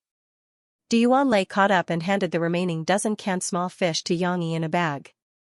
She looked at the 3 cats a little reluctantly, then shook her head and said to Yang Yi, I don't have any cats here anyway, so it's useless to keep them. Xianxia took it and said to Du Yuanlei with a smile, "You finished making the micro-movie, so there's no need to make yourself look like neither a human nor a ghost. Rest well for a few days, relax, or go out and have some fun. When you're ready, I'll show you the new script." "Mr. Yang, you've already written the script?" Du Yuanlei was surprised. From a micro-movie to a real movie, the latter was the real leap that Du Yuanlei wanted to make. "Don't get too excited, we'll talk about it when you're ready." Xianxia waved his hand and smiled. "I can't trust you with the script in your current state." After Xianxia and his daughter left, Du Yuanlei returned to her room. She walked in front of the dressing mirror, looked at her haggard appearance, and sighed faintly. "Mr. Yang, do you think that I became like this because I didn't sleep well?" Du Yuanlei was talking to herself. Du Yuanlei took out a book from the drawer and took out a photo that was clipped inside. On the photo was a girl with long hair. She was smiling and hugging the neck of a boy in front of her. She was jumping on his back. Du Yuanlei had been in a relationship during her undergraduate studies. Her boyfriend was her high school classmate. At that time, she was still very innocent. She thought that loving someone was the end of the story. Love at that time was indeed beautiful. When she was in her third year of university, Du Yuanlei was busy with the documentary project and had no time for romance. However, when she looked back, she saw her boyfriend holding hands with another woman and walking into a small hotel. It was really a coincidence, but it was also like a bolt from the blue. It made her lose hope in love. This relationship naturally ended when Du Yuanlei broke up with him. Although her ex-boyfriend cried and begged for her forgiveness, Du Yuanlei was still cold. Only she knew that under her cold expression, her heart was bleeding. In order to forget him, Du Yuanlei even cut her hair. From then on, Du Yuanlei had short hair and no makeup. Later, her ex-boyfriend dated a few girls during his fourth year of university, but none of them lasted.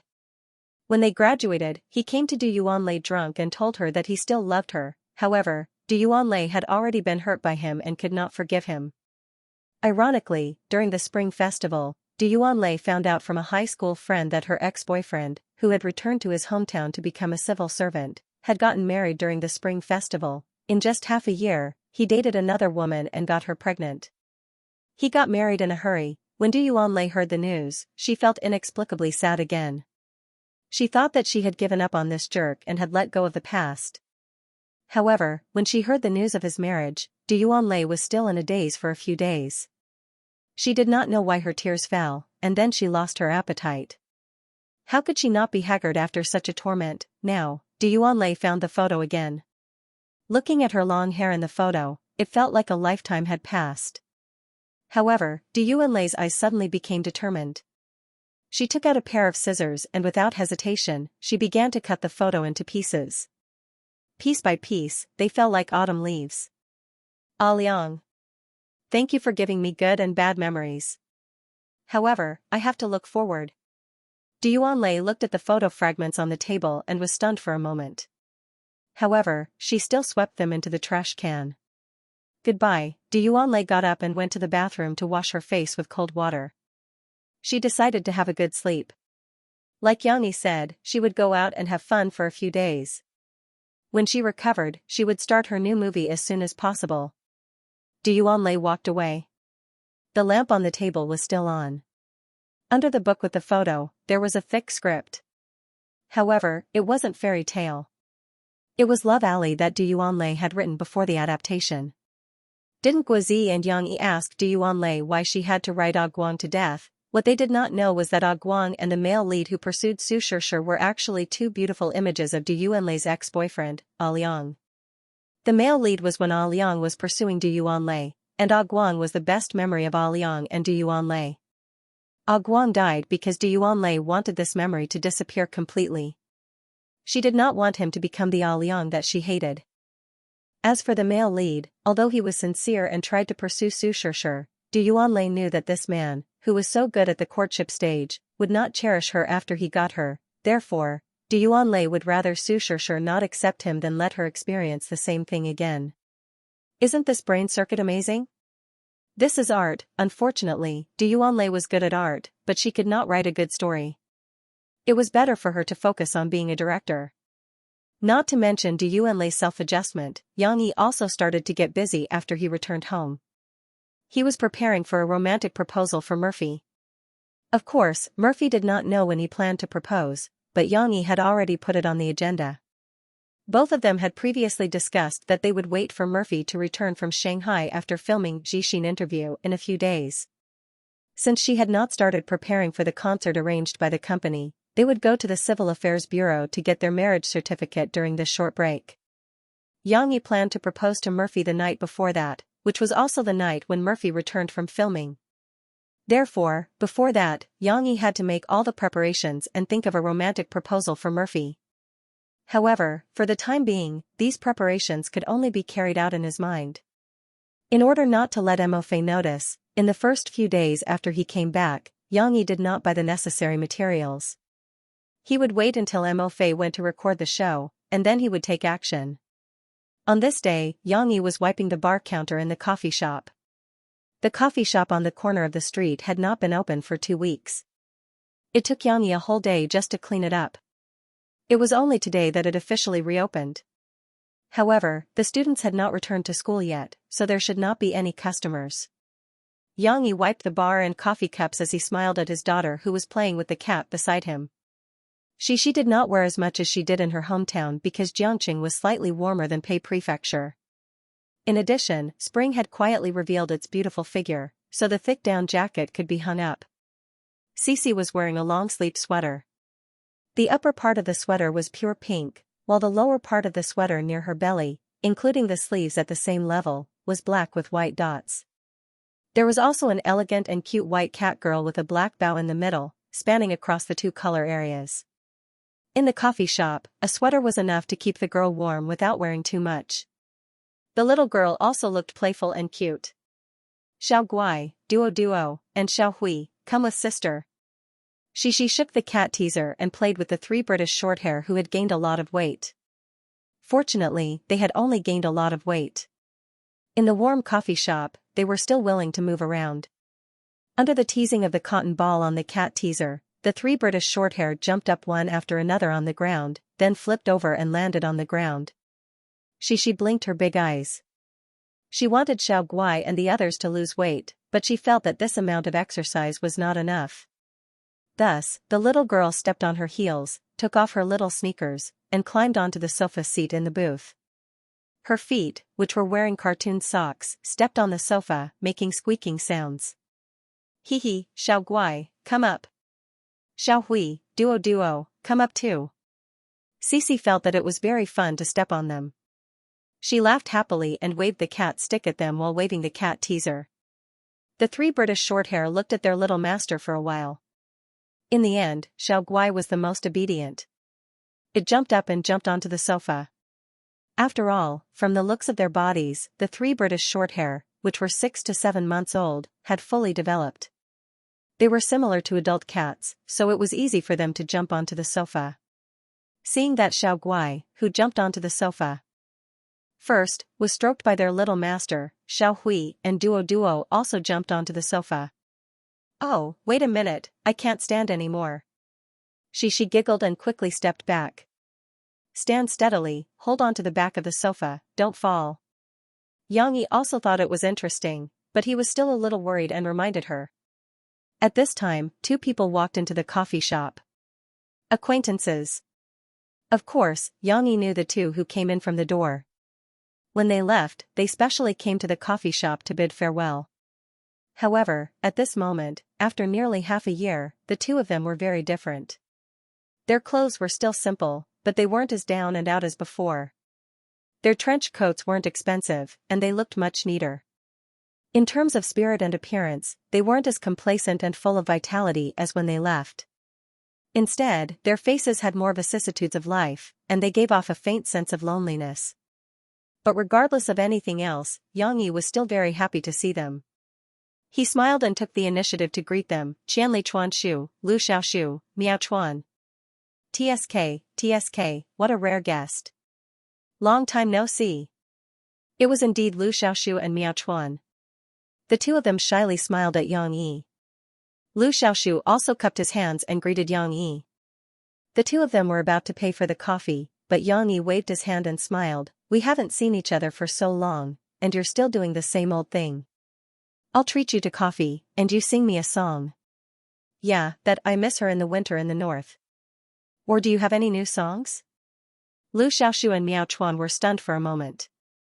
They looked at each other with an awkward expression. What? You don't want to sing? Don't tell me that singing a song now costs more than a cup of coffee? Yang Yi knew that the two of them weren't that kind of people. He was just joking and teasing them. No, it's just that we're not allowed to sing in public. Lu Xiaoxiu shook his head with a wry smile. Yang Yi knitted his brows and shook his head. There's only a few of us in this shop, and it's still considered a public place? Your management company is really too much. There are too many rules. Forget it, I'll treat you to coffee. Miao Chuan wanted to say something but hesitated. Lu Xiaoxiu gritted his teeth and said, You're right, boss. Anyway, it's not a public place, and there's no one else. What's the big deal about singing a song? But I didn't bring my guitar today, so I'll have to sing for you, boss. Can you play the piano? Yang Yi liked Lu Xiaoxiu's straightforwardness. He pointed to the piano and said, You can play that one. I will. Miao Chuan nodded. After he finished speaking, he walked over to the piano. Theodore grand piano? Miao Chuan finally reacted and looked at Yang Yi in surprise. He touched it lovingly. The black body of the piano felt as delicate as milk. Next, Miao Chuan played the piano accompaniment and Lu Xiaoxiu sang. Miao Chuan would also sing a few lines. The two of them cooperated well and performed the song I Miss Her in the Winter in the North for Yang Yi. Although there was only the last bit of coldness left in the winter, Lu Xiaoxiu's voice was still as clear as winter. His and Miao Chuan's vicissitudes and helplessness added a touch of sadness to the song. It was so nice that she couldn't help but stop and look over. She stood on the sofa and leaned her little butt against the backrest, listening quietly. Although she didn't understand the meaning of the lyrics, the melody was very beautiful. It was those two uncles. The little girl also recognized them at this moment. She didn't move, which gave the three British shorthairs a chance. Little Gray took the opportunity to press down on the cotton ball hanging from the cat teaser and gnawed on it. Little Guai and Dodo didn't want to be outdone and fought with it to play. Little Guai, who had grown up, was no longer as petite and weak as before. It was now about the same size as Little Gray, so it didn't show any weakness when fighting. On the other side, Yang Yi finished listening to their song and began to make coffee for them. As he shook the grinder, he smiled and said, By the way, shouldn't you be in Xiangnan now? Why did you come back to Jiangqing? Lu Xiaoxiu and Miao Chuan were silent for a while. Seeing that they didn't say anything, Yang Yi continued, Last time when you came to say goodbye to me, I was quite happy because you finally went on the path you wanted to go. Also, I was thinking that when your single or album comes out, I'll buy it back and put it on the shelf. Yang Yi pointed to the shelves in the shop, which were all excellent music albums from this world. Many of them were difficult to buy in the music stores outside. Fortunately, he had connections. Through the Sahara online shopping mall, he asked them to help him get a batch of out-of-print albums. However, Yang Yi's words made Lu Xiaoxiu and Miao Chuan's faces even more gloomy. It wasn't until Yang Yi served the coffee that Lu Xiaoxiu made up his mind. He sighed and said to Yang Yi, Boss, we've been frozen by the company. Frozen? Yang Yi's eyes widened and he asked in confusion, Why? Didn't you say that you'd be a trainee first? Logically speaking, Qianli Chuanchu's song wasn't bad. Although it hadn't been tested by the market, how could a song that Yang Yi liked be bad? How could a company be so stupid as to freeze a singer after signing him? This signing is a scam, Miao Chuan couldn't help but say. Lu Xiaoxiu asked, Boss, do you know Ronghua Management Agency? Or have you heard of a new student called Tang Kaitai in Jiangchuan this year? How could Yang Yi not have heard of it? This guy had cheated Du Yuanlei and Guozi before. Otherwise, he wouldn't have had the chance to let Du Yuanlei film Fairy Tale. He lied to you? Yang Yi frowned and asked. Ronghua belongs to Tang Kaitai's family. They signed us. At first, they said that they liked the song we sang and were going to ask the teachers to train us. Then, they would arrange for us to release a single. Lu Xiaoxiu said. But it was only a verbal promise. They didn't even write it in the contract. Miao Chuan clenched his fist and said. Well, we were also stupid. At that time, we thought we were going to debut. We were very happy and signed the contract in a daze. Lu Xiaoshu sighed and said, who knew that after a month of training, they would suddenly change their mind. Rong Huada's manager told them that the company wanted to discuss with them to give the song I Miss Her in the Winter in the North to Tang Kai Tai. Then, as a report, the company would help them to invite songs and use other people's songs to release a record for them. You didn't agree, right? Yang Yi frowned. No, we didn't agree. Lu Xiaoshu shook his head decisively. At that time, they even quarreled with their manager. They were still a little angry because they couldn't tolerate sand in their eyes. How could they agree? Maybe when they just signed the contract, they didn't have the intention to steal their songs. Rong Huada's contract didn't have any relevant clauses.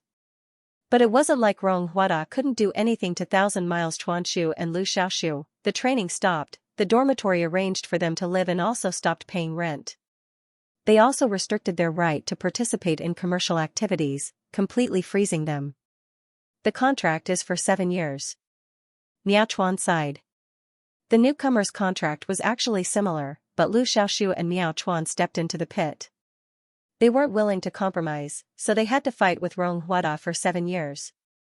Previously, we all lived at home.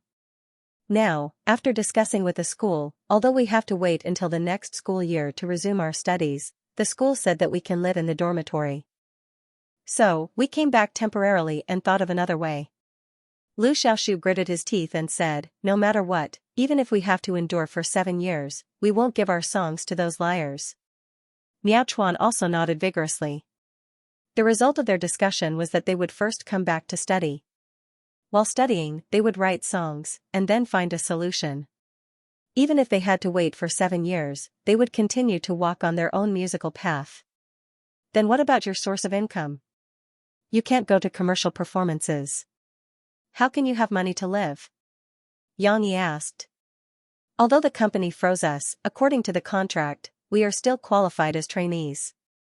So, we still have a little salary every month. Although it's not much, it's enough to live on.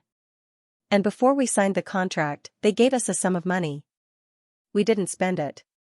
We saved it. Lu Xiaoshu said. Take one step at a time. Miao Chuan held the coffee for a long time without drinking, and said faintly. Yang Yi looked at these two boys whose dreams had been broken. He was silent. He was a little sad and also a little angry. However, now that he had a certain amount of resources and social status, Yang Yi didn't want to stand by and do nothing. He pondered, trying to find a way to help Lu Xiaoshu and Miao Chuan out of this predicament. What to do? Although Yang Yi had secretly made the decision to help Qianli Chuanshu and Miao Chuan resolve the contract issue, he did not tell Lu Xiaoshu and Miao Chuan because he was not competent. Yang Yi did not use his own methods this time. It was not worth it. If he personally took action, he would have to take a huge risk. Now that Yang Yi had a big family and business, he did not want to put his family's head on his belt. Unless it was something that made him very angry or something that concerned his family, Yang Yi was not willing to take action easily. Moreover, most problems could be solved with money now.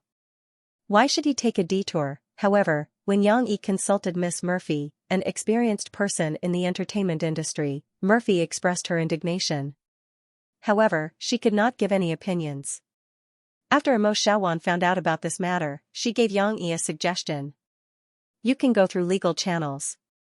First, find someone to check if there are any problems with their contract. Or if Rong Huada did something that violated the contract, you can also take the opportunity to sue them and request to terminate the contract. This required a famous lawyer to help with the lawsuit.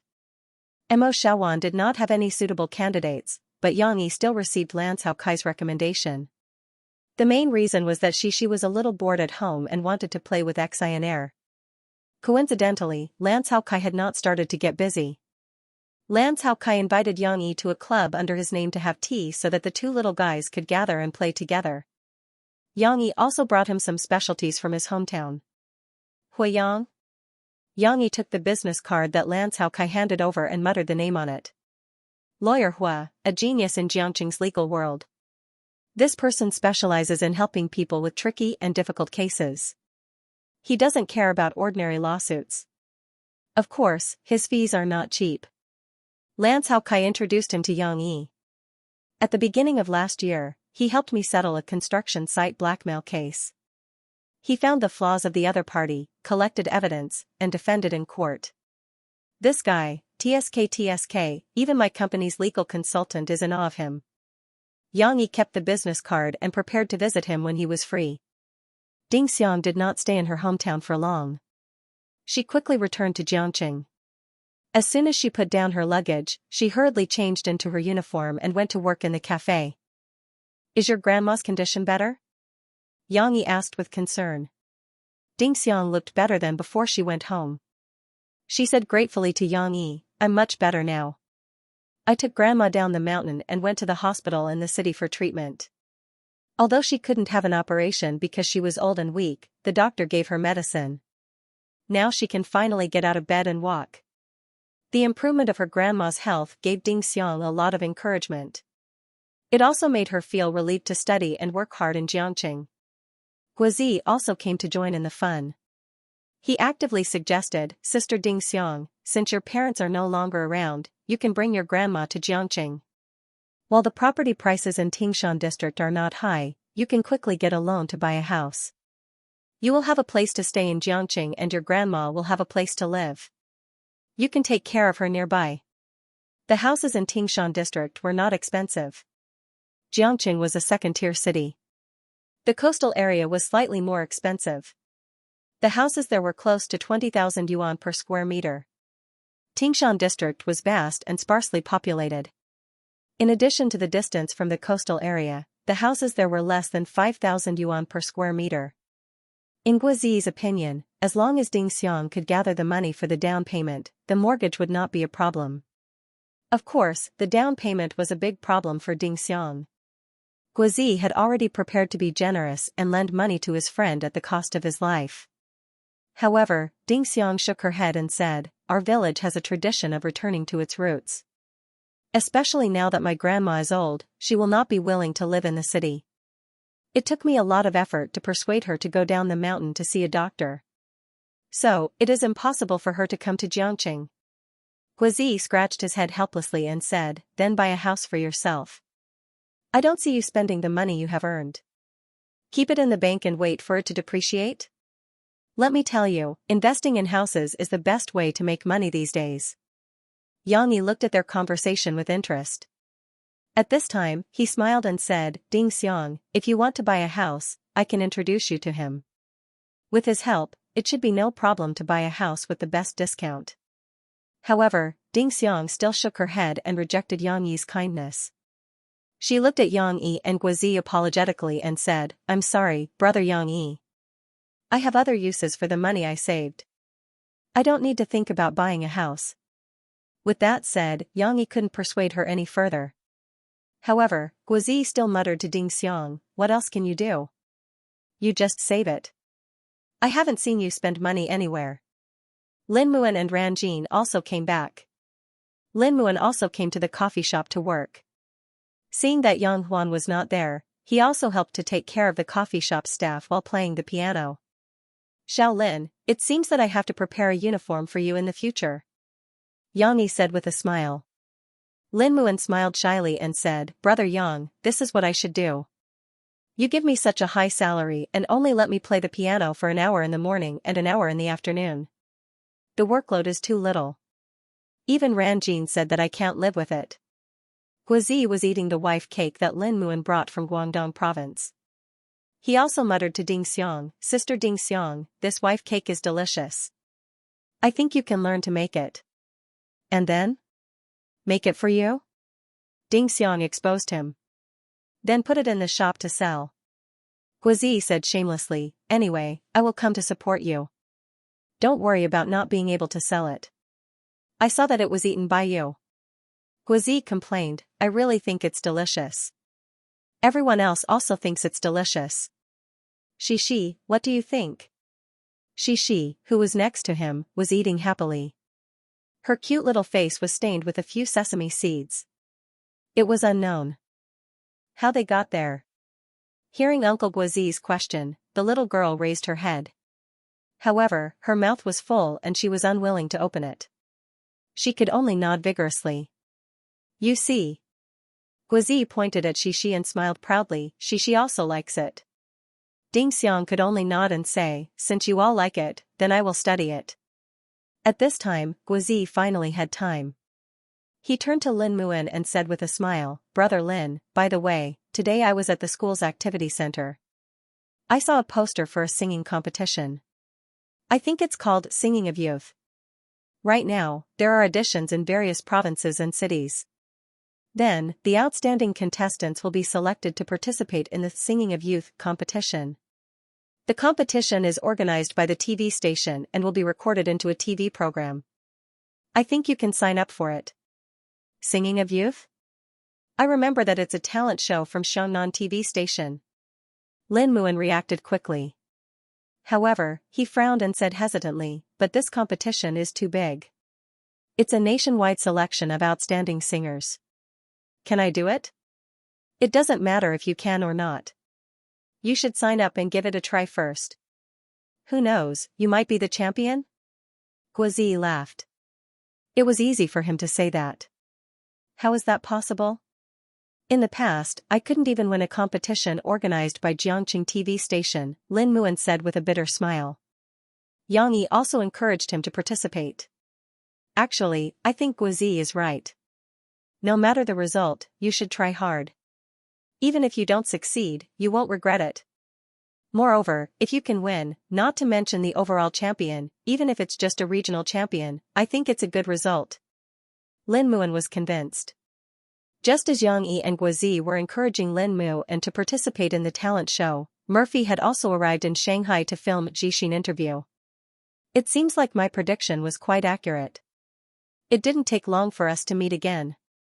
Luo Xian and Murphy met backstage and she gave Murphy a hug as she spoke with a smile. I didn't expect it. I'm still very grateful for Sister Luo Xian's invitation. Murphy smiled shyly. I should be the one thanking you this time. Your influence is not ordinary now. Xianxia interview is riding on your popularity. Luo Xian joked. You're too kind, Sister Luo Xian. Murphy quickly waved her hand. Compared to the past, Murphy no longer gave off a cold feeling. Perhaps it was because she was with Yang Yi and her happiness had diluted the isolation in her heart. However, it was still difficult for Luo Xian to detect the changes in Murphy. After some small talk, the recording of the show began early. Murphy wasn't a young lady, so it was her first time participating in Xianxia interview. She had already participated in one episode of Xianxia interview and was familiar with the process of the show. 6 years ago, she was well prepared and reached the peak of her career with the popular song Strangers. However, she suddenly retired and quickly disappeared from the public eye. Today, 6 years later, she carried the doubts and ridicule of others and returned to the peak with a high-quality album and an amazing voice.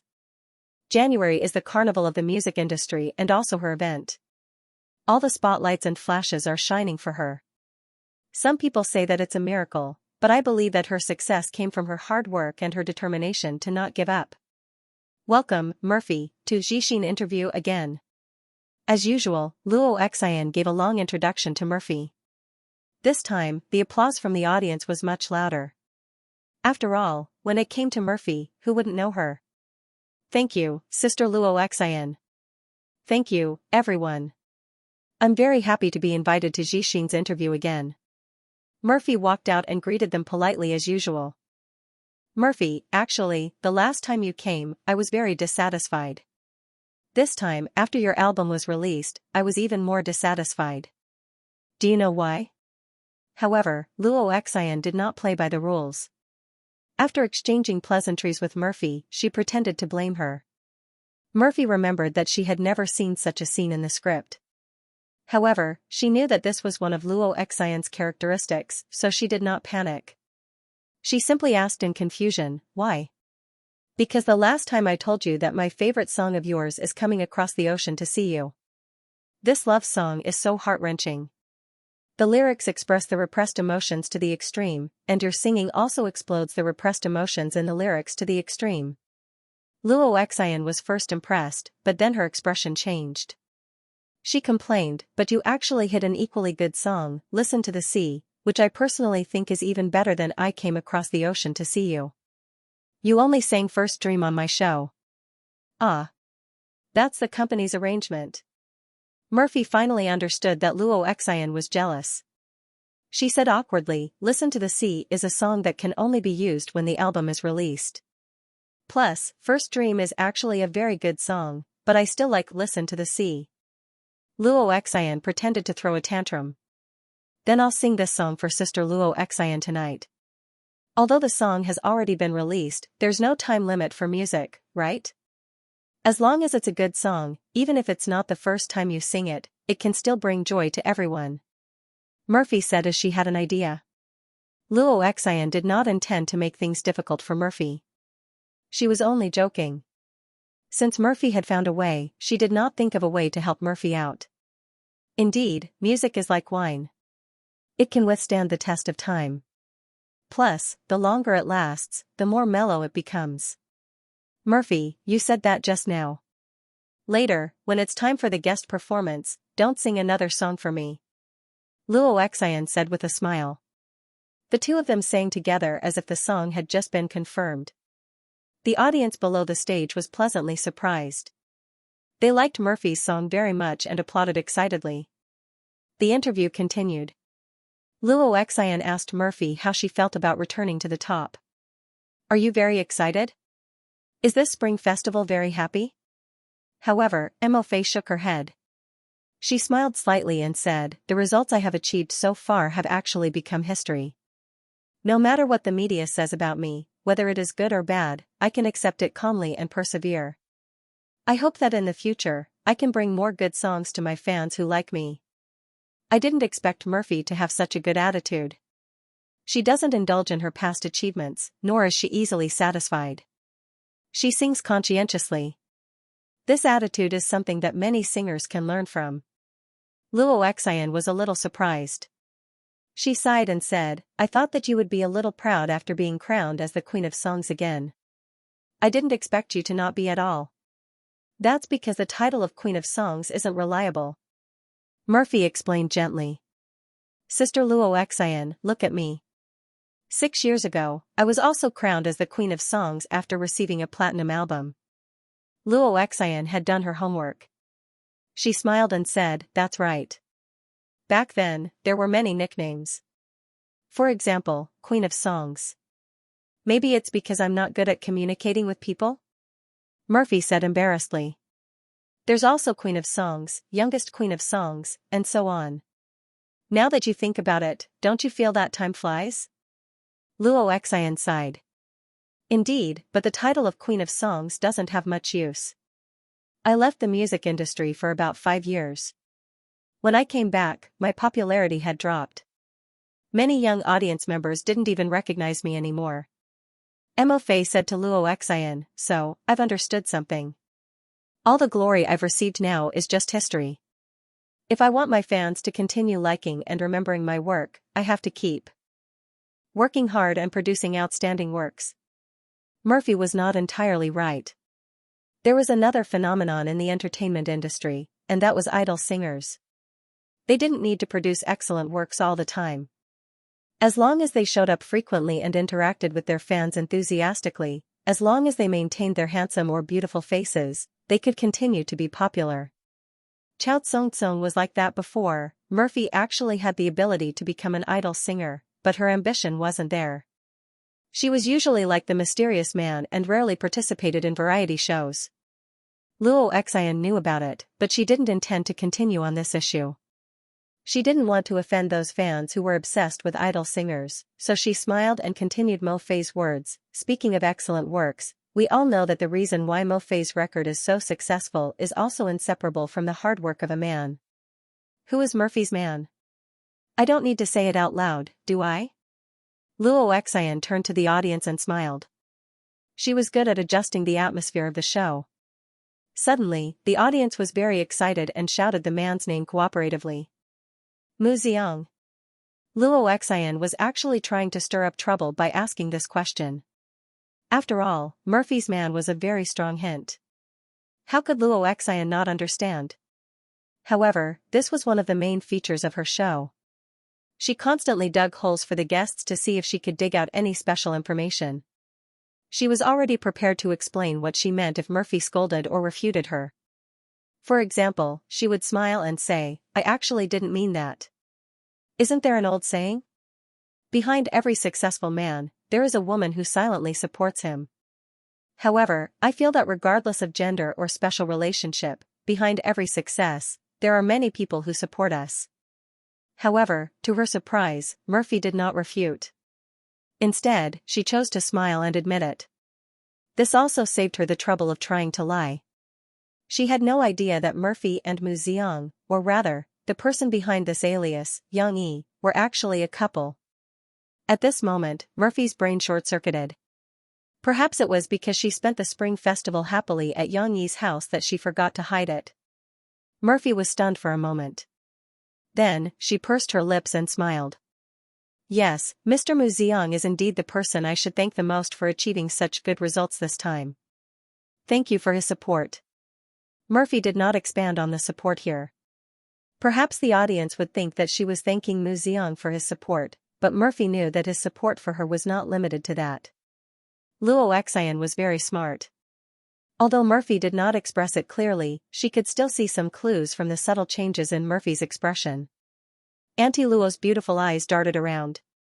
She smiled and asked, "Murphy, Mu Xiang wrote 12 such classic songs for you. However, what I want to ask is, will you continue to work together for your next album?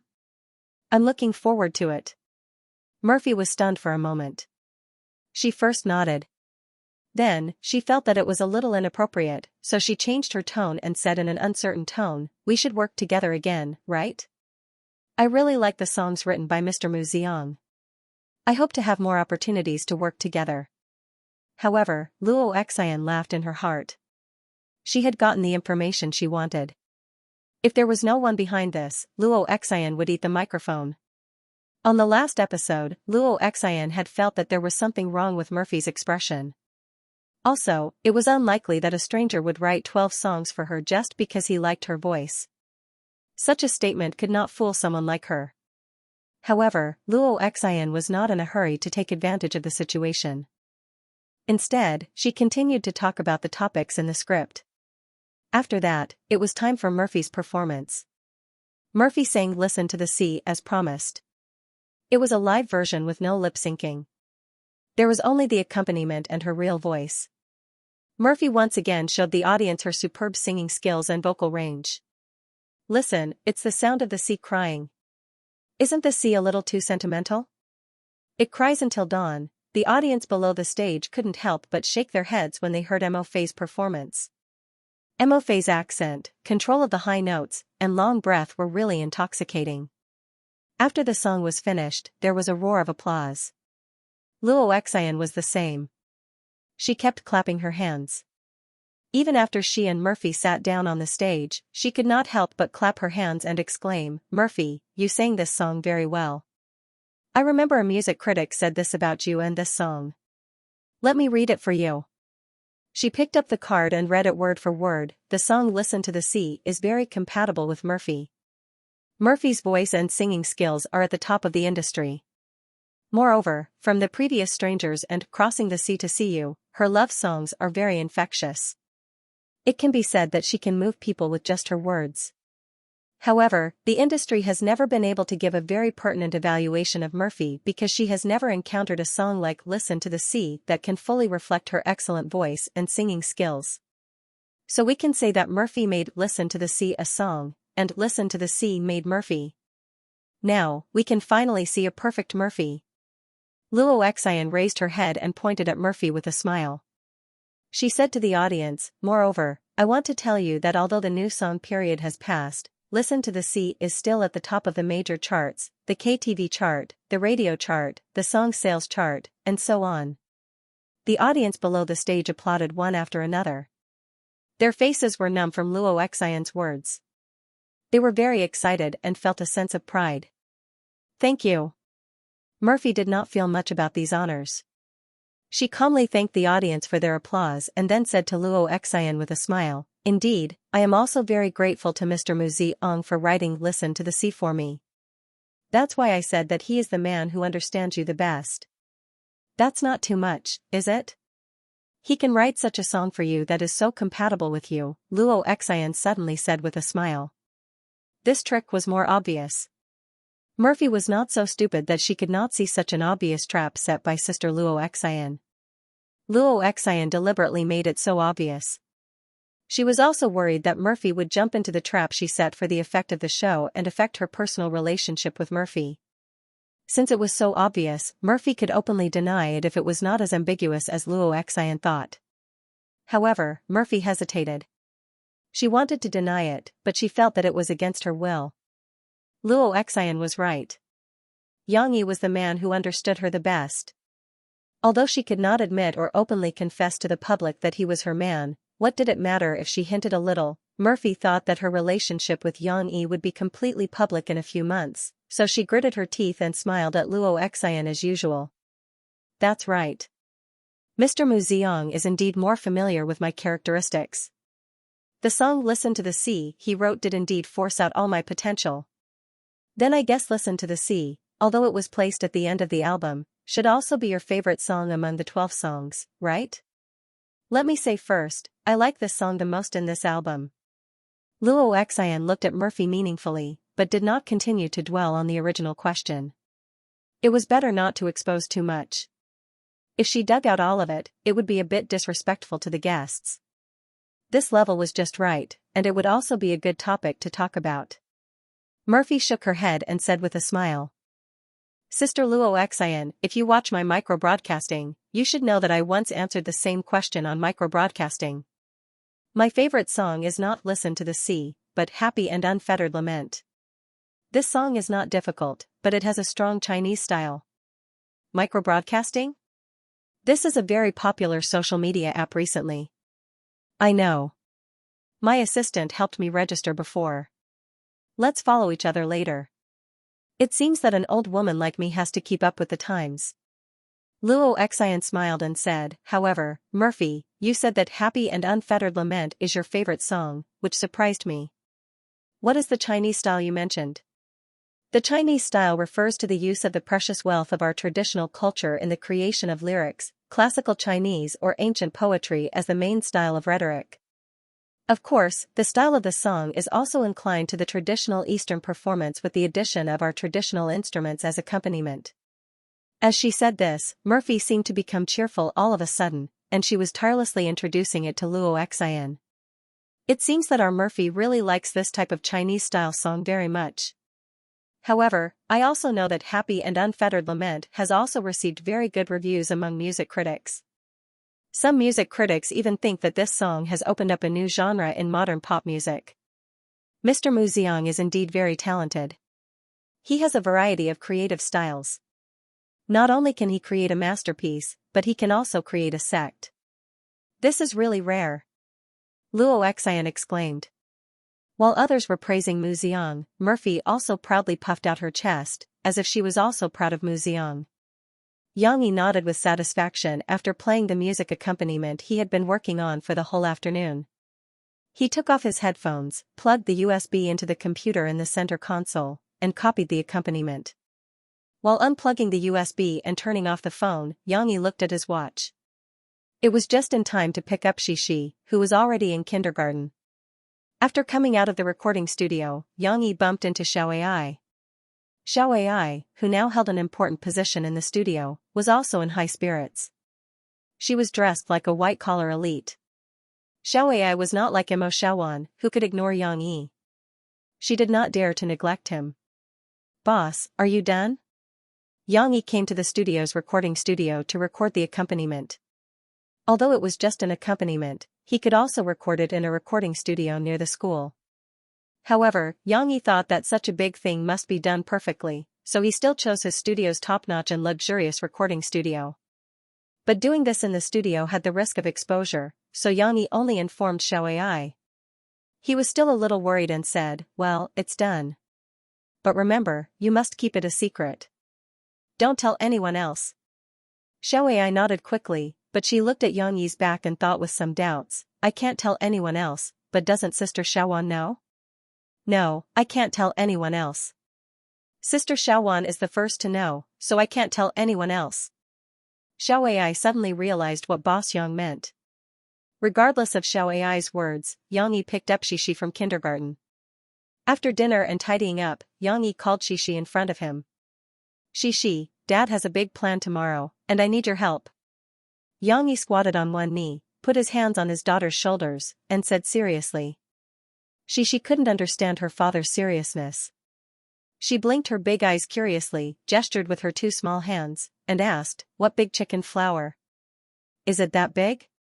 Yang Yi was at a loss for words. After a while, he didn't know whether to laugh or cry. It's not chicken flowers, it's a plan. Isn't your mother coming back tomorrow? Dad is going to propose to her. What is a proposal? She spelled it correctly this time, but she still couldn't understand it. Proposing is the first step before marriage. Didn't Dad tell you many stories about princes and princesses getting married? But before the wedding, there's still a step to propose. Daddy wants to ask Mommy if you're willing to marry me. Yang Yi patiently introduced to Xixi. Then is a proposal a kiss? Xixi's eyes lit up. She thought of many cases. For example, Snow White was kissed by a prince, and the two got married. Sleeping Beauty was also kissed by a prince, and the two got married. No, you can't kiss before marriage. Yang Yi became serious. Although he found his own words funny, as a strict father, he had to correct Xixi's wrong thinking. He didn't want the little girl to think that she was going to be married after kissing someone. This strict father not only kissed her mother before marriage, but also, back to the topic, Yang Yi spent a lot of effort to explain to Xixi what he was going to do tomorrow. In the end, he said, so, Dad's proposal tomorrow needs your cooperation, Xixi. Xixi, can you do it? Yes, the little girl said crisply. Her face was full of excitement, and she felt that it was very fun. But Mommy will call you tonight. You can't tell Mommy. This is a surprise for Mommy. If you tell Mommy in advance, it won't be fun. Yang Yi reminded his daughter worriedly. Xixi nodded. She covered her little mouth, and her eyes curved into crescents. She said in a muffled voice, I won't tell Mom. Then let's practice today. Yang Yi said, rubbing his hands together. Everything had to be set up first. Xixi curiously followed behind her father like a penguin. She stuck her neck out to watch him fiddle with those things. Finally, Yang Yi held a big basket of rose petals and began to sprinkle them on the stairs, the living room, and the corridor. Finally, he sprinkled a big heart shape on the floor of the living room. Yang Yi took 2 steps back, wanting to see the effect. In the end, he almost stepped on Xixi. He turned his head to look at the little girl with big, bright eyes. He didn't care if she understood or not, and explained with a smile, these are temporarily used for practice. We'll clean them up later. Tomorrow, we'll buy fresh rose petals. Xixi really didn't understand. She blinked her eyes and said, but I think it's very beautiful. After setting up, Yang Yi took out the violin that Murphy had given him from the study. He walked out while playing. Xixi sat on the sofa, her 2 slender legs hanging down. She looked at her father as he walked slowly towards her with a smile on his face, accompanied by the beautiful sound of string music. Yang Yi's violin was melodious. It wasn't like He's a Pirate, which had a very fast rhythm. Instead, the rhythm was very slow. Just like people's love, it didn't need to be vigorous. Instead, it expressed the emotions in a slow melody. The long bowstring was swayed by Yang Yi's arm on the delicate and classical violin. His left hand's fingers pressed on the 4 strings. Every movement was very natural. At this moment, his tall and sturdy figure and tough face seemed to be covered with a soft glow at this moment. It was warm and tender, and it tugged at one's heartstrings. Yang Yi played in front of his daughter while closing his eyes. He carefully felt the nostalgia and love brought by the song. The corner of his mouth couldn't help but curl up into a smile. When the song ended, he slowly put down the violin. Then, he put away the bow and the violin together. How was it? Xixi, is it good? Yang Yi smiled at his daughter. She was becoming more and more qualified to appreciate music. When her father was playing, she didn't make any movements. Only when her father asked her did she move. She happily jumped in front of her father and said, "It's super good. Papa is also super cool. She likes it so much." The little girl clasped her hands and said sincerely. Yang smiled, reached out his hand and high-fived his daughter. He smiled and said, "That's good. Tomorrow, I've decided to use this song. By the way, next, Dad will do this action and then sing a song." Yang gestured for a while, then took out a small box and gestured to Shi. "You, tomorrow, hide in Dad's study. When Dad finishes singing, wear your most beautiful dress, come out of the study with a flower and hand it to Dad. Okay?" "Okay." She nodded happily. Now that she had a task, she was full of energy and didn't have to watch from the side. In order to strengthen his daughter's memory so that she wouldn't make any mistakes, Yang took her through the motions. "Then let's practice. Daddy is here now. After you finish playing the violin, you can start singing." "Okay, Dad is done singing." Yang turned his head and shouted in the direction of the study. "You have to take the initiative to come out. Dad won't remind you when the time comes." He. "I know." The little girl tiptoed and opened the door. Then, she ran out happily with the small box. "No, slow down, like a lady." At noon the next day, when Yang was still making the final arrangements, the spy in front of him, Comrade Mo Shawan, sent a message. "Brother-in-law, we're boarding the plane. We'll be home in 2 hours at most. Get ready." Seeing this message, Yang heart couldn't help but beat fast. Murphy actually felt that something was wrong today. When she woke up early in the morning from the hotel, Mo Shawan had brought her a sleeveless black dress and a pair of long black gloves. She looked extremely elegant. If there was a need to give an example, then this little black dress was a little like the classic picture of Audrey Hepburn with a smoking pipe in Yang previous life. Murphy was tall and beautiful. If she wore it, her charm would not be inferior to Hepburn's. However, it was winter now. Murphy, who never liked to wear clothes against the season to cater to her fans, didn't want to wear this dress that looked very cold. However, Mo Shawan gave her a thick cashmere windbreaker. It wasn't cold, but it was even more awkward to wear it. "I didn't bring any other clothes." Mo Shawan told a lie that no one would believe, but Murphy believed it. She didn't let her preferences bring trouble to Mo Shawan. She still wore these clothes and boarded the plane together. There were still many media reporters waiting at the entrance of the hotel and around the airport. The moment they boarded, they took a few photos of her. However, everyone could only see Murphy's windbreaker and couldn't see the dress inside. This was also the strange part. Without thinking too much, Murphy returned to Jiangqing. Mo Shawan got in the car and easily got rid of the paparazzi. Now that Murphy was popular, there were more and more paparazzi following her. It was very annoying, so Mo Shawan could only drive around the ring highway and use it to get rid of the paparazzi. The car stopped in front of a coffee shop at the corner of the street. Before Murphy got out of the car, she turned her head and asked, "Shawan, why don't you go up and drink something to warm your stomach?" Mo Shawan was much more alert. She smiled and said, "No need, sister. I also need to go back and rest. You and brother-in-law have fun." If Mo Shawan wanted to go up, then Murphy could roughly guess that there was a surprise waiting for her, just like last time on her birthday. Unfortunately, Mo Shawan saw through her little trick and did not reveal any flaws. Seeing that Murphy had gone to the backyard, Mo Shawan started the car and took out her phone to send a message. "Brother-in-law, my sister is here. She's going upstairs. Hurry up and start." Mo Shawan didn't plan to stay and watch. Although it was a crucial moment for her cousin, she would have to eat dog food if she stayed. Mo Shawan decided to just watch the video. If it was too boring, she could just skip it. She couldn't torture herself. Back at Murphy's place, she was very curious. It was already Saturday. Why weren't Yang and Shi playing in the coffee shop downstairs? Why were they still at home? However, when she opened the door, Murphy sensed that something was wrong. The air was filled with the fragrance of roses. Although it had been blown away by the spring breeze, Murphy was still very sensitive to the fragrance of flowers. She could vaguely feel that something was about to happen. Stepping on the stairs to the second floor, Murphy finally understood where the fragrance came from. Now, Murphy was stepping on rose petals. Or rather, the entire staircase was covered with rose petals, as if it had turned into a flower staircase. Could it be? No matter how stupid Murphy was, she understood. With every step she took, her heart began to pound. Walking upstairs, she realized that the corridor was also covered with rose petals, forming a bright and beautiful red carpet. The heater was on upstairs.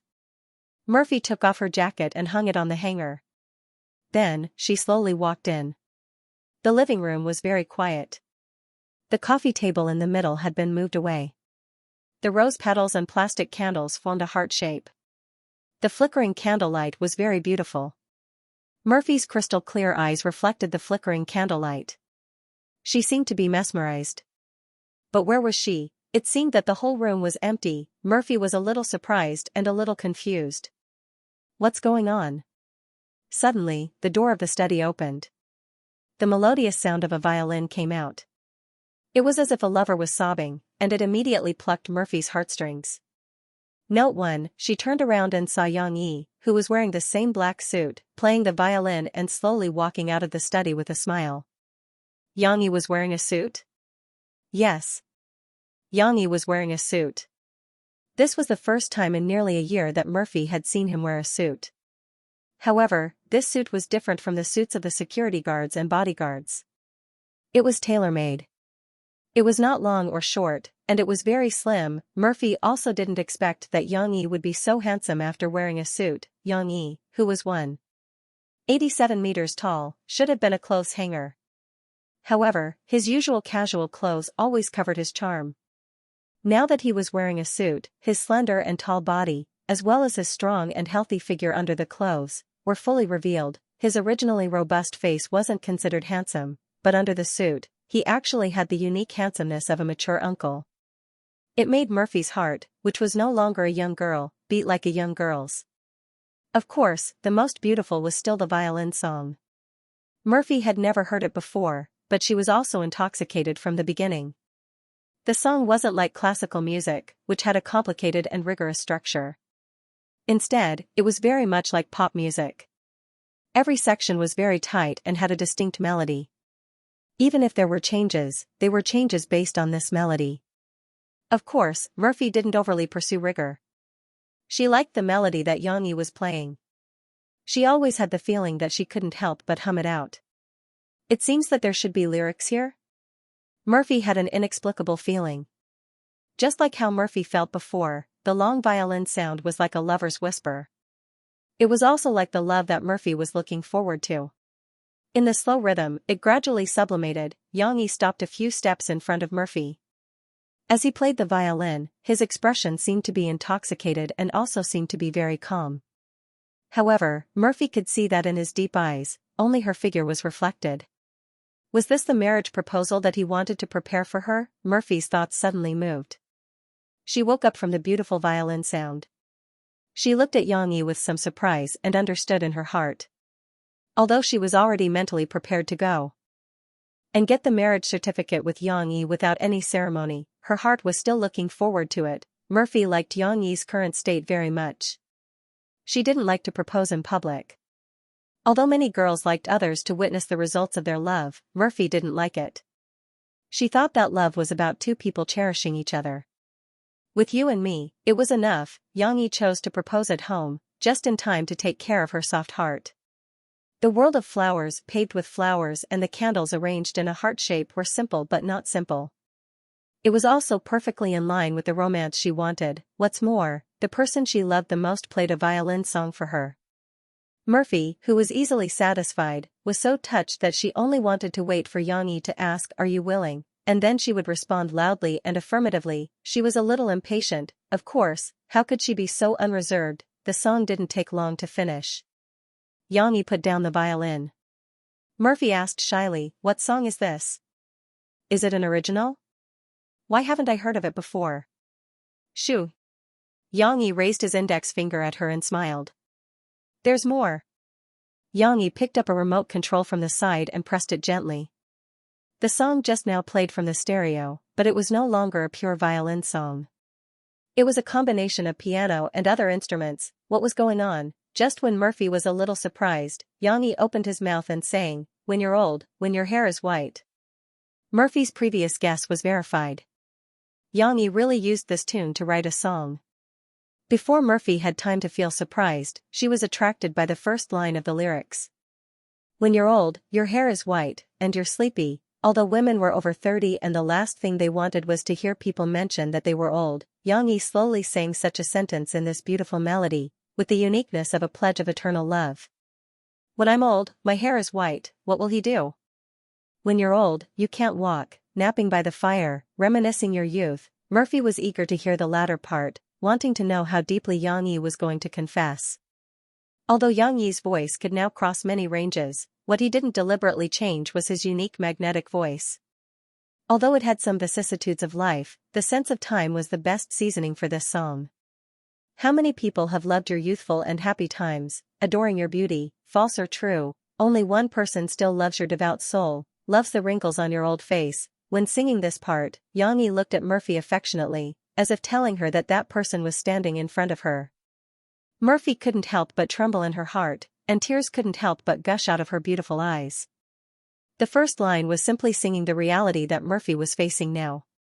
As a singer, since her debut at a young age, she had been pursued and praised by countless people because of her devastatingly beautiful appearance.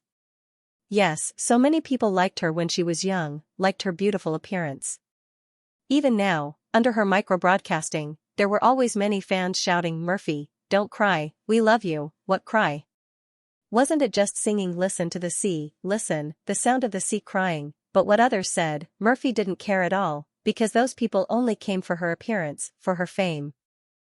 Just like before, when she suffered a setback and had nothing, the fans who shouted that they loved her now were infatuated with some celebrity at that time. If one day, she also grew old like the song said, and her old face was full of wrinkles, would those people continue to love her?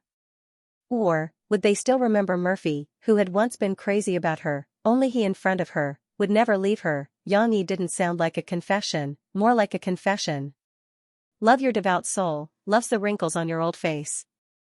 When this sentence was sung, Murphy felt that the happiness in her heart was about to overflow. Who didn't like the adoring eyes of their lover when they were young? That was the greatest affirmation of one's appearance. But that was only the initial joy of love.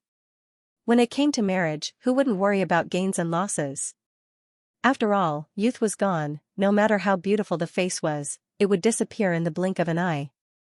Only love that was deep in the bones and immersed in the depths of the soul could last long. This sentence was a pledge of undying love in another sense.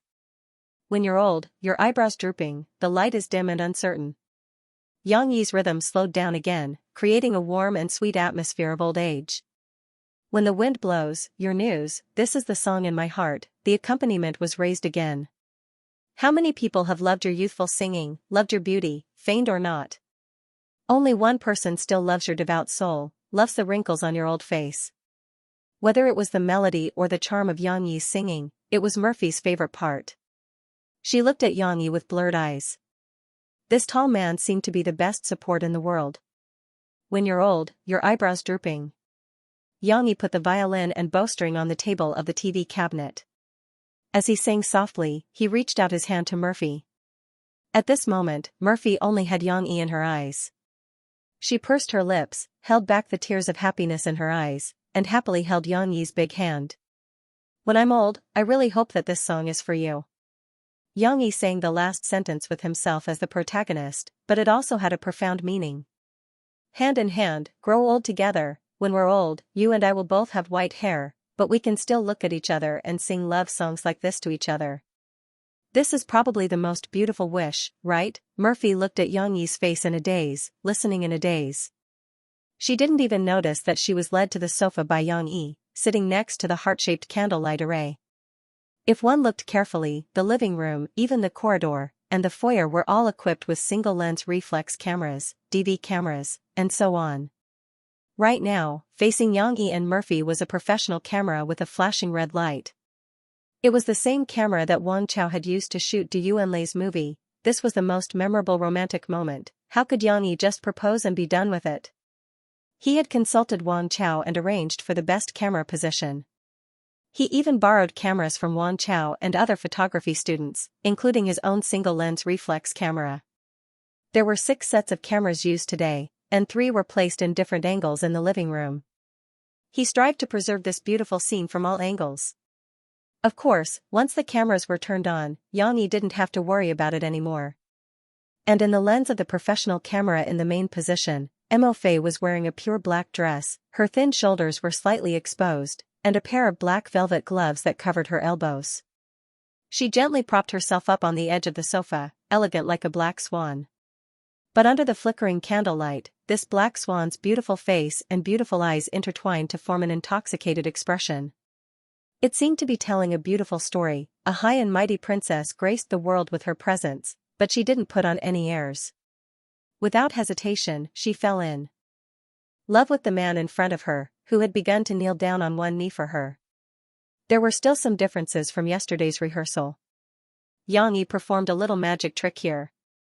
His 2 hands clasped together, and then a blooming rosebud with delicate green leaves appeared.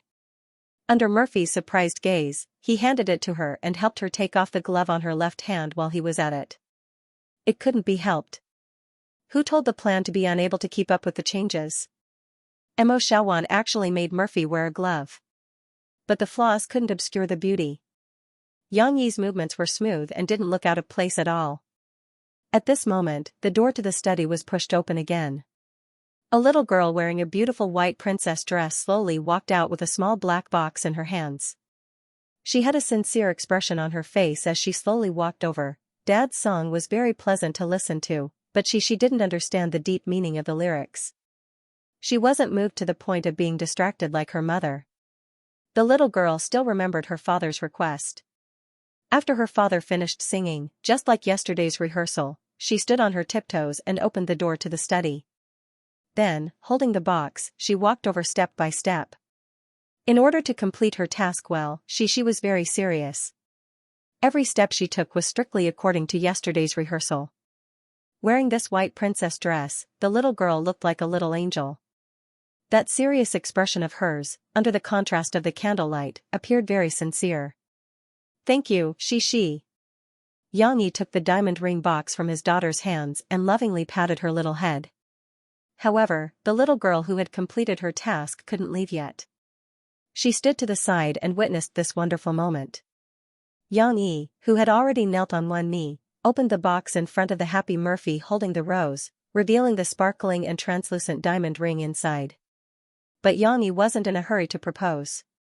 He first recited a poem. Yang Yi looked at Murphy affectionately and softly recited, I have walked on many bridges, seen many clouds, drank many types of wine, but I have only ever loved a person at the best age. The poem was very short and not at all dragging, but it expressed Yang Yi's love for Murphy very well. Even this expression was very deep. Murphy would not know that Yang Yi was referring to his experience in both lives. He had walked so many roads and seen so many sceneries, but the one he loved was only this Murphy who was in her prime and blooming at her most beautiful moment. The poem was very beautiful. It was written by Shen Kongwen, who wrote Border Town in his previous life. This was a love letter that Mr. Shen wrote to his wife, Xianxia, who was still his student at that time, when Mr. Shen was 26 years old. In order to pursue Xianxia, Mr. Shen wrote hundreds of love letters, and this was just one of them. Not only this one, Yang Yi also read another one, which was also very suitable for the Murphy that he liked. I was lucky to see you smile once again, beside the lotus pot that was scattered by the night breeze. There was a fragrance in your smile, I was not surprised at all. Originally, when you smiled, there was something more refreshing than a fragrance. However, when Yang Yi chose this love poem as his proposal, Yang Yi was still hesitant, because in reality, the love between Mr. Shen and Miss Zhang was not as perfect as this poem. Note 1, but Yang Yi later understood that he and Murphy were different from Mr. Shen and Miss Zhang. He and Murphy had similar personalities and the same hobbies. It could be said that both of them were in line with each other's best imaginations.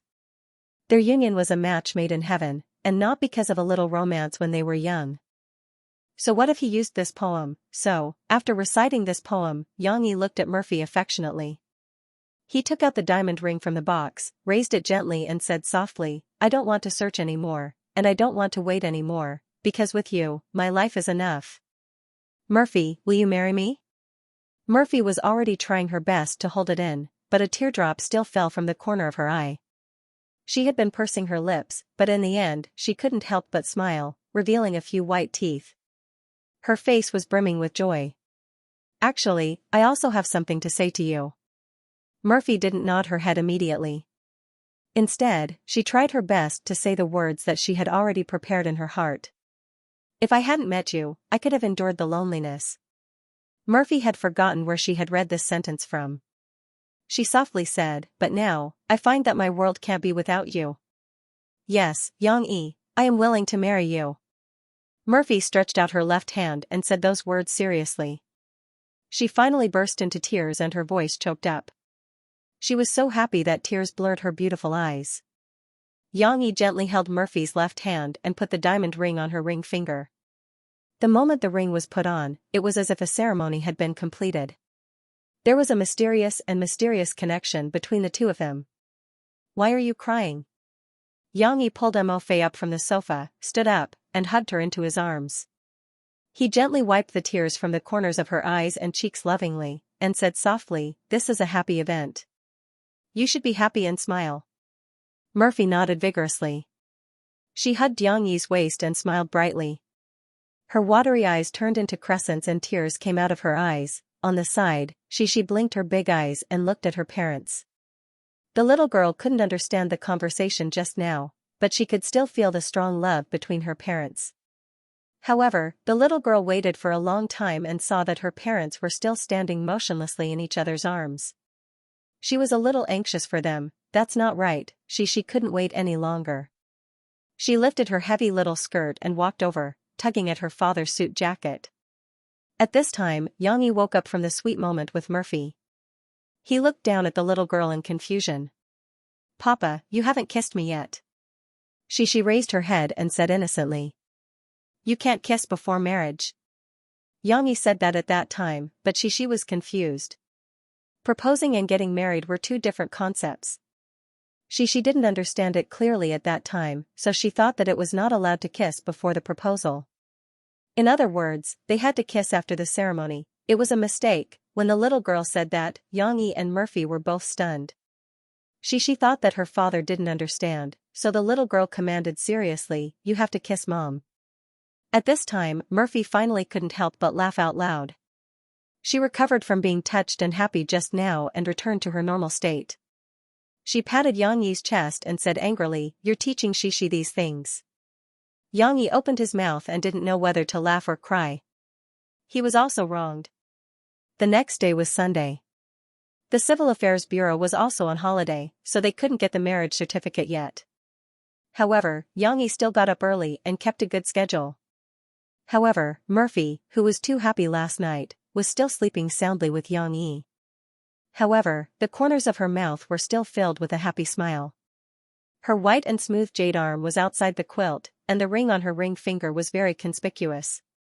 She couldn't bear to take it off because she said that when she went to work, she couldn't wear the ring for the time being. Now that she was at home, she didn't want to take it off even if she could wear it. Even when they were climbing to the top last night, she looked at Xianxia's eyes in a daze and the ring on her hand that was stroking Xianxia's face. Xianxia put her arm under the quilt and kissed Murphy's forehead dotingly. Then he put on his clothes and went out for a run and to buy vegetables. Today, Xianxia was in a very good mood. When he was shopping for groceries, the aunties in the market noticed that something was amiss. They laughed and teased Xianxia, asking him what was the joyous occasion. When he came back to prepare breakfast, Xianxia was also in high spirits.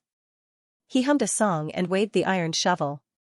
She was awakened by his singing. The little girl, wearing pajamas, rubbed her hazy eyes and walked out of the bedroom in a daze. She first found her missing mother in the second bedroom skillfully. Then she pouted and ran to the kitchen to complain to her father. Papa, Mom is not good. She even slept in. Xianxia was stunned for a moment. He laughed and rubbed his daughter's little head, saying, it's not that your mother slept in. She was too tired yesterday. Well, she was too tired from work. so she slept a little longer. You have to be considerate of your mother. She tilted her little head and thought for a while with her still confused mind. Then she nodded and said, okay, but I didn't sleep in. She is great. Xianxia smiled and picked up the little girl to wash her face and brush her teeth. Then he came back and continued to make breakfast for Xi and Murphy. Today's breakfast was very rich. There was crispy fresh milk, walnut peanut paste, and a plate of fried banana pie, so it took a little effort. Xi smelled the tempting fragrance and couldn't help but drool. Papa, I want to eat. The little girl felt hungry. Right away. It'll be ready soon. Xianxia was beating the walnut peanut paste. He smiled and comforted the little girl. How about I sing you a song first? After the song, you can eat. Today's mood was really high. Xianxia wanted to sing again. Okay. Xi clapped her little hands happily. The fun temporarily suppressed the delicious food in terms of status. Xianxia set up the automatic program for the soybean milk machine to boil. Then, he began to snap his fingers, twisting his shoulders and shaking his head according to the rhythm. This action was quite interesting. Xi, who was standing at the kitchen door, couldn't help but giggle. The sun blinks at me, the birds sing to me. Xianxia sang with such emphasis for the first time. It was as if he was deliberately imitating the tone used to coax a child. Meet Mom sang. She watched him follow the lyrics.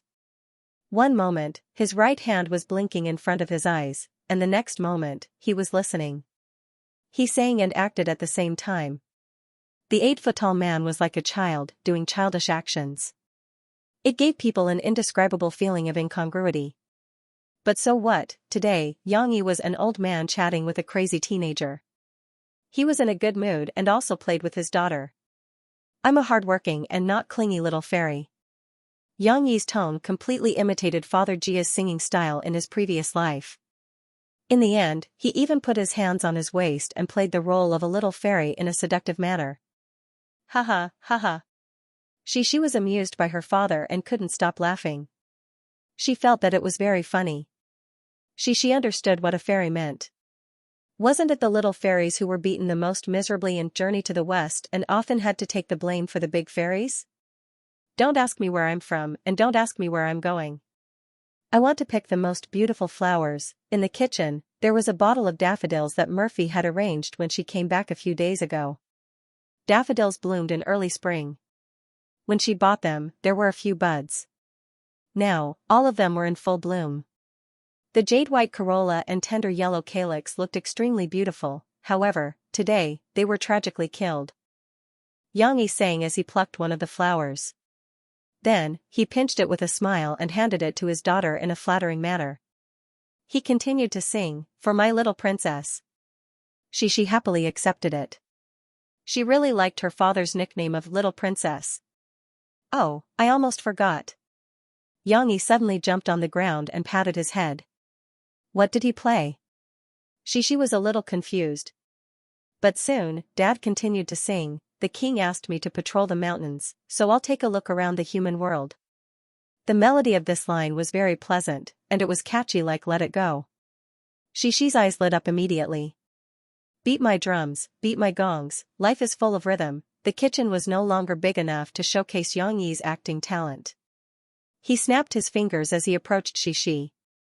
The girl giggled and retreated step by step into the dining room. The king asked me to patrol the mountains, catch a monk for dinner. Xianxia really did patrol around the dining table. However, Xi understood this time. She was sure that her father was the little monster in Journey to the West. She giggled and said, "No way. Tang Tsing can't be eaten. He can't eat people." Then let's sing like this. Xianxia excitedly changed the lyrics on the spot. The king asked me to patrol the mountains, catch a girl for breakfast. Xianxia pointed at Xi and winked at her. I can't either. I don't taste good. The girl waved her hand, but she also smiled. She still knew that her father was teasing her. The water in this mountain stream, when Xi came out, she didn't close the door behind her. The movements in the kitchen and dining room still woke Murphy up. She turned over and looked at her body that still had some hickeys. She couldn't help but blush. She secretly scolded Yang Yi. Fortunately, after she put on her pajamas, those hickeys were covered. There was still a hickey mark on her white neck. However, she didn't need to go anywhere today. She didn't need to worry about being discovered. When she was combing her disheveled hair, Yang Yi's singing entered her ears. Although she didn't know what song Yang Yi was singing, Murphy guessed that this guy had composed another song. It sounded quite interesting. When she came out of the bedroom, she saw Yang Yi singing and dancing like a child. She stopped in surprise. Was this still the usual steady Yang Yi? Of course, now that Yang Yi was playing with his daughter, it was more interesting. Murphy suddenly felt that he had a lot more life in him. The king called me. Yang Yi made a posture of carrying a weapon and sang while twisting and turning. Suddenly, he felt that someone was looking at him from behind. He subconsciously looked back and his voice was suddenly stuck.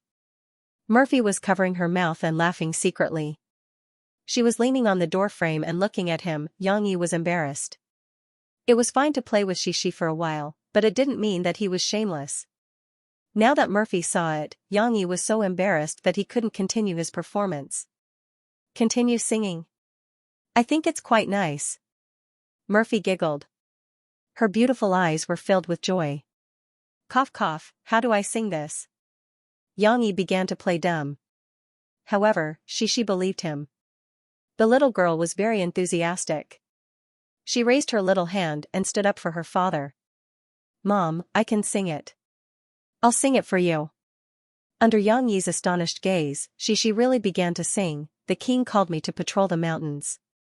I'll go around the human world. The little girl's voice was very childish, but this kind of innocent singing was also full of childlike interest. It was very nice to listen to, even better than Yang Yi's singing. I don't remember the rest. She still only knew the first line. Then, she stuck out her little tongue and said with an embarrassed face. Yang Yi and Murphy couldn't help but laugh. Murphy picked up her daughter and affectionately rubbed her little head. You've already sung very well. Next time, let Daddy teach you the whole song. Yes, I want to sing. I want to sing it for Chi and Xianxia. Xi waved her little hand and said happily. At this time, Murphy saw the daffodil in Xi's hand. She suspiciously pulled her daughter's hand and looked at the broken flower bud. Hey, this daffodil looks very familiar. Yang Yi suddenly quivered. He just remembered that he was too happy and picked the flower that Murphy arranged. Cough cough, this walnut peanut paste is already cooked. I'll go get it. Our breakfast today is good, haha. Yang Yi laughed and quickly slipped into the kitchen. She didn't hesitate to betray her father. She giggled and explained to her mother, Daddy gave this to me. Because I'm a little princess. What are you? Murphy didn't react for a moment. A little princess. The little girl said it very smoothly, as if this word should be pronounced in this way. She also said seriously, Daddy said it. Generally, Murphy would let Mo Xiaowan take care of her own microbroadcasting. Except for sometimes organizing some interactive activities between stars and fans on the microbroadcasting, Murphy rarely logged on her microbroadcasting and rarely shared her life with others. However, Yang Yi's proposal yesterday made her overflowing with happiness. Until today, she still felt happy. Even Murphy couldn't avoid this at this moment. She also had an impulse to announce her good news to the whole world. If it weren't for the original plan to wait until the contract was signed and then announce it to the public, Murphy couldn't help but want to show her happiness at this moment. Although she couldn't say it out loud, Mo Fei still wanted to express her feelings at the moment. On Yang Yi's computer, after logging into her account, she pondered for a long time and finally sent a very obscure microbroadcast. I'm sorry. I'm very happy. I've been smiling all the time. Not long after the microbroadcasting was sent out, the fans under the post refreshed with many comments. Wow. Is it true? Murphy actually sent such a microbroadcasting? The style is completely different. Could it be that her account was hacked? My Murphy is an iceberg beauty. She won't ripple like this. I guess the manager got it mixed up and sent his own Weibo to here. Hey, the person who sent the microbroadcasting should be more careful. It was really obscure. The fans all thought it was a mistake or a joke. they all started to ridicule her. In this world, due to the perfect copyright protection, the entertainment industry was unprecedentedly prosperous. In order to satisfy the public's desire to peep at the celebrity's privacy, the development of the paparazzi could not be underestimated. However, among the regular paparazzi army, there was a group of people who wandered on the edge of the law. They did not follow celebrities for the purpose of sensationalizing news, but for profit. The photos they took would first contact the victims. If the victims were not willing to spend money to redeem them, then they would sell them to the tabloids and take the opportunity to earn a lot of money. Sometimes, the paparazzi disdained to be associated with them, so they gave themselves a new name. Paparazzi hunter. Liu Yu was a paparazzi hunter. Like other paparazzi hunters, he also fought alone. One person was an army. He wandered around the country alone, only to catch the most valuable news and then convert it into cash. 10 years ago, Liu Yu did not know what a paparazzi hunter was. He was just a conscientious salesman who needed to knock on door to sell his company's products, kitchen knives, until one day, when he finished visiting a building and was preparing to leave tiredly, a paparazzi hunter found him and handed him a camera. He wanted his help, under the guise of selling, to secretly take a photo of a celebrity in the building. Liu Yu still had a flexible mind. He completed the task well. Not only did he get paid, but he also learned about the industry and paparazzi hunters' game from the triumphant boasting of the paparazzi hunter afterward. Liu Yu was moved. He quit his job and changed all his savings into a high-pixel camera. Without any qualifications, he directly threw himself into the industry. In the beginning of the year, Liu Yu had almost nothing. However, after getting through this difficult period, Liu Yu, who was familiar with the entertainment industry, quickly earned his first bucket of gold with his flexible mind. Then, it was unstoppable. Now, although Liu Yu was still fighting alone, he had already changed his guns. Not only was he equipped with various high-end equipment, but he also bought a car, rented an apartment, and even put his name on a major brokerage company. Who didn't know that Liu Yu, the paparazzi hunter, had a good reputation? He did not sell to two people. It could be said that the brokerage company hated and loved him. Recently, Liu Yu had come to Jiang City. He had his eyes on Murphy, who had risen to fame this year.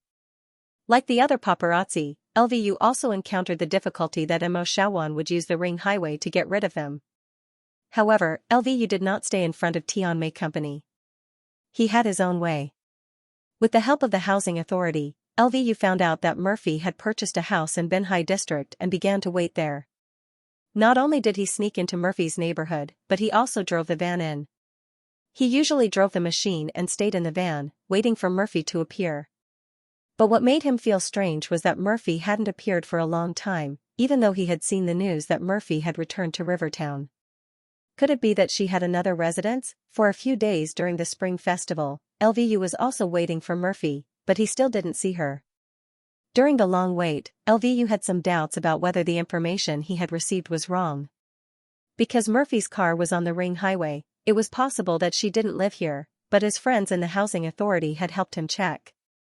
Murphy did indeed only have one property. Perseverance was the most precious spirit of the paparazzi. Liu was the same. His 10 years of experience told him that perseverance was victory. He decided to wait for a few more days. He would wait until the end of the month. He had a hunch that Murphy would definitely appear here. Sure enough, this day finally came. On Monday, when Liu was slurping noodles in the car, a large pickup truck drove over. At first, Liu didn't pay attention. He just glanced habitually. As a result, he saw the figure that he had been dreaming of coming down from the passenger seat. Murphy, Murphy. Liu hurriedly put down the bucket. He didn't bother to wipe his mouth and picked up the binoculars to look. It was indeed Murphy. What surprised Liu was that Murphy also carried a little girl from the back seat. Liu could clearly see through the binoculars that Murphy and the little girl were both smiling. This was not in line with her usual cold image. Who was that little girl? A big question mark appeared on Liu's head. No matter who it was, no matter what their relationship was. After regaining his senses, Liu quickly picked up the camera and took a few photos. Murphy took the little girl's hand and the two of them went upstairs. However, the experienced Liu didn't act rashly. He stayed in the car. If he remembered correctly, Murphy had just come down from the passenger seat. Then, there was another person in the driver's seat. Was it her assistant and manager, Mo Shawan? If the driver hadn't gotten off, then they should continue to set off. With the discovery of the little girl, Lvu felt that his 1 month of waiting was worth it. The rest was to continue to track down and get to the bottom of it. He wanted to know the real relationship between Murphy and the little girl, although the big pickup truck was very conspicuous and Lvu could recognize it. No matter where it was, he still copied down the license plate number of the car for insurance purposes. The reason why Mo Fei returned to her house was actually to get her household register. She did grow up in America. However, her nationality was still Chinese because her father used to have a green card in America. Later, he bought a farm and became an American farm owner. Then, he officially went through the immigration procedures. However, the old man still had a strong sense of patriotism. He registered Murphy's nationality as Chinese and her birthplace was their hometown, Taiwan. Later, because of work needs and Murphy bought a house in Jiangxing, she moved her household register to Jiangxing. Xixi's nationality was also Chinese. Even though Xixi was born in America, Murphy gave up her American citizenship. The little girl's household register was also under her mother's name. However, at that time, Murphy was no longer famous, so no one dug up this big news. Now that the role of the ID card had been greatly upgraded, the household register was almost useless. Therefore, Murphy didn't give anyone a chance to find out about her relationship with Xixi.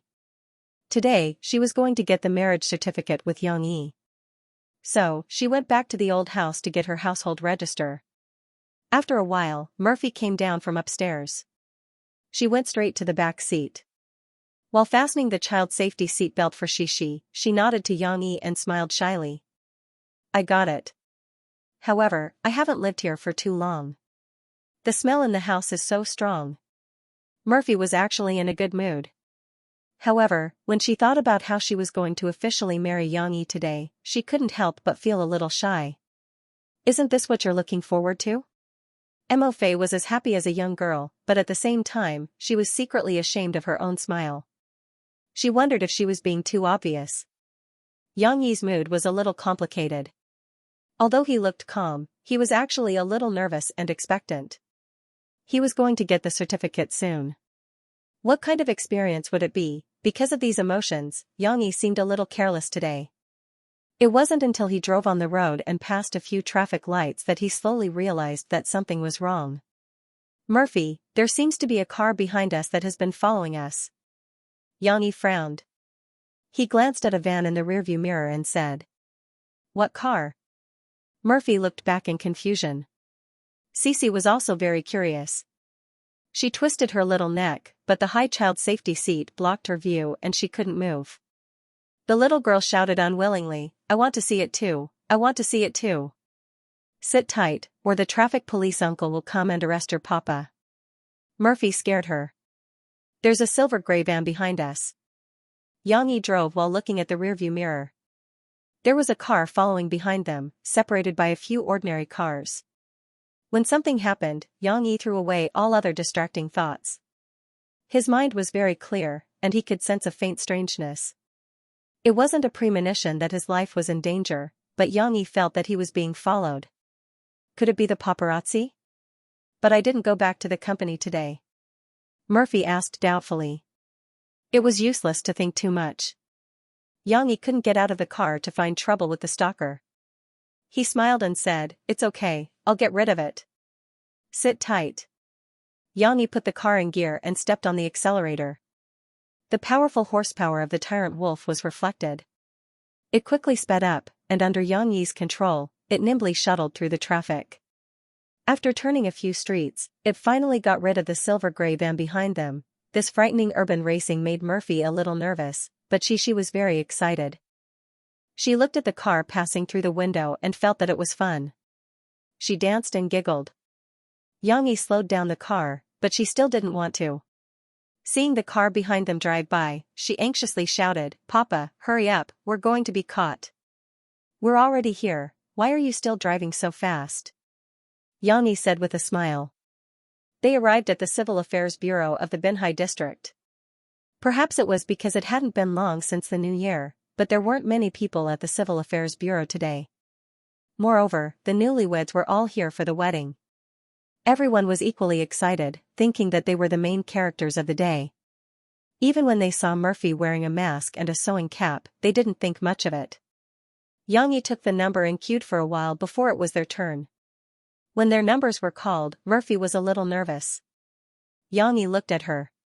She was still a little at a loss. There was a smile in her eyes, but she stood there, unable to move her legs. Xianxia smiled and reached out to grab Murphy's sweaty little hand and intertwined his fingers with hers. At this moment, Murphy calmed down. She moved closer to Xianxia and looked at him sweetly. She whispered, "Let's go." Xianxia held Murphy's hand with his right hand and she, who was looking around curiously, with his left hand. They walked into the marriage registration office. At this moment, it attracted the attention of the others in the waiting room. However, they only looked at she and were a little surprised. When they saw this little girl before, they thought that her parents were here to get a divorce. They didn't expect that they were here to get married. Could it be that they were divorcing and remarrying? Of course, these two adults looked very young. The possibility of them getting pregnant before marriage wasn't small. Regardless of the speculations of the onlookers, Xianxia, Murphy, and she were already facing the marriage registration official. When the kind-looking middle-aged woman saw Murphy dressed as if she were in the terminal stage of a serious illness, she laughed and said, "Take off the hat and mask. You're not going to do anything. Why are you still wearing them when you're getting married?" It was Murphy who had forgotten. She hurriedly nodded and let go of Xianxia's hand. She took off the hat and mask and put them in her bag. "Let me take a look at the household register first," the female official said to Xianxia with a smile. It's your turn." Xianxia patted his daughter's shoulder and smiled. She had been very eager to help her parents. Xianxia gave her his and Murphy's household register. The little girl came to her senses and hurriedly took out her household registration booklet from her small bag. She ran forward and placed it on the table. She even tiptoed and reached out her hand to push the booklet in front of the woman. She said crisply, "Auntie, here you go." "Hey, what a cute little girl." "Thank you." Only then did the female official notice she. She took the household register and looked at Xianxia in surprise. "Wait, this is our daughter." Xianxia hurriedly explained and did not forget to add, "Our biological daughter." The female official was stunned for a moment. She looked at Xianxia and Murphy again. She could not imagine that these two young people would actually bring such a big child to their wedding. She also subconsciously thought that this couple had divorced because of a quarrel and then remarried. This relationship was a little complicated, so she was only thinking about she and did not recognize Murphy. In order to confirm her guess, the female official opened Xianxia's household register and saw that under Xianxia's name, in the column of marital status, the word unmarried was written. What about the girl? The girl's name was Murphy, and she was also unmarried. Wait a minute, Murphy. Only then did the female official realize that the girl seemed very familiar. She moved her gaze from the photo in the household register to Murphy's face. "It's really Murphy," the female official exclaimed in surprise. "Hello." Murphy nodded at her, a little embarrassed. "Hey, my family likes your songs, they like you a lot. You're here too." The female official was a little excited when she saw the celebrity. She patted her head and smiled. "I forgot, you're here to get married." "That's right, what else can you be here for?" The female official was indeed someone who often registered marriages for other people. She was cheerful and loved to smile. She spoke with a sense of familiarity, and it was easy for her to close the distance between strangers. After hearing her words, Murphy's nervousness and awkwardness disappeared a lot. She smiled at the other party and said, "Thank you. I'm here with my husband today to register my marriage." After knowing Mofei's identity, the female official was not surprised that they were married with such a big child. In their system, they had heard more detailed news than the gossip media. There were a lot of celebrities who got married in secret or even didn't get a marriage certificate. How many of them were actually married in reality? "Hey, this is a happy occasion. Congratulations, come, fill out this form first, and then go to the room next door to take a photo." You all know the procedure, right? The female official said enthusiastically. The female official said enthusiastically, by the way, Murphy, can you give me an autograph later? My child likes you very much. No problem. Murphy and Xianxia filled out the form. She looked up and said with a smile, but please keep it a secret, because we don't plan to make the news public immediately. That's a must. We are the most strict about confidentiality. The female official said with a smile. She then looked at Xianxia and praised, Aya, your daughter is really beautiful. A talented man and a beautiful woman, your genes are really good.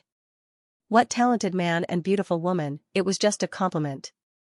She also did not know what Xianxia did. Xianxia smiled. He patted Xixi's little butt and reminded, Xixi, Auntie is praising you. Xixi giggled and hid in her father's arms. Then, she stuck out her little head and shyly looked at the kind-looking auntie. She said sweetly, thank you, auntie. Very obedient child. The female official took out a few pieces of candy from the drawer and stuffed them into Xixi's hands. Here, they did not lack candy because many newlyweds would bring wedding candies. After the registration, they would give out candies to the officials. Luyu looked at the big pickup truck turning in the traffic and gradually disappearing from his sight. He could only be stopped at the traffic light. He couldn't help but pat the steering wheel angrily. A month of waiting, and now he let them slip away. How could he be reconciled? Although he took a photo of Murphy and the little girl, which was a small gain, what could this photo prove? Others could also deny that they were relatives' children. As a veteran paparazzi hunter, he knew that such photos couldn't sell for a good price. He had to get some solid evidence. Luyu was not discouraged. He held back his energy and drove in the direction where the big pickup truck disappeared. He searched street by street. At this time, Xianxia and Murphy were taking photos at the wedding ceremony. In order to take wedding photos, Xianxia and Murphy were prepared, but it was nothing special. They didn't like to be too conspicuous. They both wore white shirts. After taking off their coats, they stood on the red background cloth. The contrast between the white shirt and the red background made them look particularly energetic. Please wait a minute, master. Xianxia gestured. He turned around and helped Murphy with her hair. Others were in high spirits when they were happy, but Murphy was in a daze today. She wore a hat before. After taking it off, her hair looked a little messy, but she didn't remember to tidy it up at all. Do I need to touch up my makeup? I'm wearing light makeup today. Murphy was held by Xianxia. She felt sweet in her heart, but she still asked with some worry. No, it's good now. Very beautiful. Xianxia said softly. The master in charge of taking photos was used to it. He directed Xianxia and Murphy to stand in a good position. As soon as the two smiled, he made a gesture and said, okay. So fast? Mo Fei still hadn't finished thinking and asked in surprise. Don't worry, I've taken photos for so many people. The effect is not a problem. The master in charge of taking photos waved his hand impatiently. He was past the age of chasing stars, but he didn't recognize Murphy. Master Fong, I'll have to trouble you to take a few more photos and pick the best ones. Fortunately, Xianxia had a tall, fat person to guide him, so he knew some unspoken rules. He smiled apologetically and stuffed a pack of cigarettes and a few folded bills into Mr. Fong's pocket for the photographer. Sigh, actually, the picture just now is not bad. Master Fong glanced at his pocket and forced a smile on his face. But if you want to take a few more photos, then take a few more. After all, you'll have to pay for the photos to be printed. What he said was not wrong. Although the attitude before and after he stuffed the money was different, the photos he took were not too flawed. Weren't all ID photos like this? It was still passable, but compared to the meticulous arrangement and post-processing, it was still a little different. Since the other party was so generous, Master Fong was also happy to accompany them. After taking a few wedding photos, Xixi also appeared in the camera. Master Fong moved a stool for her so that the little girl, who was not tall enough, could also appear in the middle of her parents' camera. In the end, they had to choose a photo. Of course, the one to be pasted on the marriage certificate could only be a photo of Xianxia and Murphy. However, Xianxia, Murphy, and Xixi all liked another photo. In the photo, with a red background, Xianxia and Murphy had just looked at each other knowingly, and then they were facing the camera with smiles on their faces. Xixi's smile was even more brilliant, and her big eyes were smiling like crescent moons. It was rare to take a photo of Xianxia and Murphy smiling so naturally. Moreover, the family of three was in the same frame. No wonder Xianxia and Murphy liked it very much. Master Feng, please print a few more copies of this. After Xianxia finished speaking, he explained to Murphy, I want to put this in my wallet. Me too. Put it in my wallet.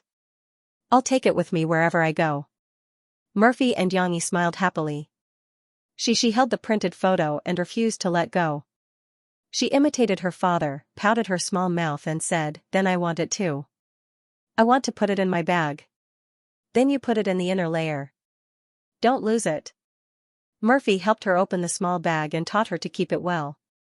The most sacred moment was when they received the marriage certificate from the female official. There were 2 small red booklets. When they opened it, there was a picture of the 2 of them in the same frame.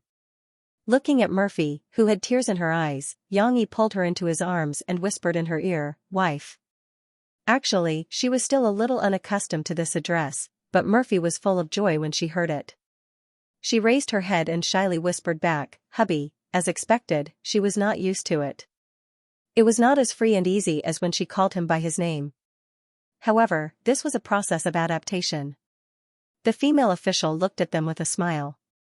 She was definitely going to say some congratulatory words. Finally, congratulations on becoming a legal husband and wife. Murphy, I wish you a happy and blissful life together. Usually, she would say things like having a baby soon. However, there was already such a big daughter next to her, so she did not say much. After all, she was a celebrity. Murphy did not lose her composure. She sorted out her excited emotions and, together with Xianxia, gave out wedding candies to the officials in the Civil Affairs Bureau. Originally, Murphy wanted to ask the female official to help her give out the candies. However, when someone came to visit, the news spread within the Civil Affairs Bureau. Some of the officials who were fans of Murphy came to ask for her autograph. There were also a few who liked to watch the fun. Murphy and Xianxia had no choice but to generously give them wedding candies. Of course, there were also officials who liked Murphy's fans. They asked to take a photo with Murphy. Even Xianxia was not spared. At this joyous moment, how could Murphy refuse? She agreed to all of them one by one.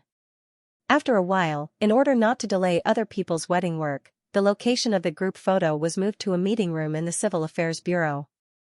No matter what, Murphy was still very happy that they were able to witness her and Xianxi's happy moment. She just reminded them not to spread the news. At this moment, LVU, who had been driving and searching for Murphy's traces, finally found something. Xianxia had been living a comfortable life for too long. He was a little careless. After he got rid of LVU, he did not drive far and arrived at the Civil Affairs Bureau. Therefore, LVU searched a few streets and spent more than an hour. Finally, he saw the familiar big pickup truck on the side of the road, who asked Xianxi's car to be so conspicuous. There were probably not many tyrants in the entire Jiangqing. Moreover, this car was tall and big. It was parked on the side of the road and was a head higher than other cars. It was like a bus parked outside an ordinary van. LVU looked over and found it at a glance. Found it? LVU still could not believe his eyes because he did not think that he could find it. It was just that his stubbornness was causing trouble and he was unwilling to give up. Is it really this car? LVU stopped his van dozens of meters away. Then, he picked up his binoculars and looked at it again and again. However, the license plate was blocked by the car parked next to it. LVU could not confirm it. He gritted his teeth and set up the camera in the car. He turned on the recording and locked the car. Then, he grabbed his cell phone and walked out. He pretended to be a passerby and passed by the big pickup truck. Doing so was risky. He had been beaten up before. However, even if he was really beaten up, he was not afraid. The camera was recording. A celebrity beating someone up or a celebrity ordering someone to beat someone up. This was big news. Even if it was not exposed, any celebrity would have to pay to keep the peace. If he was beaten up, he could still earn back the medical fees with interest. LVU wasn't beaten up. When he approached the car in fear, there was no one in the car. At the same time, LVU was slightly disappointed. However, there was still something to be happy about. LVU checked the license plate number, and it was exactly the same as what he had recorded before. It was indeed the car that Murphy was in, but what was she doing here? LVU looked around. At this time, he realized that the place where the car was parked on this street was right in front of the Civil Affairs Bureau. The other buildings were ordinary residential buildings. At most, there were some photo shops, printing shops, and some shops that rented clothes and sold clothes. It wasn't conspicuous. Civil Affairs Bureau? LVU's heart skipped a beat. 10 years of paparazzi experience told him that he was about to catch a big news. However, the closer it was to this moment, the calmer he had to be. LVU returned to his van in case he was exposed. However, he quickly frowned as he stared at the entrance of the Civil Affairs Bureau and the big pickup truck. That's not right. LVU said to himself. Previously, this car shook me off. It should have found out that I was following it? That meant that his van had been exposed. At this moment, LVU was so excited and nervous as if he was watching a spy drama. His head was spinning wildly. He drove the car into an alley and hid it. Then, alone, he took a high-definition camera and ran upstairs to a tea house opposite the Civil Affairs Bureau. Give me a pot of Phoenix Dan Kong, don't disturb me if there's nothing important. LVU picked a seat by the window and ordered a pot of tea. Then, he picked up the camera and stared at the Civil Affairs Bureau and the car. After waiting for a while, LVU's eyes lit up. He saw a tall man and Murphy walking out of the building of the Civil Affairs Bureau with their fingers interlocked. Of course, Murphy was still in disguise. However, LVU recognized the clothes on Murphy's body and the little girl in the tall man's arms. LVU held the camera and quickly zoomed in. He took a clear shot, especially the man's face. Who is that man? LVU had some doubts in his heart. He looked at the camera and couldn't find anyone with a similar face in his memory. Could it be that he's not from the entertainment industry? LVU thought to himself. But suddenly, he saw the man in the camera frown and turn his head to look over. LVU didn't know why, but when he saw this scene, he subconsciously shrank his head and hid the camera. He felt a sense of suffocation in his heart. Almost at the same time, Xianxia, who was walking with Murphy to his car, also looked at the tea house. His sharp gaze fell in the direction of LVU. However, she could only see a bunch of flowers and plants planted on the balcony. Xianxia frowned. He felt that something was amiss. If he was not mistaken, there should be someone spying on him from that direction. Did he make a mistake? No, how could there be a mistake? Xianxia had always believed in his intuition. In his previous life, this intuition had saved his life several times. Glancing at the sign of the tea house downstairs, Xianxia pondered for a moment and was ready to walk to the tea house. He wanted to find out what was going on. But Murphy, who didn't know what was going on, stopped him. Murphy just felt that Xianxia's stop was somewhat inexplicable. Now that she saw that he was going in the wrong direction, she pulled him and said with a smile, "Here, the car is here." She also smiled and said, "I'm smarter than Papa. I recognized the car." The little girl thought it was funny. She laughed and leaned forward and back, lying on her father's shoulder. Murphy's words and his daughter's laughter made Xianxia recover from the dangerous state of being spied on. Now, Xianxia felt as if a lifetime had passed. Just now, he had indeed entered a tense state of fighting. But looking at Murphy's happy smiling eyes and Shishi's innocent little face, Xianxia realized that he was not in a chaotic and dangerous environment like in his previous life. That's right. In this world, with my identity, no one should be spying on me, right? Xianxia said in his heart. He didn't feel that he was being spied on. Maybe it's just an illusion. What's wrong? Murphy saw that something was wrong with Xianxia and asked with concern. Nothing. Xianxia smiled and said to Murphy, "I was thinking, today is such a good day, should we go somewhere to celebrate? Let's go eat Western food, okay? I know a top-notch Western restaurant that hired a French chef."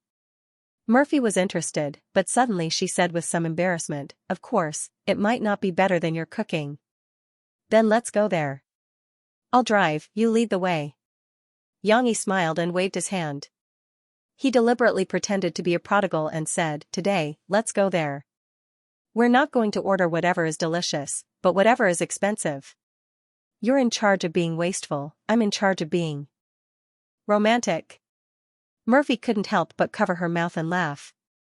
But, whether Murphy covered her mouth or not, she was still wearing a mask. "Dad, where are we going?" She felt that it was very funny. She quickly pulled her father's clothes and asked. "We're going to a restaurant called 3 Waves and have a big meal," Xianxia said casually.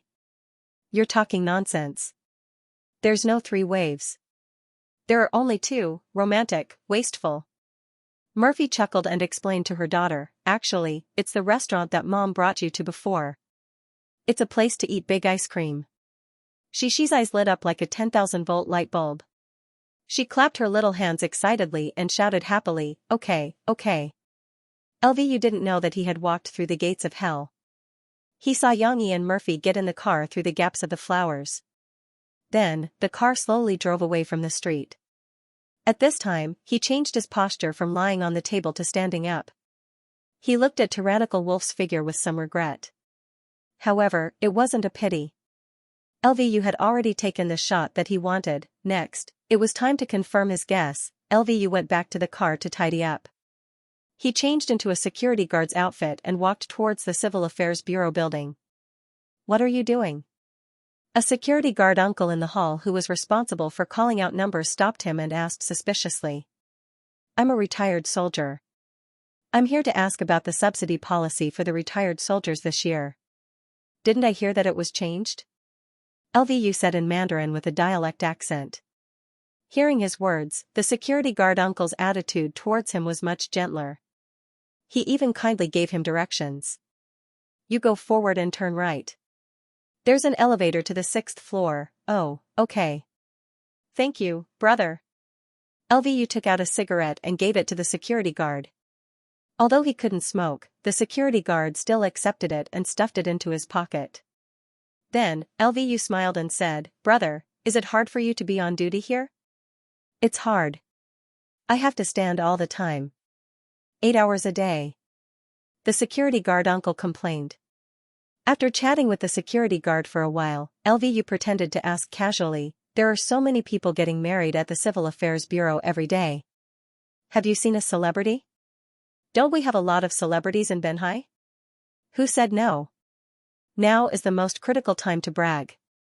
The security guard uncle looked left and right. When he saw that no one was paying attention, he covered his mouth and lowered his voice and said to Lvu, "Let me tell you. Just now, a big star called Murphy came to get married." Lvu was ecstatic, but he didn't show it. He just pretended not to believe it and said, "No way? Is it true?" "It's true. I heard it from the people inside. It's a big star." The security guard uncle obviously didn't know much about the entertainment industry. "Is there a photo? Let me see if it's a real person." Lvu also deliberately whispered, "There are a lot of people pretending to be celebrities these days. Could it be a fake?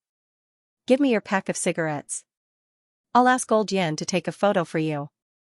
He has a wedding photo." The security guard uncle was not convinced. At the same time, he coveted the pack of cigarettes that Lvu had just opened. Lvu naturally gave it to him. After a while, the security guard uncle came out. He took out his mobile phone and mysteriously pointed to the photo on it and said to Lvu, "Look, it's a wedding photo of 2 people. It's a red background. Can you see if it's that big star?" Lvu took the mobile phone. He had already recognized it, but he pretended to take a closer look and looked at it in front of his eyes. It just so happened that someone came to pick up the number. Lvu took advantage of the security uncle's inattention and operated the mobile phone. "I'll check the photo of that big star on my mobile phone and compare it." As he spoke, he used his mobile phone to accept the photo via Bluetooth and then deleted the sent record. "How is it? Is it?" the security uncle asked him after he finished his business. "Yes, it really is. Hey, brother, your job is interesting. You can even see a big star get married." Lvu was ecstatic. He almost shouted out, but he suppressed it and continued to flatter the security uncle. Isn't that right? The security uncle took the mobile phone and put it directly in his pocket. He laughed. Brother, I have to ask about the policy. I won't talk about it for now. LVU played the whole show and took the initiative to say, we talked so much today. Why don't you leave your phone number and I'll treat you to a drink after work in the evening? I'll also listen to your story? The security uncle readily agreed and took out his mobile phone and left him his phone number. Drinking is a must. You're a good kid. You're loyal. Don't think that LVU was fooling the security guard uncle. He really wanted to invite the security guard uncle to drink some wine. First, he secretly thanked the security guard uncle for his help. The harvest of this trip was definitely beyond his imagination. Perhaps, it might be the most he had made in 10 years. Secondly, he also has a bright idea. He plans to develop an informant in the Civil Affairs Bureau. Maybe he can get some news through the security uncle in the future. These are all money. Their married life was no different from before. Maybe it was because Xianxia and Murphy's cohabitation life was similar to that of a normal married couple. The next day, Murphy went back to work at the company, while Xianxia sent Xianxia to kindergarten. He then went back to work on Prison Break and The Remaining Sin. The two books were still popular on the internet, but Xianxia had a plan, which was to speed up the release of the remaining drafts so that the two books could be completed as soon as possible. Then, he could put more energy into the Sahara publishing house.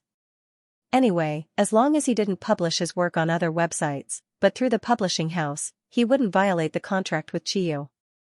To be honest, Xianxia had chosen Chiyu because of its simple structure and quick profits.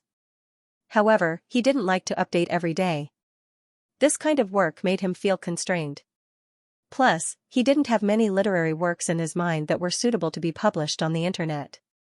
Now that he had his own publishing house, Xianxia wanted to publish a book directly. However, Xianxia didn't have time to rest that day. He had just sat down in the coffee shop when Du Yuanlei came looking for him. Teacher Yang, I'm ready. Du Yuanlei, who was sitting in front of Xianxia, wasn't as haggard as she had been a few days ago. She looked radiant, and even her lips were painted with light lipstick. She looked confident and energetic. Xianxia looked at Du Yuanlei with admiration, then smiled and said, Then, I'll tell you the general plot of the movie. Listen to it and see if it's suitable. Ludi is a bank robber. His past crimes were all over the place, and he was the main target of police officer Du Jiang. Du Jiang felt that Ludi only knew how to rob banks and nothing else. He didn't believe that Ludi would wash his hands of crime, even though Ludi had been in prison for 5 years and had just been released. Du Yuanlei listened attentively and even made notes in her little notebook. But, in reality, the long prison life had already made Ludi fearful. He had just been released from prison, so he cherished the air of freedom and wanted to live a normal life. But Du Jiang didn't believe him. He even came to pick Ludi up and warned him not to make any more mistakes. Let him be caught. Ludi couldn't be bothered with Du Jiang. He wasn't even willing to explain so much to him. He asked Du Jiang to send him to the bank because he wanted to deposit the money he earned from working in the prison into the bank. But ironically, he encountered a bank robbery in the bank. Xianxia spoke frankly with assurance, but Du Yuanlei was attracted by his story. A bank robber who had just been released from prison encountered someone else robbing a bank, and then there was a police officer who wanted to arrest him again. No matter how one looked at it, this story would cause a lot of misunderstandings that would make people not know whether to laugh or cry. While Xianxia was telling stories to others, she was also in kindergarten. She was excitedly telling her friends the story of how her parents had proposed to her over the weekend. My papa played the violin and sang to my mama. Then I took out a box and gave it to my papa, and my mama agreed. Cece's description was very weak, but her friends listened very carefully. Your father can sing? Lan Xian was very envious. She pulled Xixi's little hand and asked. Why was it always other people's fathers who were better? Her own father didn't seem to know anything. Yeah, my papa can sing very well. Xixi nodded vigorously, her little face revealing a proud expression. My father didn't propose to my mother. I don't even remember. They seem to have been living together. Nan Zhaoyu frowned. He couldn't understand. Of course he didn't remember. When his parents got married, he wasn't even born yet. She said with concern, then you have to tell your papa and mom. Boys and girls have to get married before they can live together. Okay then. Nanjiaoyu nodded with a sad face. He was a little depressed. He actually had a feeling that my parents weren't good children. My father and my mother got married. My father has a big wedding photo on his bed.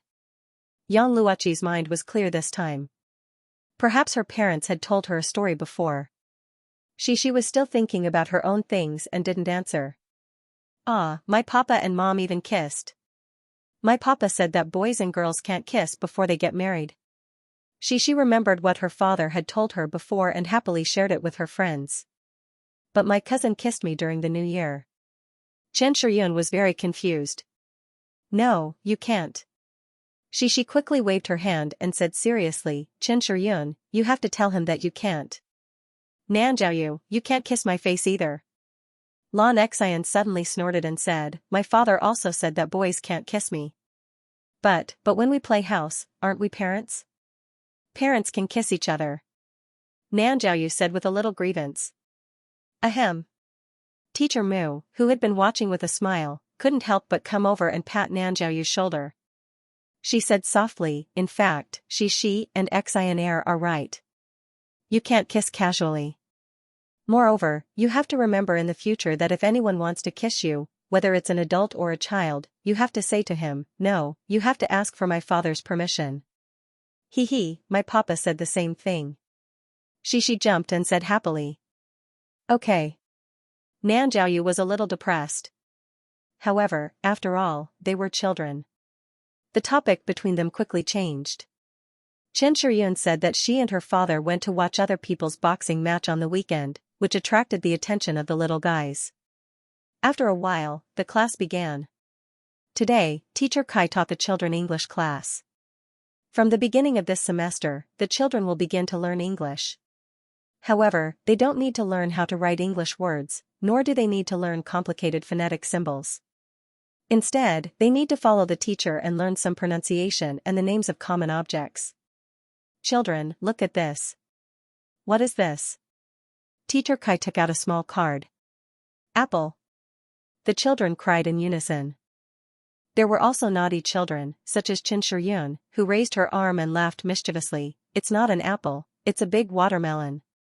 Fortunately, everyone was used to it, and Teacher Kai ignored her answer. Yes, apple. In English, it's called apple. Everyone, follow the teacher and say a plea. Teacher Kai smiled, slowed down, and exaggerated the shape of her mouth. Break. Auntie. Then, all kinds of names began to be called. She, who grew up in the United States, knew some English and could pronounce it correctly. However, the little girl looked at her friends and giggled happily. Her accent also began to be distorted. For example, she also imitated Lan Xian's ipu. The two little girls snuggled up to each other, laughing and swaying left and right. Yang Yi had already finished introducing the plot of the movie. The whole story sounded a bit like a French style. The jokes were not unreasonable, rigid, or intense. They all came from a normal life. However, the simple contrast and misunderstanding brought about a lot of fun. While it made people laugh, it also had a strong sense of intimacy. As Du Yuanlei listened, she felt that if she were in the movie, she would do the same thing as the characters in the movie. She would have the same experience, and she would show the same jokes. However, what I like more is the humanism shown in this story. For example, the reckless young robber, Wang Li, his real purpose of robbing was to provide for his autistic daughter, Mai, to go to school. He was a kind person, so he took Ludi to the old veterinarian who didn't differentiate between humans and beasts.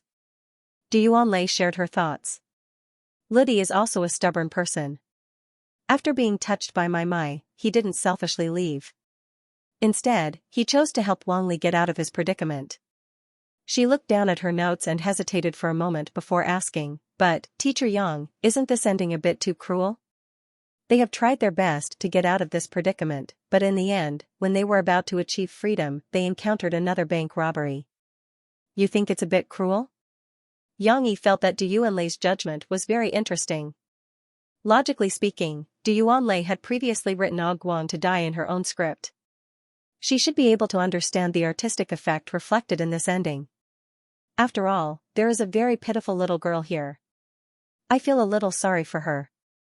Yuanlei was a little sympathetic to the little girl in the story. She sighed and said, "It's better to let them escape the country and live a good life." Actually, the ending of this story is not a hopeless loop.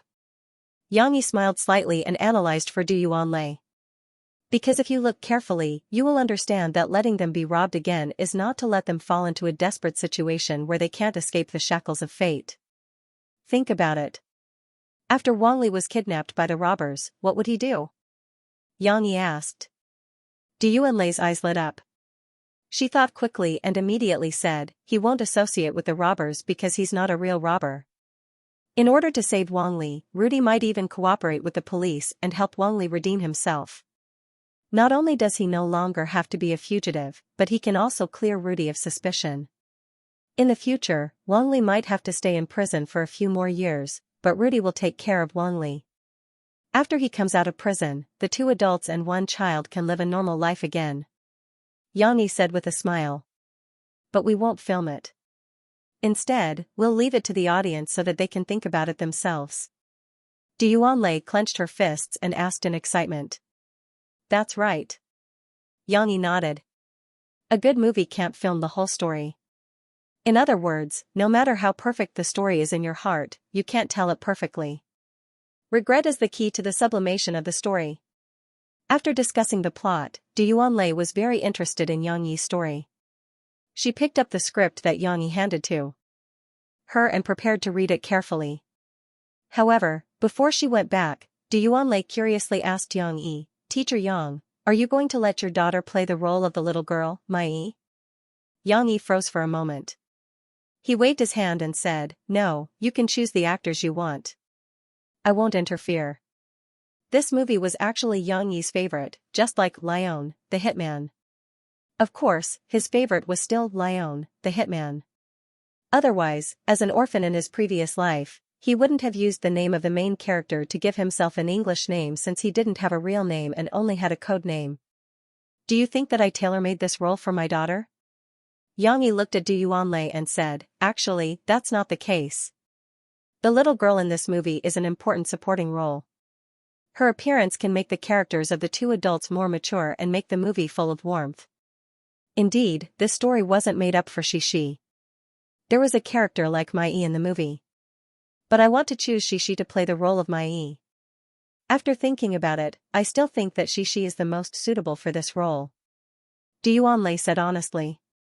Xianxia likes to act in movies. She's just like the little girl in the movie. She's very cute and likable. Yang Yi tried his best to defend himself. But the little girl in the movie has a different personality from Xianxia. She's autistic and doesn't like to talk.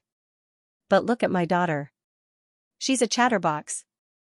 Yang Yi had indeed thought about whether Xianxia was suitable for this role. However, he still didn't want his daughter to enter the entertainment industry so early. This little girl hadn't grown up yet.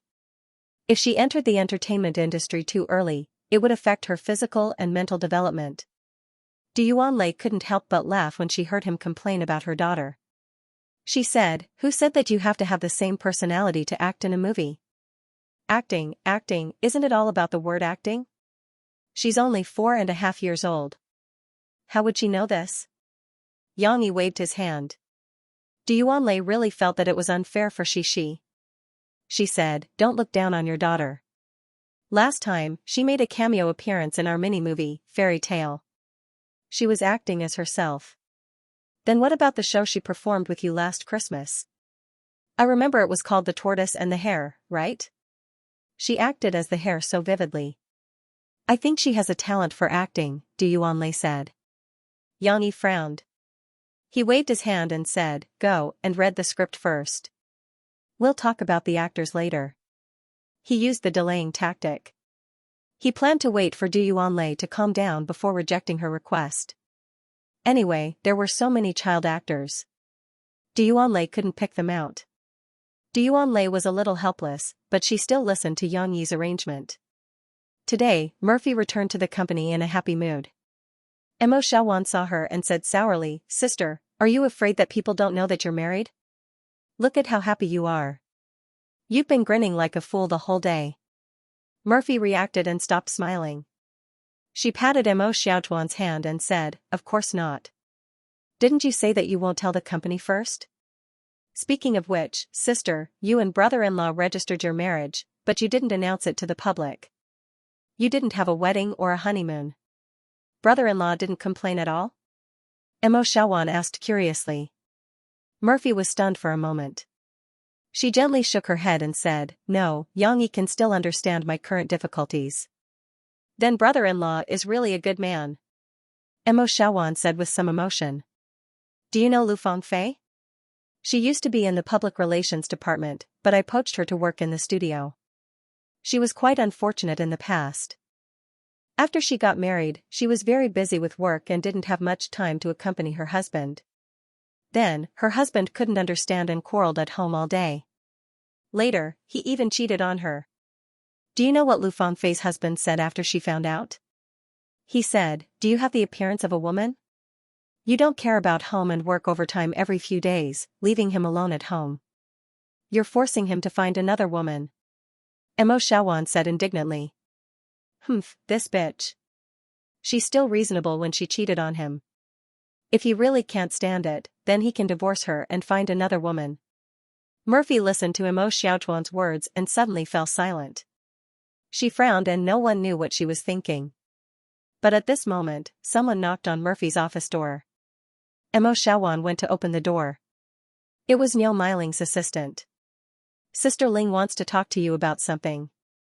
Niu Miling wanted to talk to Murphy about something other than contract renewal. What else could it be? Right now, Mo Xiaochuan watched as Niu Miling chatted with Murphy and asked about her work after the spring festival. She also asked about the progress of her concert preparations. But in her heart, she was betting with herself, when will we talk about the contract renewal? Murphy, on the other hand, was seriously discussing the concert arrangements with Niu Miling. She suggested, "Sister Ling, should we add one or more concerts? For example, Jiangqing. Last month, when we had a signing event there, the fans were still very enthusiastic. Also, Chuan Province's Tianfu. If we only have concerts in Beijing, Shanghai, and Guangzhou, it would be unfair to the fans in the other cities." Niu Miling was a little embarrassed, but she was experienced and didn't let Murphy see through it. She laughed and said, "It's fine. There will always be a chance to see concerts. After you finish these 3 concerts, we'll have 3 more in the next season. The fans in the other cities can also come to Beijing, Shanghai, and Guangzhou to watch. They can also travel to the international metropolises." Don't think that Niu Miling didn't want to earn money. She wanted to earn money too much. Many cities' concert markets were controlled by professional concert planning companies.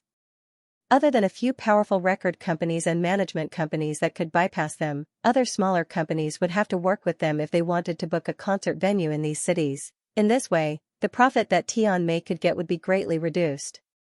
Not to mention that most of the income would be given to Mo Fei because of the contract. In addition, the attendance rate in these cities was relatively low, so the ticket sales and ticket prices were often not as good as those in Beijing, Shanghai, and Guangzhou. Therefore, if Tianmei held 3 concerts in these cities, they might not be able to make as much money as one concert in Shanghai. In this way, Niu Miling was naturally more willing to hold a few more concerts in Beijing, Shanghai, and Guangzhou. Mo Fei's thoughts were much simpler. She frowned and said, "But, Sister Ling, going to another city to watch a concert is also a lot of extra expenses for them. Then you don't have to watch concerts for now. Which cities are you interested in? I can arrange a few more commercial performances for you. You can meet your fans and let them listen to you sing. Isn't the effect the same?" Niu Miling laughed and said unhurriedly. Commercial performances were great. Those brands wouldn't only pay Murphy's expenses, they would also give the management company an extra red packet. Most importantly, Niu Miling could earn a favor in the middle. How can you compare commercial performances to concerts? Murphy still felt that it wasn't right. She was actually quite disgusted by these kinds of performances. However, at this time, Mo Xiaochuan pulled Mo Fei and signaled her not to continue arguing with Niu Miling. At this time, Niu Miling finally had the chance to say her real purpose today. "Mo, Fei, last year, we talked about the contract renewal, but you told Xiaowan that we would talk about it after the album was released. Sister Ling also agreed to it. Now that your album has been released and has achieved good results, Sister Ling is also happy for you. It's just that your contract with Tianmei is less than 4 months away. Shouldn't we also talk about the contract renewal? Murphy was startled. She actually didn't want to consider renewing the contract at all, but she wasn't ready to lay her cards on the table with Niu Meiling. Now that Sister Ling suddenly mentioned it, how should he answer? Should he say it clearly? Murphy's heart was in a mess. For a moment, she didn't know what to say. Fortunately, Mo Xiaowan was afraid that she would say it directly, so she rushed to say to Sister Ling, Sister Ling, now that Sister Fei has obtained such results, do you still want Sister Fei to sign an ordinary contract? Of course, Niu Meiling wanted Murphy to sign an ordinary contract, but now that the situation was better than her, she wouldn't be so stupid as to make such an impossible request. She smiled, took out a contract from the table, and said, of course not. I have always attached great importance to an excellent singer like Murphy. Although our Tianmei is still facing a big problem, no matter how difficult it is, we can't let Murphy suffer. Top contract, we still want to sign a top contract with Murphy. Niu Meiling handed the contract over and said with a smile, however, after all, so many years have passed and the market has changed a lot. Some of the terms of our top contract have also changed a little. Sure enough, Niu Meiling still didn't give up. Even if she signed a top contract, she still wanted to deduct some and squeeze out more profit. Mo Xiaowan took the contract and flipped it open. She saw the changes in the ratio of various types of activities. She looked at Niu Meiling with some deep meaning. Sister Ling, if you said that it was just changing the penalty, then I wouldn't say anything. But as for the revenue sharing, it seems that the company's ratio has been raised a little. Mo Xiaowan said to Niu Meiling with a smile. Murphy frowned. She turned her head and whispered in Mo Xiaochuan's ear, why are you still talking to Sister Ling about this? Didn't you not consider renewing the contract? Mo Xiaowan still had a smile on her face. She pretended to talk to Murphy about the contract, but in fact, she only said one word to Murphy, drag. Niu Meiling waited for them to finish discussing before gently explaining. She had prepared a lot of excuses. For example, last year Xi Qing, the A-list male singer who sang Fireworks in the Heart and competed with Murphy's Coming Across the Sea to See You, signed a contract with Starfire Media as a case study to explain the need for her to increase the company's profit sharing. She said a lot of things until she was in tears. It was as if Tianmei almost couldn't continue. Murphy had already seen through her. Wasn't this still playing the emotional card? Murphy was silent, but Mo Xiaowan was able to deal with it easily. She smiled and said, Sister Ling, I understand your difficulties, but after all, renewing the contract is a big deal. There are a lot of treaties on it, so we have to talk about them properly. Now is not a good time, because in a few days, Sister Fei will be going to Beijing for her first concert. How about this, we take this contract back and look at it first. If there are any details that need to be considered, we can continue to talk about it later? Mo Xiaowan used honorifics and respectfully discussed with Niu Meiling. Niu Meiling still smiled gently. Of course, the contract renewal is not something that can be discussed in a short period of time. I understand. As long as Murphy, Xiaowan, you don't have any big opinions, we can talk about it slowly.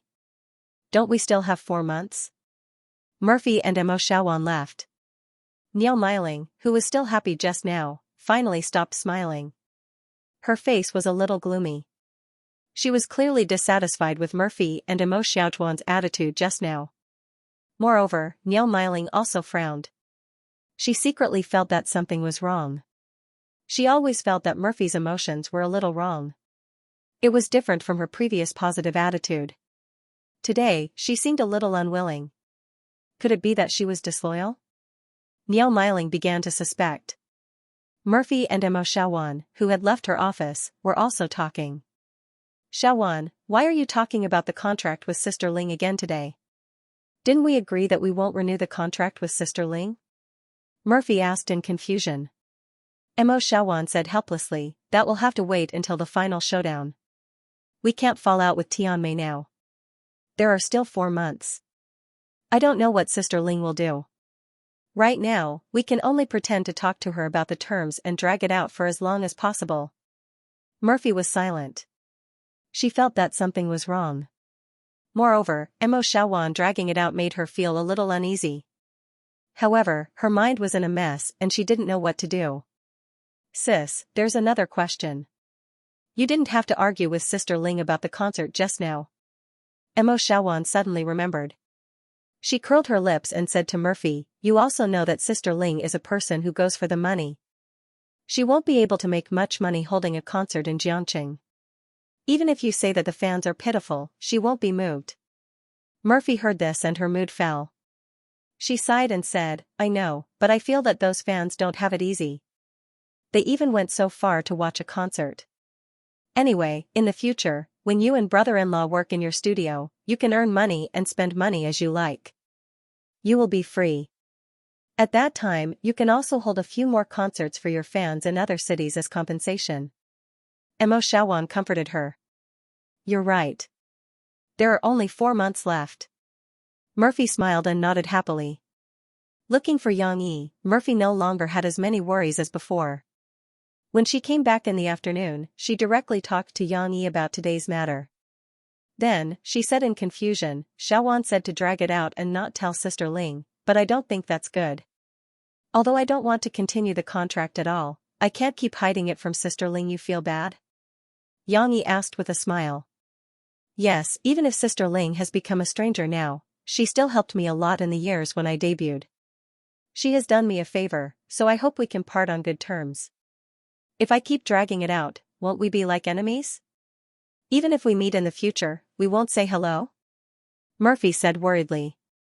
In fact, this was an unsolvable situation. Murphy wants to leave, but Niu Miling definitely won't be willing to leave with this big signboard.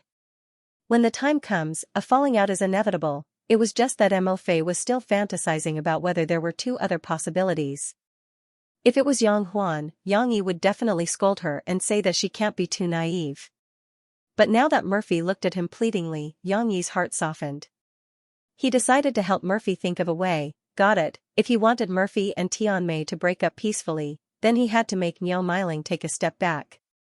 But he couldn't be stupid enough to throw money to make Niu Miling happy. He could only find another way. Didn't Zhu Jia pat his chest and say that he has shares in Tianmei and that Niu Miling is his relative?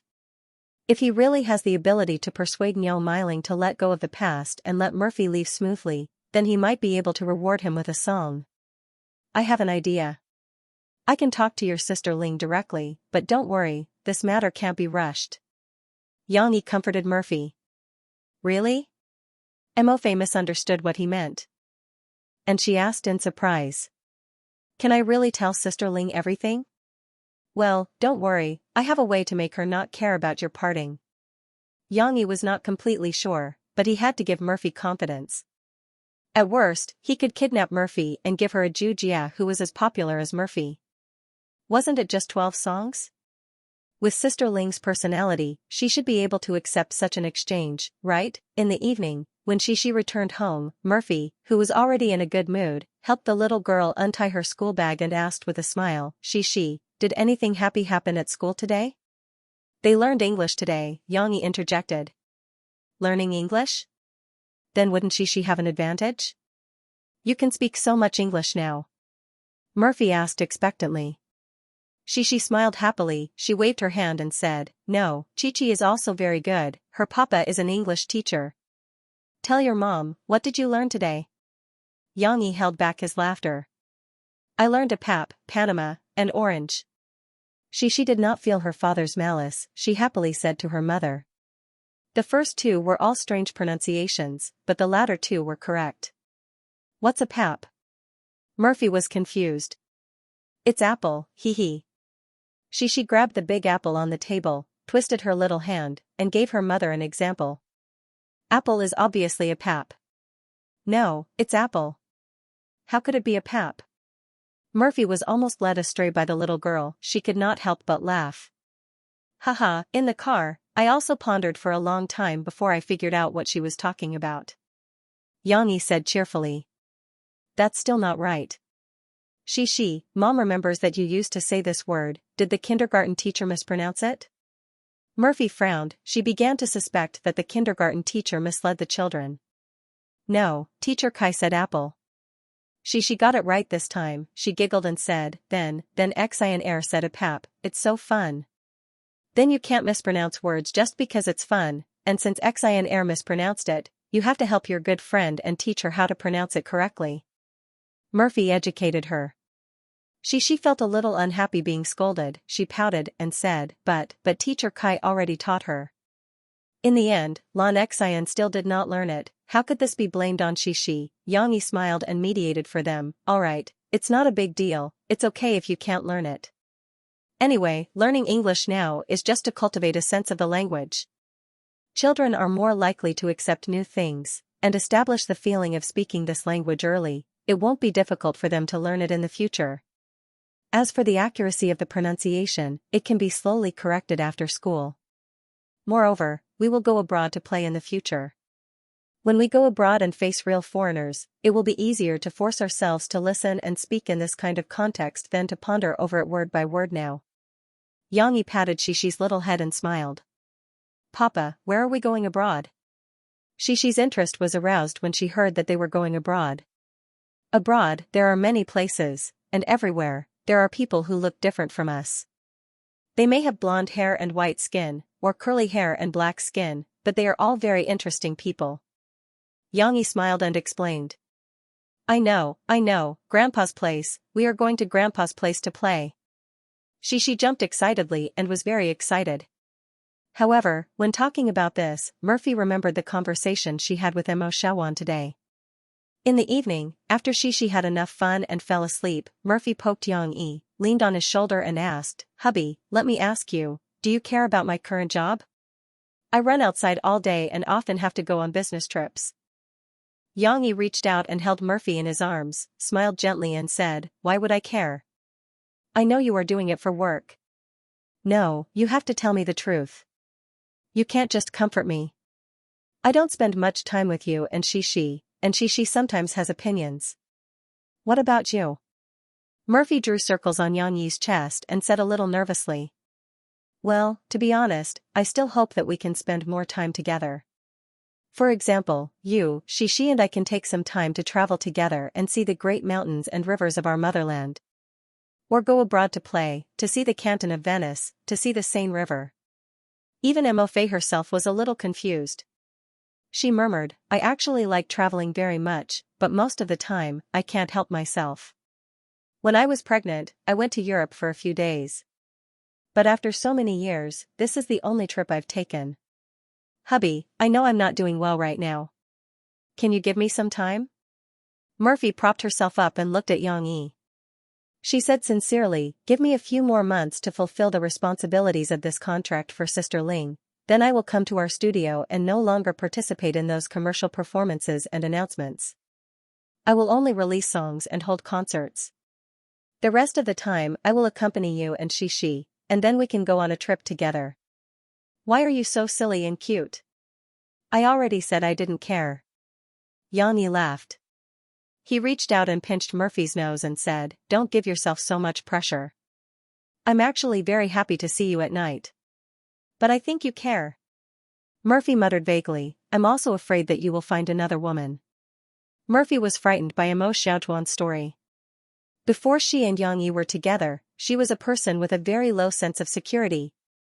Of course, now she knew what kind of person Xianxia was. If he really liked to cheat, he wouldn't have clearly distanced himself from the flower shop owner. What did you say? Xianxia didn't hear clearly. Nothing. Murphy stuck out her tongue and smiled mischievously. I know what to do. No, what did you just say? Xianxia was a little curious. No, I said I love you. Murphy giggled, lying on Xianxia's chest and looking up at him. Xianxia was immediately attracted by her cuteness. He rubbed Murphy's head and smiled. I love you too. End of chapter 400. Don't forget to subscribe, like, and share the video to support the channel.